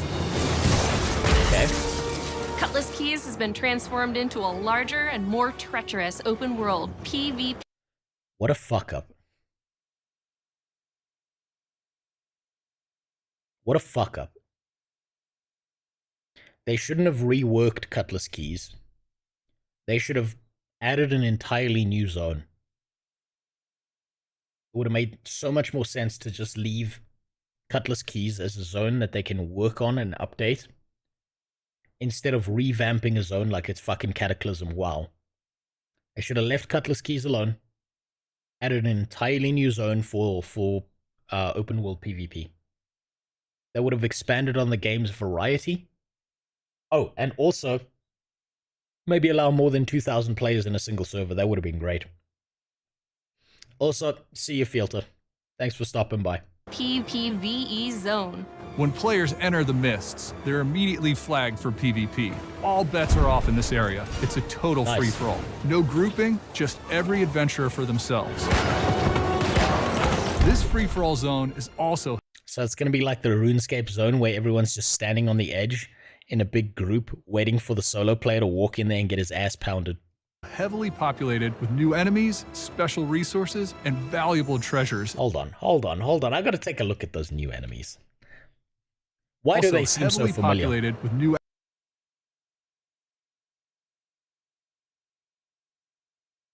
Is that a new enemy? Or is that a reskin of an old enemy?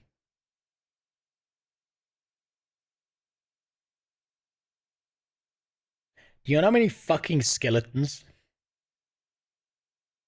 from the start of the game to max level I had to kill? And the one enemy they add in is now another skeleton? I swear to God, with how many skeletons there are populating New World, Eternum, the fucking Holocaust must have happened there or some shit. Because those things are fucking everywhere.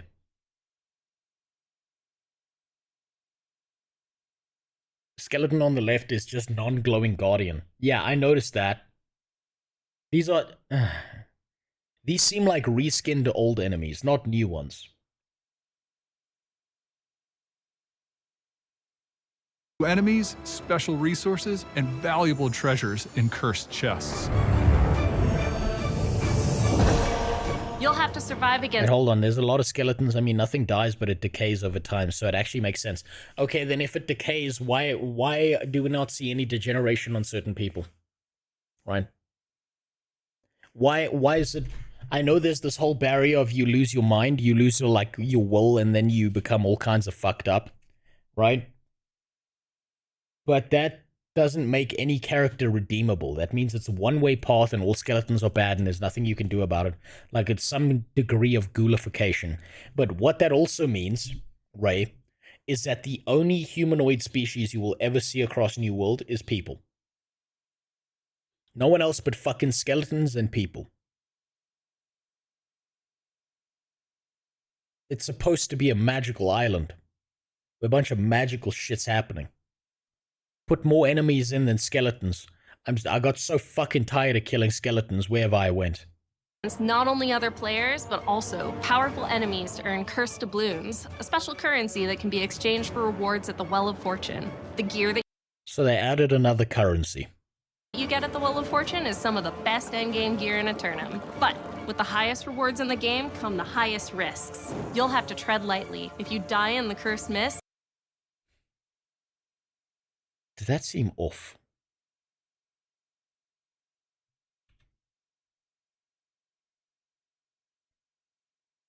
Why did she seem less facially animated than a VTuber?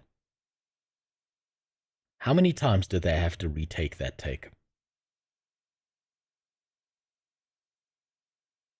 the gear that you get at the Well of Fortune is some of the best endgame gear in Eternum. But with the highest rewards in the game come the highest risks. You'll have to tread That was uncanny. That was uncanny valley for me. lightly. If you die in the Cursed Mist, you drop some of your cursed items, which of course can be looted by other players for their own gain. Oh, cool. So get in a big guild, gang rape the guy who's got cursed items, and take it for yourself. Very nice. One of the most exciting new features coming to New World Eternum is our first ever 10-player raid, the Hive of Gorgons. After defeating Medusa in New Olympus, players will learn of a new threat, The Gorgons have risen, and they're raising an army of the Hirsine. To stop them, you'll have to assemble a team of... And what build-up is there to the Gorgons? What build-up? What plot points along the way have built up to this being a new enemy? Or are you just telling me these guys are raising an army, now you have to stop them? Where's your deep lore you were talking about? Where's the plot points in all the stories, aside from a few notes left by an office worker who committed suicide that you find scattered around the world? Where's your deep lore? Where's your those shots were too accurate for sand people moment? Powerful players enter the hive and negotiate a gauntlet of challenging puzzles and epic boss battles.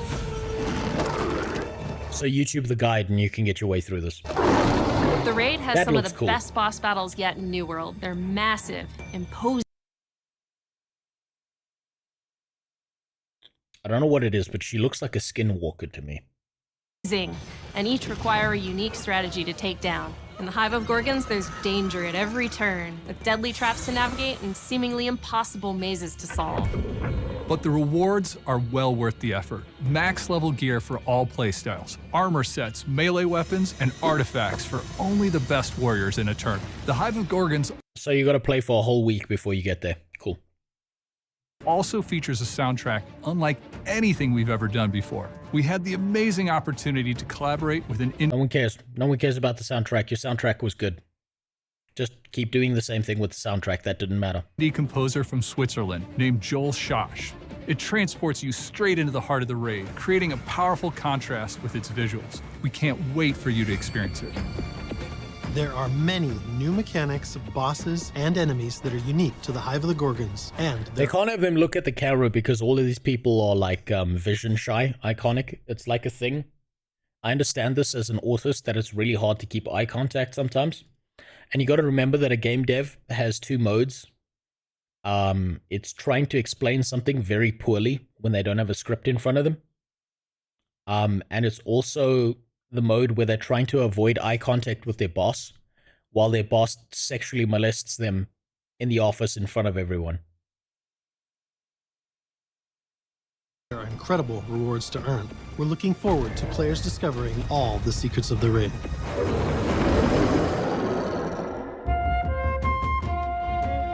Whether you're a new player or a seasoned veteran, New World Eternum is stacked with amazing new adventures. Gear scores being increased to 725. and we're Yeah, introducing fuck yeah, higher number, guys. Man, it's so much better when they make higher number and invalidate all the progress you made previously. Fuck, I love it when games do that, man. It's the best thing ever when you spend hundreds of hours grinding for legendary gear that's now completely worthless. Fuck, it feels so good. It always feels so good when that happens. Introducing new daily soul trials, which are challenging single-player boss fights for powerful gear. Matchmaking will be featured across all game modes, making it easier than ever to connect with friends and new players. We'll also continue to run seasonal events post-launch. To our community, a big thank you. To our existing players, thank you for holding off the corrupted invasions and building a great community. I'll give them this. Their seasonal events were pretty fun. To our new players, we want to welcome you to Eternum. There is a beautiful world awaiting you. This is the first chapter of a new era for us, and we can't wait to share everything we've been working on with you this October. We'll see you in Eternum. No, you won't. Because I'm not on a fucking console. Turkeys or rabbits? I think the turkey was better. The big turkey.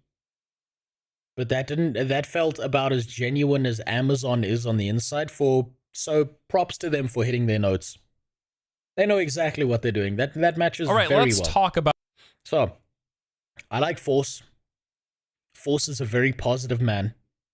Force somehow has been around the MMO gauntlet, around the cock carousel of MMOs that keep fucking us nonstop, and somehow this man still has the light in his eyes.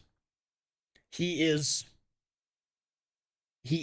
the natural hero of the MMO space because he's not been molesting other people's wives or fucking some other streamer behind everyone's back. He sits in his room, he talks about his shit, and somehow this man is positive. He has the positivity of the goddamn Buddha himself. So I would love to see his take because he's going to be way more positive than I ever will. Still not playing the Korean monetization game. We'll get there, sure. Don't worry, we'll get there. We'll get there. It's only 5 in the morning. We'll get there.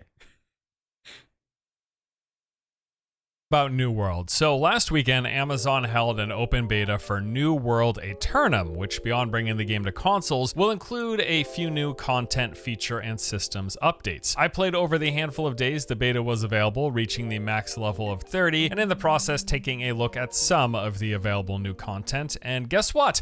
It's New World. There have definitely been a few changes to the game since It's New World, so it's the same thing. I played it last, which was during its initial release in late 2021. The presentation and structure of the opening hours and leveling is different, and there are certainly some new things that I hadn't seen before, but even with those differences, it is very much the New World I remember, both the good and the bad. Now, I actually had a fun time playing the game again with friends. The open beta, it's hilarious to call it that, by the way. See, here's the problem. You and your buddies can walk down the road and find a pile of shit and start playing with it, and it'll still be fun.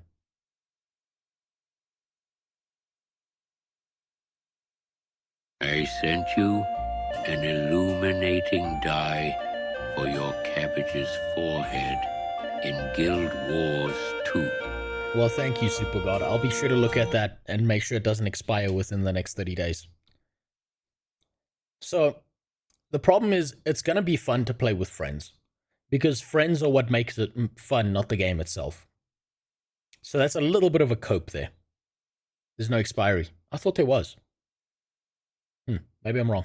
The game's been out for 3 years, but yes, playing the New World open beta, it reminded me of what I liked about the game in the first place. Yeah. I like the combat, I enjoy the exploration. I think the world is quite immersive, like spending time walking around the environments, checking out the different biomes, doing quests, gathering and crafting, and then getting into PvP fights every now and then. That is all a good time. I liked it 3 years ago. I liked it again when I played this past weekend, but also I can already see how it's all going to end. There is a clear shelf life to this experience, and I'm not so sure that Aeternum is doing enough to change that. There is fun to be had, and I am— Not enough content.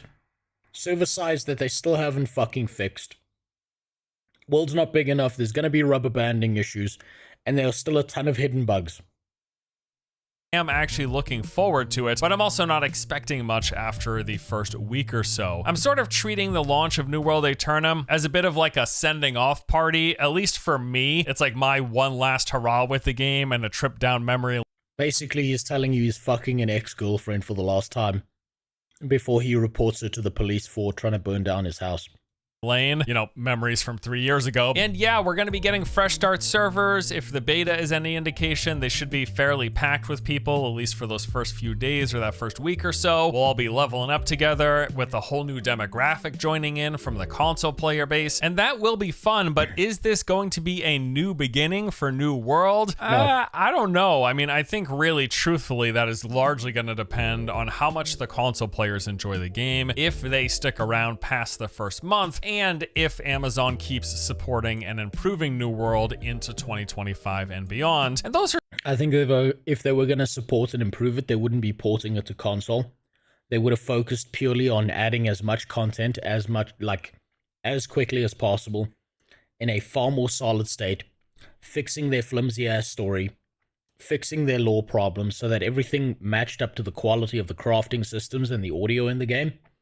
And I think they would have probably, they would have reinforced the really shitty components, like there being almost no mob variety and everything feeling so just disconnected. Those are some pretty big ifs. Okay, so today what I want to do is talk about New World Aeternum specifically. I want to cover what is new and different in this update, along with what isn't. And I'll also go over a bit of my beta experience, discuss my thoughts on the current state of the game, the rebranding, the upcoming re-release, if we want to call it that, and then lastly, my expectations for New World's future. All right, so let's just dive right in, starting with what is actually new in New World Aeternum. Well, for one, the intro experience got a total overhaul. So beyond— Oh, hey, look, it's the exact same boss fight, except now it's happening on a ship instead of on the shore. Picking how your character looks at the start, you now— Oh, look, pre-selected options instead of sliders. actually start off by selecting an archetype as well. Now this archetype Oh, cool. That's actually nice. will determine your starting weapons, although you aren't limited to these. It's just what you're going to start with. You can swap freely whenever you find new weapons in the future. The more important thing though is that the archetype you select determines what 3 trade skills you're going to have boosted to level 50, and this really provides quite a nice head start on leveling up those skills. So that doesn't matter. The weapons doesn't matter. It's your trade skills that matter. Whichever ones are the most difficult to level or the most annoying, those are the ones you want. So definitely don't take the sword bearer, because cooking is easy as shit. Then after character creation, you'll be playing through an entirely new tutorial. It still teaches you all those same fundamentals about the game, combat, and movement systems, but you'll be moving through new areas and getting some new story and cutscenes along the way. It is just a tutorial though. We're not going to oversell this. It lasts like a grand total of 5 minutes. Far from the most important thing. Also, I didn't particularly have any issues with the tutorial part, the tutorialization, and the introduction to New World the last time I played it. But yes, they've done some overhauls, and there's a new... Why did they spend so much time fixing something that didn't need fixing? That's a little bit concerning. Onboarding experience for new players. Okay, the next new thing is the Zone of Cutlass Keys. That's an old thing, you're correct, but it's been overhauled. They have changed it, updated it, and now it is an endgame zone, up level to max, and it includes some new areas as well as new content for us to discover. So one of the big things though is the fact that half of the zone is now fully open world PvP. So once you actually walk past a certain threshold, there's like a barrier that you're gonna see on the map and in game as you're walking towards it. You go past this and then you get a notification that you have entered the PvP area and will be auto flagged for combat after a few seconds. From there, and it is full on, no holds barred, free for all PvP. Your faction doesn't matter and grouping doesn't matter. This is completely 100% free for all, every man. Oh, so you've got to, that's interesting. So your grouping doesn't matter, your faction doesn't matter. So what you've really got to do is you've got to coordinate in Discord so that you have a bunch of people with muskets. So you have a firing squad that aims at the same fucker and ruins the state. I get it now. For themselves. Now, of course, this doesn't prevent people from going into this free-for-all area, being flagged, and able to damage each other, but not doing so and still working together. That sort of teaming will for sure happen, and that is something that Amazon is gonna have to address at some point in the future, because that will without question happen. Musket firing squad and you're fucked. That's how that's gonna work. And yeah, sure, you can't go in groups, you can't be on the same faction, your guild doesn't matter, but people will go in, 10 people who know each other, and they'll just agree to not attack each other and attack everyone else. Those are going to be situations that, yes, Amazon will have to deal with, because rather unfair and pulls from the whole spirit of this open, free-for-all, no grouping PvP zone. Now, why would you go there in the first place? Well, the PvP zone, for one, is loaded with higher level and higher quantities of resources. Basically, this is going to be like one of the better places to harvest a lot of materials for crafting very quickly. The catch, however, so that's where you farm the bots, is that after gathering resources, you actually have to safely leave the zone alive in order to use them, because if you die, it means you drop everything that you farmed. Essentially, they have added a mini extraction game into New World, which I think is actually pretty cool. Now then, beyond that, I'll give them this. That's not a bad idea to have like an extraction zone kind of game that adds to the tension of it. And it's really going to be, really, really funny when 10 guys are just standing on the edge of the zone with muskets waiting for people to run by with all their shit. That if you engage in any of the free-for-all PvP, fighting other players within the Cutlass Keys open PvP area, you will be rewarded the special new currency doubloons that you can then trade in for some endgame gear and other stuff. Also in Cutlass Keys is a brand new endgame activity, a 10-person raid. So there are going to be 3 bosses in this raid. That sounds really small, but 3 bosses, and they say this is going to offer true progression and will be very, very hard with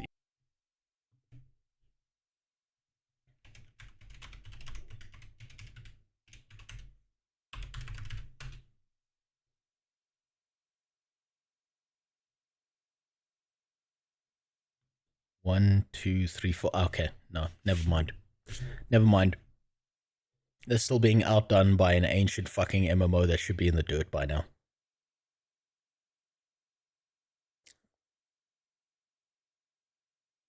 Still a whole nother fucking boss. In Winter's Grasp, the third expansion. Each boss being more difficult than the last one, requiring coordination and teamwork from a group of up to 10 players. Quite a bit surprising to me that introducing this new 10-person raid, it is going to be only 3 bosses, but I will not judge it until I try it for myself. This raid, by the way, will be dropping the highest item level gear in the game, this in conjunction with the PvP. As far as we know right now, is going to be how you get the best gear in the game once this update goes live. And there is one more sort of a minor new endgame activity in repeatable soul trials. So soul trials are these boss fights that you periodically come across as you're playing through the main story.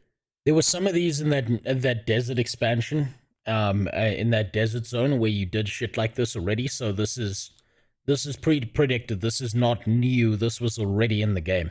Quest and leveling up. Well, they have now added these max level upscaled endgame versions of these fights. What we're not sure of is if they actually have any new mechanics with these endgame variations or if it's just their damage and health being scaled up. Either way. Oh, no, okay, so it's just scaling up of an old mechanic that was already there. That's the smallest raid as well. I know, Iconic. I fucking know. You're going to be able to do 3 endgame soul trials per day, and presumably they're going to give you some worthwhile currency or resources to make you want to do this in the first place. Now, playing through the beta, I saw 2 soul trials myself, and they were fine, pretty basic fights, although they were the first 2 ones. They weren't terribly difficult in terms of mechanics. My hope here is that the endgame variants do in fact come with changes rather than just, again, the bumped up difficulty via the damage. Hey, remember when you had to actually think about when you struck or not because there was a stagger mechanic in this game? I was such a fucking idiot for thinking the game would improve if it was removed. I just wanted more nuance in the stagger mechanic. I didn't want them to just junk it. I was such a dumbass for thinking removing it was going to make it better, not just, you know, people swinging at each other like it's drunks in a fucking bar having a fight. And health scaling. Now, there are some other improvements and additions coming in Eternum. They've done some updates and improvements to combat. I've always felt that the combat felt good, so barely noticeable because I liked it back then and I liked it again most recently. That's because Force lives in a first world country right next to the server. Me? So much rubber banding. Trying this. They have finally added swimming to the game. There are going to be some new items, weapons, and artifacts. They've added this new cinematic camera for when you're engaging in quest dialogue. We swim like a bitch, though. Made some movement improvements. This was actually one of the first things I noticed, even just in the tutorial when jumping in this weekend. Movement feels a whole lot better than I remember. It seems like they've made it snappier and just more responsive. I think actually they might have toned back the startup animations so that you get going quicker and have less of a build-up before. What's interesting, and that no one noticed, was to make the world feel bigger between the beta, between the launch, and between the final, between the release of the first, like, free expansion. They reduced characters' movement speed. So the world feels bigger because it takes you longer to get places. Because when they released the sands area, they dunked your movement speed down, so it took longer. So what's up, Potato? For reaching maximum movement speed. So yes, it was no surprise. That was my initial thought when just like getting my hands on the beta. And then when I learned they have in fact done a lot of work apparently to player movement as well as world navigation. To quote here, they say players can now run in all directions, vault over objects, and engage in smooth action-oriented movement. Jumping mechanics have been refined for better control. I also felt that the jumping felt better. So again, not surprised to hear this. And this should help with things like jumping puzzles, which quite a bit of them, even just in the beta period from levels. That's a decent change because you had to Skyrim the shit out of some weird stuff in the past. But if they've increased, like they've made the jumping better, I think that's a good change. 1 to 30, there were many instances where we came across jumping puzzles that you had to engage with. And yeah, the jumping felt better, movement felt better. I was actually quite impressed with this. They've also really emphasized the fact that they've done a lot of work into making performance improvements. I noticed this as well. It seems like the game runs better from what I recall. They say that they've done optimization for higher player density and trying to make the game faster. Even just getting into the game is supposed to be quicker. They've also gone ahead and done some visual. Did they increase the server size yet? Or are we still on bitch-made 2,000 population caps?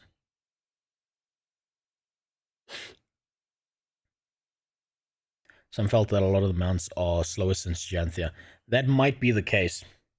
In order to keep your world feeling more expansive, you can either make a bigger world or a slower movement speed. Visual upgrades like 4K and HDR support. It does feel as Guess well which to one's me like easier? they've done some sort of a visual pass because everything feels a bit more, I would say, saturated or especially vibrant. The colors seem to pop a lot more than I remember. It feels like they've done just a general visual overhaul with this Eternal. Yeah, they're probably trying to make it feel more juicy, especially for console players, because if you're not dangling a set of keys in front of their eyes, they're not going to stick around. Update. There was always a bit of color to it, this game, but it seems to pop quite a bit more than I recall. So yes, performance improvements and a visual overhaul, or at least some tuning from what I can tell. And then also worth noting, one of the big pushes, major part of the reason this whole Eternum thing is happening is because they are now finally bringing the game to console. So there's going to be a console release. With that, there's going to be full cross-play support, so anyone on the PC, Xbox, and PlayStation versions of the game can all play together. Console players will have the option to play on any of the existing servers that are currently live for the PC version. Do the console players get target lock on? Because if they get target lock, console will be the superior way to play this game.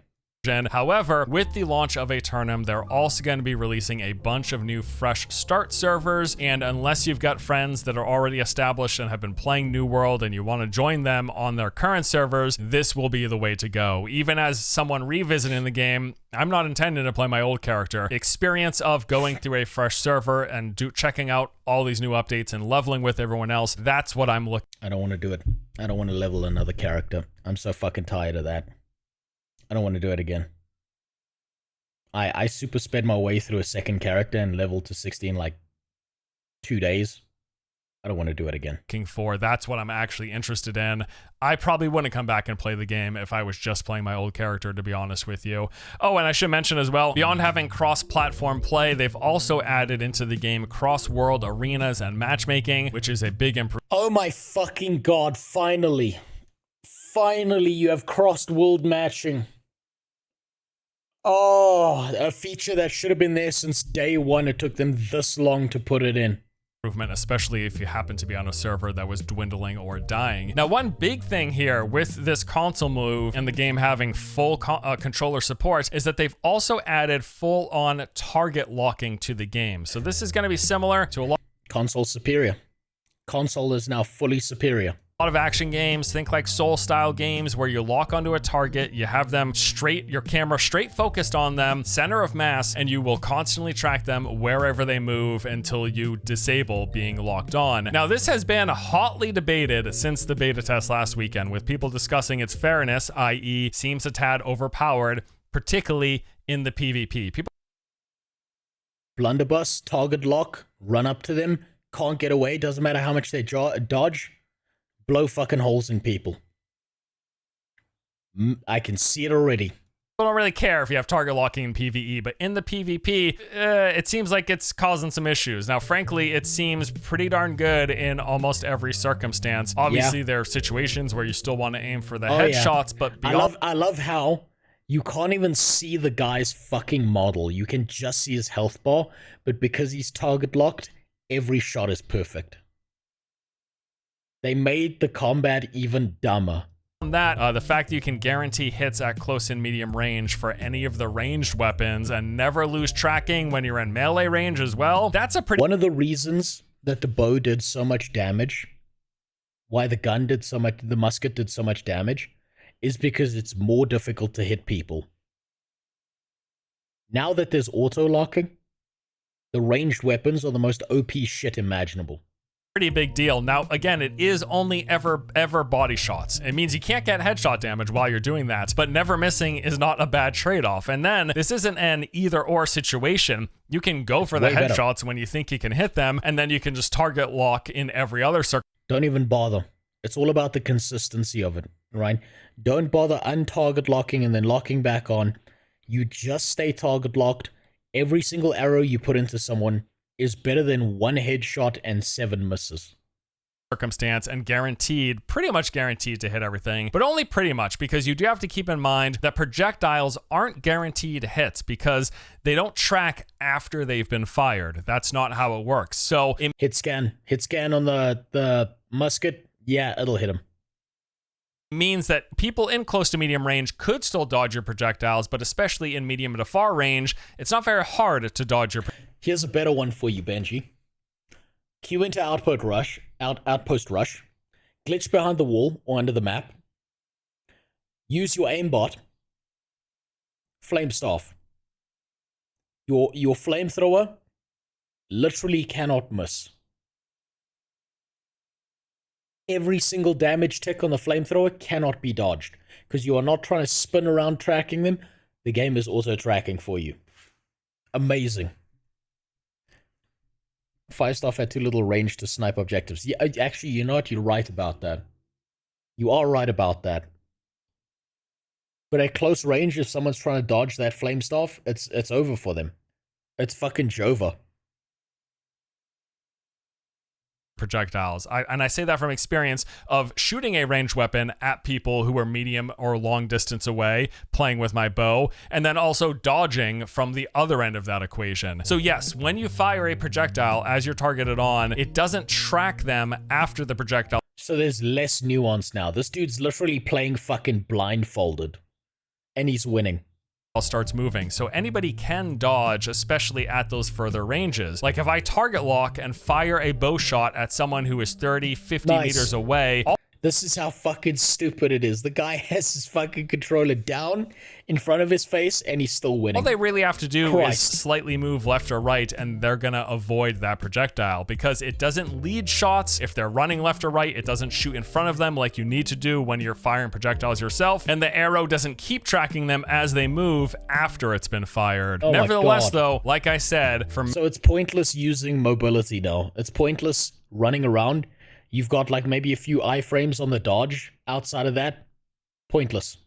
Many weapons, in many circumstances, it is pretty darn good, especially at medium to close range. Things like a okay, so if you're not a console player, you're fucked. Close range blunderbuss shot that never misses. Sure, headshots would be better, but never missing every single shot ain't too bad either. Oh fuck, I forgot about the blunderbuss burst. There's like a set of abilities you can use with the blunderbuss, where you weave in the auto attacks, where you can do so much fucking damage in such a short period of time. You can nearly 100 to 0 someone, and all of those shots are now unmissable.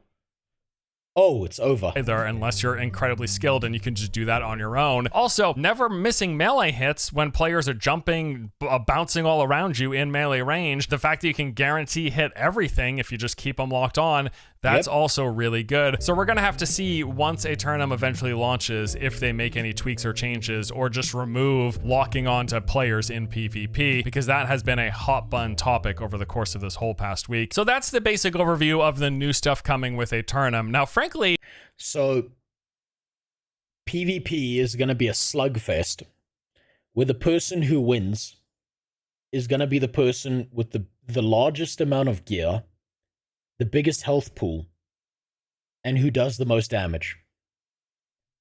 So Great Sword's probably your best friend.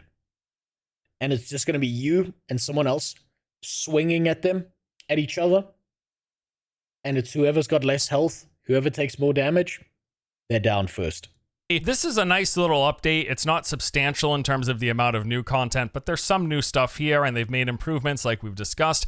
I think really one of the bigger hurdles that Amazon is going to have here is how they're offering this update, its branding, how they've marketed it, and then the price point as well. And let me explain. So if you're a console player, this is pretty straightforward. The game has never been available before on your platform, so if you want to try it on the console, it's simple. You make a single purchase of New World Aeternum and it gives you access to everything, all the content and features in the game right now for PC players, as well as everything that we just overviewed that's being added when Aeternum launches on October 15th. You're going to have access to all of that. If you're a PC player though, it might be a little... Here's the thing, is none of this seems new to me. None of this seems... I've not seen a single clip that he showed me that makes it look like a new game in any sense whatsoever.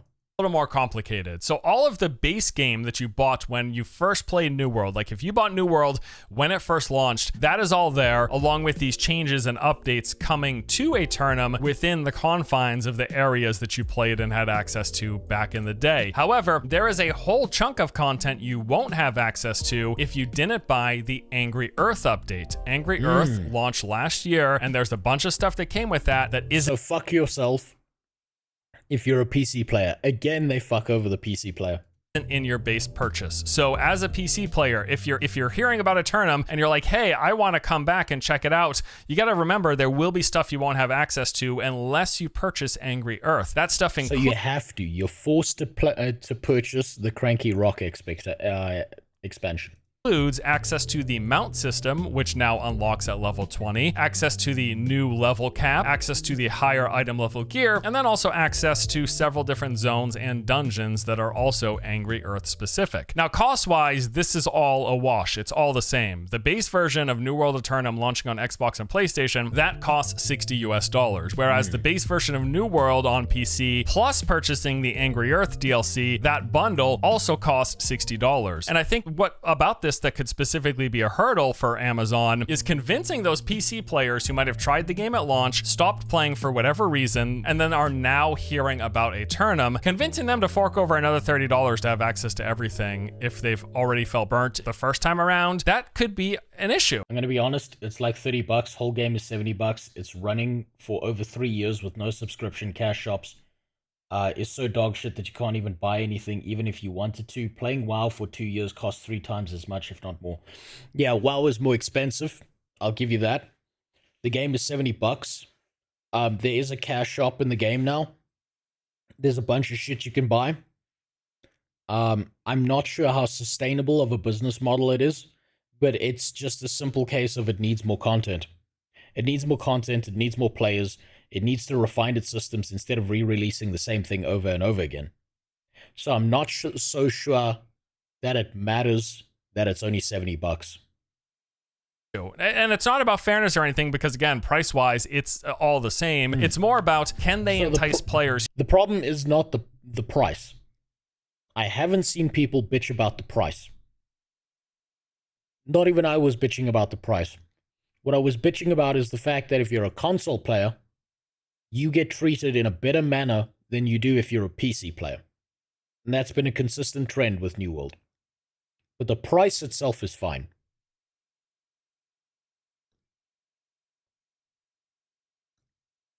Who stopped playing to come back and spend another $30 to access everything. Of course, the simple answer here can just be, hey, you can come back if you like CA turn. There's a lot of people bitching about having to buy the expansion.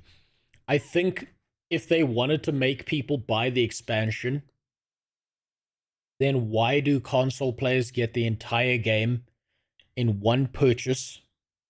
Okay, actually, no. You know what, Ray? I need to know, do they pay $70 for the full game as a console player? Or are they paying $30 for the entire game? And then PC players have to pay $30 for the main game and then still purchase the expansions. Because one of those cases is acceptable and the other one isn't.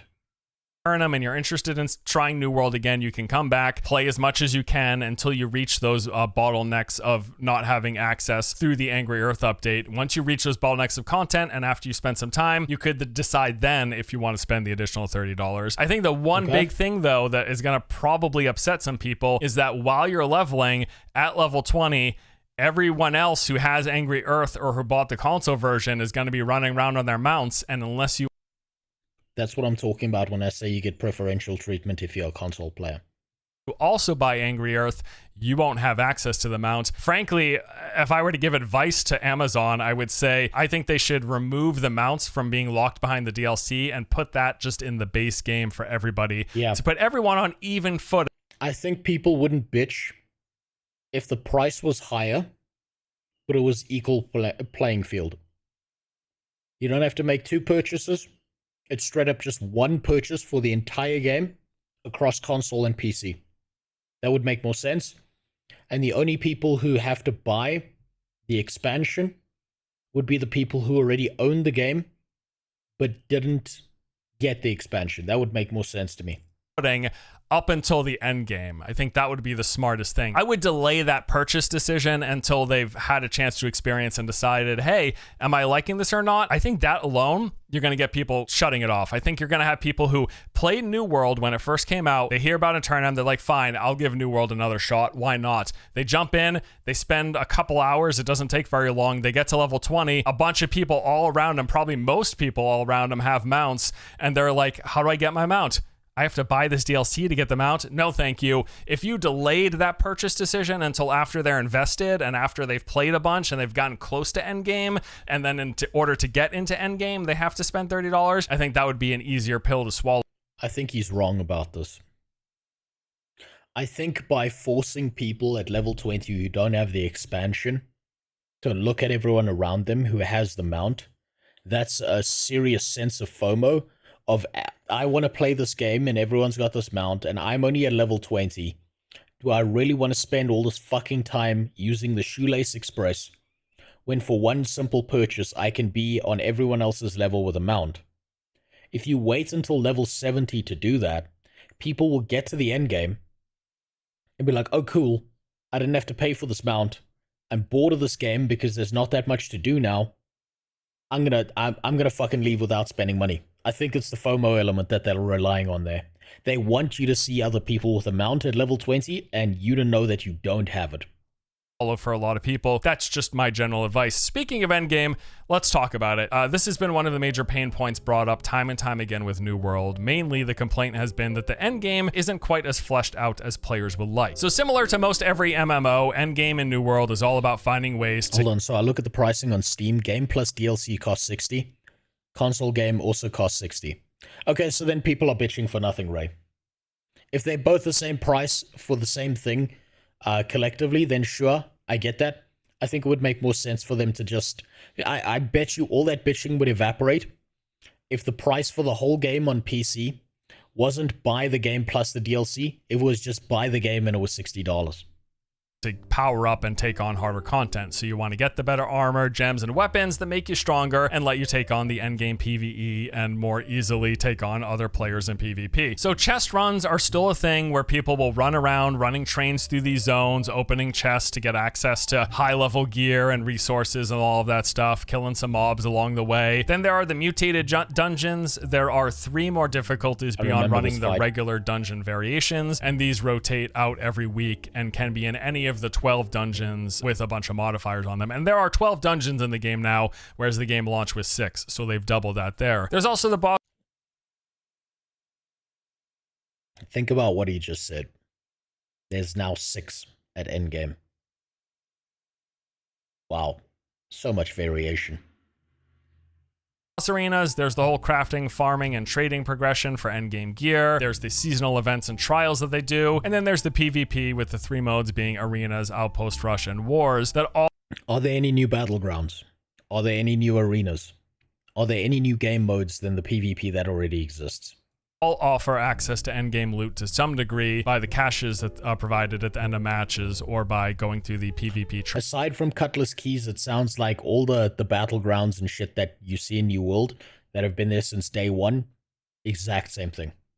Track progression. So all of this has been New World's endgame up until now. And then with the launch of Eternum, as we've covered, they're adding that new 10-person raid as well as the open world PvP and Cutlass Keys where you take those doubloons and turn it into gear. So there are a couple of new endgame activities, but is what is here going to be enough? Now, like I said at the top, playing the beta... It's not enough. It's not enough. They still haven't fixed their server problem. I've heard nothing about putting more people in the same world on bigger servers. The fact that you've limited the number to 2,000 is still a bitch. Still fucks things up. Your server tech can't handle 500 of those players ice storming at the same time. There's simply not enough content to keep this game alive for a long period of time.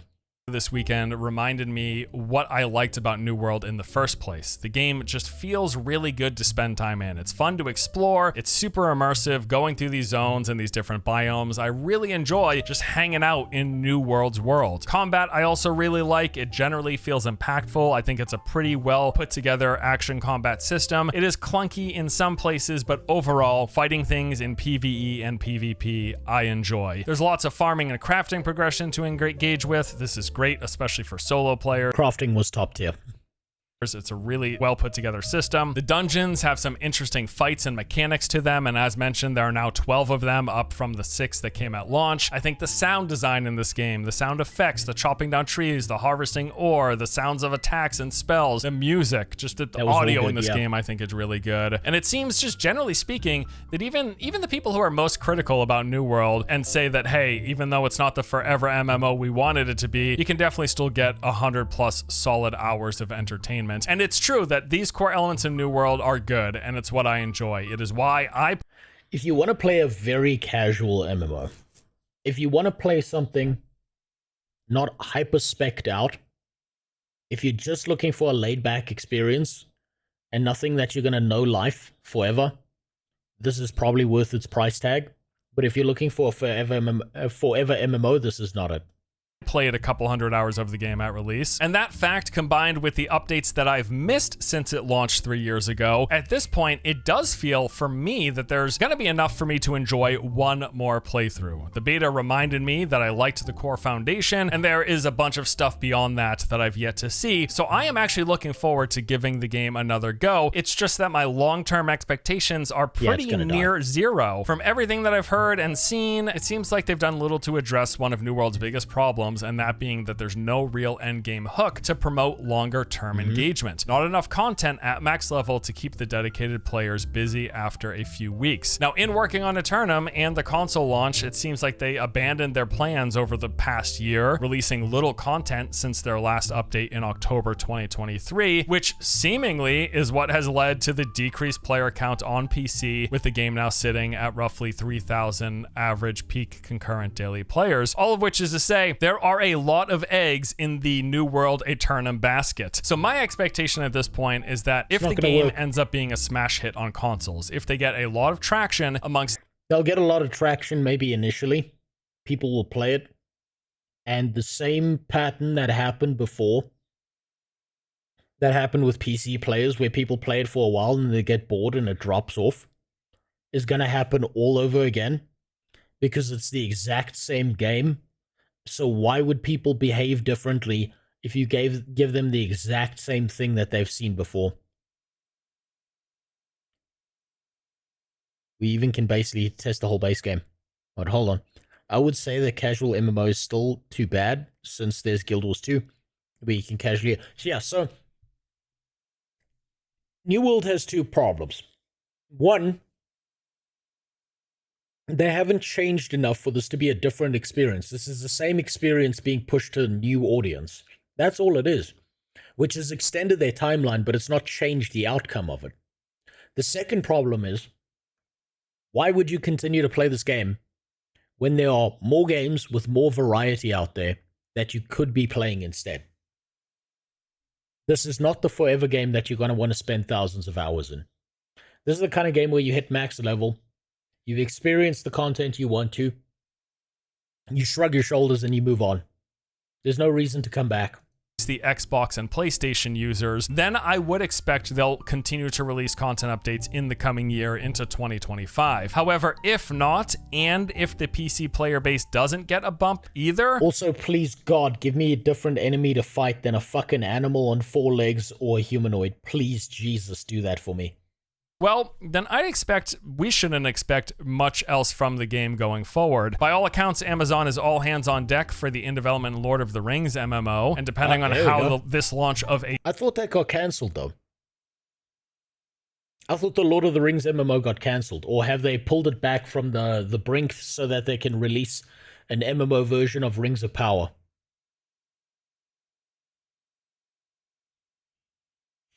The best part about the game is the vibe of the game, but there just isn't enough variety or content. Yes, you're right, Spoolie. They don't have enough to keep people around for a very long time. the best way I can think to put it is New World is like a girlfriend that you used to have who got really fucking fat, right? Maybe she's fun for a few days, but you're gonna get tired of rolling over the white whale in the middle of the night to try and have that fun. Knowing that she's just gonna lie there in the same position every single time because she's too fat to sit up. And maybe you can close your eyes a few times and imagine that it's someone else. But when that stench hits your nostrils for the 10th time, you know you can't do this anymore. Eternum goes, at that point, they're probably going to be deciding how many people stay working on New World versus moving on to their other projects. You know, the discourse around this game always seems to get a tad heated, and I think one of the main reasons is because it's a game with a lot of potential. The combat, the world exploration, the immersive environment, there's a lot to like about New World. It's a ton of potential, but it's like the really smart kid in school who got drunk and drove a car off a cliff. He's fucked. Didn't matter if he had all that potential, if he fucked it up all the time. What killed the game is it turned into a clickfest, no organic random partying. Everyone groups up and everyone that's an outcast quits. Then these inner circle groups can't get new people in and it just dies. Benji, keep that comment in mind because you're going to say the same thing about Ash as a creation. It's going to be the same pattern. It just seems to all fall flat and peter out sooner than people would prefer. And frankly, it's a tad bewildering to me that they've done so many overhauls to this intro and leveling experience, because I never felt like that was even really the problem. I always thought the intro and leveling was fine. In fact, why the fuck are they wasting so many resources on revamping shit that doesn't need to be revamped? That's not the problem. The problem is it needs more. It needs more. There needs to be more shit. Not the same shit redone. To the leveling and exploration parts of New World was primarily the thing that I enjoyed about the game. Like, sure, it did turn into a bit of a drag around release, like halfway through leveling, at those times where you would reach points where you were... There was a level chasm. Once you hit level 40, there was this massive leveling chasm where quests were too sparse, content was too vacant, and a lot of people who never reached endgame quit at level 40. Because the leveling chasm was so fucking bad in this game. And they did fix it. But why are they revamping all the shit that already works in the beginning of the game when they need to fix that leveling chasm? When they need to fix the blandness that occurs in the very middle that gets a lot of people to give up? And why are they not adding a metric fuck ton of endgame content? Why are they not doing that? Level gated from continuing the main story quest, and then you ran out of side quests to do. So at that point, you were just like farming town missions over and over, or going out and killing NPCs or gathering resources. But that was an easy enough fix just by like making adjustments to XP rewards from the various activities. Quite literally, in the base of this game, there was a South Park reference in the game. You know what the South Park reference was? You go to Boar's home and you just murder fucking boars non-stop to level up. Just endlessly butchering pigs. Same thing in the South Park reference. It was straight up in the game. That's how vacant of content it was at those levels. They didn't need to like keep redoing the whole intro, starting areas, and leveling experience several times. The big problem has always been the end game. You would have fun playing, you would enjoy leveling up, and then you would hit max level, and after not too long, you'd get to the point where there just wasn't enough content. There wasn't enough variety to keep you engaging and coming back week after week. Now, and it sounds like that hasn't changed. We will know way more about New World's future very, very soon, as the Eternum update will be launching about 1 month from now, and I will likely be doing some sort of a follow-up video. At the very least, like I said, I'm happy to give the game one last hurrah. I will play Eternum. It's going to be just like any new MMO launch, with this overhaul and the fresh servers and a bunch of people playing all at the same time, especially if I can convince some of my mates to join me. That'll be a fun time. Will it be 1 week? Will it be 2 weeks?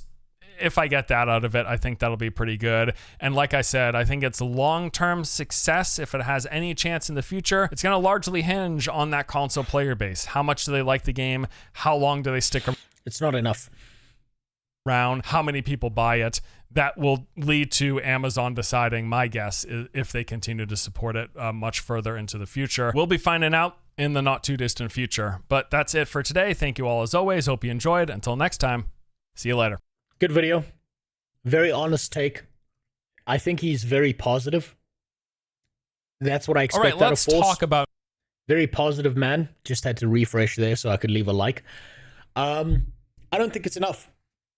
I look at that video and I think to myself, that's an immediate no. I don't want to fucking play this game again.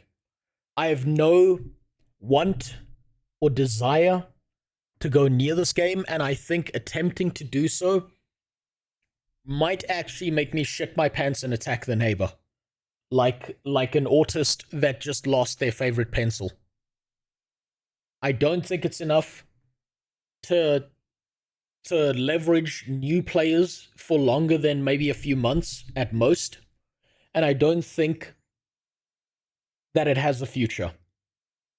The best way I can think to put it is New World has just extended its timeline by fucking over a new group of people as opposed to fixing the goddamn game. I want it to be wrong. I still want to be wrong about New World. I still fucking want New World to be good, despite the way it's beat the shit out of me. It's emotionally damaged me on a fundamental level. But it's just not good enough. It's just not going to do it for me. So I'll tell you what, this is how this is going to work. This is how New World's going to work for me. I'm going to pretend nothing's changed. And when it's confirmed that nothing's changed, I'm going to shrug my shoulders and say nothing's changed. Because nothing changed. If I'm wrong, I will feel relief. I will feel better. But that's not going to happen. And I so hope I'm wrong. But look, console players are like lemmings. One goes off the cliff, they all go off the cliff, right? They buy FIFA consistently year over year. They buy the same FPS shooter every single fucking year and then repurchase the same skins they had in the version of the game that was older the previous year. Which makes them only one step above how much shit your average MMO player eats on a daily basis. So maybe they get away with it, but I don't think they do. Meanwhile, I'm just waiting for... I'll get to City of Heroes 3 years from now, Jimmy. One of these days I will. I just got to check something quick, because if I'm not wrong, there's daylight outside my window, so just give me a moment. I gotta know if this is like... Am I just hallucinating, or have I really been streaming for that long?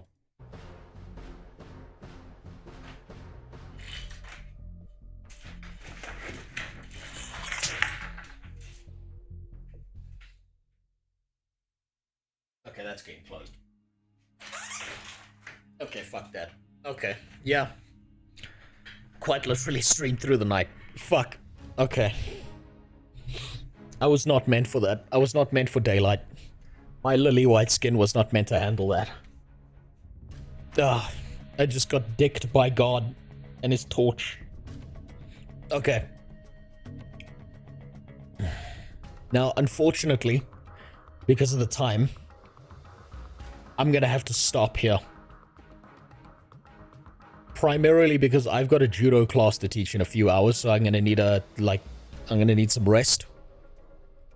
I'm gonna go teach some kids martial arts. And then I'm going to try and stream on Saturday because I have a thing I'm doing with Hyperion where he wants to ask me a bunch of questions. And then after that, I can vegetate out and play some Throne and Liberty. I can also set it up and do the download in the meantime. Literally an entire stream of just me getting mad watching videos. I play video games sometimes. So, Hyperion, yeah, in the Discord, he asked to do like an interview thing and talk about some stuff, so I figure, fuck it, might as well do it on stream. So, I'm gonna duck off now. I'm gonna go pass out because the sun's up and I live like a fucking vampire now. I hope you all have a good day. I hope you had as much of a fucking stroke about Horizon Zero Dawn getting a remaster for no reason whatsoever. And just remember, I need you to know this. If you ever feel like you are completely worthless, useless, pathetic, you hold no value, you are a leech, you are a parasite on society, I want you to know that you will never be as bad as the fucking person who somehow got Sony to approve a remaster of Horizon Zero Dawn. That's really important for you to know. There are reasons to not kill yourself, and those primarily revolve around the idea that you weren't the person responsible for Horizon Zero Dawn getting a remaster as opposed to us getting Bloodborne on PC. No matter what you do with your life, if you're the next Hitler, guess what? You didn't fuck up as hard as that person. Just needed you to know that.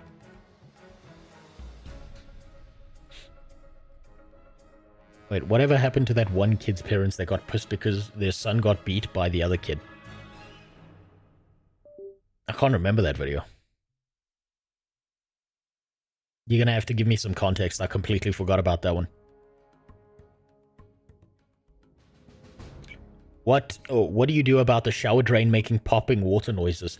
The best thing you can do, Super God, to stop the popping noises, because that's probably something's living down there, is you take a dump in your shower and you waffle stomp it down there, and that should poison whatever's living in there, and it should die real fast. It's also really smart to double up on things like that. You brush your teeth in the shower, you take a dump in the shower, you're good to go. Stop wasting time. Who needs a bathroom? Just take a dump in the shower.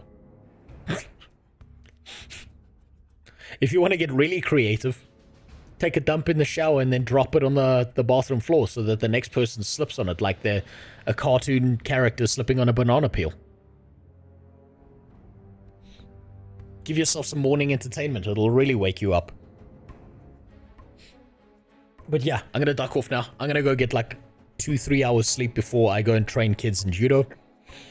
Then I'll probably be back on Saturday to stream because Hyperion wants to talk to me. And I really actually do want to try out Predatory Korean MMO. So, good night. Enjoy your day. Since it's daytime for me. If you're in America, I'm sorry. Your healthcare system sucks, but it's gonna be okay. Because we all die anyway. The MMO is Throne and Liberty, Jimmy. That's the one. Wait, it was the one of your students at the wrestling event and they beat their opponent. Oh, you mean the one where he threw him with, I think it was a Taiyo Toshio and Ogoshi, and the kid just immediately tapped because it hurt too much. I thought that was fucking hilarious. I've heard nothing further, right? To follow up, I've heard nothing further. Those parents bitched, they complained, they made threats, nothing happened. That's just... Most of the time when people make threats, they're empty. They're empty, they mean nothing. That's what happened. They just cried about it. They were losers. Their kid was a loser. And so they deserve to be like that. It's what people do. You think people bitch in MMOs. In real life, they bitch 10 times harder. That's why I play MMOs, because at least in MMOs it's funny, because people are arguing over pixels. Now let me stop this shit. I'm gonna go to bed. Good night. Enjoy your day. And Just remember,